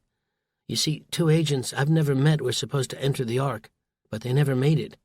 For a second I wondered whether the 2 of you might be the ones I was supposed to make contact with. That was why I asked you the question. But it didn't take long before I realized that neither of you were agent material." Buck and Paul exchanged wounded looks. "If anyone here is agent material, it's me, honey," Buck barked back. "What sort of agency are you talking about, anyway?" Paul inquired. "CIA? FBI?" "Neither," Ava replied. "It's complicated. Let's just say I work for a group that's sworn to stop the Brotherhood's plans for creating a new world order." Buck crossed his arms with a satisfied grin. "What did I tell you?" he said, eyeing Paul. The half-life of Buck gloating over being right was about the same as spent plutonium, which was to say the bragging and grandstanding had only just begun. Paul shook his head in despair. "So President Perkins," Buck began, "is little more than a lackey," Ava told them, "placed in the role of Speaker of the House, so that once the nukes went off he could step up and take the helm. All part of the first phase of Project Genesis." Paul raised an eyebrow. "Genesis. Yeah, we saw a folder on that in the USB you slid under the door." She nodded and pulled something up on the computer. "As far as 95% of the people in this installation are concerned, they work for the government. It speaks to the Brotherhood's M.O. They control you without you even knowing it." "So you're saying they ordered the terrorists to attack their own country?" Paul said with utter disbelief. Ava shook her head. "No, of course not. These guys are far too slick for something that clumsy. Just like the people working and living in the Ark, the Islamic Liberation Organization was nothing more than another tool. As far as they knew, the funding to pay for the nuclear weapons came from power players in Saudi Arabia. The bombs themselves were channeled to them via Soviet warheads stolen after the Cold War." Ava raised an eyebrow.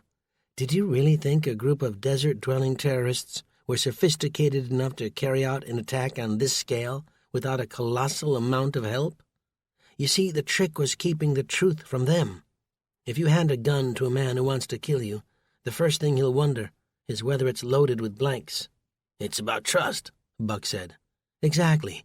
The ILO doesn't need any incentive to attack the United States. That was never the problem. What they needed was to believe they were acting of their own accord." Paul's head was spinning. It was as though every one of Buck's wacky ideas was coming true at once. Buck crossed his arms. "Or you could have saved us all a lot of heartache and put a bullet in Van Buren's head." "Don't you think I considered that?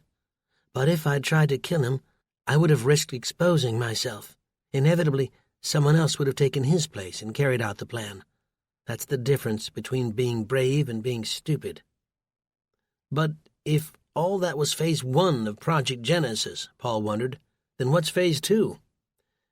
"There's more to tell you, believe me," Ava told him. "You asked before how you knew you could trust me." She swiveled her chair around and punched a key. "What I'm about to show you happened 2 days ago." Up came a grainy black-and-white video showing a procession of black SUVs entering the bunker's parking area. A dozen men in dark suits then exited and proceeded toward the steel doors. "Hey, that's President Perkins and his entourage. And they aren't wearing any radiation gear," Paul shouted. As they approached, the doors swung open and the men entered the Ark. "We were stripped of our clothing," Buck growled, "put through one indignity after another, not to mention that first shot in my rear end that's still hurting." Suddenly the light bulb went off in Paul's head. He looked at Ava, who was staring up at them, waiting for everything to click into place. "What about all the radiation?" he asked, dreading the answer he was sure was about to come. She shook her head. "The radioactive cloud missed us by about 150 miles. Buck's jaw dropped. "You've got to be kidding me. This whole time they were lying through their teeth." "They have. But as you see, it was a lie with a purpose. Inside this compound there is only one other person I can trust. It's someone you know, and I've asked them to find Susan and Autumn and bring them here." "Autumn ran away," Buck told her. "At this point, she and Brett could be hiding in one of a million places." Ava pulled up a black screen with the words ID search next to a dialog box. She typed in Autumn Edwards and hit enter. A three-dimensional cutaway of the complex appeared, showing a flashing red dot on the 3rd floor of Arc 3. "How'd you do that?" Buck asked. "Each of you has been tracked since the moment you arrived. We knew about your visit to the restricted waste management area, which was one of the reasons it became too difficult to protect you any longer." Buck's hand dropped to his right buttock. "That first shot "Wasn't a shot at all," Ava explained. "It was a chip implant, and if you want to stay hidden, we need to remove them right away." Paul and Buck exchanged an awkward glance. The old man took a deep breath. "Something tells me I'm not going to like this one bit." Chapter 35. When Susan arrived, Buck was bent over the back of a chair with his pants down, while Paul was behind him wielding a steel laparoscopic grasper. She shielded her eyes. "Oh, my goodness." Paul and Buck straightened right away. "It's not what you think," Paul stammered. waving the grasper in the air. Buck reached down to raise his pants, which had fallen around his ankles. "He's removing a chip," Buck struggled to explain. Susan nodded. "If you say so." Ava was stifling a giggle. Paul turned, searching desperately for support. "Will you tell her?" Ava's face grew serious as she crossed the room and began explaining the situation. By Susan's side was Craig, Ava's trusted confidant. Paul watched the roller coaster of emotion as she was filled in. When they were done, he asked about Autumn. "She's in a restricted area of Arc 3. I couldn't get to her without raising suspicion," Craig said. "Once those chips of yours are out, I'm going to head back and try again." "Find Brett Stevens," Susan said. "He's a good boy. I'm sure you'll be able to talk some sense into him." Ava touched her shoulder. "Brett may be one of them. His orders come from commanding officers who are ultimately loyal to Van Buren. He can't be trusted."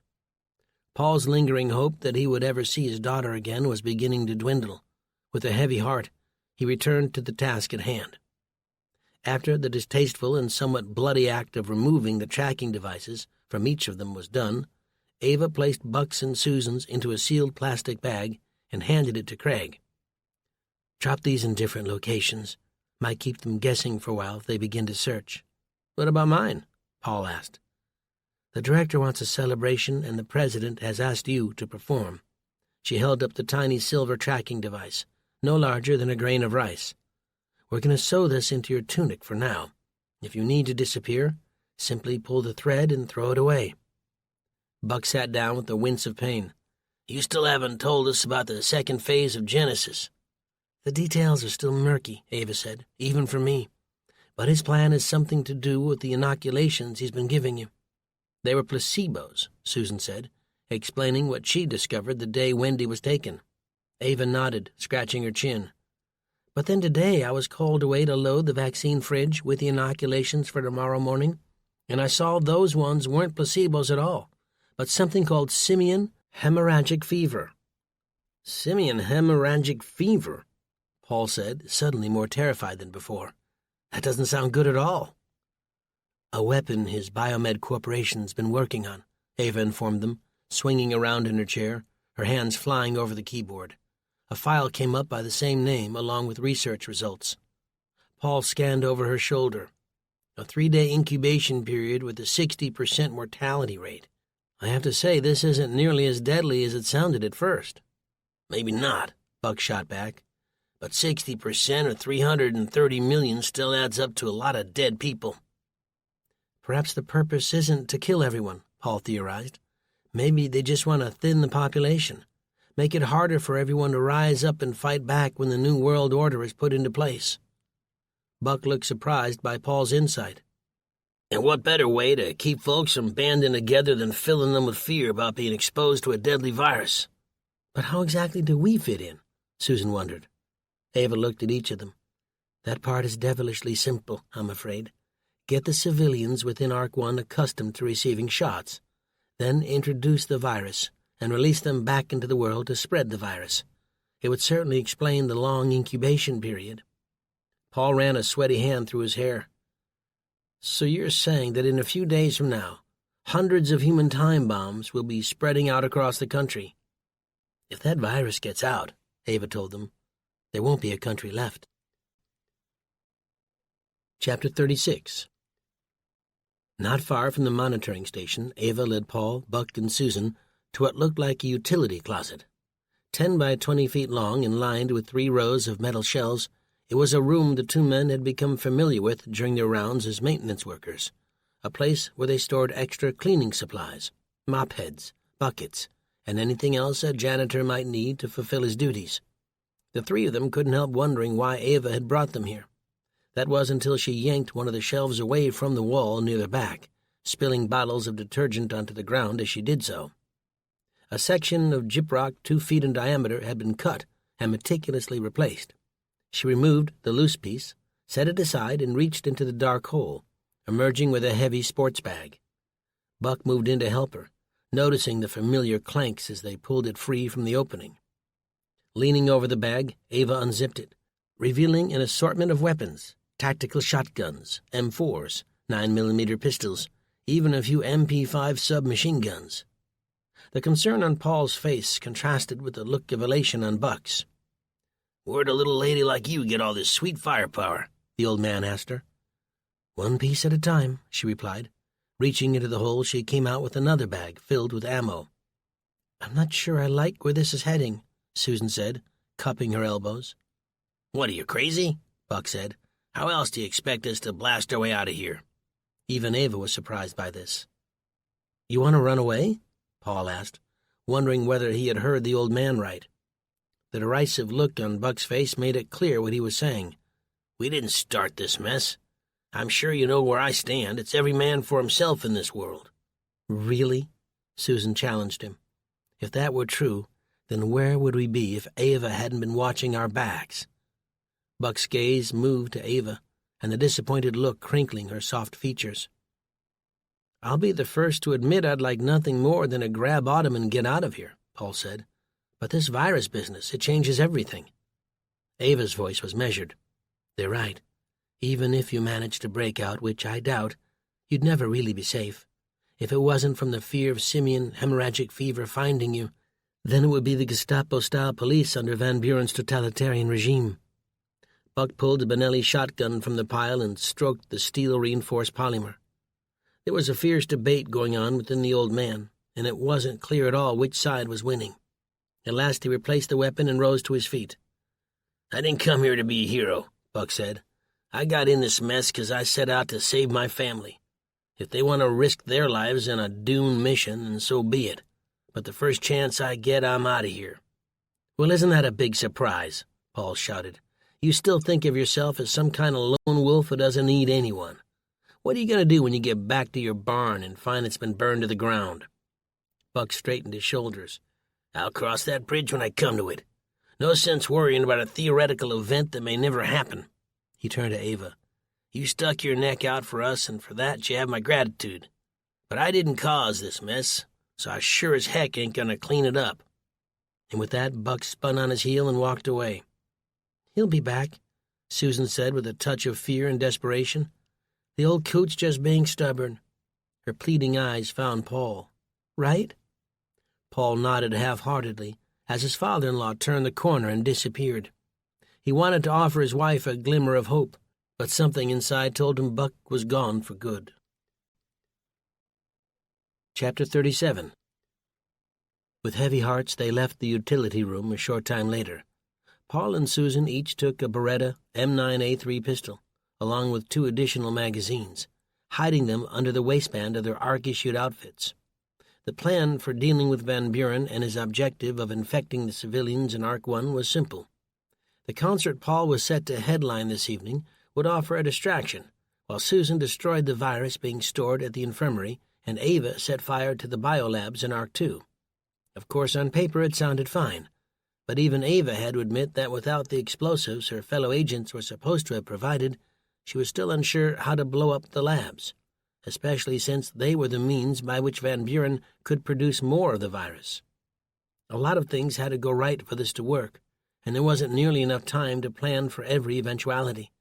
And now that Buck had fled the coop, the situation had quickly gone from bad to worse. The 3 worked their way down the corridor and toward the elevator.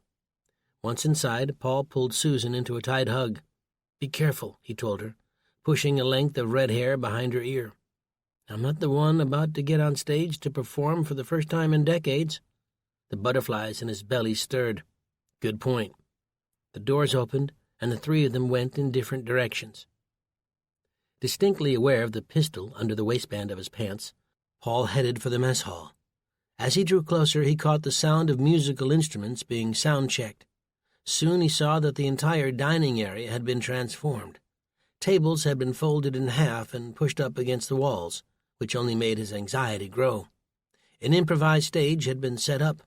Already civilians and ARC employees alike were beginning to flood in. Within 30 minutes, the mess hall would be packed to the rafters with people who'd been cooped up for days, all eager for an outlet. "You're late," the guy in a suit barked from on stage. "You practically missed sound check." He flipped through a checklist on his clipboard. "I'm sure I don't need to tell you, just about everyone in the ARC will be here tonight." Paul winked as he walked past him, feeling that old cockiness coming back. Believe me, I'm counting on it.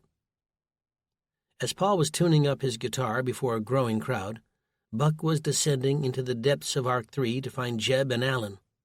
The MEP room, mechanical, engineering, plumbing, was a particularly impressive array of pipes, levers, valves, and boilers. Workers in a mixture of coveralls were busy adjusting, tweaking, or in a few cases simply monitoring various gauges. For all of its high-tech beauty, even the guts of a futuristic place like the Ark came down to lengths of copper pipe, boilers, and the men who made sure all of it was kept running smoothly. Past this area, Buck came to the generator room and the men who maintained it. The racket from inside was near deafening as the huge diesel generators worked to provide power. "It's not a good time, Buck," Jeb said when he saw him. "We lost power from the grid about an hour ago, and we've been running off backup generators." "Greer's Ferry Dam went down?" "Ain't sure. The juice has come and gone over the last couple of days," Jeb yelled over the noise. "I'm sure it'll be back, but the number 4 generators been acting up, and we're about to shut it down for repairs." "Believe me, I wouldn't bother you if this wasn't an emergency, but we need to talk." Jeb bit his lip. "I can give you 5 minutes." "That should do. Where's Alan? We'll need him, too." The 3 men entered a small, disheveled office and shut the door. Hanging from a thumbtack on the wall was a calendar of nude women. Over the course of the next few minutes, Buck laid out exactly what he'd learned. Both men sat in awed silence. "Are you absolutely sure about this virus business?" Jeb said, rubbing his grease-stained hands together. Buck nodded. "Would I waste your time coming here if I wasn't?" "Oh, brother," Alan said, "it's so much worse than we thought." "So why am I getting the impression you ain't sticking around?" Jeb asked. "For the simple reason that this mess ain't mine." The wheels were clearly turning in the back of Alan's head. "There sure are a lot of folks who are going to die if we do nothing." "I suggested, too, you take what you need and be ready to hightail it out of here. This is a dog-eat-dog world, gentlemen.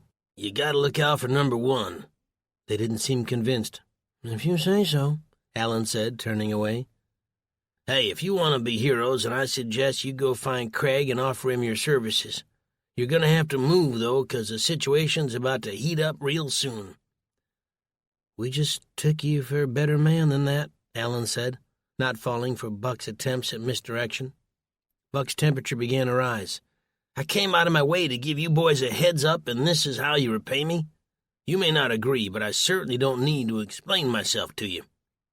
"No, you certainly don't," Jeb said, backing down a little. "What about your family? They're going with you?" Buck shook his head.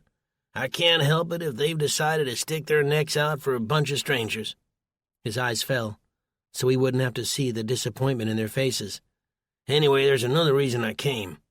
I heard there's a reservoir filled with diesel around here somewhere." Jeb nodded. "There is. It's what we use to power the generators. Why?" "Think you can spare some?"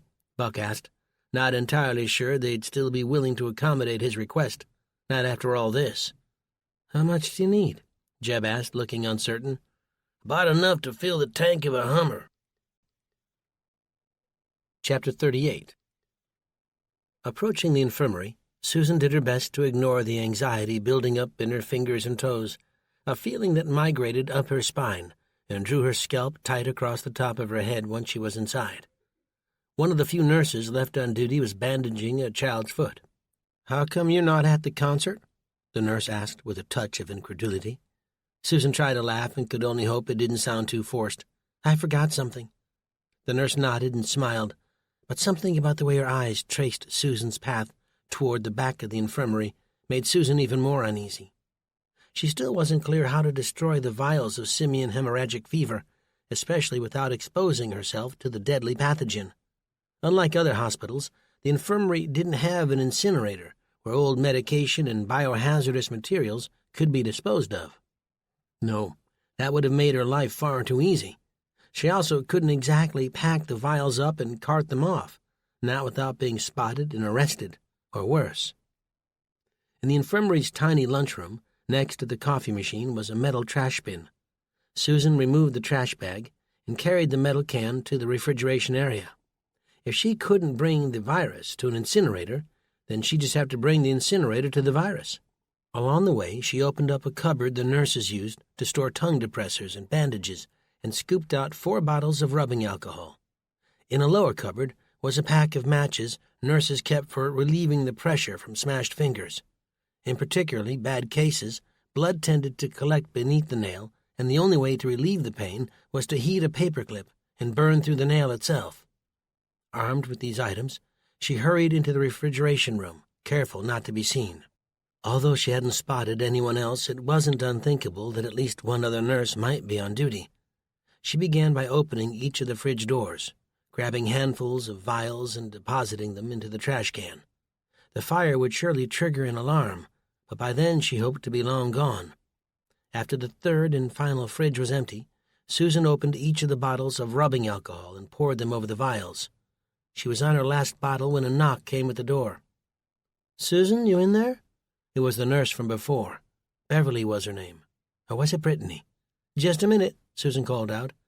In 2 strides, she was at the door, opening it a crack, ready to fend off the nosy nurse with assurances that everything was all right. So long, that was, as the nurse didn't spot the trash can behind her or the overpowering odor of rubbing alcohol. But Beverly, or Brittany, wasn't alone. There were 2 ARC security personnel only steps behind her. The nurse's eyes narrowed. With a quick slide of her foot, the nurse stuck her leg out to keep the door from closing. Susan responded by slamming her open palm square in the middle of her chest. The nurse went reeling backwards, falling into a tray of medical instruments. Metal clattered to the floor as Susan slammed the door and fumbled for the lock. But to her horror, she realized there wasn't any lock. In another 3 seconds, the guards would be inside and on top of her. The matches were on the counter behind her, and Susan lunged for them, her fingers shaking as she peeled back the cover and peeled off one of the paper sticks. That was when the door swung open and the guards froze for a moment, their eyes moving between the trash can and the matches in her hand. Terror bubbling inside of her, Susan struggled to swipe the matchstick against the strike strip. A single flame was all she needed to destroy this batch of the virus. And in that instant, fate displayed her temperamental nature once again, as the match failed to light, and the guards tackled Susan to the ground. Chapter 39.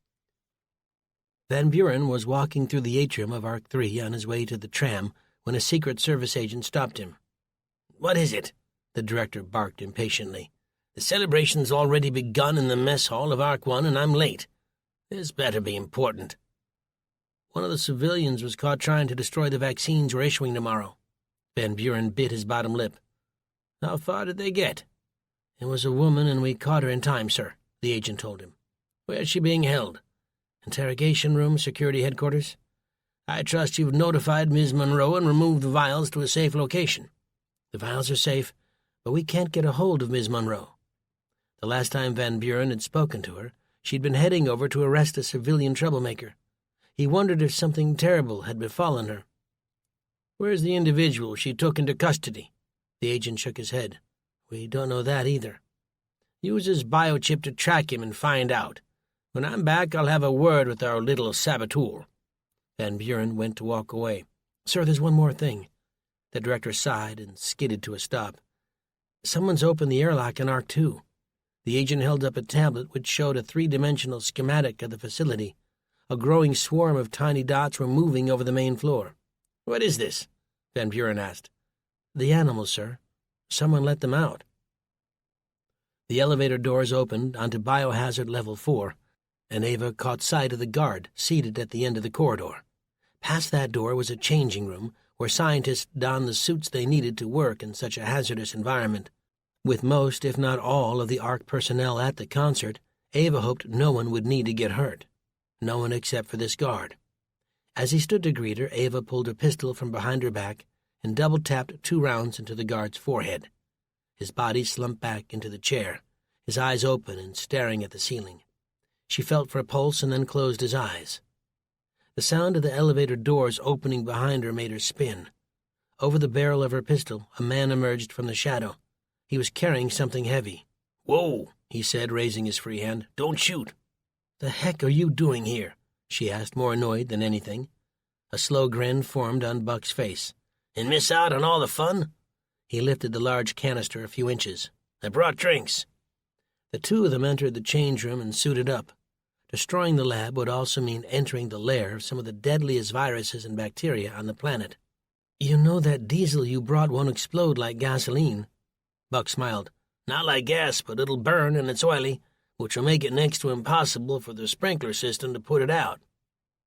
Ava entered a code in the keypad, and they entered the hot zone. "Looks like everyone's on vacation," Buck said. The heavy suit made it difficult to talk. Along the walls were glass enclosures where scientists could observe and manipulate the genetic structure of the various pathogens. Nearby were a number of walk-in fridges and freezers where specimens were kept in cold storage. A row of animal cages stood empty. Buck tapped her on the shoulder. "What would you have done if I hadn't showed up?" "This," she said, turning on the gas to a Bunsen burner. "Start spreading that diesel around nice and even." Buck opened the fridges and freezers, pouring the fuel liberally inside. Before long, the entire room was coated. At the other end, Ava opened a burner and lit the flame, turning it on high. It wouldn't be long before the natural gas from one end of the room migrated to the other, and when it did, she wanted to make sure they had both reached a safe distance. Hurrying to the change room, they helped each other out of their suits and fled down the corridor to the elevator. If Susan was also successful in her mission, then in a matter of minutes the virus would be no more. The final surprise Ava had left in Craig's hands. It should be going off any minute. Chapter 40. Over in the mess hall, Paul was struggling to catch his groove. It hadn't taken long for the audience to fill every conceivable space. That he'd never played a single lick with his bandmates before this evening wasn't the worst of it, nor was it the Beretta he'd secretly taped to the back of his guitar, the same pistol that was currently digging into his ribs. What was throwing him off was the lyrics to his own songs. They were coming to him barely a split second before he was supposed to be belting them out, and on more than one occasion he'd forgotten an entire section, improvising with anything he could, sometimes even gibberish. His former agent, Larry Sanders, a fat and balding workaholic and perfectionist, would have been appalled. The only thing helping Paul was the projection screen they'd mounted behind him, flashing images of women showing off oversized shoulder pads and bad 80s hair. The good news was the band was at least vaguely familiar with each of his songs, and with every one they played, they got a little bit better. Slowly, Paul started to settle down, and as he did, a strange thing began to happen. He found himself having fun. At one point, during the chorus of "Take Me All the Way," the audience swaying back and forth, some even reciting the lyrics, he hopped up and down, swinging his arm like a windmill. The crowd went wild, and so too did Paul when he felt the pistols starting to come loose. The jumping and chafing against his belly must have peeled the tape back, and now he was forced to keep his guitar pulled tight against his torso, or risked the gun falling and skittering across the stage. The crowd quieted down. Paul continued to hit the notes hard, but people weren't even looking at him anymore. They were staring behind him, and many of their mouths were moving, but not like they were singing along. They were reading something. He peered over his shoulder, as the other band members did the same. The ladies in horrible clothes were gone. Scrolling across the canvas projector screen in their place was a series of words. Even the music had died down as all of them read along. "The director has lied to you. There is no radiation. There is no sanctuary. Your lives are in danger. Tomorrow morning all civilians will be infected with the lethal virus and sent out to spread death throughout what's left of the country." Even the radiation readouts on the walls were displaying the same message. Then came a distant explosion, and all hell broke loose. Chapter 41. Ava had just destroyed the lab. That was Paul's first thought as the mess hall shook and the lights dimmed and then came back on. Shouts of fear emanated from the crowd as civilians and ARC personnel alike began to panic. Guards and soldiers positioned near each of the three major exits attempted to prevent the audience from panicking. A military officer stationed behind the front lines fired his pistol into the air to regain control, which only made things worse, transforming a panic into a stampede. Perhaps thinking they'd been fired on, guards and soldiers at each exit began firing indiscriminately. Civilians and ARC personnel were cut down right where they stood. Others dove for cover. Seeing the carnage, Paul grabbed his pistol and extra magazines and dropped his guitar onto the stage. Nearby, his other bandmates ducked behind speakers and amplifiers. Innocent people were getting slaughtered, and Paul had to do something to help them. A guard less than 10 yards away dropped to one knee as he frantically tried to reload his MP7A1 submachine gun. Paul leveled his pistol and fired off 3 rounds in quick succession. All 3 missed the guard, punching holes in the floor and wall around his target. Paul had just lost the element of surprise and given away his position. Not a great start. The guard punched his magazine in and raised his weapon. Without taking care to aim, Paul emptied the remaining rounds from his Beretta. 2 struck home, one hitting the guard in his abdomen, the other in the neck. He dropped his weapon at once, clutching the wound at his throat as blood ran between his fingers. Adrenaline pumping through his veins, Paul couldn't yet see the full implication of what he'd just done. A soldier nearby made a rapid analysis of the situation and spotted Paul. The second magazine was in Paul's waistband, and he reached for it, knowing he wouldn't have enough time before he was shot dead. The muzzle of the soldier's gun rose and was nearly even with Paul when a loud boom threw the soldier forward. He fell to the ground without moving. More violent gunfire came from that same direction. The people around them screamed and in some cases fell from bullet wounds. A battle was raging around the corner, and Paul couldn't see what was happening. He reloaded his pistol and moved to reposition himself. Before he had a chance, the gunfire stopped, and men wearing dirty civilian clothing and wielding an assortment of firearms appeared. At the helm was Jeb, then Allen, and a host of other men with grease-stained faces. Bringing up the rear were Craig, Ava, and a face Paul had thought he might never see again, Buck. They were waving groups of civilians over, ushering them out of the way and to safety. But that wasn't entirely right, was it? They weren't just moving them to the rear. Other resistance members in the rear armed as many people in beige clothing as they could. This was no longer a sophisticated jailbreak. It was a full-scale revolution. Chapter 42. "What's happening?" Autumn asked, fearful. "I'm not sure," Brett replied honestly. The two of them were in the soldiers' barracks on the 3rd floor of Arc 3. Only seconds before they had heard an explosion and felt the ground at their feet tremble. 2 floors up was the command center for the entire Ark. From there they might figure out what was happening. Reaching out, Brett took Autumn's hand and led her away. When she'd come the day before, telling him her parents were trying to leave and wanted to take her with them, Brett had felt this was the safest place for her to be. To access this floor, a civilian without clearance would need to get through security in the atrium, an elevator locked with a password-protected keypad, and finally, a barracks filled with guards at one end and soldiers at the other. As far as the explosion went, Brett could only hope it was some kind of accident and that it would be quickly under control. Instead of taking the elevator, he led her up via the stairs. No sooner had they opened the push door leading to the emergency exit than government personnel streamed down. "What's going on?" he shouted. "There's been an explosion," an older man in a dark suit yelled. Still wondering whether or not the detonation had been an accident, Brett thought of his rifle. It was back in the barracks. The 9mm service pistol on his hip would have to do. Holding Autumn's hand tightly, Brett pushed through the river of humanity. He knew better than to be like all the other lemmings when the stuff hit the fan. Intel was your friend, and they needed to find out what was going on. At last they fought their way up the 2 stories and came out next to the command center. 2 soldiers were posted there with M4s. Brett showed his ID, and he and Autumn began to head inside. They moved to stop them before Brett said, "She's with me, it's okay." Reluctantly, they stood down. The situation was obviously more chaotic than he'd previously thought. Inside, a tiny group of commanders and politicians were arguing over what to do, while phones at empty desks overlooking the bank of giant screens were ringing off the hook. Normally, there were at least 30 people manning the various stations here. Right now, there were 5. Eyes wide, Autumn stared up at a bank of screens and pointed. Brett followed her gaze and saw what had horrified her. In one, flames were shooting up the elevator shaft and into the atrium in Arc 2. The screens showing biohazard levels 3 and 4 were black. On 2, the fire from the lower floors was starting to break through the floor. If it wasn't contained, Arc 2 would be completely lost. Another screen showed the atrium downstairs, with people running frantically, dodging cats and dogs and a dizzying array of animals, presumably escapees from the park. Then Brett caught the final screen and saw the heated firefight in the mess hall. His fellow brothers-in-arms were being overrun by a ragtag group of civilians.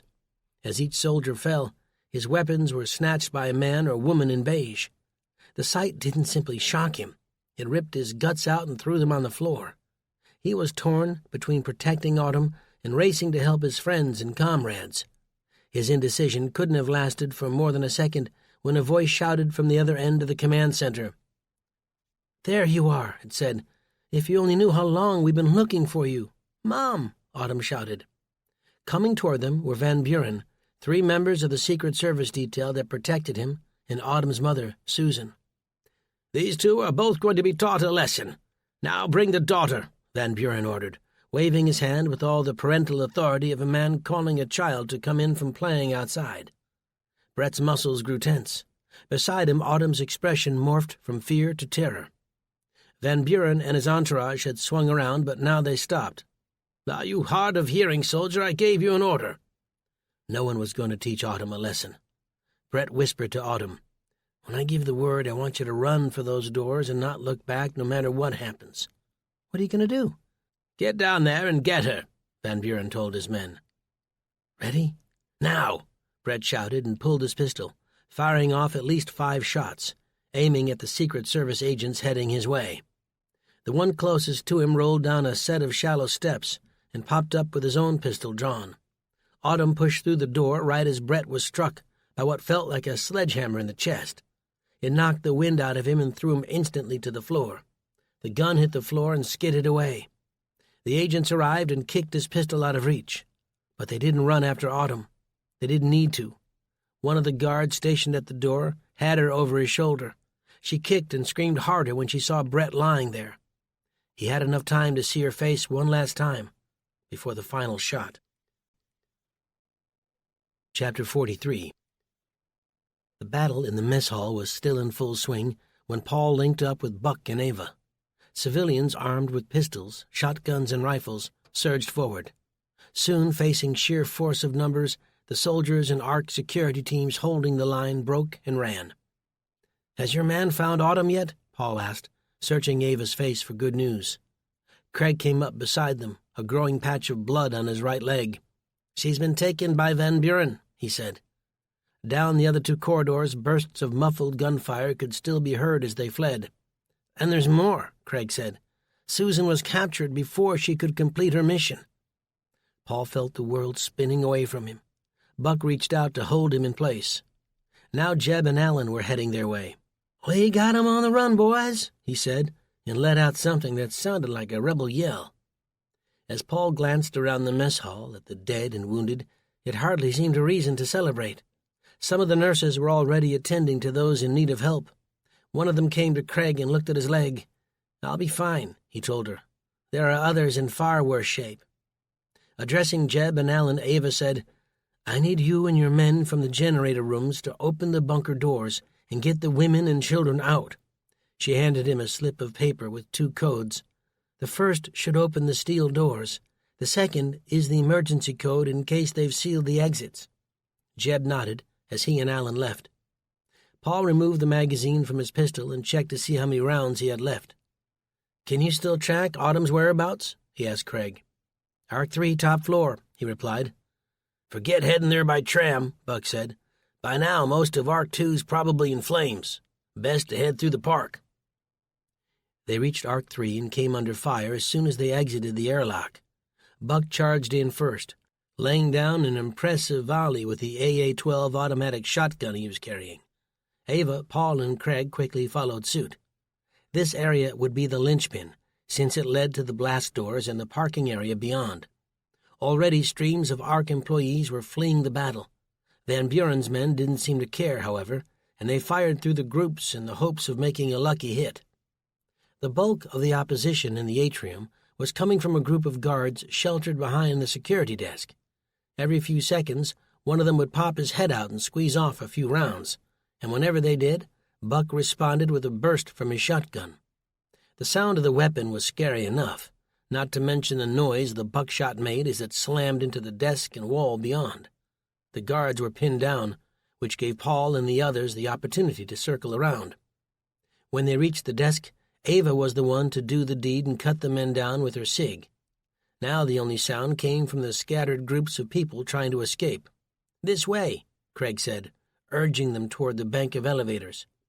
They scrambled inside, Ava punching the access code before the doors slid shut. They would have about a minute to check their ammo and reload weapons before they reached the 10th floor, except for Buck, whose auto shotgun held 100 rounds. Soft music played. "That Neil Diamond?" Paul asked. "Sweet Caroline," Buck grunted. Paul racked the slide on his pistol, chambering around. Craig checked the tablet. "Head right," he instructed them. "Third door on the left." "That's Van Buren's office," Ava said, concerned. With a gentle ping, the elevators swooshed open. The hallway vibrated with flashing red emergency lights, making it hard to see. One by one they moved out, scanning both sides as they did. "Clear," Ava called out. Buck looked left. "Clear." Slowly they worked their way down the corridor. There was no one within sight, no guards or government types in suits, pleading to be spared. Papers scattered on the ground spoke of people fleeing in a great hurry. "Through here," Craig whispered, pointing. Buck stepped forward and planted his foot next to the handle, kicking open the door, revealing the room where Van Buren's secretary sat. But it wasn't empty. Inside were 3 Secret Service agents. 2 of them were loading weapons, and the third was stuffing gold and silver coins into a knapsack. Startled, the 3 agents moved to raise their weapons, but Buck got there first. 3 thunderous blasts, and each of them was thrown back, falling to the floor, dead. A pair of mahogany double doors led to Van Buren's office, and the 4 of them pushed their way inside. In the center of the room, 2 stretchers were laid out. Autumn lay in the left, Susan in the right. They were both strapped down with terrified expressions. Van Buren was holding a syringe in the side of Susan's neck, his thumb on the depressor. "Drop your weapons at once," Van Buren shouted, "or I'll pump her full of this stuff." Shooting the director from here risked hitting one or both of the women. More importantly, there wasn't any guarantee doing so would prevent him from emptying that syringe. While Buck laid his shotgun on the table, and Ava and Craig did the same with their own weapons, Paul had slipped his pistol under his waistband. "Your sleight of hand needs work, Mr. Edwards. I won't ask you again." Van Buren jiggled the needle in Susan's neck, and she screamed. Okay, Paul said, putting the gun on the table and raising his hands. He hoped Ava or Buck still had a weapon on them. With no better options, they would have to play along for now. Van Buren sneered.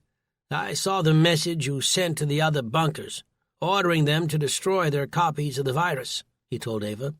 "Very clever. I won't even ask why.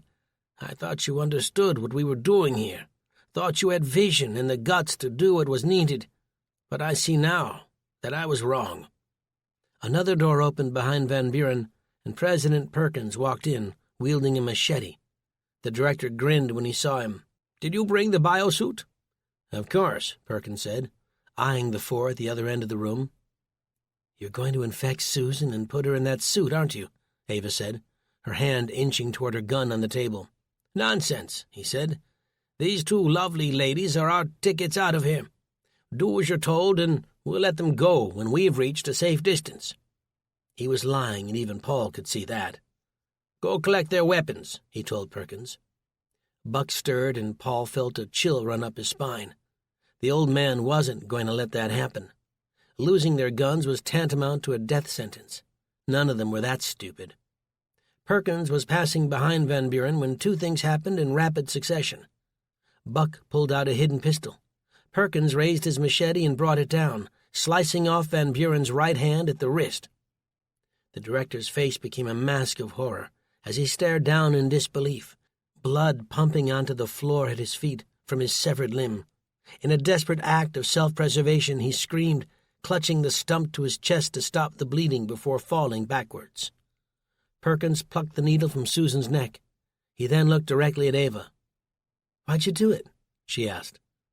"For one simple reason," he told her. "I like fast cars." And a light went on in Paul's head. Perkins was one of the 2 agents Ava had been waiting for. The syringe was still in Perkins' hand as Buck, Paul, and the others rushed over to untie the women. When Perkins held it up to the light, his face began to darken. "I think we have a problem," he said, as Van Buren continued to moan in agony behind him. "What is it?" Paul asked, helping Autumn to her feet. Perkins showed him the needle. Most of the liquid inside was gone. Paul turned to his wife and then to the others. "What is it?" Susan asked in a panicked voice, pressing her hand against the side of her neck. "Some of the virus might have got into you," Paul told her. He turned to Ava. "What do we do? Isn't there a cure?" From the floor, Van Buren was making strange noises that sounded to Paul a lot like laughter. "There was," he said in a barely audible whisper. "But you destroyed it when you blew up the labs." Paul turned to Buck and Ava, who both shook their heads. "We didn't know," Buck said, oozing guilt and remorse. Van Buren was still laughing when Paul snatched his pistol off the table and emptied it into him. Autumn's hands clamped over her ears as she cried.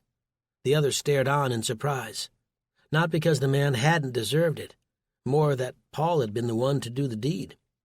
He was still clutching the pistol, the slide all the way back, when Buck pushed his hands down. "Come," the old man said. "We need to get Susan into the suit, keep the virus from spreading." Paul dropped the pistol and turned to his wife. Tears were rolling down her cheeks as her feet were being fed in one at a time. He'd seen the stats on simian hemorrhagic fever, just like the rest of them had. Susan had a 40% chance of pulling through this. As the zipper was pulled closed, her face distorted by the plastic visor, he squeezed her hand and told her how much he loved her. Chapter 44. By the time they made it out of the bunker and into the underground parking area, the streams fleeing the facility had dwindled to a trickle. Thankfully, the Hummer was still in the same spot where Susan had first left it. Carefully, they emptied out the rear cargo hold and loaded Susan inside, making sure to keep her propped up and comfortable. On the way down, Paul had made the mistake of asking where Brett was. His daughter had burst into tears and was still crying as she lifted herself into the back seat of the Hummer and fastened her seatbelt. With no sign of Jeb, Allen, or the rest of his crew, Paul could only hope that they'd made it out safely. "Well, I guess this is it," Buck said, one clenched fist perched against his hip in a careless manner. He was trying hard to convince Ava he wasn't sad to see her go, but Paul was sure no one was buying into his tricks. Next to her was Perkins, his suit caked with Van Buren's blood. The mystery of the second missing secret agent had also been revealed. He had been posing as Perkins' assistant, a man killed during the detonation in Baltimore Harbor.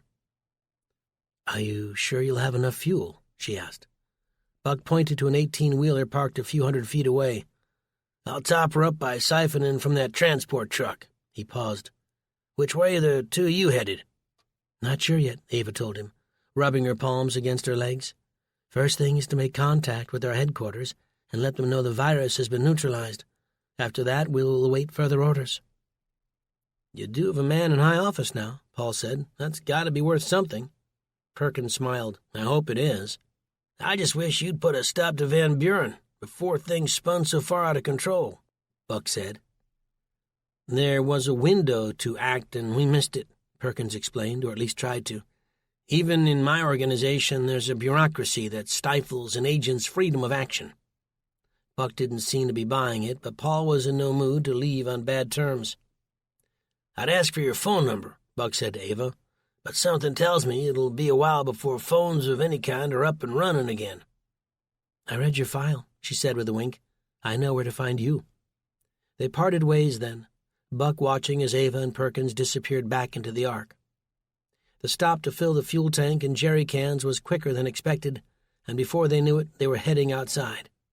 Emerging from the underground parking, they were struck at once by piercing rays of early morning sunshine. "You don't trust them, do you, Buck?" Paul asked, as the Hummer rolled out of Sugarloaf Mountain and onto the pontoon bridge. "I don't trust anyone," he replied matter-of-factly. "You know that. But it wouldn't surprise me one bit to know they'd purposely held back from taking out Van Buren and his people sooner." "For what reason?" "Let the Brotherhood do all the dirty work, that's why. That way they could come along and scoop up the country for a rock-bottom price after it was all shot to hell." Paul glanced back at Susan to make sure she was okay. Through the back window, he watched the mountain shrinking into the distance. He couldn't have been happier to see it go. Chapter 45. The sights they encountered on the rest of the journey home were distressing, to say the least. Highways pockmarked with abandoned cars, dead bodies scattered along the road, their bones picked over by crows and other wild animals. It wouldn't be too much longer before nature reclaimed what was left of the country. Paul still wasn't sure what to make of Buck's suggestion that the secret organization Eva worked for had failed to prevent the country's downfall. It certainly didn't bode well, and yet, given the choice, he would gladly take Perkins' stewardship over Van Buren's, and for one simple reason. Perkins' valiant attempt to save Susan had demonstrated the one character trait Van Buren had sorely lacked: empathy. They were less than 3 miles from home when Susan died.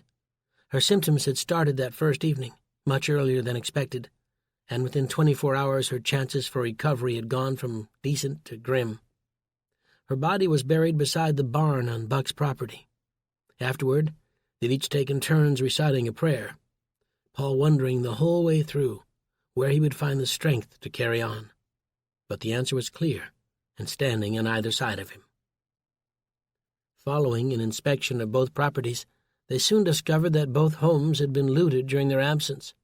For now it was safer if they stayed in Buck's bunker, although next to the Ark it felt positively microscopic. Still, for the first time in a while, Paul and Autumn truly felt safe. With time on his hands, Paul couldn't stop his mind from spinning in all kinds of directions. Many of those thoughts centered around the devastating impact of Susan's death. The Brits often used gutted to describe a sense of deep despair, and that was exactly how he felt. When he wasn't trying to remember the sound of his wife's voice, he was busy thinking about what was left of the country. No doubt about it, America had been irrevocably transformed as a consequence of the attacks, and by forces far greater than anything which had shaped her during all her past wars combined. It was a rather ironic twist that, born from that loss and tragedy, came an opportunity to rebuild, to do things better than they had in the past, to create a place where life, liberty, and the pursuit of happiness weren't only words on an aging piece of parchment. They were emblazoned with a renewed sense of meaning. Paul knew Susan would have agreed. This concludes Long Road to Survival by Lee Bradford, narrated by Johnny Heller. Copyright